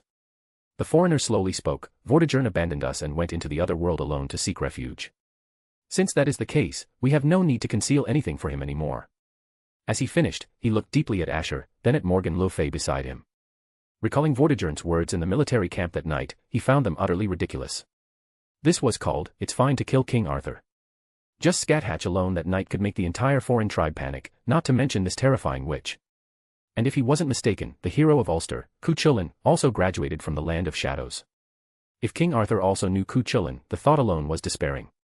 If King Arthur merely led his troops to expel the foreigners, perhaps the foreigners still had a chance of survival, only to ultimately withdraw from Britain. But if King Arthur were killed by the foreigners, then that would truly be a bloodbath. His warning to King Arthur wasn't to protect King Arthur, but the foreigners. Please take care, King Arthur, the man said, then closed his eyes. He had long prepared to be a prisoner, but he never expected that witch to use such cruel methods of interrogation. After the interrogation, she used some magic to heal them, and then continued the interrogation. This kind of method not only destroyed their bodies, but also their spirits. To be able to interact with her in such a natural manner in front of this witch, even if this King Arthur was an enemy, such a strong heart was worthy of admiration. A few minutes later, Asher and the two others left the interrogation room. Will Vortigern return? Asher couldn't help but murmur, recalling what the foreigner had said. Morgan smiled faintly, don't worry. Stepping into the other world is not so easy to return from. What's more, if I can defeat him once, I can defeat him a second time. So rest assured, Morgan le Fay said, raising her hand and stroking Asher's head. Agravain, who was behind them, was stunned for a long time and didn't recover. He rubbed his eyes again and looked at the woman in front of him. Such a gentle gaze. Is this still his mother? By the way, Sister Morgan, did you do anything to them earlier? Why are they so afraid of you? Asher suddenly asked. Morgan froze, then blinked innocently, I didn't do anything. I don't know why they're so afraid of me. Perhaps it's because the reputation of witches isn't very good, so they got scared. Upon hearing this, Agravain's gaze became odd. He had been right there during the interrogation. To tell such a monstrous lie in front of him. Of course, despite his thoughts, Agravain didn't dare expose Morgan le Fay's lie. He just looked at Asher with an increasingly strange gaze. He hadn't noticed before, but now hearing the conversation between the two, he felt something was off. What was King Arthur's relationship with Mother? Could it be that Arthur had reformed his mother, making her turn back to good and dedicate herself solely to Britain? And speaking of which, could Mother also have such a gentle gaze? Looking at the gentleness in Morgan le Fay's usually cold eyes, Agravain felt even more surprised in his heart. The three of them unconsciously walked to the palace entrance. Morgan le Fay was happily chatting with Asher when, upon entering the palace, she suddenly realized there was someone following behind them. She couldn't help but frown and turned to give Agravain a cold glance, go prepare the list. Just give it to me later, and I'll pass it to King Arthur. Agravain, seeing the speed at which this woman's expression changed, was slightly startled, but he maintained his usual serious expression, understood. After speaking, he turned and walked in the opposite direction from the two. He took back what he said earlier. This woman really hadn't changed at all, neither her personality nor anything else. The only thing that had changed was her attitude towards King Arthur. More bonus chapters. Every 300 power stones equals 1 bonus chapter. Chapter 134, Sleepless Night, Sisters in the Garden. Fire, you can find 40 chapters ahead here. Also other exciting fanfic available Fire. 2 days later, Agravain prepared a list and handed it to Artoria, who then passed it to Asher. According to the list provided by Agravain, there were a total of 2 traitors colluding with the enemy. Out of the 13 tribal leaders, counting Milo, who had actively joined King Arthur, and another territory currently controlled by a maid, only 11 remained. Among these 11, 2 were traitors. Including Sir Scott from before, a total of 3 individuals had colluded with the foreign races. However, the words of the foreign races couldn't be fully trusted, so Asher had already ordered secret surveillance to ensure they wouldn't be backstabbed by infiltrators when expelling the foreign races. In the empty training ground, Asher sat on the ground, panting. He looked up at Artoria standing before him, his heart filled with a sense of awe. This girl was truly abnormal. He had thought that with the white dragon's body, he would be able to defeat Lily, but he hadn't expected Lily's growth rate to be so rapid while he was getting stronger. It was truly terrifying. Not just her strength, but her body too. You're even more amazing than before, Lily, Asher couldn't help but exclaim. It's only after you taught me the runes that I can barely defeat you. And if your magic power were sufficient, I wouldn't be your opponent anymore. Artoria shook her head, her expression still calm, without a hint of pride. You still have an illusion you didn't use because of insufficient magic, and since it was just training, we weren't trying to kill each other, so your prophecy basically didn't take effect, did it? Artoria continued. And you didn't use the killing move of Battle Overload either. So you're saying I'm stronger than you? Asher asked. Currently, I am still stronger than you, but you will have a chance to defeat me in the future, Artoria said calmly. Asher had just felt a little comforted, but upon hearing this, he was speechless. This person was truly as direct as ever. At a time like this, shouldn't she be saying something like, Arthur has a promising future? In any case, you still need to work harder, Artoria continued. Lily, you should change your personality too. Since long ago, Asher felt that Artoria's personality was too prone to offending people. But perhaps it was simply because their relationship was good that Lily chose to speak honestly. You too, want some water? Guinevere sat with her knees hugged, observing their battle. When she saw them stop, she lightly jumped off the high platform, holding 2 water skins as she approached. Thank you, Asher took the water skin and took a sip, feeling somewhat unsatisfied, and drank 2 more. Artoria beside him also thanked her and then drank all the water. I truly envy your relationship, Guinevere watched the two of them. After a while, she suddenly sighed softly, a hint of loneliness appearing on her beautiful small face. If only I also knew martial arts. You are a princess, even if you don't fight, someone will protect you, so I don't think there's any need to be so disheartened, Artoria said. Asher thought to himself, Lily, have you forgotten about Princess Morgan on our side? She alone could probably string us all up and beat us. But on the surface, he nodded in agreement, indeed, you are a princess. Someone will always protect you. Asher paused slightly, or if you don't mind, I can teach you some self-defense martial arts later. After all, keeping Guinevere in the royal city and not letting her return meant she couldn't just do nothing all day. Moreover, in such a turbulent era, having some self-defense skills was always better than knowing nothing. Really? Guinevere's eyes brightened slightly. Asher nodded. If you don't mind my martial arts being too poor. How could that be? Your strength is already very impressive, it makes one feel very safe, Guinevere said with a smile. Asher suppressed the urge to laugh, maintaining a composed expression. Although he knew Guinevere was just being polite, hearing it from such a beautiful girl was still very pleasing. Then let's start with the most basic swordsmanship. It's getting a bit late today, I'll teach you tomorrow, Asher said. Guinevere's smile remained gentle. I'm looking forward to it. By the way, in that case, I'd be half your teacher, wouldn't I? Asher suddenly said. If you insist, that's correct, Guinevere paused slightly, her platinum blonde, silky hair sparkling in the sunlight, dazzling and enchanting. She tilted her head slightly, a gentle smile on her face, with a hint of teasing. But Arthur, you don't seem to be older than me. Can we not talk about age? Asher quietly covered his face. And no one said a teacher has to be older than their disciple. How old are you? He peeked at Guinevere through his fingers. Guinevere's eyes flickered, and she said with a smile, 17. I know Arthur's age, Wathack told me before, she added. That sister, why does she tell everyone such things? Asher's mind instantly conjured Wathack's image. Sister Wathack probably felt smug when she said that. Does Arthur wish me to call you teacher? Guinevere suddenly asked. Asher thought for a moment, then finally shook his head. Forget it, I'm just a half-baked master anyway, not qualified enough to be your teacher. As for titles, just use whatever. Then I'll look forward to your guidance tomorrow, little brother.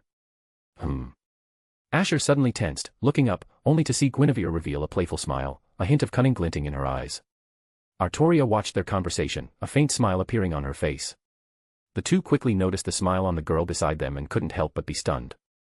Asher turned to look at Artoria, his mouth slightly agape, feeling incredibly novel. This scene was truly rare. To actually see Lily smile in his lifetime, when she was usually so serious. What's wrong? Artoria's smile vanished in an instant. She looked at the two of them, confused. Well, how to put it, Guinevere was somewhat at a loss for words, or rather, didn't know whether to tell the truth. I just feel like Lily rarely smiles, so it's a bit novel, Asher said, expressing his thoughts directly. Artoria frowned and said, don't tease me. I'm not teasing you, it's really rare, Asher said, glancing at Guinevere. Right. It really is rare, Guinevere nodded gently. It's very cute. So, both of you, stop teasing me. Artoria turned her back to the two of them. Let's go. We've trained all day, it's about time to rest. Asher and Guinevere exchanged glances, and couldn't help but smile. So, she can get shy too. That night, Asher sat before the throne, listening to Milo report on the day's political affairs. Not long after, Milo's voice, filled with complaints, came through. Arthur, you're quite relaxed as a king, Milo said, looking at Asher with a resentful gaze. She had thought that after becoming the king's capable assistant, their time together would increase. Instead, she was the one handling a pile of matters, busy from dawn till dusk. And Agravain, Gawain, and others were also like automatons, constantly busy with political and agricultural affairs. Asher, on the other hand, was rarely seen. Asher also knew how hard Milo had been working lately, so he could only comfort her with a smile. You've truly worked hard lately, Sir Milo. You're even more capable than I imagined. Hearing Asher's verbal praise, Milo's face showed no sign of happiness. Her gaze at Asher grew even more resentful. She would have rather remained her tribal leader, she thought. After all, the matters she handled daily were the same. No, if anything, the workload had significantly increased, and she hadn't gained any benefits at all. Yes, it's truly hard work, and without any rewards, it's very easy for subordinates to become unmotivated, Milo said, raising a slender finger from her slightly long sweater cuff and gently stroking her pink, smooth hair, raising her eyes to stare at Asher. So far, things hadn't gone at all as she had imagined. Asher did indeed value her, but but what she wanted wasn't this kind of value. Logically, after she finished her daily tasks, King Arthur should have just finished handling political affairs as well. Then she would report some important events handled during the day, as well as problems in certain towns. And when King Arthur was troubled, not knowing how to deal with these matters, she would massage Arthur's shoulders from behind, incidentally offering feasible suggestions. That should have been the script. However, she did indeed offer these feasible suggestions, but not to Asher. Instead, she offered them to the usually stern Agravain, and the always grinning Gawain. Could this also be part of Morgan le Fay's plan? Milo couldn't help but wonder. She truly was a formidable woman. Despite her age, she was still coveting a king who wasn't even an adult yet. How shameless. Milo thought angrily to herself. How are things going with the badges? Asher's voice pulled Milo back to reality. The day before yesterday, Asher had given the designed badge drawing to Milo to handle. Probably because she had been a tribal leader for a long time, the girl's efficiency was indeed very high, even far exceeding that of the Knights of the Round Table sent by Morgan to help. This was also why Asher entrusted these matters to her. Because of this, Artoria's mood suddenly worsened considerably at the time, believing that Arthur didn't trust her abilities, which was why he hadn't asked her for help. Asher had to talk her into it and barely managed to appease Artoria. It has already been handed over to the blacksmiths in the palace. The badges you designed earlier should be delivered in about a week, Milo said, hesitating slightly. Will a mere ordinary badge truly be enough to mobilize those tribal leaders? A mere ordinary badge is certainly not enough, Asher shook his head. You'll know when the time comes. Although curious, Milo didn't press further. Seeing Asher like this, he clearly didn't intend to explain things now. Since that was the case, she wouldn't push him. Milo smiled sweetly and said, I'm really looking forward to the badge Arthur gives me. MHM. Asher looked at the girl's gentle smile, then paused slightly. Milo, you don't have to use that kind of smile specifically from now on. Huh. Milo's smile stiffened. I can tell if a person's expression is genuine or not. You've helped me so much, so I hope to treat you with sincerity, provided you are also sincere. After saying that, Asher said nothing more. Compared to Guinevere's earlier gentle smile, Milo's fake smile was too easy to see through. Perhaps only those infatuated with her appearance wouldn't notice. Milo hesitated slightly, then looked at Asher twice. She used such a smile because it easily made others feel goodwill, and under such a smile, it was easy to manipulate certain noble scions to achieve her goals. But now, it seems it's useless against Arthur. Is it because he doesn't like gentle girls? Or is it that my previous smile wasn't sincere enough? Milo fell into a brief contemplation, not even noticing that the sweet smile she had been feigning had vanished from her face. Asher looked at the young woman in a pink and white dress below the platform, sighing inwardly. It seemed unlikely to make Milo understand his thoughts in a short period. Having grown up in a constantly scheming family environment, for Milo, pretense had long become a habit. He could only wait for time to change this young woman. As the day ended, Asher returned to his room and lay on the soft bed, pondering the day's events. Then, after closing his eyes for half an hour, Asher opened them again. For some reason, he couldn't fall asleep tonight. He kept thinking of all sorts of things after lying down. As expected, I'm still suited to be an ordinary person, Asher sighed inwardly.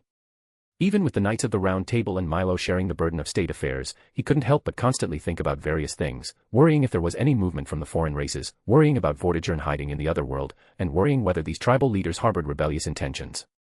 Ultimately, he was just an ordinary person. Even after pulling out the sword, he was still an ordinary person. All he could do was expel the foreign races, then try to unify Britain, and then comfortably become a hands-off manager. Tossing and turning, he couldn't sleep, so Asher left the room. Outside, the moonlight was hazy, and the weather was a little cool. Asher strolled leisurely in the garden, intending to clear his mind. After walking for a while, he suddenly heard the sound of a sword being swung. Each swing was rhythmic, accompanied by a whooshing sound. Someone's still training at this hour? Asher vaguely guessed who the person training was. He followed the garden path in the direction of the sound and soon arrived at an empty ground. A golden-haired girl was holding a wooden sword and swinging it forward. A faint silvery white light covered her skin, as if coated with a mesmerizing, hazy beauty. I didn't expect it to be such a coincidence. Coming out with insomnia and bumping into Lily, Asher couldn't help but smile, quietly approaching. However, just as he reached behind a tree, Asher saw another woman. Morgan le Fay.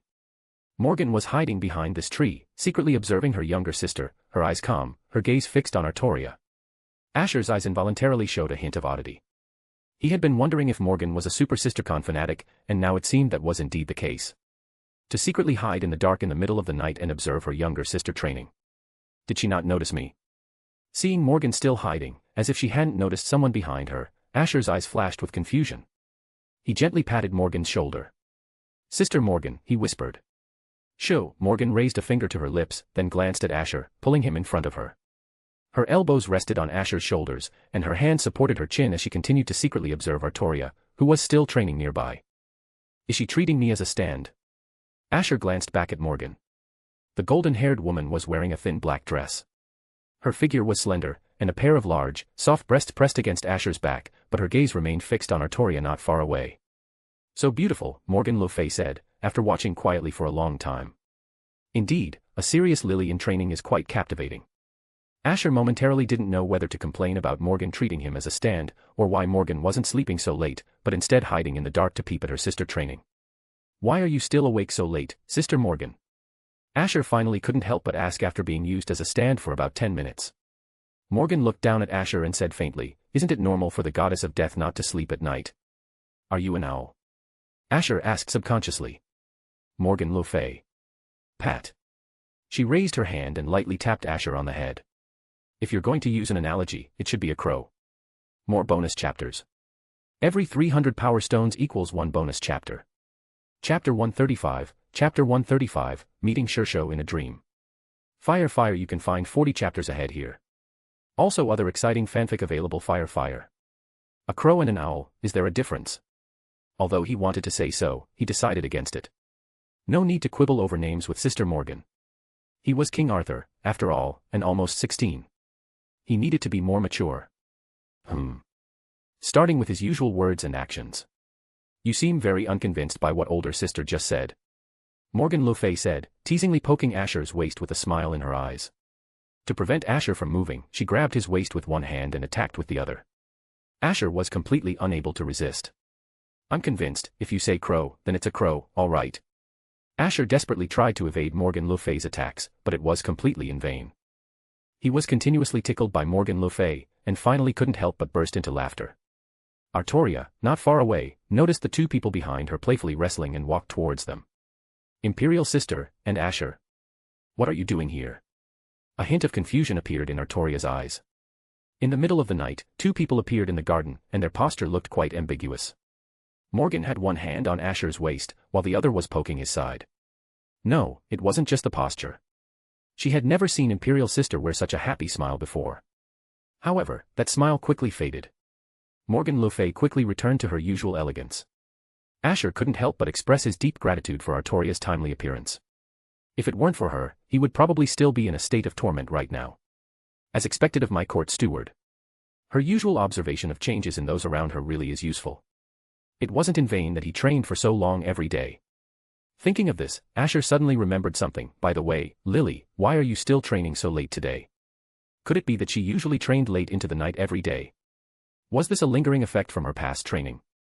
Artoria shook her head. "I couldn't sleep much today, so I came out to train a bit." As expected of Lily.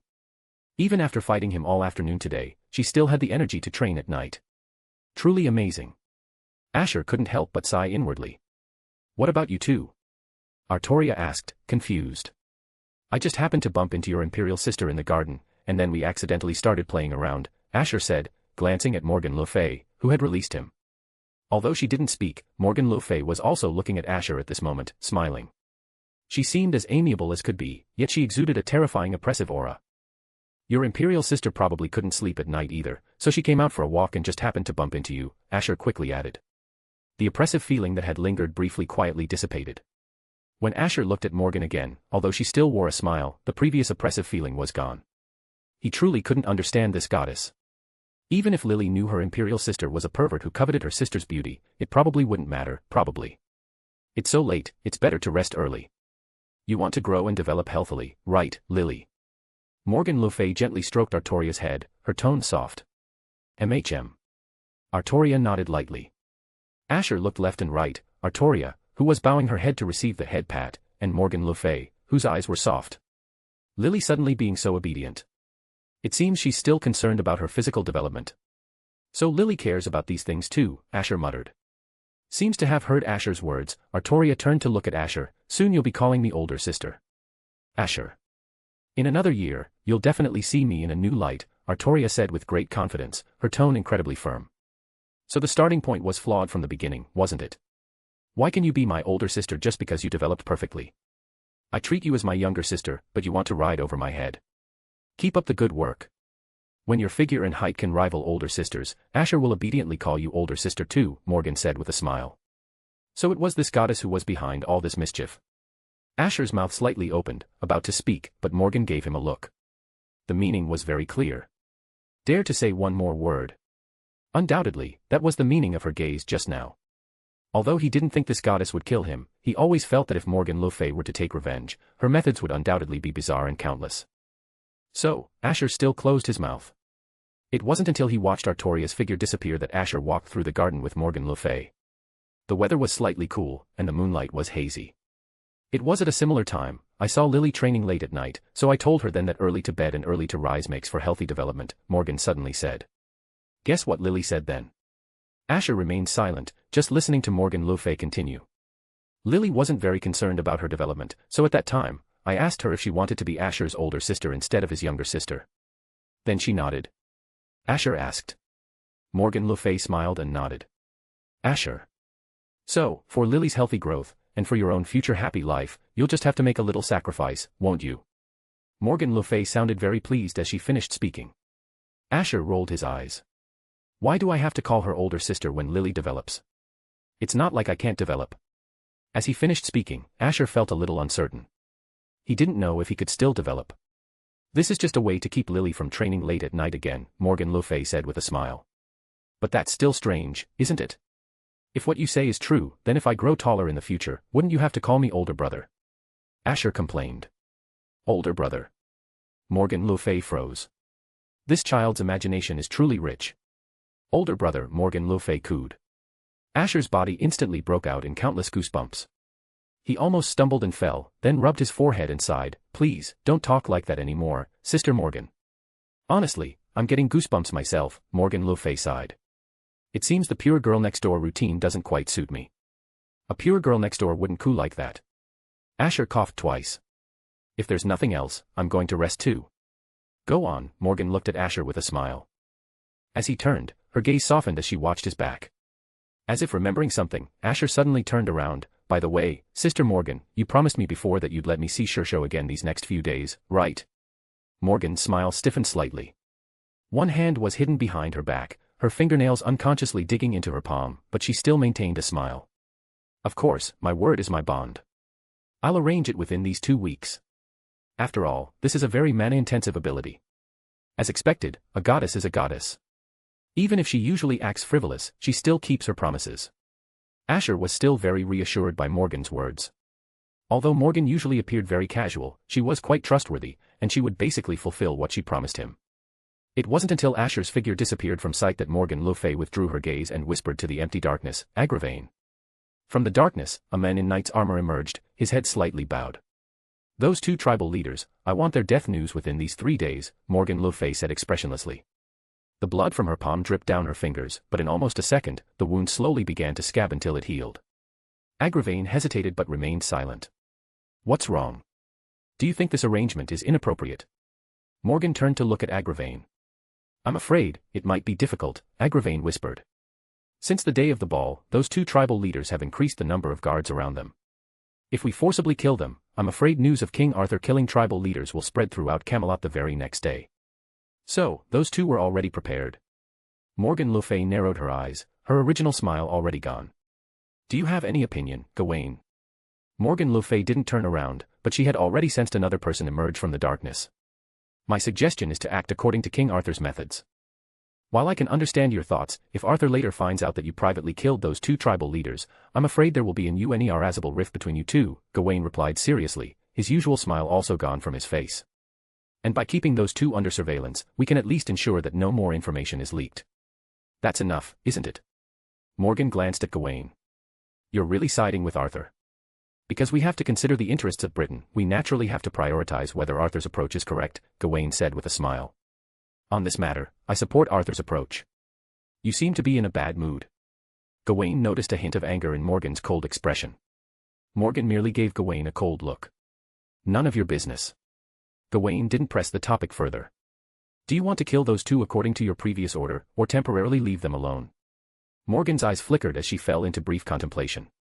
Indeed, being able to restrict those two's movements for now was enough. Eventually, they would expose themselves, and if all else failed, killing them then wouldn't matter. After all, it wasn't worth risking herself for two small fries and doing something that might lower Asher's favorability. What about the 3 captured foreign races? Agravain asked again. If there's no other valuable information, kill them, Morgan said faintly. With that, she stepped out of the garden and quickly disappeared from their sight. She looks quite upset, Gawain said, looking at Morgan's disappearing back. Did something happen? I don't know, Agravain shook his head. However, for that woman, who was always so calm, to show such terrifying killing intent, she must have encountered a very strong enemy. Time passed quickly, a week went by in the blink of an eye. During this week, a piece of news was spreading throughout Camelot Royal City. According to King Arthur's message, the foreign races are our common great enemy. King Arthur will implement a merit system. For every foreign race killed, merit can be obtained, which can be exchanged for various supplies. If a territory can be conquered, one will be promoted to duke, granted the Grand Knight's badge personally bestowed by King Arthur, awarded a manor, and given the qualification to join the Knights of the Round Table. The Knights of the Round Table had a total of 150 slots, and currently only a few seats remained among the core 12 Knights of the Round Table. Such rewards could make countless people envious. The tribal leaders understood Asher's meaning. This was a call for them to take a stance, whether to truly serve him, or to stand by idly and wait for their turn after the foreign races were expelled. This was King Arthur's last chance for them. As for conquering territory, although it was difficult, the foreign races had retreated into one territory. Now was arguably the best time to earn merit. Once missed, it would be too late to join the battlefield later. After that, we'll wait for the tribe's reaction. On the very evening the news was released, Asher impatiently lay in bed, filled with anticipation, so much so that he was distracted while chatting with Artoria. This also made Artoria quite displeased at the time, believing that Asher was being perfunctory with her. However, upon learning that he was only being perfunctory because he would soon see his Shishou, she understood Asher, but her gaze at him also showed a hint of helplessness, like an older sister looking helplessly at her doting younger brother. This also left Asher quite speechless at the time. Despite being younger than him, why did she always want to be an older sister? Focus on sleeping, focus on sleeping. Asher repeated silently in his mind, then closed his eyes. As long as he fell asleep now, he would immediately see Shishou. Morgan had already told him today that she would arrange for them to meet after he fell asleep. However, after closing his eyes for over half an hour, Asher still couldn't feel any sleepiness. Normally, he should have been asleep by now, but perhaps because he was too excited tonight, he couldn't fall asleep. At this point, he needed to find someone to help him, to sleep in a physical way. But Lily was probably already asleep at this hour. Since that night, after Morgan le Fay reminded Artoria to rest early again, she hadn't trained in the garden late at night anymore. It seemed she was truly determined to grow up and become Asher's older sister. Go find Sir Milo. No, I just feel like something bad would happen if I went to her. Asher quickly shook his head, dismissing the idea after mumbling to himself. Sister Morgan. Asher couldn't help but wonder. After all, Sister Morgan was responsible for letting him see Shishou, so she should still be awake, right? Thinking this, Asher was about to get out of bed, but as soon as he turned, he met a pair of sacred blue eyes. Good evening. Good evening. Not. Why are you in my bed? Asher moved back, but his gaze couldn't help but shift to the woman's chest. Although he wanted to be a gentleman, her current attire was simply too alluring. Because I felt you needed a little help, so I came to help you, Morgan le Fay said with a smile, raising her hand. Thump. A muffled thud. Asher fell straight back, and Morgan took the opportunity to embrace him. Before losing consciousness, Asher had only one thought. Tomorrow, he absolutely had to tell Morgan to be gentler next time. Morgan le Fay lowered her head, staring at the unconscious Asher in her arms, her eyes flickering. She felt it was a bit of a loss to let him meet Scáthach just like that. Should she do something? More bonus chapters. Every 300 power stones equals 1 bonus chapter. Chapter 136, Chapter 136, I want to him****. Fire you can find 40 chapters ahead here. Also other exciting fanfic available fire. But wouldn't doing this make me seem a bit too much like a loser dog? Morgan stroked Asher's hair, murmuring to herself. Logically, Asher should be in love with his Shishou, yet unable to forget the physical pleasure brought by Sister Morgan in reality. Immersed in a deep sense of guilt, yet unable to forget such pleasure. That should be the script. Doing something to him secretly now, she felt like a golden retriever who lost the fight. Morgan le Fay thought it over and finally sighed, never mind. Just this once, I'll reluctantly give her a chance to see her apprentice. After all, I did promise him. Sister Morgan is very good at keeping promises. Asher must still see her in this light. To avoid tarnishing that image, she'd just have to let Scáthach have this one. Morgan raised a finger and snapped. Space seemed to twist, like countless whirlpools swirling in the room. The surrounding vision became somewhat blurred, as if a layer of mist shrouded her eyes. Slowly, Asher felt his vision return to clarity, and he looked at the woman in front of him. Shishou. Asher said, then walked forward. Scáthach was still looking around in confusion. Hearing Asher's words, she looked up with a hint of surprise, a subtle smile on her face. She really didn't expect that Morgan, that woman, was just purely tricking her apprentice, but she actually let him come to see her. Should she say she was at ease, or foolish? Scáthach gently patted the seat beside her. Sit here and let's chat. Asher nodded and walked forward. You look well today. The next morning, when Asher opened his eyes, the first thing he saw was Artoria. The morning light shone on her, making the girl's small face appear even more radiant. Asher was no longer as surprised as he initially was to see Artoria first thing in the morning. After all, this Aho king wanted to grow up quickly, so she now went to bed early and woke up early every day. Did something good happen? Artoria then asked. From initially being mostly unconcerned about her surroundings to now actively asking about things, Lily has changed quite a lot. Asher couldn't help but sigh inwardly, smiling as he said, I saw Shishou yesterday. Miss Scáthach. No wonder, Artoria's eyes slightly enlightened. Only then did she understand Asher's thoughts. No wonder he was in such a good mood today. So he saw Scáthach again. Keep up the good work today too, Lily, Asher said with a smile. He was in a truly excellent mood today. Indeed, seeing his Shishou and sister was essential to maintaining a good mood. It was a pity Morgan said this method consumed too much magical energy, otherwise, he could have asked Sister Morgan to arrange it every night. In that case, he felt there wouldn't be much difference between Britain and the Land of Shadows. Thinking this, Asher couldn't help but feel a bit regretful. Even the goddess of death thought that this ability consumed a lot of magical energy, so it must be a considerably difficult magic. Let's go. At that moment, Artoria's voice pulled Asher back to reality. She extended her hand, a soft smile on her face. We must work hard today too. Asher reached out his hand. 2 days later, exciting news came from King Leodegrace. The army he led had captured a territory occupied by foreigners. I didn't expect it to be Guinevere's father who would set an example first. Asher was slightly surprised by this. He had long heard that King was quite aloof, and he didn't expect him to actively attack a territory. Probably because of his daughter, Morgan le Fay said, sitting nearby, and chuckled softly. That king dotes on his daughter very much.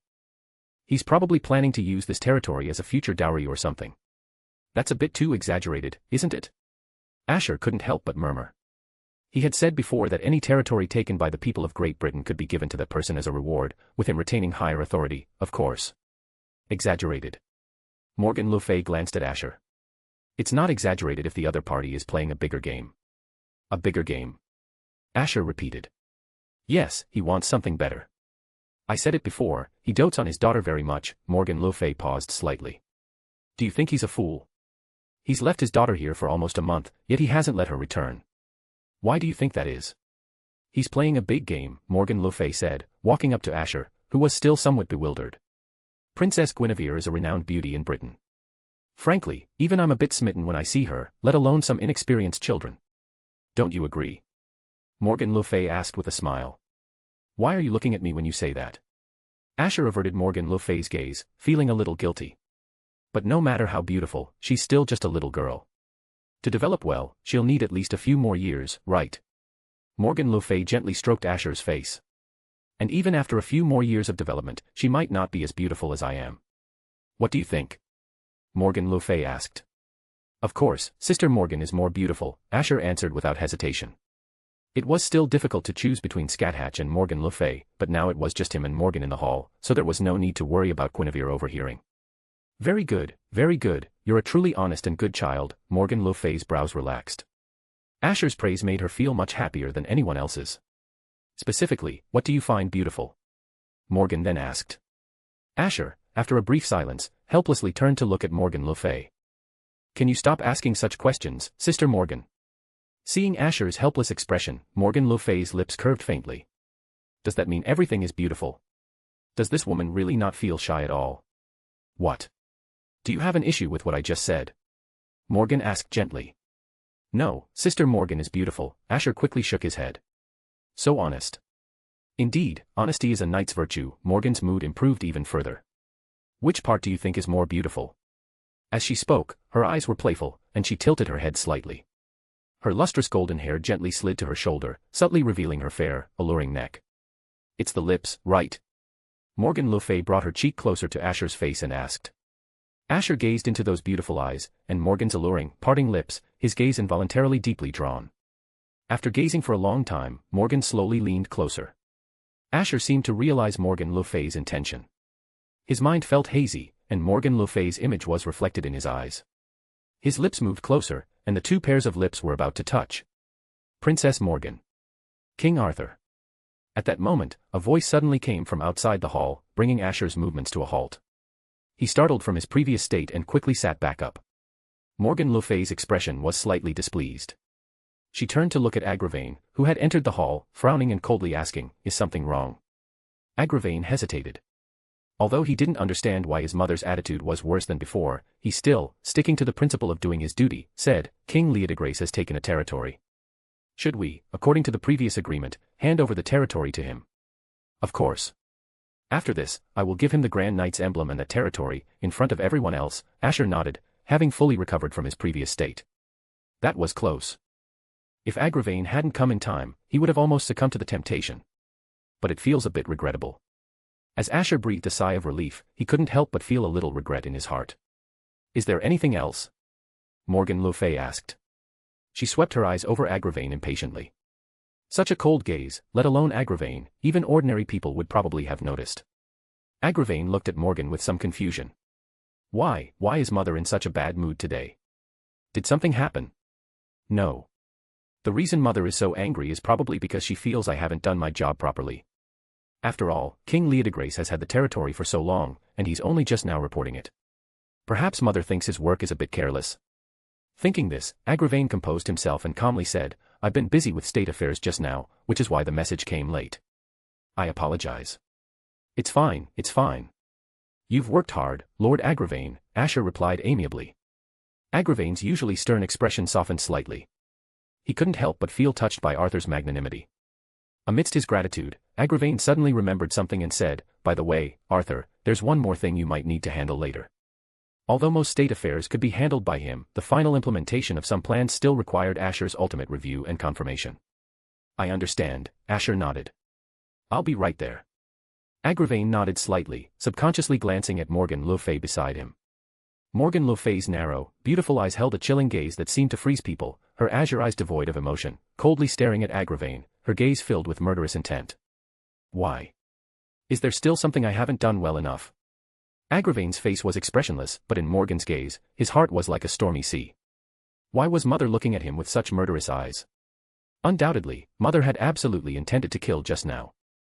It wasn't his first time accompanying Morgan, he could clearly sense Morgan le Fay's killing intent.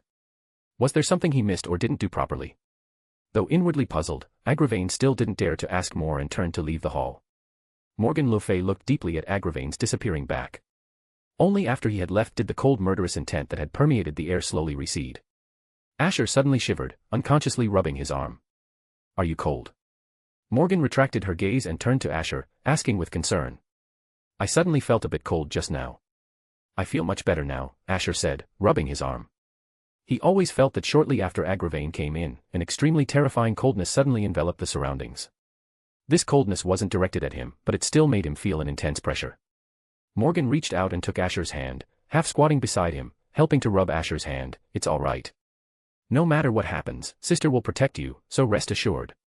I'm not a child anymore, I can handle most things myself," Asher said, shaking his head helplessly, but he didn't pull away from Morgan's hand. Even though Morgan's hand was also cold, for some reason, Asher felt it to be incredibly warm, so much so that he couldn't bear to let go of her hand. Yes. You can handle most things, and Sister will clear any minor obstacles for you." Morgan le Fay showed a breaking ice smile. "Thank you. If you want to thank me that much, then give yourself to me later," Morgan said with a faint smile. Asher pretended not to hear, and stood up under Morgan's gaze. "Is something wrong?" Morgan le Fay asked, puzzled. "I still have to handle what Agravain just mentioned," Asher said. "Sister Morgan, you can rest here alone for now." Morgan le Fay's previous smile faded a bit. You can temporarily not go. Reviewing those things won't take much time. But Asher hesitated, but seeing Morgan's obvious displeasure, he sat back down. That's better. Morgan le Fay's brows relaxed considerably, and the smile on her face softened a lot. She gently stroked Asher's head. Sister likes obedient children the most. Asher sat on the throne, yet he was still somewhat absent-minded. It wasn't that he was eager to deal with the things Agravain had mentioned earlier, but rather that something was stuck in his mind and felt very uncomfortable, and he wanted to get it done as soon as possible. Asher glanced at Morgan again. But Sister Morgan here. Never mind, he'd go later. A little bit of time wouldn't make a difference. Asher sighed inwardly, still sitting on the throne and chatting with Morgan. King Arthur, Princess Morgan. But not long after, another person entered the hall. Morgan le Fay subtly frowned, her eyes filled with unconcealed murderous intent, as she looked up at Gawain, who had walked into the hall. Asher also looked up at the newcomer. Lord Gawain, is something wrong? After Gawain entered the hall, he glanced at Asher, then at Morgan beside him. He was about to speak, but seemed to sense the unusual atmosphere. He remained silent for a moment, then a sunny, straightforward smile appeared on his face. No, it's nothing important. We can talk about it later. After speaking, Gawain turned and left the hall. Morgan le Fay merely looked at Gawain's departing back calmly, nodded lightly with satisfaction, and sat beside Asher, placing one hand on Asher's hand. Asher, however, was somewhat bewildered. He really couldn't understand Lord Gawain's thoughts. Why did he come and then leave immediately? That night, in the backyard, Agravain stood before Morgan le Fay, remaining silent. He wanted to ask Morgan why she had emitted such murderous intent today, but his intuition told him not to ask his mother that question. Moreover, he had already told Gawain that afternoon that if he didn't want to anger Mother, he just shouldn't mention anything about Arthur. But this only made Agravain even more confused. Didn't Mother seem to like Arthur quite a bit? Why couldn't he mention Arthur's affairs? However, Agravain didn't believe Morgan's so-called affection was genuine affection. It was probably just that Arthur had a lot of utilitarian value, which was why she treated him so well. Once Arthur had no more utilitarian value, or if Mother lost interest in him, he would immediately be kicked aside and reduced to a tool, obeying her commands. That woman was such a person, otherwise, she wouldn't be called a witch. Mother, is there anything else you need me for? Agravain broke the silence, asking expressionlessly. Have the three foreigners been dealt with? Morgan le Fay turned to look at Agravain. Perhaps it was Agravain's imagination, but he felt that Morgan's gaze at him was much colder than usual. Not yet. Didn't you say earlier that we needed to confirm if they had any other information? So, we had them interrogated for a while longer. Someone will take action after this. Go now, Morgan interrupted flatly. Now. Agravain was startled. Did the three foreigners have some significant secret, or was someone trying to rescue them, which was why Mother was so anxious for him to go? Frankly, as a knight, Agravain was already extremely disgusted with this kind of killing work, but Morgan always made him do such things. However, since King Arthur took office, such work had decreased significantly. Agravain even thought that perhaps King Arthur had reformed Mother, feeling a small sense of relief in his heart, thinking that in the future, he could let his subordinates handle this kind of killing work. But he didn't expect Mother to bring it up again tonight. Yes, go now, Morgan said calmly. It only takes half an hour to get from here to the foreign prison. If you think you won't make it in time, don't come back tonight. Agravain hesitated slightly. Why the rush? Even if she ordered him to go and kill the foreigners now, there should at least be a reason, right? Even the Knights of the Round Table needed rest. Why the rush for you to go now? Is that what you mean? Morgan smiled, turning to look at Agravain. You want me to give you a reason? Agravain remained silent, but the look in his eyes towards Morgan le Fay conveyed his meaning. I could have at him today, Morgan le Fay said faintly. If Agravain hadn't come today, that child probably wouldn't have been able to control himself. After all, she had specially dressed herself so alluringly. Let alone men, even girls would probably fall deeply for it. Actually, Morgan didn't consider that much at first. Ultimately, it was just going with the flow, but she didn't expect it to almost happen. But then it was interrupted by someone who didn't understand the mood. What do you mean? Agravain frowned slightly, not understanding Morgan's words. Morgan finally lost patience speaking to this man. Her magical energy suddenly burst forth, engulfing the surroundings. Countless wind blades seemed to surge towards Agravain in the air. Agravain desperately dodged several wind blades, but as the wind blade attack ended, 2 streaks of crimson blood still seeped from his cheek. It means, you deserved it. More bonus chapters. Every 300 power stones equals 1 bonus chapter. Chapter 137, Chapter 137, Don't Disturb My Time with King Arthur. Fire Fire you can find 40 chapters ahead here. Also other exciting fanfic available Fire Fire. That night, Asher returned to his room. Because of Morgan's presence earlier, he finally found time to address what Agravain had mentioned, only now, in the evening. It couldn't be helped. Apparently, Morgan had noticed Asher's eagerness to handle those state affairs quickly. Just as he was about to get started, she said she wanted to be included in managing the affairs, warning him to think carefully. After all, she was the goddess of death, known for a notoriously bad temper. No one knew what she might do if displeased. So Asher ultimately stayed in the palace, chatting with this enigmatic goddess. But he didn't dislike this time. Although the occasional visitor to the hall looked wary upon seeing Morgan, Asher couldn't understand why they feared her so much. Logically, the witch title was just rumor. Normally, Morgan was quite easy to get along with. He truly couldn't grasp the fear others felt toward her. Lying on the soft bed and reflecting on the day's events, Asher yawned softly. "Do you want to sleep?" came a sweet voice from beside him. "Ma'am," Asher started to reply, then stopped. He turned to look at the woman by the bed.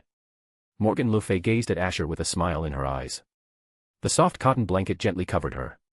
She raised a hand from beneath the covers and stroked Asher's face. "Sleep, sister will protect you." As Morgan reached out, the blanket slipped slightly. Asher's eyes widened. Despite trying desperately to avert his gaze, he couldn't help stealing glances at the golden-haired woman curled under the blanket. From her tender white arm to smooth, fragrant shoulder, no clothing was visible. The answer was clear: Morgan le Fay, lying beneath the covers, was most likely stark naked. And the wonderful sight hidden beneath the slightly slipped blanket could be imagined without much description. "Sister Morgan, I think it's better if you protect yourself first." Asher swallowed quietly, trying hard to look away, but his eyes kept sneaking peeks. "Protect myself?" Morgan looked puzzled. "Do you think anyone could threaten sister?" "Probably not." Asher admitted, unable to stop glancing at the two soft mounds faintly outlined beneath the covers. "Such a pervert," Morgan chuckled softly, noticing his gaze, and stared at him teasingly. "If you don't mind, it's all right to hug sister while you sleep."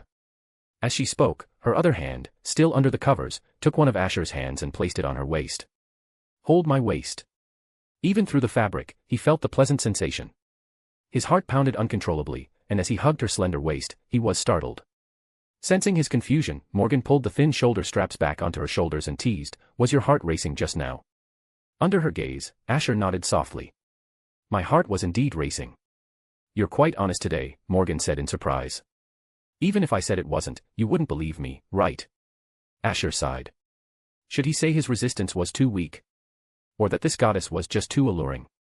He didn't believe Morgan hadn't noticed his look just now. More likely, she was deliberately dressed like that to tease him. "Good, good. Sister grants you the privilege of sleeping while hugging me tonight," Morgan said, pulling him closer. His face pressed right against Morgan's chest, fully enveloped by two soft mounds of flesh. Seeing Asher's dazed eyes, Morgan chuckled softly. "Go to sleep quickly, or do you still want to do something else?" Why did this goddess enjoy teasing so much? Asher's gaze occasionally fell on Morgan's alluring, delicate collarbone, but he finally managed to look away, sighing, "Sister Morgan, what do you gain from playing like this?" He couldn't believe Morgan was so kind. If he tried anything, she'd surely stop him and mock him mercilessly. Morgan thought for a moment. "If I had to say, it's just because I find it very fun." "Don't treat teasing others as fun," Asher said exasperatedly. "Are you really not interested?" Morgan's voice softened a little. Asher fell silent. He wanted to say no, but seeing her like this, he couldn't lie. "No answer, so you do have thoughts, huh?" Morgan teased, eyes sparkling with amusement. "You're truly a little devil, even though you're not even 16 yet." "I'll be 16 in 2 months," Asher said indignantly. "And lately, I feel like I'm growing taller too." "Really?" Morgan asked, surprised. Because they saw each other daily, it was hard to notice. "Of course. If I keep growing for 2 more years, I should surpass you," Asher said proudly. He had thought he'd be short forever after pulling out Caliban, but recently he really felt taller. That was a huge relief. "I look forward to it," Morgan smiled. "What about what I said earlier?" "Not interested." She brought the topic back. "Lily might come over at dawn, or even in the middle of the night," Asher said. "She goes to bed early but wakes early too, and comes straight to my room after waking. So you should go back first?" Asher asked carefully. Morgan was silent. The moment Asher finished speaking, her enthusiasm vanished.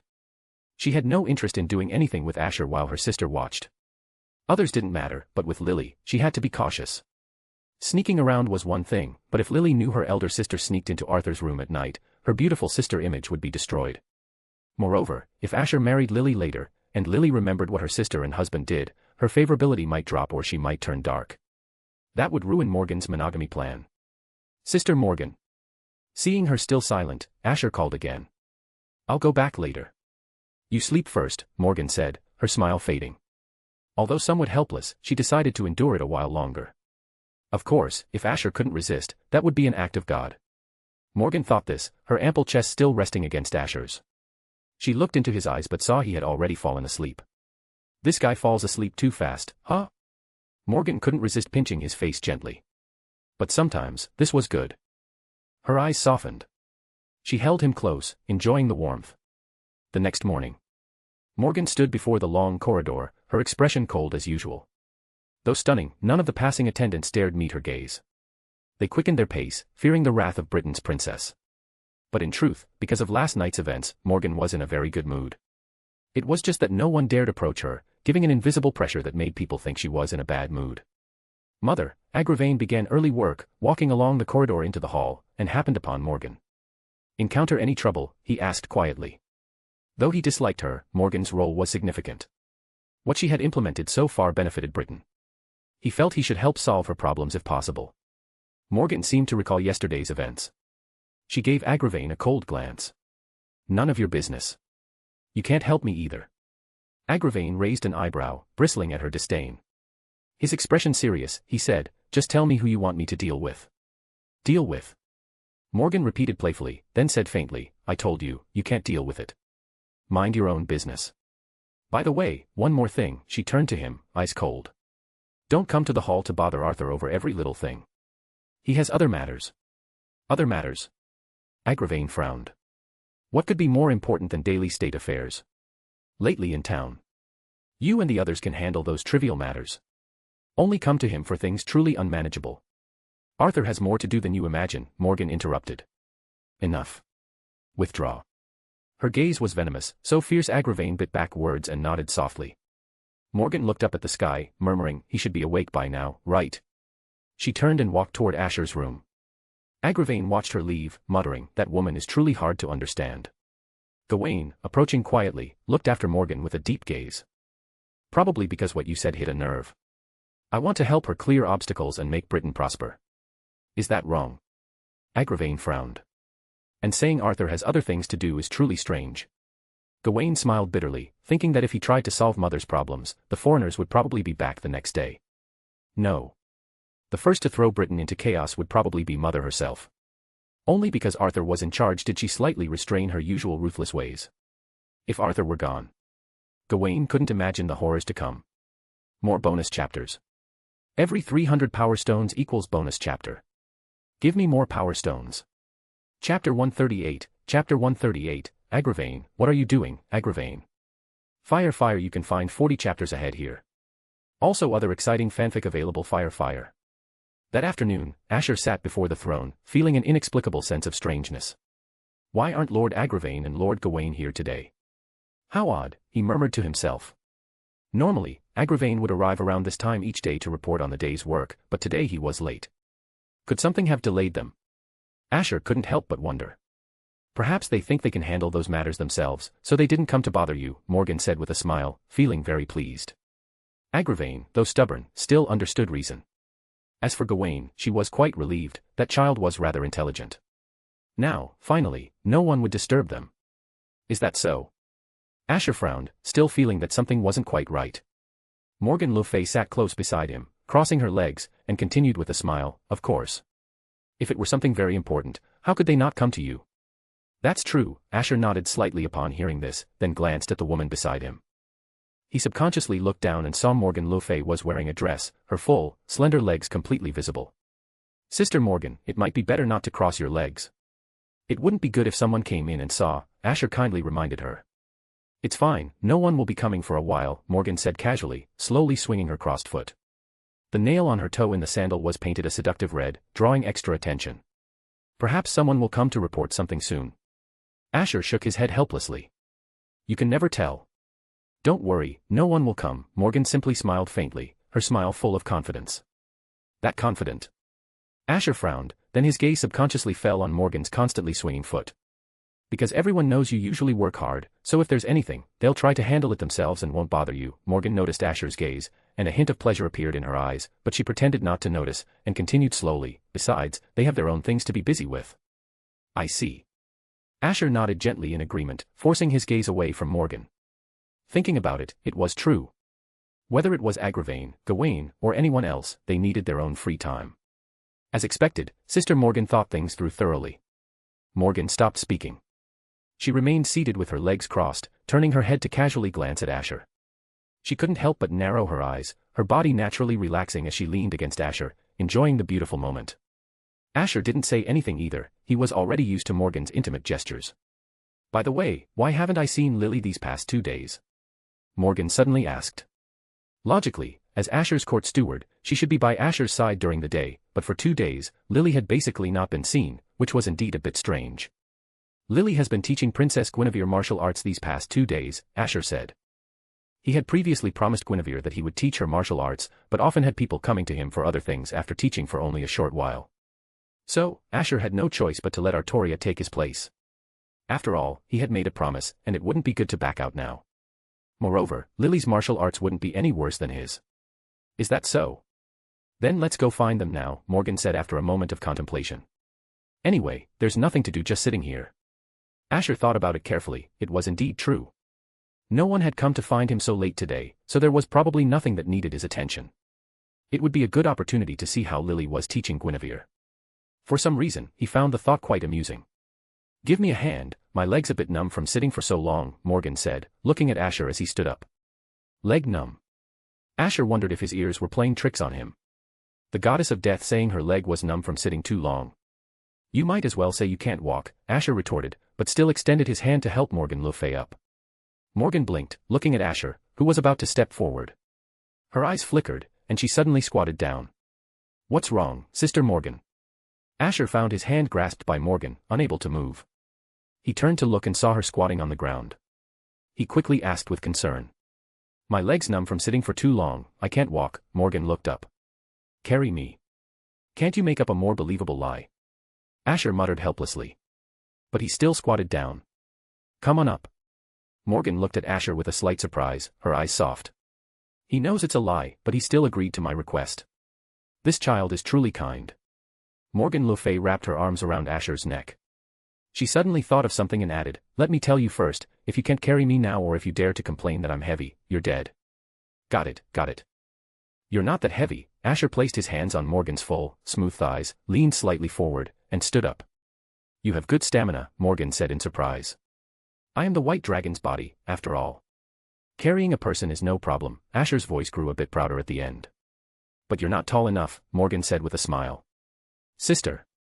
Hearing Asher's somewhat annoyed voice, Morgan laughed even more happily, gently patting his head. Just kidding, you're great, hurry up. Morgan felt much better by the time she finished speaking. This had never happened before, she had only truly felt this happy since meeting Asher. Asher was about to leave the hall with Morgan le Fay on his back, but before he could take 2 steps, a voice suddenly came from the doorway. Princess Morgan, King Arthur. Morgan. Upon hearing that voice, Morgan le Fay's smile gradually solidified. After feeling Asher put her down, she watched Agravain stride into the hall, her slender fingers pinching her palm so hard it left bruises. Sister Morgan, I told you Lord Agravain would definitely have something, but you didn't believe me, Asher said, smiling at Morgan. Morgan le Fay forced herself to display what she believed was a beautiful smile, turning her head to look at Agravain, her eyes seemingly burning with angry flames. Agravain, you're truly dedicated. Upon hearing Morgan's gentle voice, even Agravain, known as the Iron Knight, couldn't help but feel a shudder run through him. He finally managed to compose himself and pulled out a letter. A letter from King Leodegrace. Agravain said. He then secretly glanced at his mother. Although he didn't speak, his meaning was clear. I didn't deliberately come to bother King Arthur, it's King Leodegrace's issue. A letter from Guinevere's father. Is it related to the territory we recaptured recently? Asher's eyes held a hint of doubt. He took the letter, opened it, and quickly read through it. The letter roughly described King Leodegrace and his wife's situation. After that, he mentioned Guinevere's birthday, essentially wanting Asher to send someone to bring Guinevere back for a birthday banquet, and he solemnly invited Asher to attend.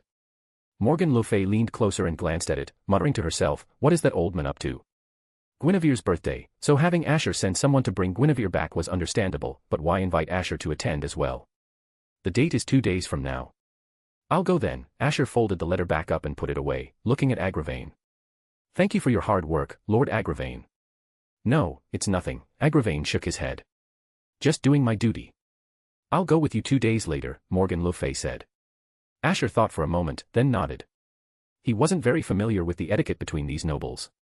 Having Morgan there would make him feel more at ease. And since he wanted to change Morgan le Fay's image in others' minds, it would be better to have her accompany him to such social events. Of course, provided that Morgan didn't do anything terrifying at such social gatherings. But thinking about it, that shouldn't happen. After all, Sister Morgan had such a good temper, she wouldn't usually get angry, and it was even less likely that she would do anything scary. As Asher thought of this, Morgan le Fay beside him raised her hand and stretched her limbs. Her full bosom seemed almost to burst forth, her perfect figure making Asher unable to resist glancing at her twice. Agravain, however, kept his head down, never daring to look up at the woman. He wondered if it was his imagination, but he felt as if his mother had been intentionally or unintentionally looking at him the whole time. Morgan maintained her usual smile and gently patted Asher's shoulder. You can go to the training ground to find Lily and them first. I'll be there in a while. Asher was slightly surprised. Do you have something else, Sister Morgan? I have some other matters to handle. Morgan le Fay gave Agravain a deep look, smiling. Let's talk privately. It's been a while since we caught up. Agravain's expression stiffened slightly. Under Morgan's gentle, smiling gaze, he bravely nodded and followed her out of the hall. They seemed to have quite an intimate relationship. As expected, Sister Morgan's temper was slowly getting better, and she was now very gentle with her adopted son. Asher watched the two leave, sighing inwardly. He should go see Lily first. Asher stepped out of the hall and headed towards the training ground. More bonus chapters. Every 300 power stones equals 1 bonus chapter. Chapter 139, Chapter 139, King Arthur can only be possessed by the strong. Fire, you can find 40 chapters ahead here. Also other exciting fanfic available. Fire. No, your aura is too gentle. It's nothing like fighting someone. Your movements need to be sharper. Artoria's voice echoed across the empty training ground as she taught and adjusted Guinevere's sword-swinging posture. I'm sorry, am I not suited for martial arts? Guinevere looked a bit disheartened, turning to face Artoria. The girl had long, platinum blonde hair cascading over her shoulders, her eyes moist, and her expression gentle. Anyone who saw such a gentle girl, then witnessed the disappointment on her beautiful, delicate face, would probably want to comfort her softly at that moment. But Artoria, after a slight silence, gently nodded. You are indeed not suited for martial arts. This girl before her was truly too gentle. She seemed gentle to everyone, and since living here, Artoria had never seen Guinevere get angry. This was the first time she had seen such a special side of her. It was precisely because of this gentleness that Guinevere was destined not to be suited for martial arts. Her movements were too soft, and this kind of training was meaningless. Even if she mastered the techniques later, Guinevere probably wouldn't be able to achieve much. I'm sorry, Guinevere's face showed a hint of sadness as she sighed softly.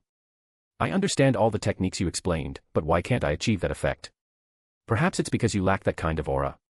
Artoria said. You can confidently swing your sword at me, I won't get hurt. Guinevere blinked. But wouldn't attacking a friend like that be bad?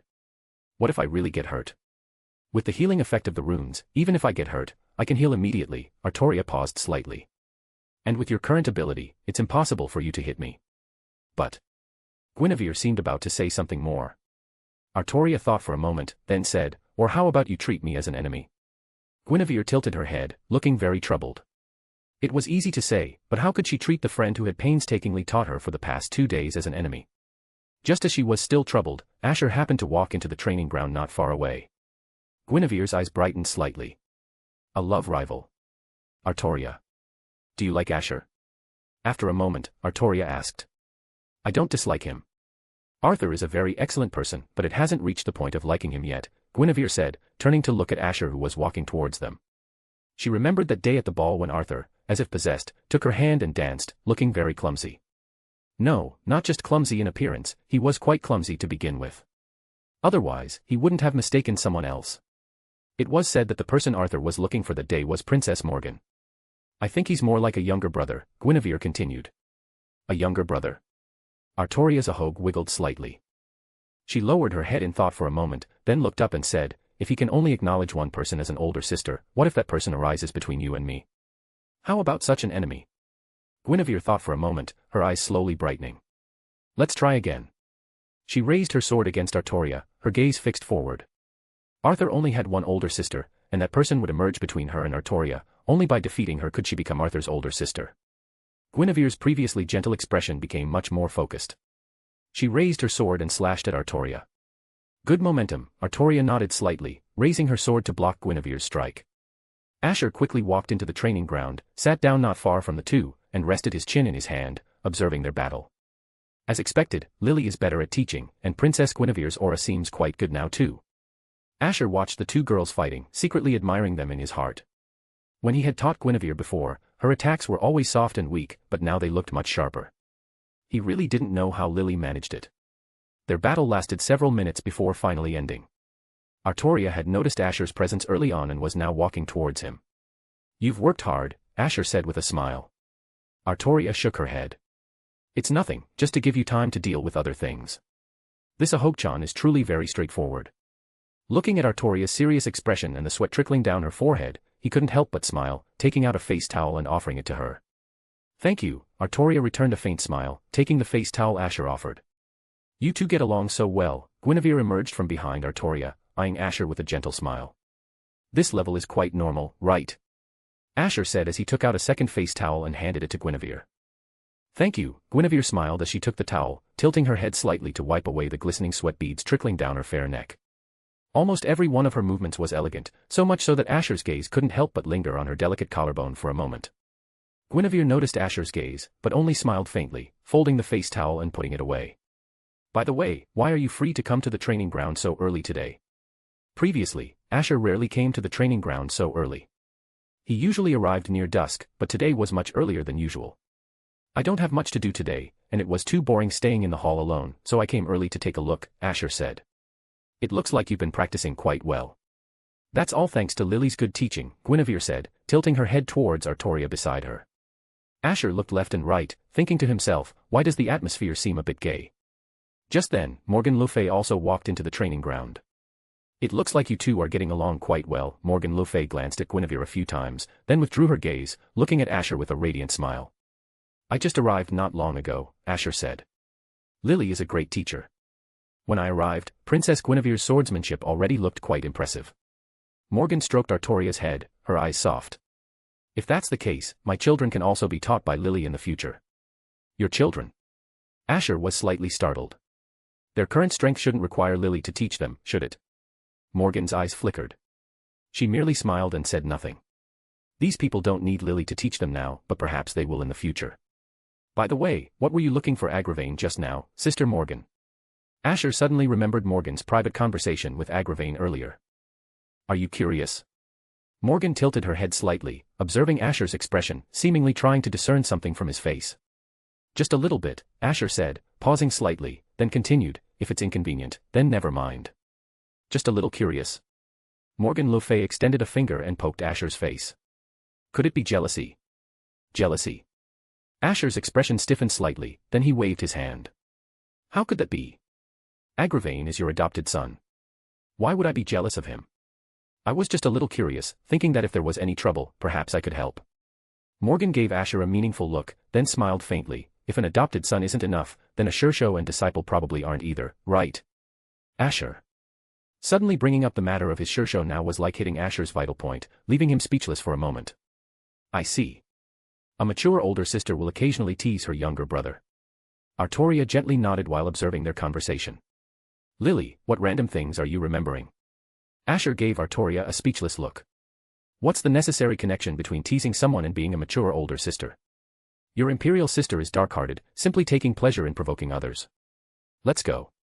It's getting late. It's almost time for dinner, Asher ended the meaningless topic.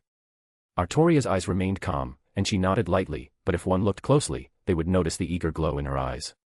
Recently, besides training, what she looked forward to the most was Asher's cooking, but due to her personality, she usually wouldn't show it directly. As the four were about to leave, Guinevere, as she passed Morgan le Fay, suddenly frowned and muttered to herself, how strange, why is there a smell of blood? Morgan le Fay's steps paused slightly. She looked at Guinevere with surprise. There wasn't a single drop of blood on her, so why could this girl smell it? A smell of blood. Asher slowed his pace, sniffing around, but didn't smell anything bloody. I don't smell any blood, he said, turning to look at Guinevere. Perhaps it's just my imagination. Guinevere's expression was grave, but upon noticing Asher and Artoria's gazes, she quickly revealed a gentle smile and shook her head. I knew it. It's just the four of us here, how could there be any blood? Unless someone got hurt during your fight earlier, Asher said with a smile. Let's go.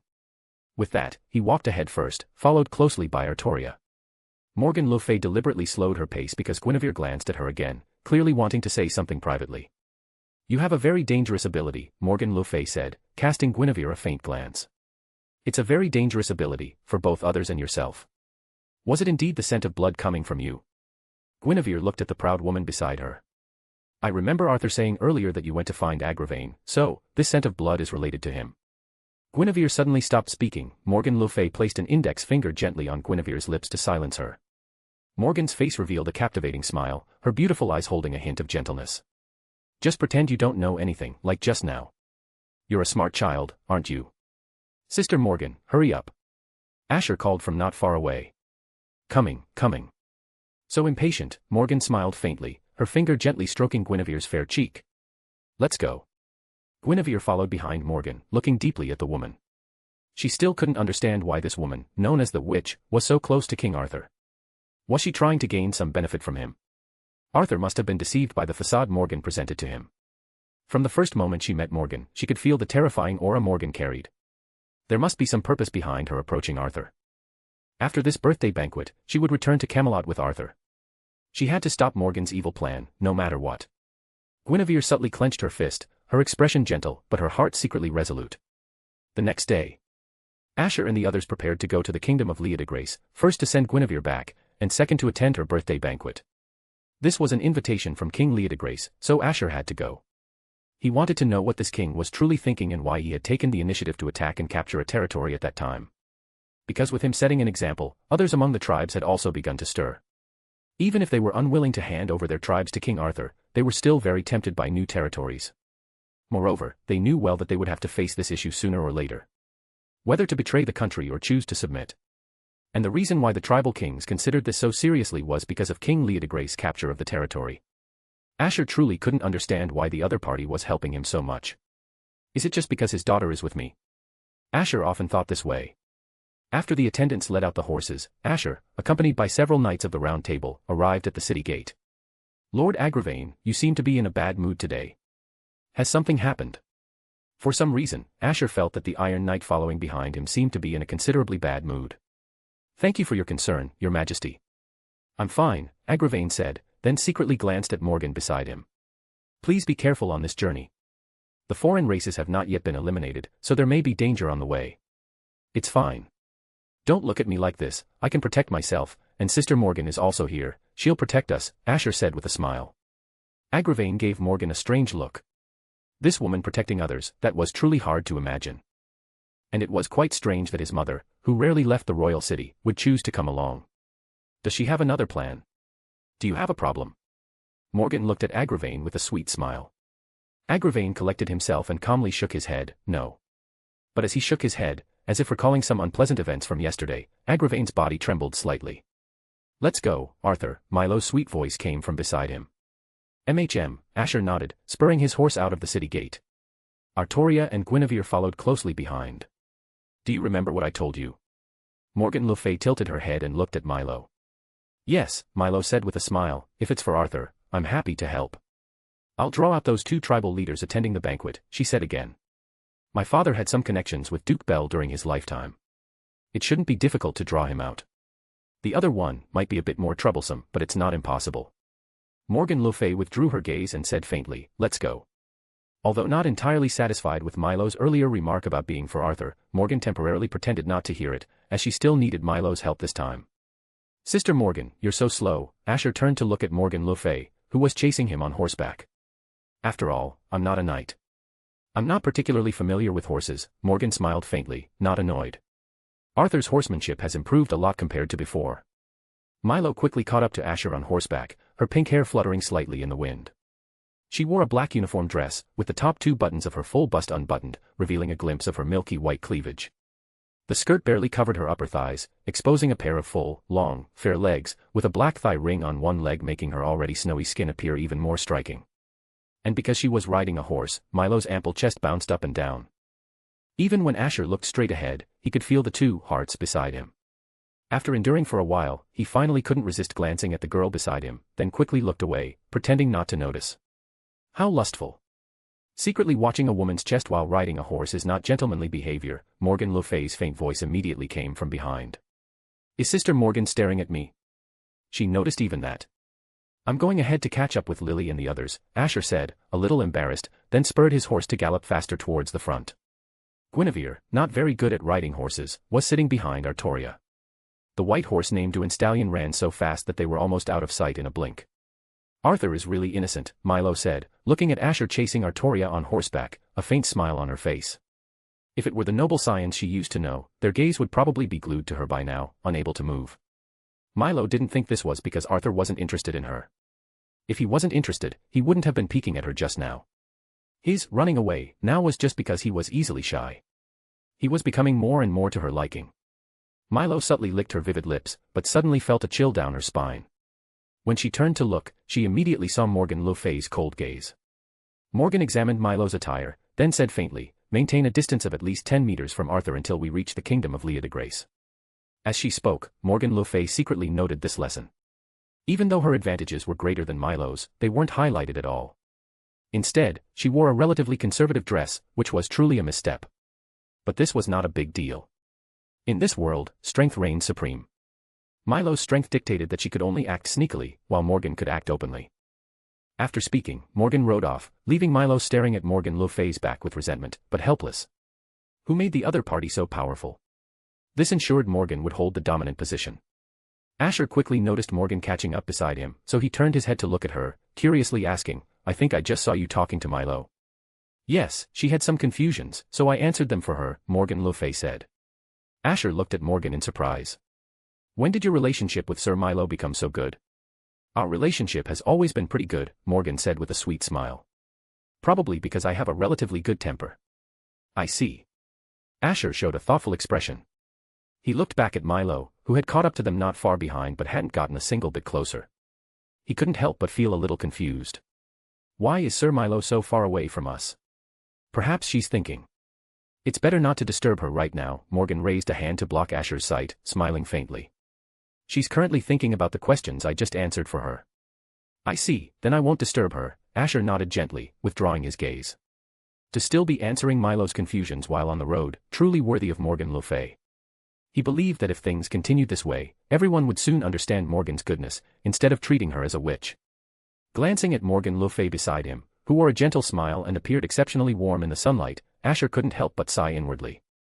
Sister Morgan is indeed very kind. More bonus chapters. Every 300 power stones equals 1 bonus chapter.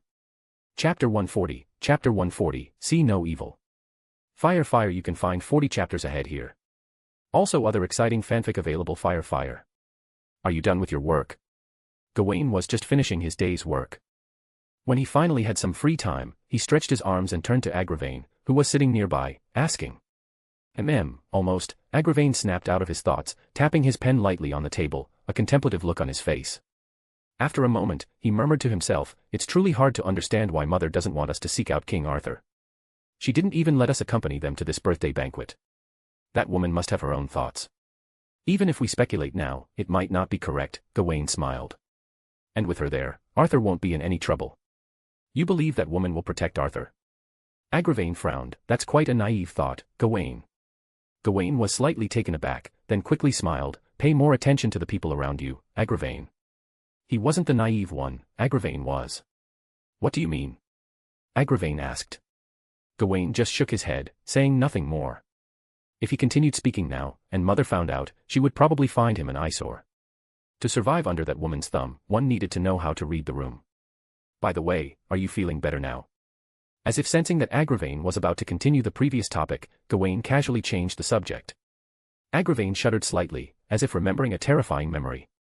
I'm fine. He stood up and walked to the window, adding, at least for now, it seems fine. Gawain's words reminded Agravain of the fear brought by that woman's physical and mental torment that day. Injured and then healed, even if the body wasn't wounded, the mental devastation still remained. Arthur actually called this witch sister and even thought she was kind-hearted. Whose sister is so kind-hearted? I'm still not at ease. That woman rarely leaves Camelot Castle, but this time she actually went with Arthur to celebrate Princess Guinevere's birthday. She must have some purpose. Agravain continued. There must be a purpose, but I think it's fine even if we leave it alone, Gawain said with a smile. Trust me, Arthur will be fine. At least in terms of personal safety, there would definitely be no problem. Agravain sat back down in his chair, looking out the window, and murmured to himself, counting the time, they should have reached Leodegrace country by now, right?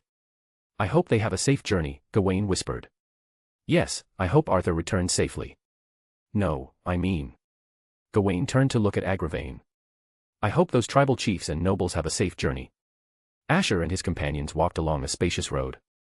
He glanced at Guinevere beside him, the girl's face was as gentle as ever, and she didn't seem to feel anything special about returning to her home. You don't seem to miss it at all? Asher asked. For some reason, he always felt that Guinevere's step seemed a little heavy throughout the journey. Guinevere glanced at the dignitaries around her. Among them were the children of tribal chiefs and some nobles from Leodegrace country, every one of them from the upper echelons, and without exception, all of them had come to celebrate her birthday. She retracted her gaze, smiling and shaking her head. At first, when I knew I could come back, I was a little excited, but now I don't feel anything anymore. From the moment she saw these people, that initial expectation had vanished. So-called birthday celebrations are merely venues for politicians to interact with each other, Morgan le Fay said indifferently. Such celebrations are better off without. You're very clear-sighted, Princess Morgan. Guinevere turned to Morgan, a strange glint in her eyes. That old man used to do similar things, Morgan le Fay chuckled, but he never celebrated my birthday again after that. It was several years ago, Morgan herself couldn't quite remember which year specifically. At that time, she was still King Uther's daughter, and every birthday was used by King Uther as an occasion to interact with politicians. She even heard King Uther mention things like marriage alliances. But from a certain year onwards, King Uther never dared to hold any more so-called birthday banquets. From the day she was possessed by the goddess of death and they became one, there was no longer anyone who could interfere with her thoughts. Guinevere showed a thoughtful expression, as if she had thought of something, and a hint of loss quickly appeared on her gentle little face. She didn't have Morgan le Fay's strength, nor her decisive personality. Although she didn't know what Morgan had done, just imagining it, to make King Uther later stop celebrating Morgan's birthday, one could roughly guess. The few of them chatted as they followed the attendant in front into the palace. The birthday banquet was scheduled for tomorrow, but many nobles had already arrived early today at King Leodegrace's invitation. They conversed with each other, friendly smiles on their faces, but what they were truly thinking was unknown. Soon, someone noticed Asher's group entering the reception hall. Their gazes fell on Asher, who was walking in the very middle, wearing a golden crown. It was truly hard not to attract attention, as this was King Arthur, the true king of Britain. But some of their gazes soon couldn't help but turn to the woman beside Asher. Morgan le Fay. The politicians' eyes held a wary expression. They had all heard of this woman, a witch widely rumored among the nobility. Even during Uther's lifetime, he couldn't command his daughter to do anything, let alone now that Uther was deceased. Besides these wary gazes, there were also some clueless young nobles who looked at Morgan with fervent eyes. Although she was a witch, they were different from their fathers, they had all been spoiled since childhood, and more or less harbored a small fantasy about this perfectly shaped woman. Of course, there were also noble maidens looking at Asher with starry eyes. Girls in their prime naturally dreamed of a beautiful and dreamy romance, and King Arthur was naturally the most suitable protagonist for such a romance. However, the few girls beside Asher now were too dazzling. Even though Artoria and Guinevere were dressed more conservatively, their beauty, even with simple attire, could not be hidden. King Arthur. King Leodegrace was originally conversing with the politicians entering the reception hall. Upon seeing Asher and the others, he said something to the person he was talking to, then walked towards Asher. King Leodegrace was an old-looking man. The closer he walked, the wider the smile on his face became. King Leodegrace, I apologize for being busy with state affairs and not having visited you sooner, Asher said with a gentle smile. Even knowing it was an excuse, Leodegrace's smile deepened, and he said with a laugh, on the contrary, I apologize profusely for not being able to find time to visit you due to guarding against foreign invasions. Foreigners are our common enemy, it's understandable, Asher nodded. Asher naturally couldn't believe such words. Everyone knew these things tacitly, but they wouldn't openly state it. Sir Milo, long time no see, Leodegrace looked at the pink-haired girl beside Asher and said with a smile. This girl dared to directly offer her territory to Arthur, this courage was not something every tribal chief could do. However, whether her investment would eventually pay off, no one could guarantee now. Long time no see, Milo said with a smile. Leodegrace's gaze passed over Artoria and fell on Morgan le Fay beside her. His previous smile stiffened slightly, then he nodded slightly towards her in respect. Morgan ignored him, calmly retracting her gaze. She was mostly uninterested in these matters and couldn't be bothered to cultivate relationships with these people. I imagine you are all very tired from your journey. I will have the servants escort you to your respective rooms to rest. Leodegrace didn't care about Morgan's attitude. After speaking, he gestured with his eyes to the maid who had been waiting nearby. The maid stepped forward and said respectfully, I will take you to your rooms now. By this time, it was already dark. The magnificent, brilliant lights illuminated the reception hall. From time to time, subtle glances were cast their way. Asher pretended not to notice, nodded, and the group followed the maid out of the reception hall. Aren't you leaving, Princess Guinevere? After taking a few steps, Asher looked back at Guinevere, who was still standing in place, her small face looking a little dim. Guinevere glanced at her father, then turned to Asher and smiled, you go first. I need to stay here. She was the protagonist of this banquet. Even if the banquet hadn't started yet, she needed to stay here. She knew this even without King Leodegrace telling her. Leodegrace looked at Asher, then at his daughter. His tone was much softer than usual, and he said gently, you've been delicate since childhood, and you've been traveling for half a day. You must be tired, right? Go and rest with King Arthur and the others. Your father can handle things here. Guinevere was startled. Seeing the gentleness on King Leodegrace's face, she quickly nodded obediently, showing a bright smile, then I'll go down first, father. After speaking, she walked towards Asher, but for some reason, her steps were noticeably lighter than when she first entered the hall. Thank you, Guinevere whispered as she walked beside Asher. Asher just smiled, saying nothing more. He could somewhat tell from Guinevere's reluctant expression when she said she would stay. As a friend, he naturally helped if he could. He himself disliked crowded places like this, let alone having to chat with a bunch of unfamiliar nobles. And when the group left the reception hall, the nobles who had been observing Asher began to chat in low voices again. However, their conversations were almost entirely focused on King Arthur's attendance at the banquet. King Leodegrace, indeed your prestige is great, even King Arthur himself came to celebrate your daughter's birthday. Duke Bell walked forward with a smile. Beside him was a young man, seemingly around 20 years old, wearing a luxurious robe, looking elegant like a young gentleman. King Arthur is willing to give this much face, probably just because he has a good relationship with my daughter, Leodegrace said with a smile in his eyes. This situation was clearly what he most desired to see. It is rumored that Princess Guinevere is one of Britain's top beauties. After seeing her today, I realized the rumors were true. Duke Bell still maintained his smile. Leodegrace was obviously well aware of his daughter's beauty, so he could only smile and shake his head, not dwelling on the topic. He glanced at the young man beside Duke Bell, a hint of confusion in his eyes. This child is born of my wife and I. I intended to bring him to meet the great beauty of Britain, but now it seems this plan might be difficult. Duke Bell laughed heartily. He understood now, this old, cunning fellow probably wanted to put his daughter on the throne as queen, which was why he hadn't urged Guinevere to return when he learned she planned to stay in Camelot Castle for a while. In the past, this king almost doted on his daughter like a precious jewel in his palm, so how could he let her stay by a young boy's side for so long?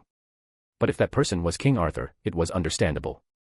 Upon hearing this, Leodegrace merely smiled noncommittally, not refuting Duke Bell's words. He indeed intended to arrange a match between his daughter and King Arthur, and from their conversation and glances today, their relationship seemed quite good. If things developed this way, she would likely have a great chance of becoming queen.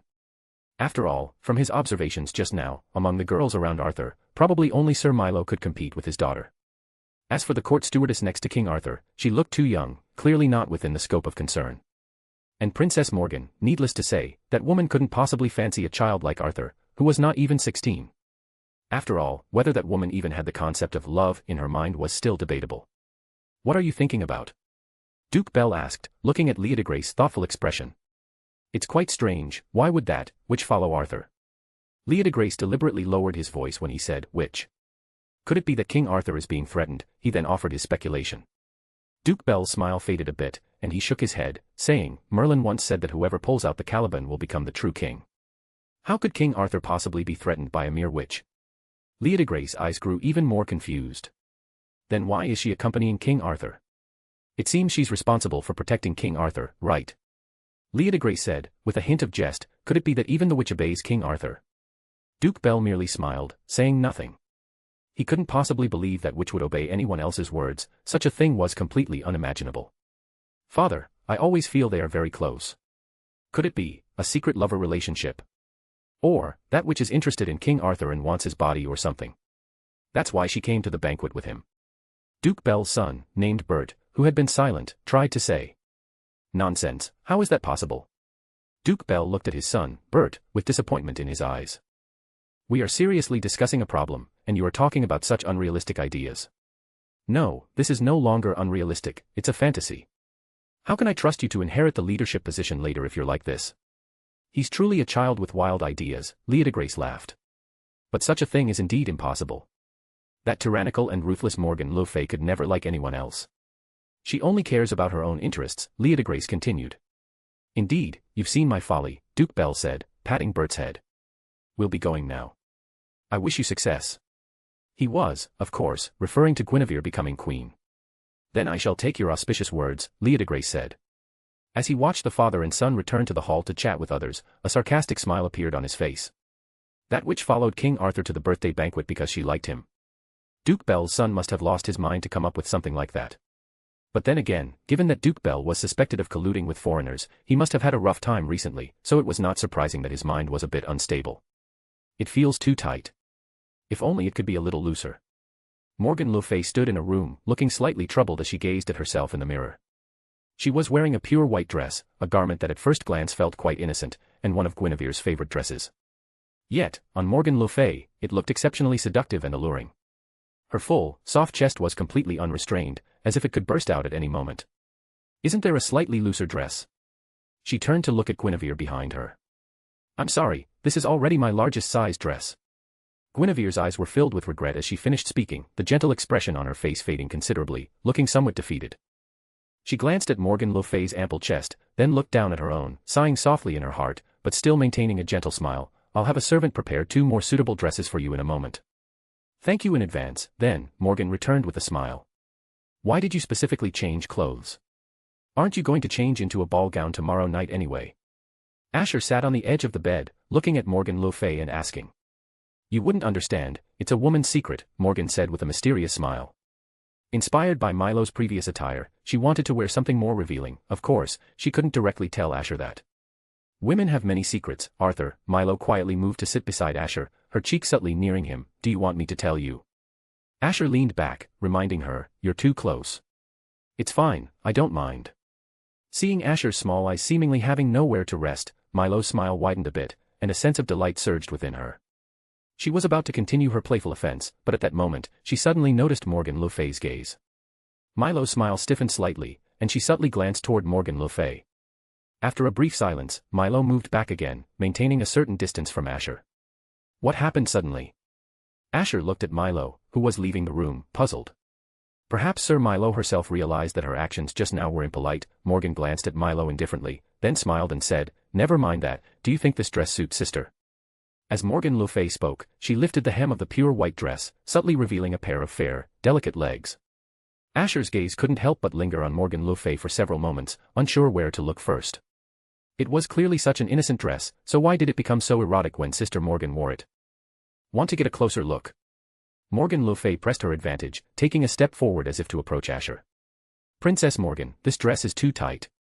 If you move like that, it might. Guinevere had just said this when she suddenly heard the sound of fabric tearing, and a large expanse of fair skin was exposed. Don't look here. Guinevere reacted quickly and shouted immediately. I didn't look. Asher had already covered his eyes as he spoke, peeking through his fingers. Then he peeked again. Do I need to look up to see it? Asher thought this and was about to look up, but suddenly felt his vision go dark as a pair of hands covered his eyes. Artoria's voice came from beside Asher's ear.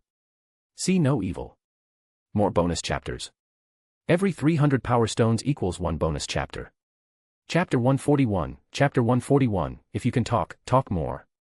Fire you can find 40 chapters ahead here. Also other exciting fanfic available Fire. You should have a plan ready, right? Morgan le Fay asked Milo calmly. Only she and Milo were in the room.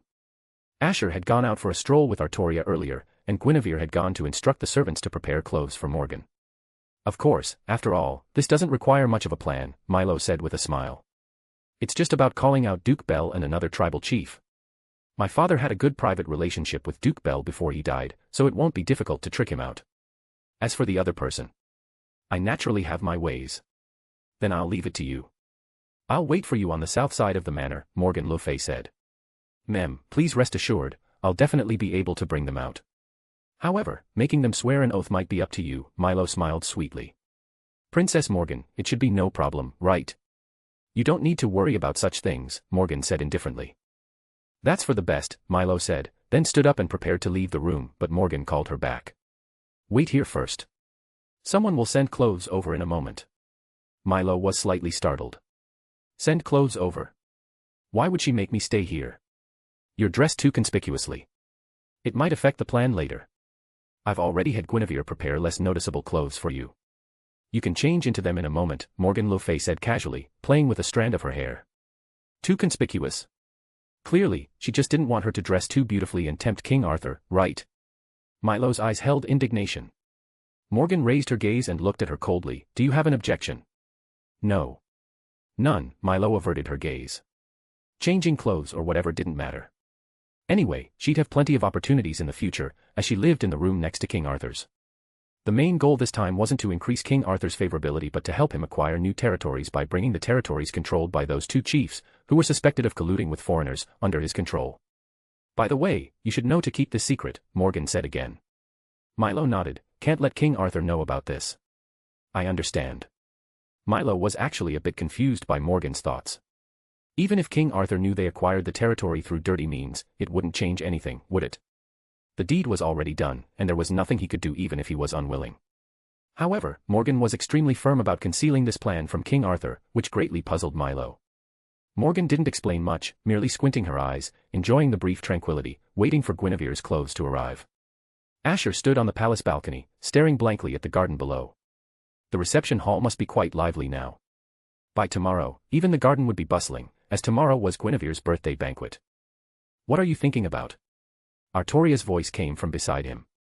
Asher looked back, his eyes slightly surprised. Artoria had also changed into a ball gown at this time, her face shedding its usual stern expression, and her demeanor gaining a gentle elegance. Even in the darkness, she looked exceptionally captivating. What's wrong? Noticing Asher's gaze fixed on her, Artoria asked, puzzled.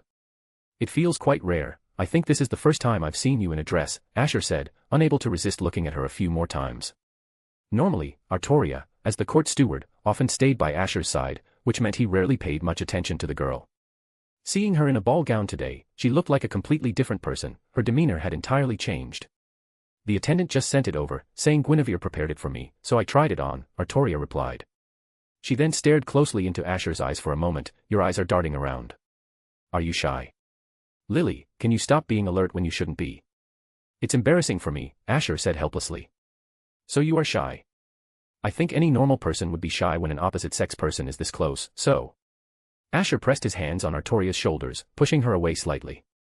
A little distance would be better. Shy with opposite-sex contact. But I think I'm fine now, Artoria said. Asher. Why does that sound perfectly logical? To Artoria, he was indeed of the opposite sex. You really haven't changed at all. Next time, it's better to pay a little more attention, Asher said, seeing Artoria in a daze, then asked. Are you still thinking about something? I thought you only liked mature women like her imperial sister or your Shishou, but now I realize my previous thought was wrong. Artoria's tense little face inadvertently broke into a faint smile. So you don't just like mature women? Why does it sound like I'm al****con? Asher couldn't help but retort. No. You're not al**** either. Then, he glanced at Artoria twice more. He suddenly remembered the first time he saw Artoria. At that time, she seemed to be wearing a dress, standing by the sea, facing the sea breeze, a hint of a smile on her face. Just like now. You seem to have grown a lot taller, Asher reached out, trying to compare their heights. Artoria's height seemed to be catching up to his. Compared to her imperial sister, I'm still not mature enough, Artoria said calmly, shaking her head. Asher nodded softly. Indeed, compared to your imperial sister, there's still a big difference. Just in terms of bust size, there was a big difference. Artoria subtly frowned. Are you angry? Asher tried to ask. No, it's just your imagination. Artoria turned her face away, looking at the view outside the balcony. Seeing Artoria's reaction at this moment, Asher more or less had an idea. Clearly, she was indeed angry. But she really had no reason to be angry. After all, Lily hadn't pulled out the Caliban yet, but her growth potential was still very high. Moreover, she was quite charming as she was now. The ball gown suits you very well, Asher suddenly said. Perhaps you can try wearing this type of clothes in the future. It's very charming. Artoria's previously tense expression softened a bit, and the corners of her mouth inadvertently curved into a faint arc, but she still shook her head. Such attire isn't suitable for combat. It's only for occasional wear at such events. That's truly the remark of a pragmatist. Asher thought to himself. Artoria always seemed to prioritize whether something would benefit her. If there was no benefit, she generally wouldn't bother doing it. Wearing clothes that restrict movement is meaningless, Artoria continued. But it looks good. Doesn't your imperial sister wear dresses every day? Asher said. Good looking, huh? Artoria fell into a brief silence, seemingly contemplating something. I'll think about it, she said after a moment. You're changing your mind already. Asher was somewhat surprised. He had thought Lily would flatly refuse. Thinking about it carefully, if I, as court steward, always stay by your side, dressing better would also be more beneficial to your image, Artoria said. And I'd be more pleasing to the eye too, Asher added. Artoria glanced at Asher, then averted her gaze to the scenery outside, saying nothing. It's really awkward when you suddenly stop talking, Lily, Asher said, feeling a bit awkward at the situation. But Artoria still remained silent, her gaze fixed in a certain direction. Is that Sir Milo? Asher followed Artoria's gaze. Pink hair, an attire much more subdued than during the day, revealing hardly any skin. However, Asher still recognized her from her back. It was indeed Milo. And beside Milo were two men, whose backs also looked somewhat familiar. They seemed to be tribal chiefs. Artoria's eyes sparkled with thought. Why are they walking together? Asher shook his head. I don't know. But since we've run into them, let's follow them and see. Wait for me here. I'll be right back, Asher said. After thinking for a moment, he placed his crown and cloak in Artoria's hand. You can take this back to the room for me for now. I want to go see too, and I have to protect you, Artoria said with a frown. Our strengths aren't that different, and I might not even be in danger. Just cover for me. If Sister Morgan asks, just say I went for a walk, Asher said, then stepped onto the railing and leaped from the balcony. He landed lightly on the ground, chasing in the direction Milo had disappeared earlier, and soon vanished into the darkness. Artoria looked at the crown and cloak in her hand, thought for a moment, and decided to follow Asher's instructions. She turned and left the balcony. Soon, Artoria returned to the room, but couldn't help but feel confused when she pushed the door open. The room was empty. Why wasn't her imperial sister here either? Artoria couldn't help but wonder. Asher tried his best to hold his breath all the way, quietly following behind Milo. This girl still had some strength, he might be discovered if he wasn't careful. Fireworks returning, what on earth was Sir Milo up to? Calling two tribal chiefs out to talk at this hour. Could it be that she was also one of those colluding with foreigners? No, if that were the case, the imprisoned foreigners should have already revealed Milo's name as well. Also, what exactly are they talking about now? Since just now, Milo and the other two tribal chiefs seemed to be talking about something, but because of the distance, Asher couldn't hear what the three of them were saying at all. Asher followed the three of them all the way, and after an unknown period of time, he finally saw them stop. Asher stopped in time, hiding behind a bush, observing the three in front of him. No, I still can't hear clearly enough. Should I get closer? Just as Asher thought this, he suddenly heard footsteps. In the silent manner, the sound of footsteps made the two tribal chiefs feel increasingly uneasy. They were about to turn and leave, but Milo held them back with a smile, still saying something. As the footsteps gradually approached, Asher squinted, looking at the woman who was slowly emerging from the shadows. He was first startled, then quickly sighed to himself. So that's how it is. Asher smiled helplessly and quietly turned to leave. What's wrong? Milo turned to look at the woman beside her. In her impression, Morgan le Fay was always the kind of woman whose heart would never waver no matter what, but she clearly saw a hint of panic in Morgan's eyes. Morgan shook her head, retracted her gaze, ignoring Milo.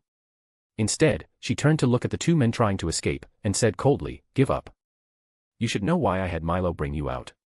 Duke Bell screamed in horror, "King Arthur will not let you off. You violated his orders without permission. He only sent people to monitor us, and you actually acted privately. Are you saying that if he finds out I acted privately, he'll dislike me?" Morgan said thoughtfully. "Of course. Let us go now, and what happened tonight will be as if it never happened." The other men beside Duke Bell tried to bargain with Morgan, saying urgently, "And what good will you do for King Arthur? You're just expanding King Arthur's power, it's no benefit to yourself. Let us go, and we can find a way to make you King Arthur." "Make me King Arthur?" Morgan le Fay repeated.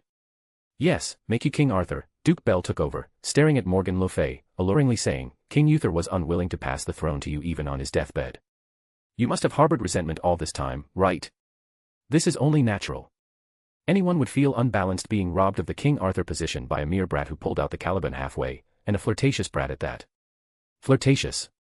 Morgan's eyes showed a bit more interest. Go on. To be honest, my son Bert said this evening that you liked King Arthur. Of course, I severely disciplined that insensible boy afterwards, but later, based on my observations and analysis, King Arthur very likely covets your body, so please be extremely careful. Really? Morgan le Fay's eyes, staring at Duke Bell, shone with an unusual light. Absolutely. I carefully observed King Arthur's gaze today, recalling his behavior as he entered the reception hall, and found that several times he secretly shifted his gaze to you, and several times it lingered on your chest. Clearly, he harbors improper thoughts about you. Such a king is simply not worthy of being king, to covet the beauty of the former king's daughter. Duke Bell said this, paused slightly, then continued. The only one who can become king is you, Princess Morgan. Morgan suddenly laughed. Few people had seen her laugh. Milo didn't understand why she laughed, nor did the other men. Only Duke Bell showed a look of triumph. He was a very observant person, deeply aware that this princess had always coveted the throne. At this moment, as long as he prescribed the right medicine, letting her know that he had decided to support her in becoming King Arthur, he would naturally survive this night safely. You said earlier that King Arthur indeed harbored improper thoughts about me. Morgan asked again. Absolutely, Duke Bell nodded solemnly. That young king harboring improper thoughts about the former king's daughter is truly unforgivable. Considering you just gave me some good information, I'll make you suffer a little less. Morgan's previous smile gradually faded. She gently patted Duke Bell's shoulder. Swear an oath, and I'll let you go. More bonus chapters. Every 300 power stones equals 1 bonus chapter. Chapter 142, Chapter 142, Younger Sister Interferes. Fire, you can find 40 chapters ahead here. Also other exciting fanfic available. Fire. The birthday banquet officially began on the evening of the second day, with numerous attendants guarding the manor.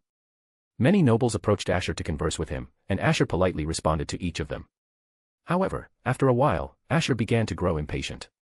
The identity of King Arthur was heavier, or rather, more troublesome than he had imagined. Asher had always disliked troublesome matters, he had always been an inconspicuous figure. But today, at the birthday banquet, various nobles came one after another. After chatting with Asher for a while, seeing his apparent impatience, they wisely smiled and departed gracefully. But then, another group of nobles immediately approached. Fortunately, King Leodegrace was perceptive enough to notice Asher's vexation and promptly had Guinevere escort him to their side. You seem to be in a bad mood today. Guinevere asked, observing the somewhat gloomy expression on Asher's face. Artoria was right beside Asher, glancing at his expression but not speaking. It's nothing, just didn't sleep well last night. Asher shook his head and said. Is that so? Perhaps you're not used to the change of environment. If you need anything, feel free to ask me for help, Guinevere said with a smile. Asher nodded, raising his head to look at Morgan le Fay not far away. She stood at the front of the hall, conversing naturally with some nobles, her face devoid of any gloom. As if sensing Asher's gaze, she looked in his direction. Asher quickly lowered his eyes, pretending not to have noticed. Princess Morgan, is something wrong? Asked a noble beside her. No, it's nothing, Morgan smiled faintly, withdrew her gaze, and continued conversing with the other party. Only then did Asher raise his eyes again to look at Morgan le Fay. He was naturally not in a bad mood because of a so-called bad night's sleep. When Asher returned yesterday, Morgan hadn't come to see him, which made him feel a bit down. Although he knew it was for his own good, doing something like this behind his back, and then not explaining anything upon returning, still made him feel a bit gloomy. Artoria looked at Morgan le Fay, then at Asher. Did something happen between you and Imperial Sister? Nothing, Asher shook his head. Princess Morgan, are you thinking about something? A young man named Bert asked with a smile, his eyes filled with fervent light as he looked at Morgan le Fay.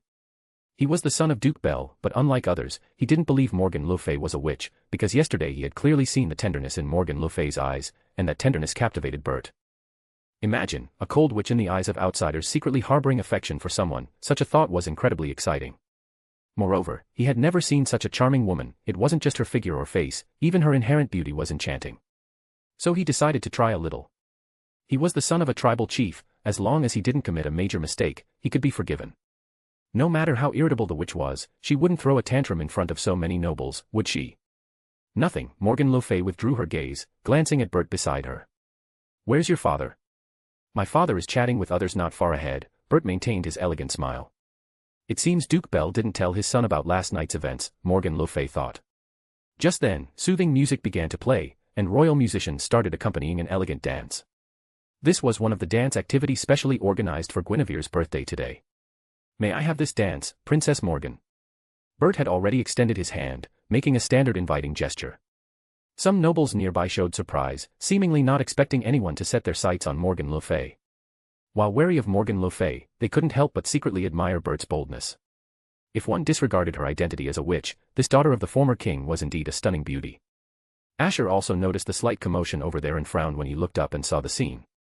Morgan le Fay clearly sensed Asher's gaze. Upon noticing the displeasure in Asher's eyes, she immediately recalled Duke Bell's words from last night, and her mood couldn't help but lift considerably. Duke Bell, aren't you going to rein in your child? Leah de Grace asked, smiling at Duke Bell. Some people could be befriended, while others were absolutely untouchable. This young man named Bert was probably infatuated, daring to set his sights on that witch. That idiot, Duke Bell cursed under his breath, but still dared not approach. Just recalling last night's events, he didn't even have the courage to approach Morgan le Fay, only wishing for this birthday banquet to end quickly. But he hadn't expected his own son to foolishly seek out Morgan le Fay. Was he trying to hasten his father's death? Morgan le Fay, like an empress, looked down at the young man before her. Just as she was about to refuse, a voice suddenly came from beside her. Princess Morgan, may I have this dance? Asher had, at some point, walked beside Morgan, a smile on his face. Bert's eyes narrowed, his mouth slightly agape, but he dared not utter a sound. Although Asher might be younger than him, he was King Arthur, a being even his own father couldn't afford to offend. Duke Bell, watching the sudden shift in the situation, paused slightly, then glanced at the expressionless Morgan le Fay, and soon an involuntary mocking smile appeared on his face. So what if he's King Arthur? This princess is King Uther's daughter, there's probably no one in this country who can make her obey willingly. He even wants to invite her to dance. Moreover, he had deliberately exaggerated some bad things about King Arthur yesterday. Presumably, Princess Morgan would now be particularly sensitive to Arthur's gaze. As soon as she noticed his gaze, she would probably feel disgusted, or even repulsed. After all, no woman would like a man constantly staring at her body with lustful eyes, especially if that man was thinking unhealthy things. If King Arthur could also be dragged into this, even if it didn't benefit Duke Bell, it would at least balance him psychologically. Why is even King Arthur inviting Princess Morgan? King Leah de Grace frowned, glancing at Guinevere, who was standing not far away chatting with Artoria, and secretly shook his head. Guinevere, this child, still didn't know how to seize opportunities. King Arthur clearly had a good impression of her, and with her beauty, it wouldn't be difficult to win over King Arthur. Yet, she went off to chat with another girl. Thinking of this, Leah de Grace gave Asher another deep look, secretly shaking his head and sighing. Though a king, he completely lacked perception. Although Morgan le Fay was beautiful, she was not someone ordinary people could touch. Everyone was avoiding her, but King Arthur, on the other hand, went up to embarrass himself. With so many nobles watching now, if Morgan le Fay refused King Arthur's invitation, even King Arthur would lose face. This was where Guinevere should step in. Thinking of this, Leah de Grace was about to walk towards Guinevere. All right. Just then, King Leah de Grace suddenly heard a melodious voice beside his ear. His steps involuntarily paused, and when he turned to look, Morgan le Fay had already naturally placed her hand on Asher's shoulder. Leah de Grace was stunned, then subconsciously glanced at Duke Bell beside him, only to find him rubbing his eyes vigorously. He couldn't believe that the woman who had displayed such a sadistic and cruel expression yesterday was now showing such a gentle smile. Was this still the same person? Could it be that what Bert said yesterday was true? Duke Bell looked at his son's stunned expression, couldn't help but think. If King Arthur and the former king's daughter were to marry, no one would have any objections. On the contrary, the common folk might spread praises like, King Arthur conquered the witch. Bert stared at Asher with jealousy, feeling his chest burning with envy. Thump. Bert's back of the head was severely struck. Idiot, get back to your room. Seeing his son turn around, clutching the back of his head, Duke Bell yelled as if exasperated. He was almost killed by his own son. Even if he had sworn an oath last night, at least he was still the tribal chief. But if his son had angered Morgan le Fay just now, he would probably be dead. Are you jealous? Morgan put her hand on Asher's shoulder, smilingly staring into Asher's eyes. The young man's dark eye slightly dodged, never looking up at her. Look at me, she continued. Even though he was King Arthur, upon hearing Morgan le Fay's words, Asher still looked up and gazed into Morgan le Fay's eyes. A little, Asher honestly replied under Morgan's gaze. Morgan's smile softened even more. As she guided Asher through elegant dance steps, she said, Aren't you angry? You were just helping me, why would I be angry? Asher paused slightly, however, if possible, I hope you can tell me about such things next time. I don't want to always be treated like a child by you. If I told you beforehand, you might have refused my suggestion. Morgan le Fay's eyes were resentful. You always make things complicated when they could be easily resolved. Making them swear an oath and hand over their territory, isn't that the most convenient and quickest way, she continued. That's also based on having strength. Asher couldn't help but smile bitterly. He didn't believe Duke Bell or the other tribal chiefs had no strength. If they had no strength, they couldn't have reached that position. It was just that this woman in front of him was unreasonably strong. In front of her strength, all problems seemed to be easily solved. Directly making two chiefs swear an oath, very few people in this world could do such a thing, but Morgan le Fay could. Great strength and ruthless methods, Morgan possessed both. To you, there are simply no problems in this world. You should have just pulled the sword yourself back then, Asher complained. Anyway, Morgan had the illusion ability, and if she used illusions to change her appearance, becoming King Arthur would probably be no trouble at all. Morgan le Fay shook her head. There are still problems, and some are quite troublesome. What problems? Asher asked. If there was a problem even Sister Morgan found troublesome, Asher still wanted to help her if he could. You want to help me? Morgan le Fay observed Asher's expression with interest. Of course, you've helped me so much. If possible, I want to help you too, Asher replied firmly. But I can't guarantee I can help you, he added. Morgan smiled. No, you can definitely help me. After all, the root of the problem was right in front of them. Come to my room tonight, she said with soft eyes. Asher. What kind of problem is this? Asher immediately reacted after a brief silence. This was not a problem, it was clearly just teasing him. No, I'm serious, Morgan le Fay casually glanced around. The nobles were originally dancing, but now they had all stopped and were looking at them. See, so many people are watching us, why don't you just give in to me tonight? Morgan le Fay suddenly stopped smiling. I'm serious. As she said this, the dance had ended, but Morgan le Fay still didn't let go of his hand. Instead, she gazed into Asher's eyes and said seriously, I will give you happiness. Aren't our lines reversed? Shouldn't I be the one saying something like that? Asher muttered inwardly. Under Morgan le Fay's fervent gaze, he didn't know how to respond for a moment. He had always thought this cunning goddess simply enjoyed teasing people, but now it seemed she was serious. Seeing Asher's hesitant look, Morgan le Fay had no intention of letting him off the hook and was about to press her advantage. But then, a slender white hand flashed before her eyes, pressing onto Asher's hand. If it had been anyone else interrupting such an important moment, Morgan le Fay would probably have flared up by now, but seeing the young girl before her, Morgan le Fay was at a loss for how to feel. In Morgan le Fay's slightly dazed gaze, Artoria spoke calmly. Arthur, may I have this dance? More bonus chapters. Every 300 power stones equals 1 bonus chapter. Chapter 143, Chapter 143, The Birth, Part 1. Fire, you can find 40 chapters ahead here. Also other exciting fanfic available. Fire. I really didn't expect to be outmaneuvered by my own sister. Morgan le Fay sighed inwardly, looking at Artoria and Asher in the center of the ballroom. She hadn't expected her own sister to be the one to interfere in the end. They really do look like a suitable couple, a voice came from beside her. Morgan le Fay turned to look, and King Leodegrace was slowly walking towards her. Princess Morgan seems to have a good impression of King Arthur.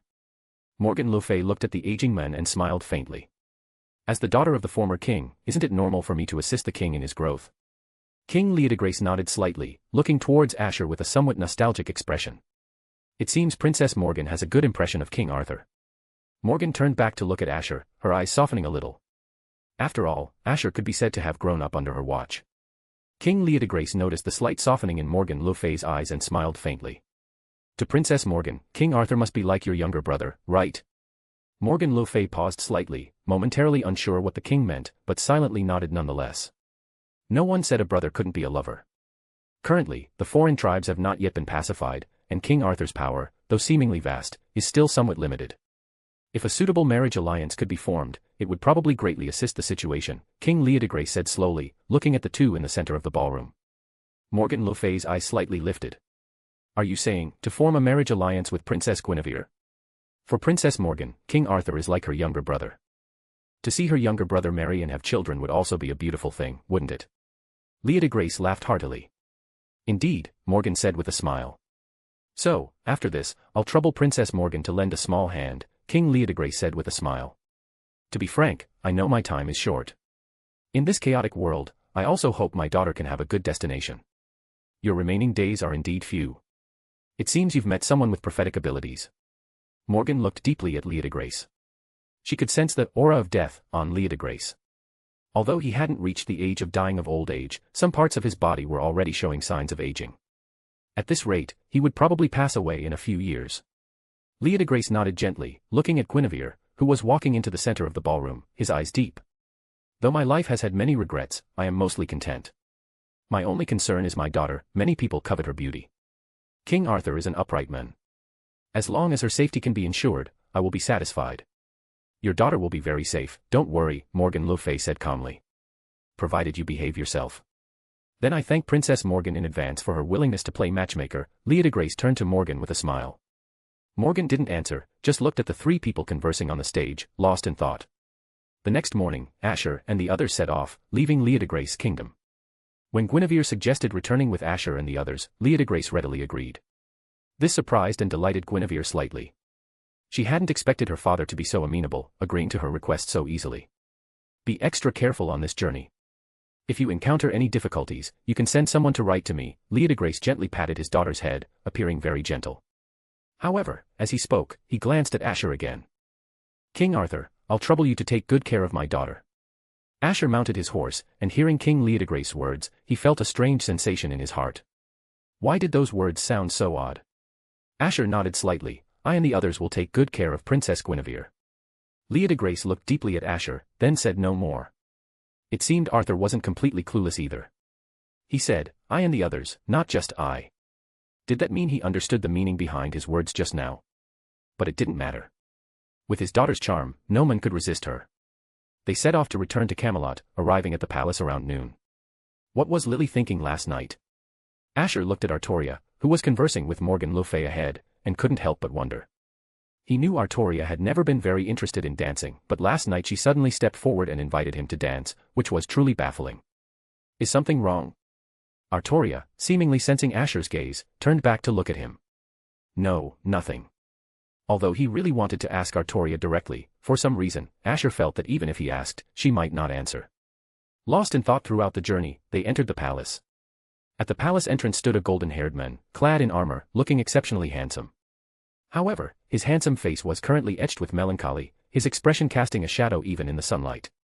Sir Gawain, you're not waiting for us to return, are you? Asher walked up to Gawain, scrutinizing him curiously. Could it be that the foreign tribes have made another move?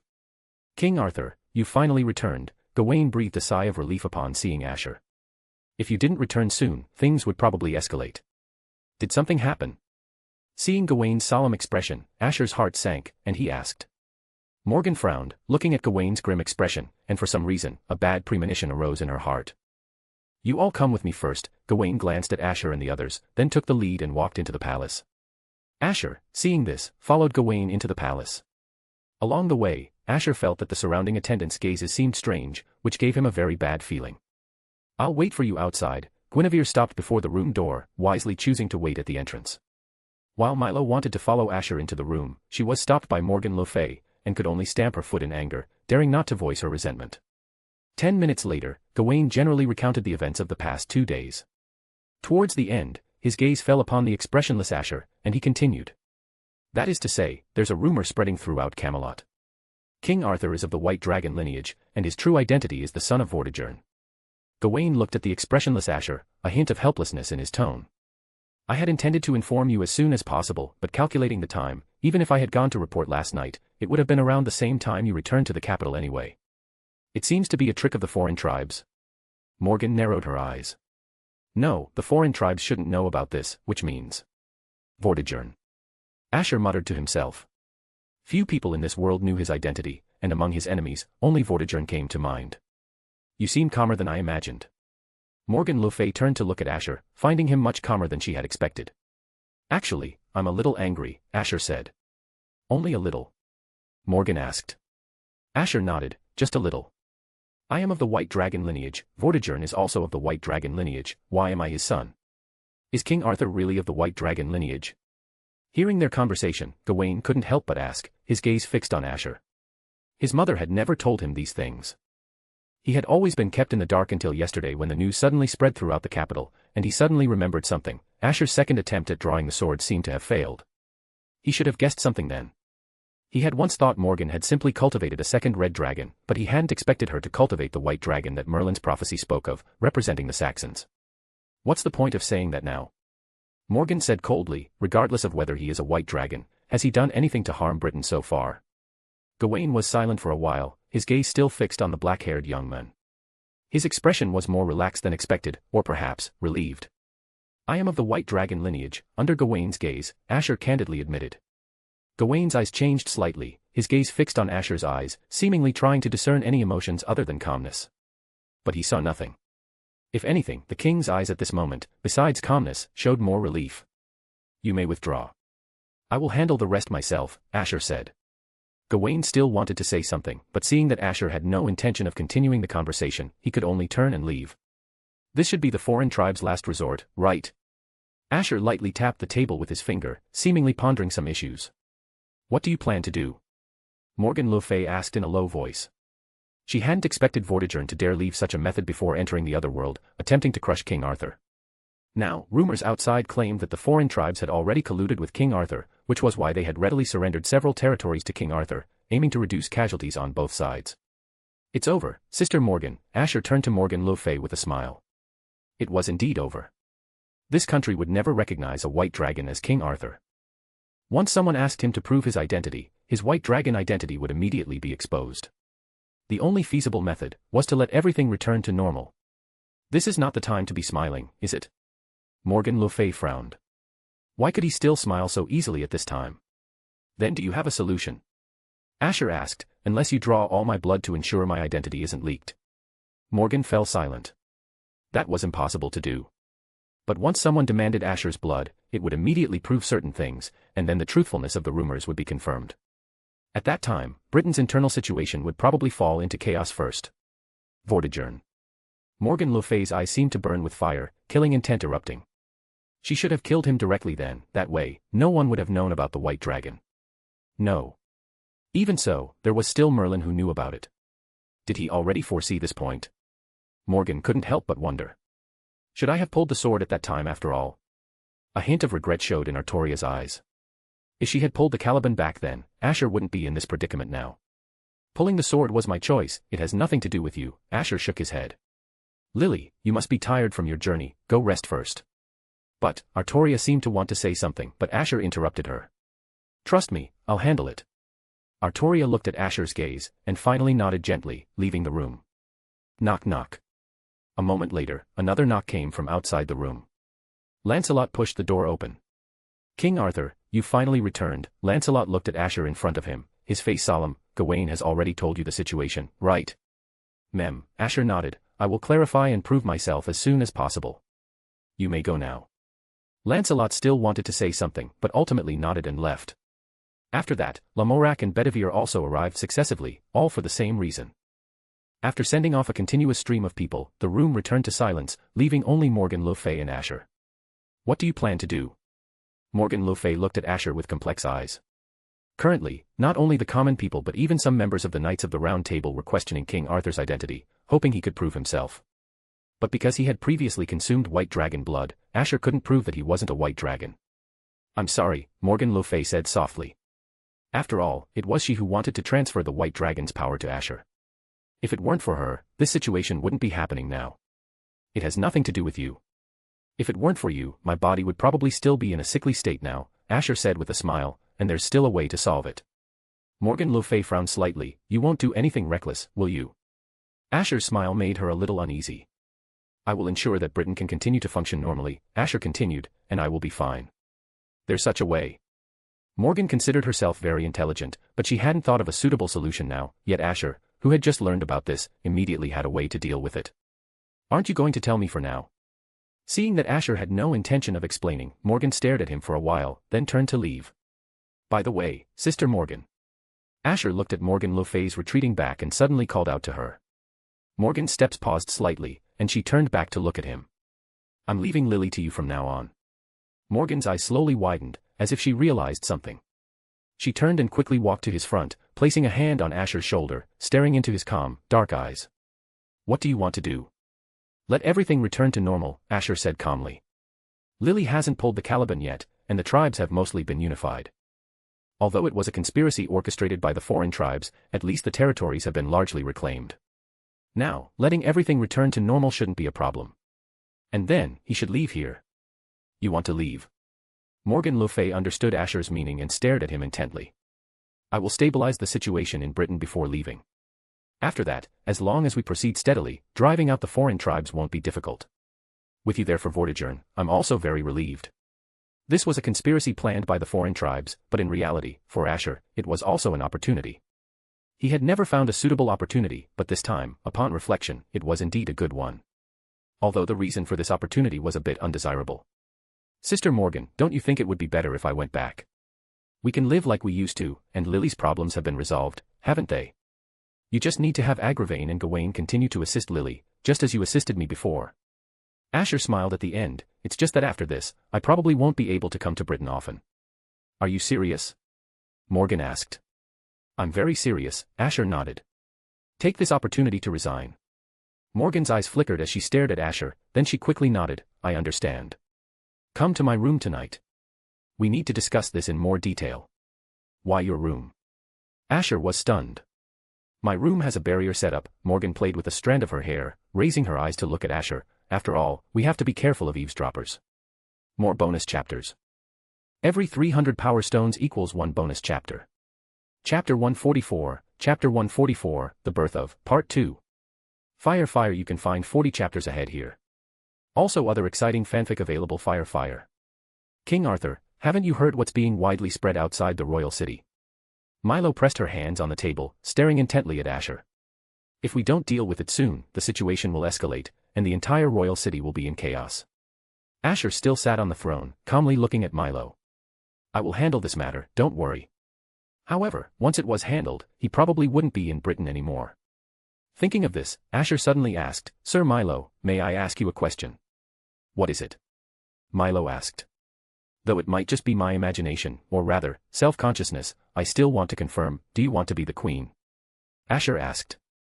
Milo paused slightly, then revealed a bright smile, yes. She was surprisingly frank.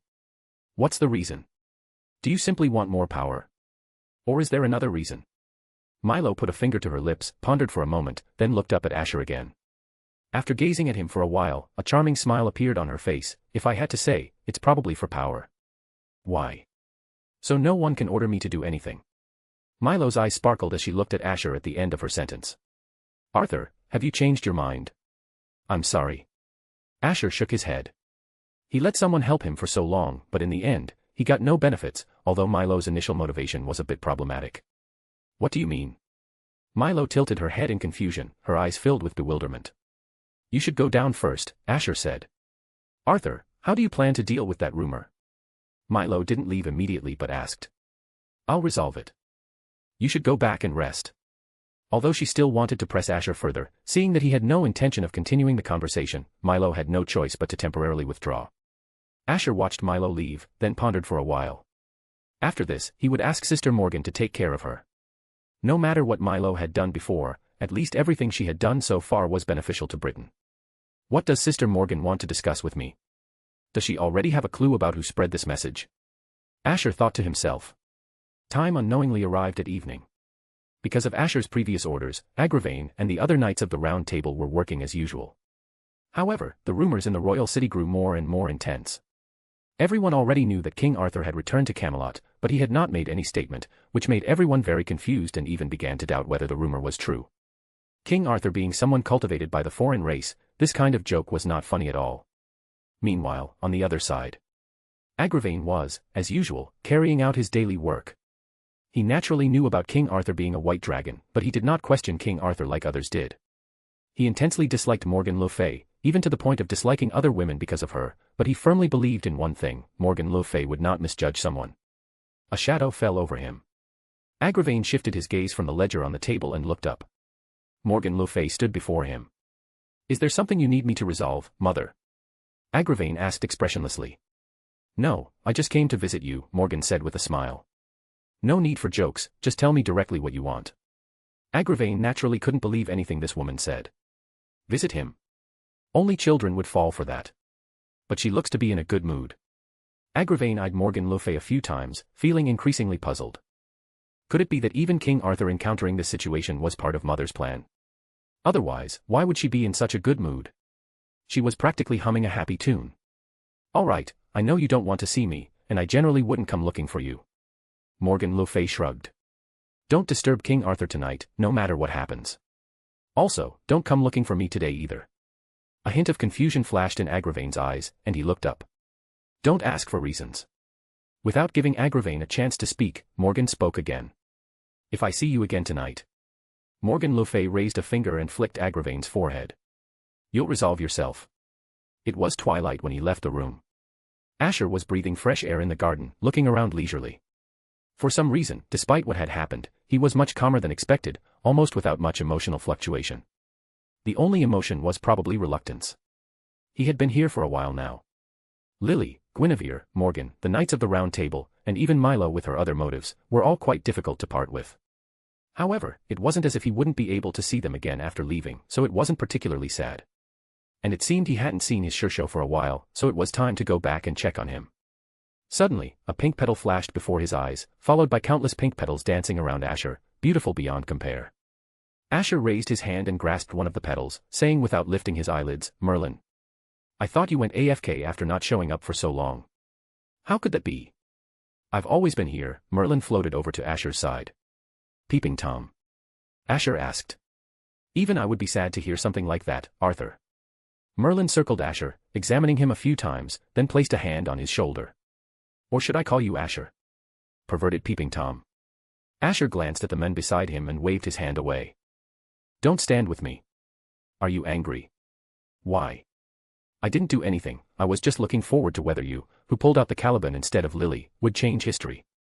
Merlin still smiled. Why are you so angry? Is it Sundara? You're grateful inside but won't say it directly, what you call being two-faced. But a Sundaraman doesn't have much appeal.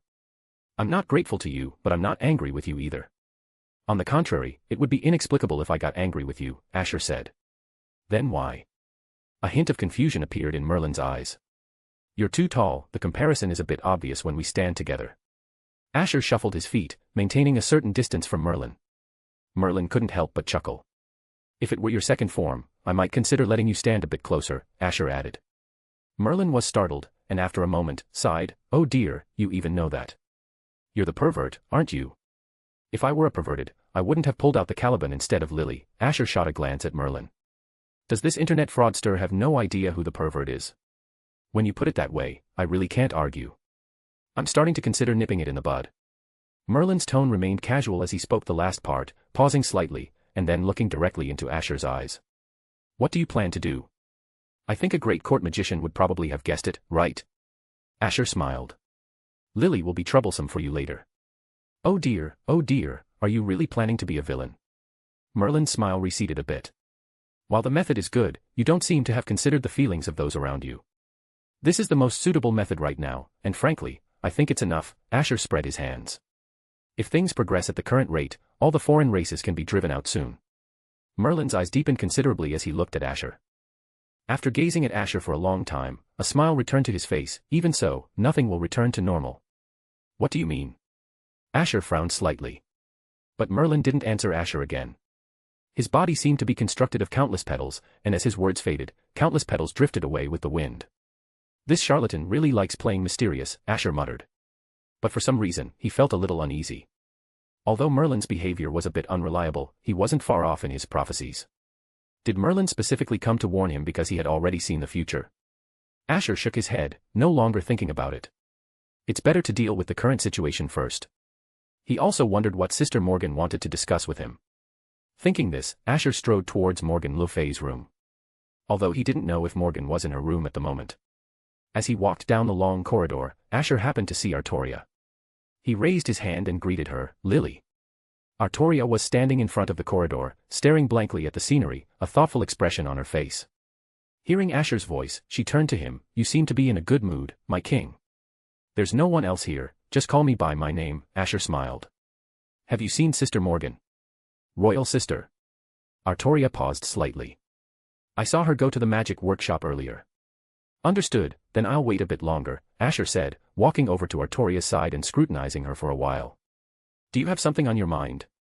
Although Artoria's expression seemed no different from usual, Asher could see a hint of trouble in her eyes. He had known the girl for a long time, so he could tell. It's normal to feel troubled, Artoria turned to Asher. On the contrary, you're the strange one, why do you seem to be in such a good mood? I recalled something happy, Asher said.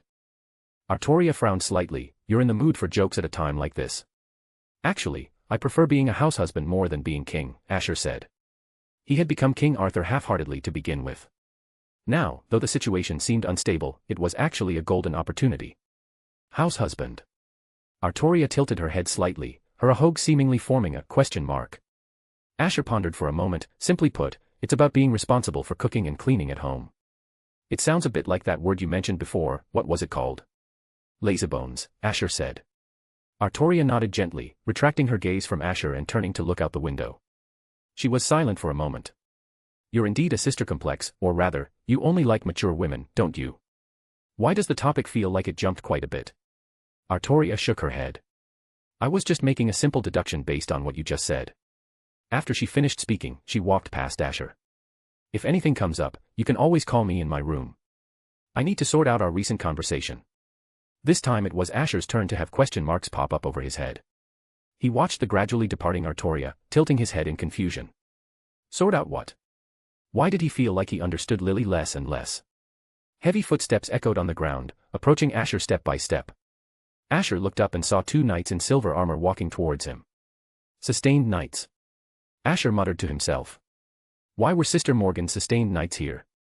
Just as Asher was still scrutinizing the two sustained knights with doubt, they suddenly grabbed Asher's arms, one on each side, then lifted him and carried him deeper into the corridor.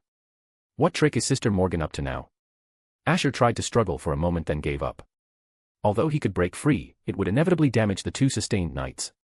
If Morgan asked him for compensation, where would he get two such things for her? The two sustained knights carried Asher deeper into the corridor, quickly turned a corner, and walked towards a wall.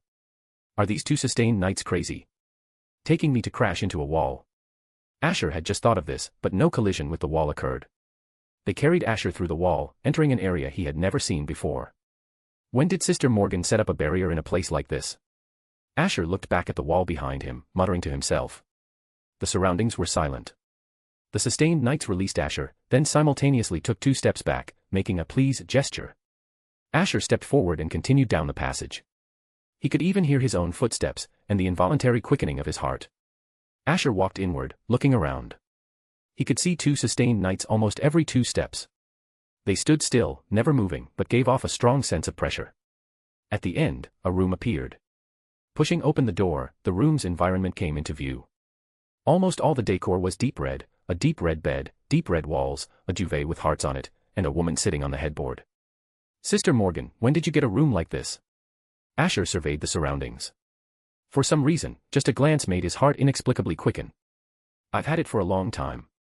It was originally a room for experiments, and all those sustained nights outside were completed here. Morgan gently swayed the red wine in her hand. Under the light, the red liquid shimmered with a golden glow. But I redecorated it like this a while ago. Isn't it beautiful? Rather than beautiful, it's more enchanting. Asher carefully chose his words. Enchanting, you say? Morgan le Fay showed a faint smile. Her smile seemed even more enchanting than the room's decor. She patted the spot beside her on the bed. Come sit here. Discussing your idea from earlier will take a long time, we need to talk in detail. Looking at Asher who came and sat beside her, Morgan handed him a glass of poured red wine. I'm not an adult yet. Asher shook his head. You're so rigid. There's no rule that minors can't drink. Morgan le Fay smiled casually, took a sip, then glanced at Asher. Do you want me to feed you, sister? Or do you prefer me pouring it on your feet and licking it? I'm not a pervert. Asher instinctively clutched the duvet tightly, keeping his head down. What did you say you wanted to discuss, Sister Morgan? For some reason, ever since he entered this room, Asher felt his heart involuntarily racing. And Morgan, for some unknown reason today, was wearing a very thin dress, with large expanses of pale skin exposed. If he kept looking at her, Asher felt he would probably find it very hard to control himself. Are you sure you're not going to be King Arthur anymore? Morgan looked at the boy who was staring at the ground with a playful gaze. It's not that I don't want to, but I'm forced to. Asher lifted his head and glanced at her at this point, but quickly averted his gaze when he saw those alluring eyes. But this is good too. Anyway, your original goal has been achieved, hasn't it, Sister Morgan? Indeed. Without pulling out the Caliban, Lily can grow normally, and there's not much pressure from the foreign races anymore. Morgan nodded gently. One of my goals has indeed been achieved. So you're now thinking of using some method to transfer the throne to Lily, and then you'll leave Britain yourself? Morgan continued to ask. Asher nodded gently, counting the time. I've been here for almost half a year now, which is enough. Lily's growth isn't restricted by the Caliban now, and with you and Merlin in Britain, there won't be any problems. Since this is your decision, I will respect it. Morgan smiled, her eyes flickering, as if she was thinking of something. However, I'm still a little worried about Lily. You might need to assist her a bit then, Asher added. She's still a bit too straightforward.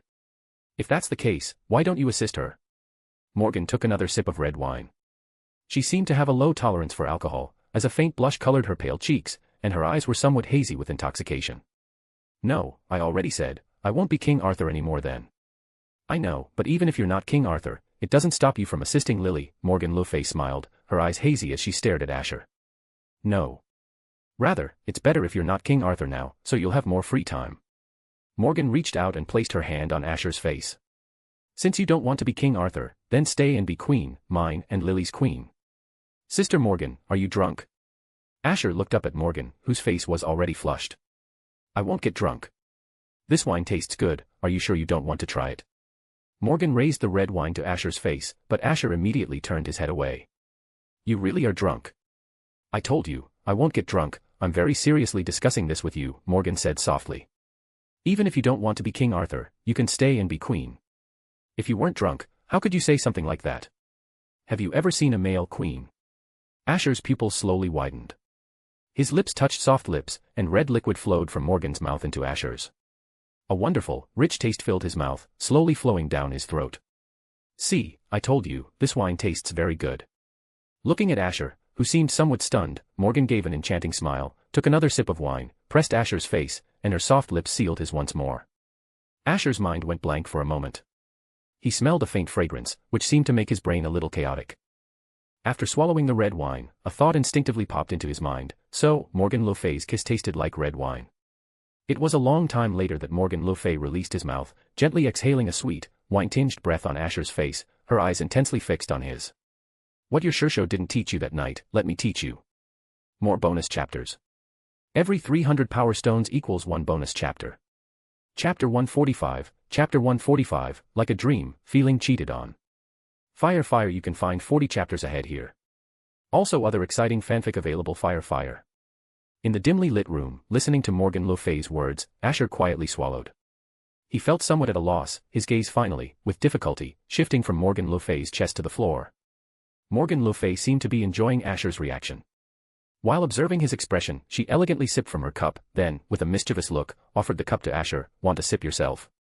Or do you prefer me to feed you the way I just did? Morgan continued. Asher didn't speak. He didn't know where to put his gaze, let alone have the composure to answer Morgan le Fay. You really prefer the way it was just now, don't you? What a shy child, Morgan le Fay sighed as if troubled. Oh well, I'll grant your wish this time. After she finished speaking, she pressed Asher's face, seemingly intending to kiss him again in the same manner. Asher quickly took the cup from Morgan's hand. I'll drink it myself. Morgan blinked. Tsundere. No way. Asher retorted, picking up the red wine Morgan handed him. He hesitated for a moment, then finally took a sip. It tasted a bit worse, somehow. So you're just secretly suggestive then? Morgan chuckled softly, her eyes deep. You clearly liked it better just now, didn't you? No, Asher answered guiltily, not quite believing his own words. Dare you swear an oath? Morgan asked. Asher. Indeed, you're secretly suggestive. But that's quite cute too. Suppressing your inner desires, not wanting to have intimate contact with others casually, I don't dislike that attitude. Morgan le Fay's finger subtly traced Asher's neck, finally resting on his chest. She raised her charming, beautiful face, a captivating smile on her lips. But, sometimes you should also know how to follow your inner desires. Now I'll ask you again, what do you want to do right now? Morgan's voice gently sounded in Asher's ear, stirring his heartstrings. Just so you know, don't think about running away.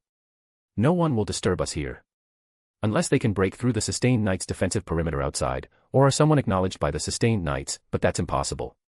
Besides you and Lily, no one else in all of Britain can enter this room so easily. Likewise, you can't leave by yourself right now either.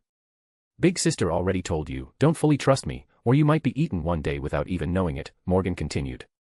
Asher's gaze returned from the door to Morgan le Fay, lingering on her for a while, then subtly shifted to the bed beside them. What exactly do you want to do, Sister Morgan? I told you, since you don't want to be King Arthur, then stay and be queen when the time comes, Morgan le Fay said with a charming smile, her voice incredibly alluring. You're not still thinking of escaping, are you? As she spoke, she slowly closed her eyes, her long lashes fluttering slightly, her face very close. Don't you want to taste the scent of red wine again, she said once more. It was just a single sentence, but it seemed to completely stir Asher's emotions.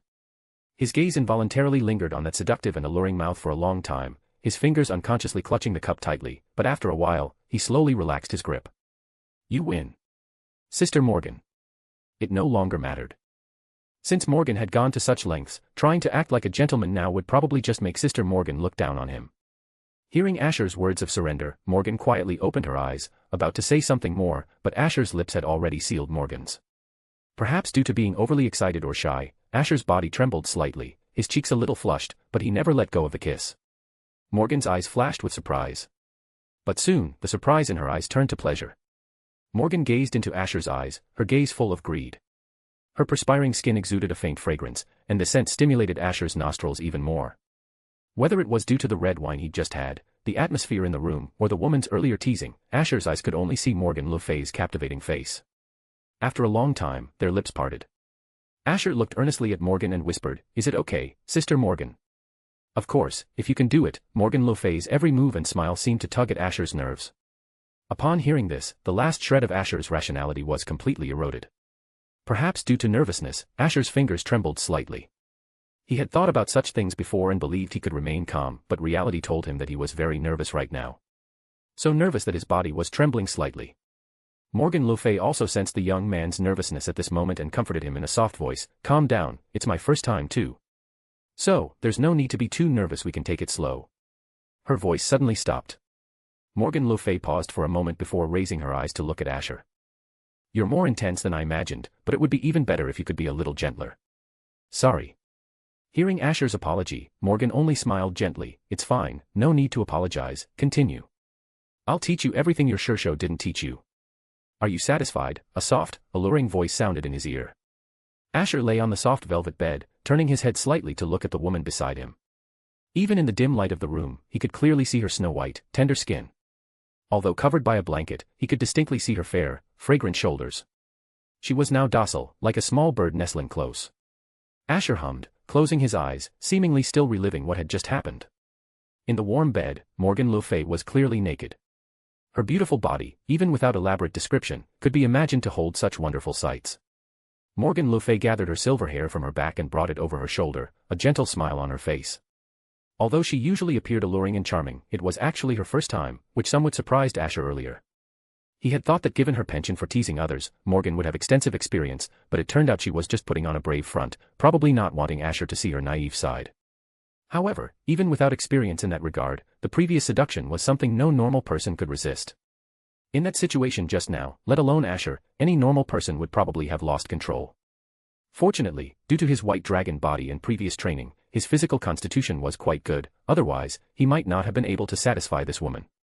Feeling that Morgan in his arms seemed to be getting restless again, Asher promptly held her wrist and said helplessly, "Settle down, Sister Morgan, do you want to kill me? Just one last time." "I want to rest," Asher said. If this continued, he feared he truly couldn't keep going. Morgan stared into Asher's eyes, a seductive smile on her face. This alone isn't enough. After she finished speaking, she didn't give Asher a chance to reply, and her lips pressed against his. Morgan slightly tilted her head to look at Asher, who was lying on the large bed with his eyes closed. She chuckled softly and stroked his face. "You still need more training, this level isn't enough. 3 hours and it's still not enough." Asher wanted to complain, but in the end, he didn't say it. He was too tired to even speak. Those 3 hours just now had almost completely turned Asher into a shriveled dead fish. Not only was his body exhausted, but Asher had also lost a large amount of magic previously, which was the real reason for his current fatigue. And it wasn't just once, 3 hours, one could imagine how many things happened during that time. As for the specific details, there's no need to elaborate further, upright and noble people probably wouldn't care to know. In short, Asher now just wanted to lie down and get some good sleep. He didn't even want to think about the plans he'd made during the day. "Sleep, and we'll continue our efforts tomorrow," Morgan le Fay gently stroked Asher's head. When she looked down again, he was already asleep. He must be really tired, huh? I need to find a way to enhance his physical strength. As Morgan thought, she closed her eyes and felt the changes in her body. After a moment, she opened her eyes, a hint of surprise on her face. Indeed, it's such potent magic. Asher himself can't use the restricted magic within his body, but he can transfer it to me that way. Morgan le Fay's face showed delight. She had only intended to eat some cake early, but she didn't expect the cake to be not only sweet but also highly nutritious. Such potent magic, he's practically a humanoid magic extractor. It's a wonder Scáthach endured for so long without making a move on him. Or perhaps she already knew but didn't want herself to become stronger, so she didn't eat Asher. Or perhaps she was simply considering her daughter's matters and therefore hesitated. Regardless of the outcome, she was the ultimate winner. A smile curved on Morgan le Fay's face as she thought of this. She had gained magic and eaten cake, the double happiness merged into even greater joy. However, if Asher didn't want to be King Arthur, she would have to start paving the way for him. Lily's situation was also fine now, her body could grow naturally, and she wouldn't have much to do even if she became king. Eliminating the other races was only a matter of time, and there were no major issues with the tribes, they just needed to be slowly absorbed. Thinking of this, Morgan looked down at the still sleeping young man, gently ran her fingers through his soft hair, and a faint smile appeared on her exquisite face. She carefully pulled Asher back into her embrace. I'll put it off for now, I'll think about it slowly after tonight. It was night in the land of shadows. Scáthach sat at the head of her bed, wearing only a light slip dress. The door was open, and she gazed at the hazy moonlight outside. Ordinarily, she should have been asleep by this time, but for some reason, tonight she felt restless. She possessed a prophetic ability, sometimes able to vaguely foresee certain things, but this time she couldn't pinpoint the situation. She just couldn't fall asleep, even with her eyes closed. Thump thump. A faint knocking sound came from outside the room. A graceful figure stood at the doorway. Scáthach looked at her mother inside the room and gently asked, "Mom, can I come in?" Not asleep yet at this hour. Scáthach looked up at her daughter outside the door. "Come in. What's wrong? Is something bothering you that you can't sleep?" Scáthach asked with concern, seeing the melancholic expression on Scáthach's face. Scáthach shook her head. She didn't know how to explain it, she just had a very uneasy feeling, so she decided to go for a walk. She happened to see that her mother didn't seem to be asleep either, so she thought she'd come and check, and her guess was right. Scáthach pondered. It seemed Scáthach felt the same way she did. Scáthach also possessed a certain degree of prophetic ability, though it wasn't a subjective prediction, but rather an intuition. "Mom, why are you still awake so late tonight?" Scáthach asked, her small face showing concern as she finished her sentence. Did something happen to Ash? Her intuition had always been accurate, which was why Scáthach had been tossing and turning in bed, unable to sleep tonight. She always felt that something might have happened to Asher. "You miss your little brother too much, that's why you're suddenly so worried," Scáthach simply smiled and said casually, "With that goddess around, your little brother won't be in any trouble." "Do you think anyone can harm your little brother in front of that goddess?" Scáthach continued. "That's true." Scáthach murmured to herself, but she still frowned. Then could that goddess have done something to Ash? Scáthach froze, then raised her hand and gently stroked Scáthach's long, soft hair. "Don't worry, if she wanted to play any tricks, she could have done so a long time ago." Scáthach paused slightly here, then continued, "She wouldn't harm your little brother.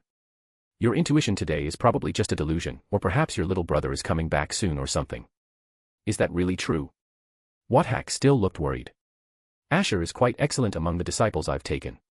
If that goddess truly harbored ill intentions, it wouldn't be easy for her to succeed. Moreover, she didn't believe Morgan would harm Asher. So, go rest assured. It's getting late." Scáthach's tone was much gentler than usual as she finished, softly comforting her daughter. Listening to her mother's words, Scáthach still didn't move. She hesitated for a moment, then looked up at her mother. "Mom, can I sleep with you tonight? Still like to cuddle even at this age?" Scáthach said helplessly, "Then you can sleep here tonight, if it helps you feel more at ease." Upon hearing this, Scáthach immediately hugged her mother, gently rubbing her cheek against her chest. "Thank you, Mom."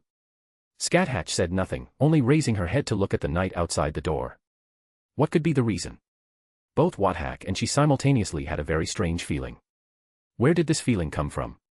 If something had happened to her disciple, she couldn't possibly be unaware, especially with that goddess protecting him. Was it really just my imagination? Perhaps it would be better to personally confirm it tomorrow. Scáthach mused to herself. More bonus chapters. Every 300 power stones equals 1 bonus chapter. Chapter 146, Chapter 146, Green Tier Scáthach. Fire, you can find 40 chapters ahead here. Also other exciting fanfic available. Fire. Asher opened his eyes, and the first thing he saw was the pink ceiling. So stuffy. Asher glanced at Morgan le Fay beside him.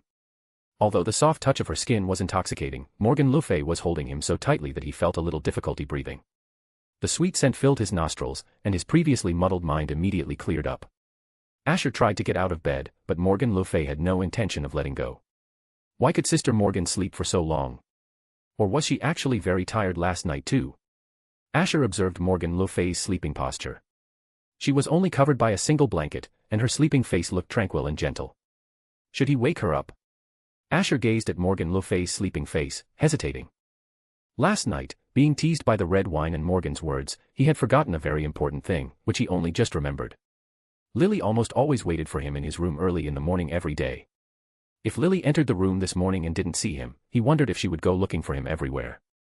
If that happened, it would be troublesome. Although he felt that Artoria probably wouldn't say anything even if she knew he was with her big sister last night, Asher still felt strange inside. After all, he had solemnly declared to Artoria several times before that he was not a sister complex or an older woman complex, but simply liked Morgan, not because he coveted her body. However, now his face was practically swollen from being slapped. Should he really wake Sister Morgan now, and then return to his room as soon as possible? Asher thought to himself. He wondered what time it was. Perhaps it was still early morning. Because the light in this room was always so dim, and the atmosphere, decorated with heart-pounding pink, completely obscured the outside sky. Asher thought for a moment, then reached out, trying to gently pry open Morgan le Fay's fingers. Slowly, carefully, he was afraid of waking the woman. Her dazzlingly white skin was right before his eyes, causing Asher's gaze to freeze slightly. He suppressed the wicked thoughts in his heart, and after a long while, he finally managed to pry Morgan's fingers open. But the next second, Morgan hugged Asher again. "Sister Morgan, you've been awake for a while, haven't you?" he whispered, staring at the woman who seemed to still be sleeping soundly. Morgan quietly opened her eyes, a gentle smile on her face. "Good morning. I'm surprised you've recovered your energy after just one night. You truly surprise me. Youth is indeed wonderful. You're really at ease, Sister Morgan." Asher lowered his gaze under Morgan's stare, allowing Morgan le Fay to embrace him as if she were cuddling. No. From the posture, it looked more like he was cuddling Morgan. Judging by this wonderful sensation, last night wasn't a dream after all, was it? Asher looked at Morgan le Fay's smile, but his mind recalled what happened last night. He really did it with this woman. You regret it. Morgan raised a finger to brush the soft hair from Asher's forehead. From Asher's appearance, he didn't look much different than usual, like a well-behaved student. If you regret it, just forget about it, she continued. If I regretted it, I would have held back no matter what last night. Asher gently shook his head. I know exactly what I did. I'll take responsibility for you. Morgan stared at Asher for a long time, then suddenly couldn't help but chuckle. She then pressed his face against her chest, messing up Asher's hair. What? I'm serious, Asher said discontentedly.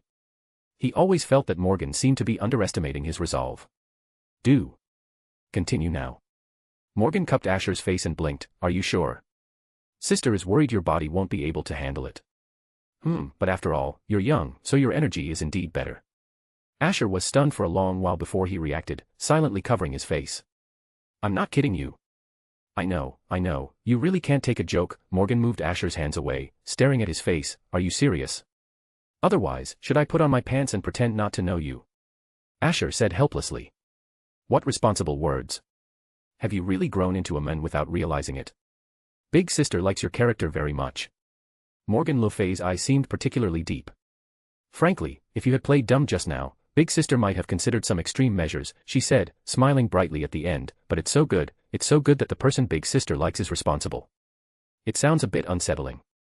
For some reason, Asher always felt that Morgan le Fay's smile brought a great sense of pressure, making him instinctively swallow. Just asking, what are those extreme measures? Morgan said, pulling out a pair of handcuffs and something like a gag from under the pillow. Asher. Why would Morgan have such bizarre things? Handcuffs and a gag. Sorry, too heavy, can't accept. By the way, why were there candles and whips too? And what's with that chain? Morgan le Fay also noticed Asher's astonished gaze, and she put the items, which should have been used to interrogate prisoners, back under the pillow. She explained, sorry, some of those things were just brought into the room casually when I moved in. Don't worry, I didn't plan to do such things to you. It's quite disheartening for you to keep looking at me with such a terrified expression. Just asking, this should just be an ordinary room, right? Yes, as you can see, It's just a very ordinary room, Morgan said with a smile. Lying to ghosts. Asher silently cursed in his heart.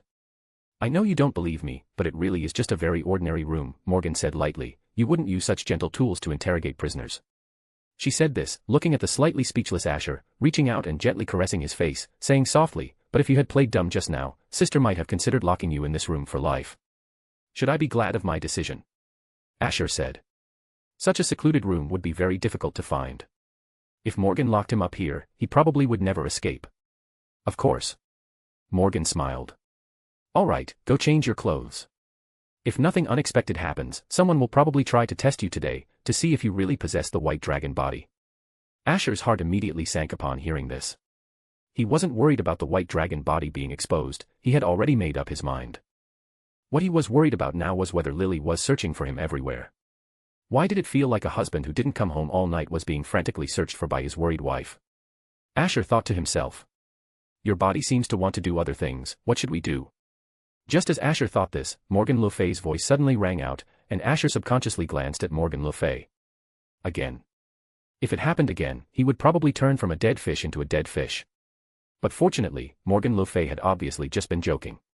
Before Asher could refuse, the faint scent that had been lingering in his nostrils gently drifted away, and the wonderful feeling of her skin disappeared without a trace. Morgan le Fay put on her robe, turned to look at Asher, and licked her soft, tempting lips. I was just teasing you. If you really want to continue, come find me tonight. Asher watched Morgan le Fay leave the room and then changed into his own clothes, muttering to himself, I still can't figure out what this woman is thinking. Morgan le Fay left the room in a happy mood. She straightened her clothes again, then stepped forward, about to exit the passage. Huh. But after only 2 steps, Morgan le Fay paused, looking down at the red carpet. Besides her and Asher, there seemed to be other footprints. Had a third person actually entered this place? Was someone else peeking outside last night? Last night, Morgan le Fay was completely immersed in the joy of being with Asher, so she naturally didn't notice what was happening outside. After all, this place was very secret, and if anyone entered, they would be intercepted by the sustained knights, which would surely cause a lot of commotion, and she wouldn't fail to notice. This meant, had someone acknowledged by the sustained knights secretly visited here? Morning, in the garden. Artoria stood on the garden path, her expression as usual, currently staring blankly at the surrounding scenery. Not long after, footsteps approached from behind. Artoria looked back, a hint of confusion on her face. Why are you here? Her eyes showed a slight surprise, she seemed not to have expected to encounter this man here. It's been a long time since I've seen you, so I came to take a look. Don't you welcome me, Arthur? Merlin asked with a smile. I'm not Arthur, but, you are very welcome. Artoria shook her head, her tone full of respect. She rarely showed such reverence to anyone, but Merlin was one of them. The other party had accompanied her for a very long time and taught her many things. Therefore, Artoria had always been very respectful of this seemingly frivolous man. To her, Merlin was both a teacher and a friend. Not Arthur now, but who knows about later. Merlin kept smiling. He observed Artoria's expression, and after a while, he suddenly said, Are you troubled by something? Just a trivial matter. Artoria shook her head. Are you troubled by the rumor of the white dragon body? Merlin asked. Artoria remained silent, not answering. Her gaze fell on the weapon Merlin was holding in his other hand, a hint of doubt in her eyes. She knew Merlin's weapon was a staff, or perhaps a long sword. But now he was holding a staff in his left hand and another weapon in his right. A spear, a very imposing long spear. Are you asking what this is? Merlin noticed Artoria's gaze and asked with a smile. Artoria nodded gently. The vanguard spear, you can also call it Rongaminiad. Merlin handed the long spear to Artoria, now it's yours. Don't look at me with such a confused expression. That young man can lend you his personal red spear, so I can't be too stingy, can I? Merlin said, placing the long spear beside Artoria and then taking her wrist to make her grasp the spear firmly. Take it, you'll need it soon. But remember, don't easily use its power. Need it soon. Artoria repeated, raising her eyes to look at Merlin. What do you mean? It means exactly what it says, Merlin said with a smile, whether you are Arthur or a court steward, you can't do without a proper weapon. I should have given you that sword, but unfortunately, I haven't dared to go near there recently. Artoria tilted her head slightly, she didn't understand what Merlin meant. In any case, make do with this weapon. Your spear skills aren't bad, are they? Merlin took 2 steps forward at the end of his sentence and gently patted Artoria's head. You've really grown up. Merlin murmured as if to himself. The next moment, he transformed into flower petals and vanished before Artoria's eyes. I wonder where Sister Morgan went. Asher, upon leaving the hidden room, did not see Morgan le Fay again until he exited the room. Before leaving, just in case, Asher deliberately hid those messy torture tools under the bed, lest Morgan le Fay suddenly have a crazy idea to use them on him someday. Although hiding those whips and handcuffs probably wouldn't do much good, at least it provided some psychological comfort. Let's go check on everyone else's work. Asher thought, about to head to the hall, but after only a few steps, he saw Artoria's figure come into view. Good morning, Lily. Seeing Artoria turn to look at him, Asher raised his hand and greeted her naturally. But for some reason, under the gaze of those holy blue eyes, Asher always felt inexplicably guilty. You're up early today too, Asher tried to start a conversation again when Artoria didn't reply. This was actually just a symbolic test, wanting to confirm whether Artoria had visited his room that morning. Artoria nodded. Asher. All right, trying to figure out what Lily is thinking really seems a bit difficult. She answers a question with a single word, how can one test anything like that? Perhaps only morning, noon, and night can truly reveal what Lily is thinking. Yes, at those times, she's definitely thinking about eating. Lily, you didn't come to find me this morning, did you? Asher chose to ask in a more roundabout way. Artoria was slightly stunned, then nodded. I didn't go to your room today. Did something happen? Asher continued to ask. Artoria answered simply, showing no intention of explaining. No intention of conversing with me at all. Seeing this, Asher didn't press further and was about to continue towards the hall. At that moment, his peripheral vision suddenly caught sight of the long spear placed in the corner. He hesitated slightly. Your new weapon. Artoria hummed again. Was it just his imagination? Why did Lily seem to be sulking? Seeing Artoria cast her gaze out the window, completely ignoring him, Asher felt increasingly perplexed. Let's go to the hall first, Asher could only reply. After speaking, he walked ahead. He just assumed Lily didn't know, after all, they were in such a hidden place yesterday, there was no way Lily could have found out. Probably. When the two arrived in the hall, Asher happened to see Morgan le Fay sitting on one side of the hall. Morgan le Fay had clearly noticed Asher, but she merely raised her hand naturally in greeting. You're here, come sit here, come sit here. She patted the seat beside her. Asher just walked up to Morgan, about to sit down, but found that someone had already taken the seat first. Artoria. Asher was slightly stunned but didn't pay too much attention, sitting in the seat next to Artoria. There were only 3 people in the hall, and for some reason, the atmosphere was a bit awkward. Asher sat for a while and finally couldn't bear it anymore, trying to strike up a conversation. Sister Morgan, why are you sitting here so early today? Waiting for someone, Morgan said. Who? Asher asked subconsciously, the tribal chief. If nothing goes wrong, the tribal chief should be arriving soon. Morgan le Fay shook her head. But I'm not waiting for those people. Then who? Asher asked doubtfully, is it someone from the foreign tribes? They shouldn't be so bold, should they? Spreading such news and then immediately sending someone to negotiate. Isn't that courting death? Morgan shook her head again. Someone entered the British territory a few minutes ago. As she said this, she looked over Artoria's shoulder, her gaze falling on Asher. For some reason, under Morgan le Fay's gaze, Asher felt inexplicably uneasy. He cautiously asked, not the tribal chief, not the foreign tribes, then who could it be? Morgan sat gracefully in her chair, legs crossed, and merely smiled faintly at Asher's question. You're Shishou. More bonus chapters. Every 300 power stones equals 1 bonus chapter. Chapter 147, Chapter 147, Your disciple is truly great. Fire, you can find 40 chapters ahead here. Also other exciting fanfic available. Fire. My Shishou is coming now. In the hall, Asher's expression slightly stiffened after hearing Morgan le Fay's words. Why would Shishou choose this exact time to come? Are you all right? You look a bit pale. Morgan's gaze passed over Artoria and fell on Asher. Her tone sounded very concerned, but for some reason, Asher felt that she seemed to be subtly anticipating something.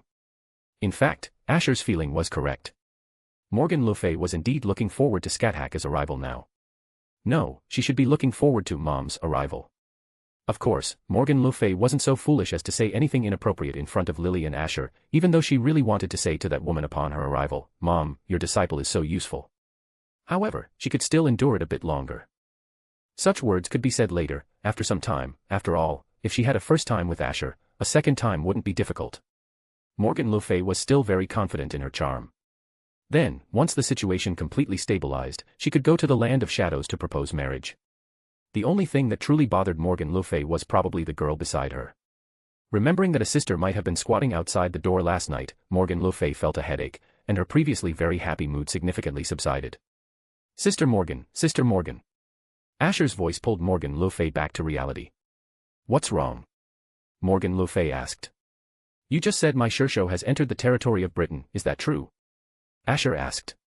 For some reason, seeing the expression on Asher's face, Morgan le Fay inexplicably felt like laughing. Why would I joke with you about something like that? Asher felt his brain go buzz, completely blank. Shishou really came. Although he had indeed decided to take responsibility for Morgan, he still needed some time to mentally prepare, right? If you don't want to see her, I can meet her in your stead later, you know. Morgan said with concern. I'll do it myself. Asher's voice held a hint of bitterness. Letting those two be alone, who knew what might happen? Are you planning to conceal it? Morgan le Fay suddenly asked. She was naturally referring to what happened last night. Asher's mouth was slightly open, but he didn't know how to answer. He didn't intend to hide it, but he couldn't bring himself to say it until he was mentally prepared. It's not like he could just tell his Shishou, I want to marry Sister Morgan, is that okay? At this point, there would probably be two possibilities. 1, his Shishou would righteously eliminate him with a spear, or 2, she would be utterly disappointed in him, turn around, leave the land of shadows, and never see him again. Neither was acceptable. Was there no better way to handle it? Asher rubbed his forehead in distress, his peripheral vision inadvertently falling on Artoria. Speaking of which, Lily is really quiet today. He felt that his and Morgan le Fay's conversation just now should sound very abstract to outsiders, but Artoria didn't seem curious at all, as if she wasn't interested in anything around her. Usually, when he chatted with Morgan, Lily would occasionally interject, but today she didn't even speak. Did Lily really notice? It shouldn't be. After all, she had always been uninterested in most things around her. Just as Asher thought this, he saw Artoria stand up and walk towards the main entrance. Lily, where are you going? Asher snapped back to reality, trying to call out to her. Going out to see if your Shishou has arrived. After saying that, Artoria stepped out of the hall, but before leaving, she cast one last glance at Asher behind her. It seems I'll have to find an opportunity to talk to Lily. Morgan le Fay watched Artoria's disappearing figure, muttering thoughtfully. Was Lily really outside last night? Asher whispered. For some reason, he felt a vague sense of guilt. It's pretty much confirmed it was her, Morgan le Fay said. But there's no need to be too nervous, this is something we'll have to face sooner or later. After all, if you want a monogamous relationship, you still need Lily's consent. Is Sister Morgan seriously thinking about such things? Just as Asher felt a little speechless, he noticed Morgan le Fay raising her eyes to examine him. Sister Morgan, is something wrong? Feeling uncomfortable under Morgan's gaze, Asher had to speak, trying to divert her attention. Nothing, I just find it quite interesting, Morgan said with a smile. Do you remember what you said this morning? I know. I'll take responsibility for you. Asher nodded, pausing slightly as he said this. But I also need some time to prepare myself. Time to prepare? Morgan le Fay savored the phrase, then chuckled carelessly, why not just tell your Shishou directly? Asher shook his head helplessly. If it were that simple, he wouldn't be so troubled. Don't worry, I won't make things difficult for you. Tell your Shishou whenever you've made up your mind. Until then, I'll keep silent, Morgan suddenly said. Asher looked up at Morgan with slight surprise, only to see a charming smile on Morgan's face. How about it, aren't you grateful to Big Sister? And surprised? Yes, honestly, a little surprised, Asher admitted frankly. He had thought Morgan le Fay would straightforwardly confront his Shishou, but he didn't expect her to consider things from his perspective. Is this still the Morgan le Fay I know? Oh my, your expression right now is like saying, this isn't the Sister Morgan I know. Should I tell your Shishou the truth when I see her later? Morgan's teasing words echoed in Asher's ear. Asher quickly shook his head, thank you. A simple word of thanks shows absolutely no sincerity, Morgan le Fay only smiled and shook her head, placing her slender white finger on Asher's shoulder, come find me tonight, that's enough compensation. Is that okay? Morgan's gentle voice made him feel as if his heart was melting. Is this considered compensation? Asher couldn't help but wonder as he nodded. But this time we'll have to change locations. If Lily finds out again, even I'd be embarrassed, Morgan added. She had no interest in being watched throughout such an activity. Lily. Asher felt a headache remembering Artoria's reaction to him today. King Arthur, the Queen of the Land of Shadows, requests an audience at the entrance. At that moment, a voice came from outside the hall. Asher was startled from his thoughts, feeling much more alert. Morgan le Fay turned to look at the entrance, a hint of excitement in her smile, as if she were looking forward to Scáthach's arrival. Asher subconsciously glanced at Morgan le Fay, but at this point, he could only brace himself and say, "Please invite her in." Not long after this message was relayed, Scáthach walked into the hall.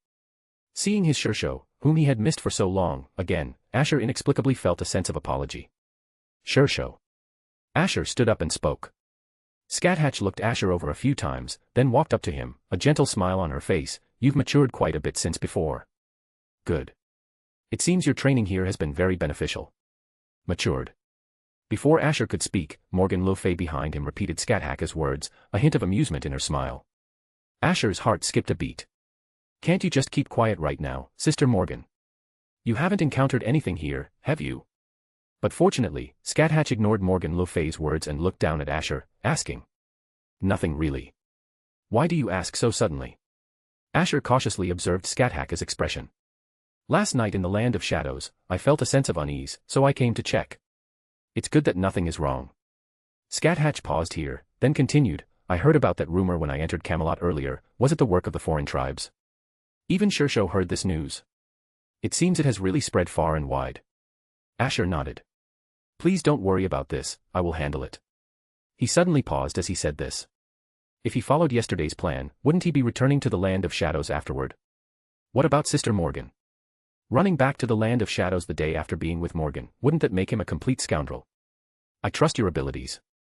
Scáthach seemed not to notice Asher's slightly strange expression. Her gaze subtly drifted towards Morgan le Fay. "However, the one who tricked you into pulling the Caliban seems quite leisurely now." Just one sentence, yet it was like a sharp blade piercing directly into Morgan le Fay's heart, causing her previous smile to recede significantly. When Morgan le Fay brought Asher to pull the Caliban, she implicitly took on the responsibility of protecting Asher. After all, Asher had been carefree in the Land of Shadows before, but such things happened after Morgan le Fay forcibly brought him here. Although Asher wouldn't say anything or blame her, for Morgan herself, it was as if a dereliction of duty label had been stuck on her. Asher was carefree in the Land of Shadows, but suffered grievances after coming to Britain. Didn't that make it seem as if she was inferior to Scáthach? One could say that Scáthach's simple sentence instantly cooled the atmosphere in the hall.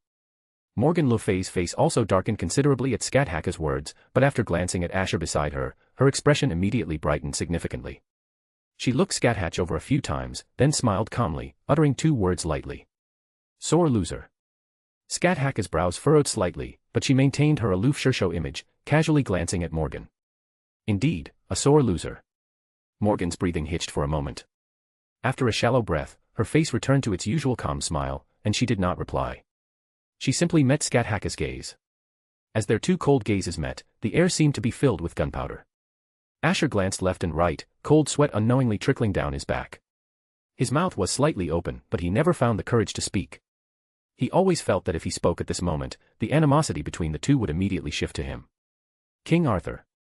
Just then, Agravain's voice suddenly came from outside the hall. He then stepped into the hall, and upon seeing the scene inside, he suddenly froze. Scáthach stood to Asher's left, Morgan le Fay to his other side, and King Arthur seemed to be at a loss. Morgan le Fay turned her icy gaze from Scáthach to Agravain, and Scáthach also casually glanced at him. Asher's heart leaped with joy. "Lord Agravain, is something the matter? Come in and speak." As Agravain stepped into the hall, his expression seemed hesitant. He looked up, subtly surveying the hall, and suddenly felt a chilling murderous intent envelop him. Morgan le Fay looked up at Agravain and said softly, "Standing is so tiring, why don't you sit, Agravain?"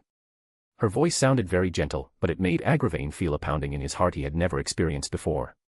He turned to Asher and said, "King Arthur, I've thought about it carefully, and it's not a very important matter. I'll report to you later when you're free." After saying that, Agravain slowly retreated, and then, after turning around, immediately quickened his pace and disappeared from the hall. "Agravain, what are you doing, Agravain? Aren't you my knight of the round table? Why are you running faster than the king?" Asher shouted in his heart. "What an interesting child," Scáthach said, looking at Agravain's disappearing figure, and smiled faintly. "I think your disciple is much more interesting," Morgan followed with a smile. "Is that so?" "Yes, very interesting." Seeing the atmosphere, which had just barely eased, seemingly fill with gunpowder again, Asher had to bite the bullet and interrupt their conversation. Shishou, when you had that premonition of crisis last night, could it have been a crisis for yourself, rather than a crisis for me?" "Me?" Scáthach shook her head. "That's probably impossible." On the contrary, if it truly were a crisis for myself, it would be a good experience. You're truly confident in your abilities, Morgan said.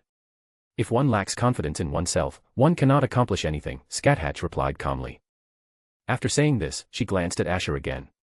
But the fact that you can consider my situation means you've thought a lot. It seems you've really improved a lot. Scáthach's face showed a satisfied smile, but then again, in the land of shadows, I would usually handle most things in advance, whereas here, there will indeed be more pressure.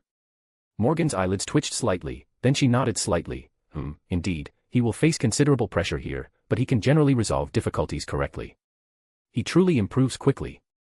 Scáthach looked at Morgan with a slight surprise, seemingly not expecting her to actually agree with her. And he's very eager to learn, too, Morgan le Fay said slowly. He learns whatever I teach him, fully demonstrating a desire to learn new knowledge. Sometimes, he even works hard at learning in the middle of the night. Under Scáthach's gaze, Morgan le Fay slightly tilted her head, revealing a charming smile. Your disciple is truly great. More bonus chapters. Every 300 power stones equals 1 bonus chapter.